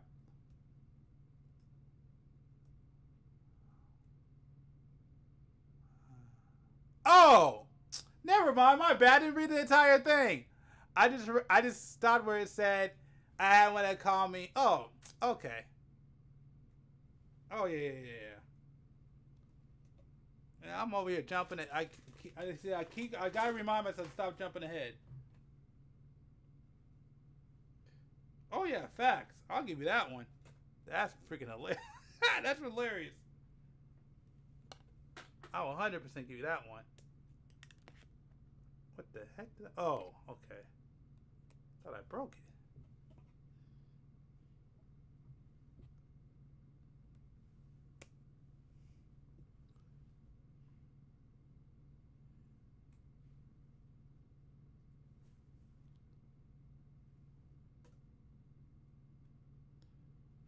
I didn't break it, but I sure as heck screwed up myself.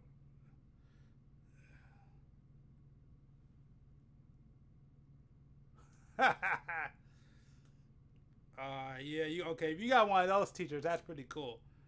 I only had one of those teachers my freshman year of high school.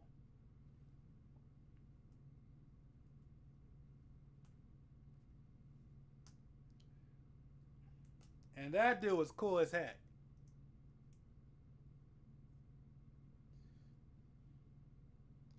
The only reason why I didn't stick in that club, because it was an anime club basically. The only reason why I didn't stick in that one was because, well, I'll be honest, I didn't really relate to anybody in that class, well, in that club at all. And secondly, they changed my lunch. If they didn't change my lunch, I would have stayed in there and played video games every lunch. But then they changed my lunch and screwed everything up. Okay. So, oh, there you go.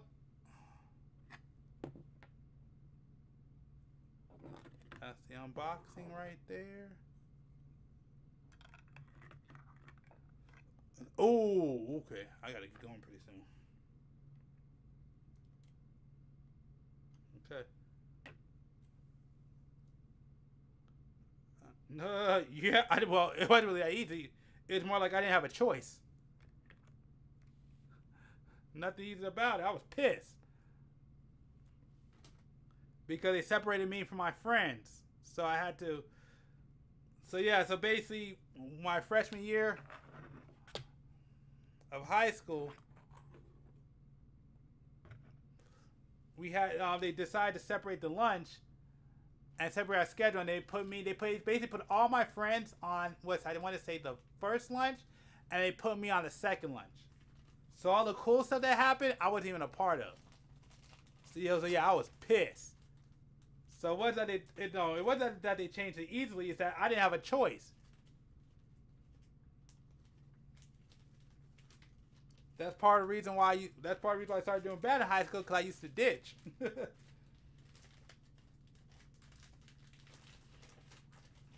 Cause yeah, that first lunch, that's when the anime club happened. So people go in there and play games all day. That's when that's the lunch that pretty much all my friends were on. Yeah, they switched me off, and I was basically, I found a new group of friends, but yeah, for the first part of that, I was solo dolo during lunch, and I hated every moment of it, because all the cool stuff happened at the first lunch. Nothing cool happened at the second lunch, outside of fights. Outside of fights, nothing else really happened. All the cool stuff happened at first lunch.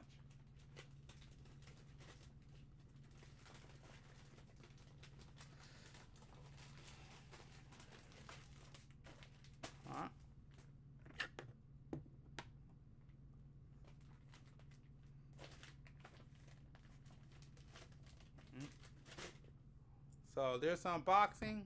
I gotta figure that out.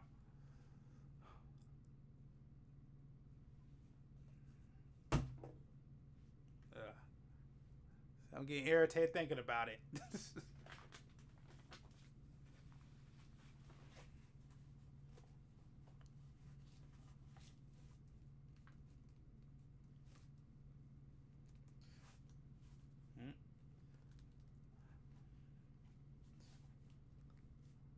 But to be honest, that was the beginning of me doing bad in school. Because like I said, I used to ditch a lot just to go hang out at first lunch.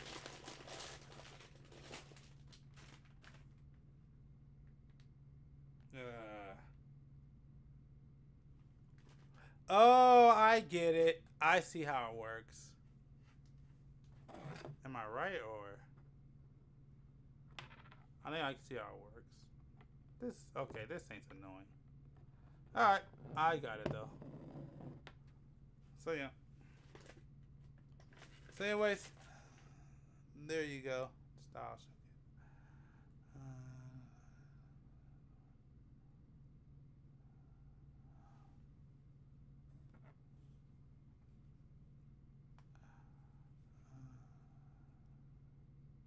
Has some archives. I went in after school EDP video. Oh my god. EDP video. What are you talking about? Called Top Bad Reviewers.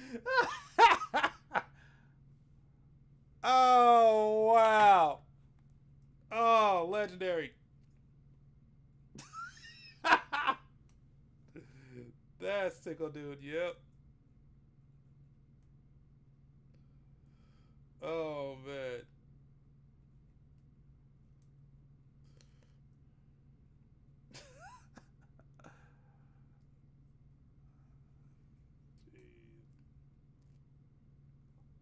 That's a name I haven't heard in a while. Well, I guess we both know for what reason why. I don't care, but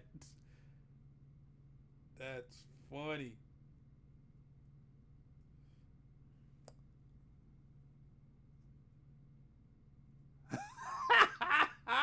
Yep.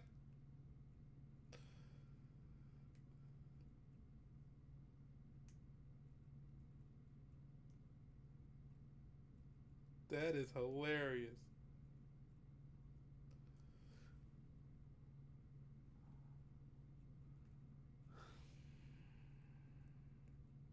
Oh man.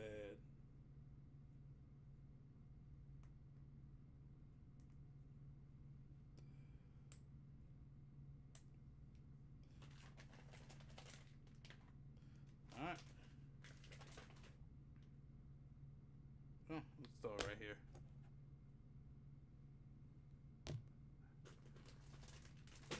So I'm not about to unbox all of it.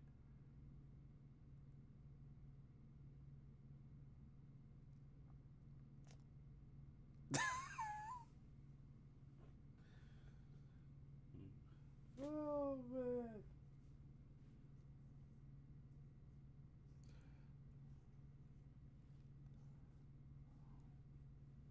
Oh man. Definitely not in my era.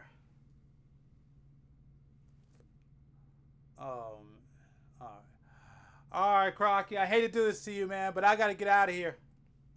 I stayed long enough to make sure they talk to you, but I gotta get going. Hell yeah. Absolutely. Heck, I would have rocked with you after that. It's freaking hilarious. Alright. And for everybody, I want to thank y'all who came on that checked out the live stream. I just want to say thank y'all. Appreciate y'all. You can follow me and subscribe here. These are all my links. Make sure to subscribe too, because I'm serious. I absolutely want to get to 100,000 subscribers on YouTube, because I would love to do an unboxing. I would love to do a plaque unboxing on a live stream. Plus, I got some pretty cool plans I think y'all would like. So, with that being said, and like I said, we're also on, well, okay, I don't want to know if I want to say on here. I'll say on here. I want to thank everybody who came in on Twitch, on YouTube, on Kick, and on another one that I now am a part of, so I'm getting tongue-tied, which is pumped.fun. So, thank y'all for tuning in who came in. I also want to apologize to Kiss. I just want to let you know. I mean, I know you can't hear me, but I want to apologize. It's not that I didn't mean not to hit you up. It's just that I got in the zones. I wasn't even paying attention.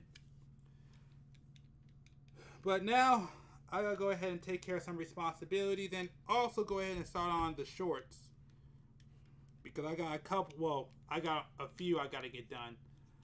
But anyways, I just want to thank y'all. I definitely enjoyed the stream. Thank you to everybody who came on. Definitely appreciate y'all. And you know what? I may come back next week and do an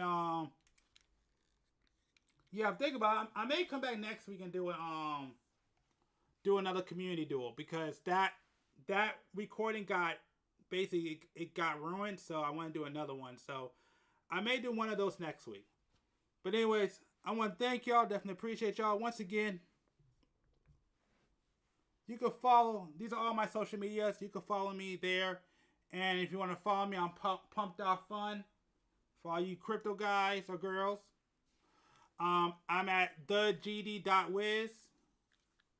GDWiz. Just go there. It should have been TGDWiz, but it's alright. But yeah, just head over there. For all you crypto folks. But outside of that, again, I want to thank y'all. Definitely appreciate y'all. Definitely had a great live stream. And yeah, definitely going to come back again. And there's not much else to say. And, oh yeah, make sure next month to come back and vote for the next live build. It will be up in October. So, make sure to go over there and check it out. Alright, I get out of here. I get ready to eat. I go take care of my own responsibilities. Because this build definitely took longer than what I thought. Alright, y'all have a good one.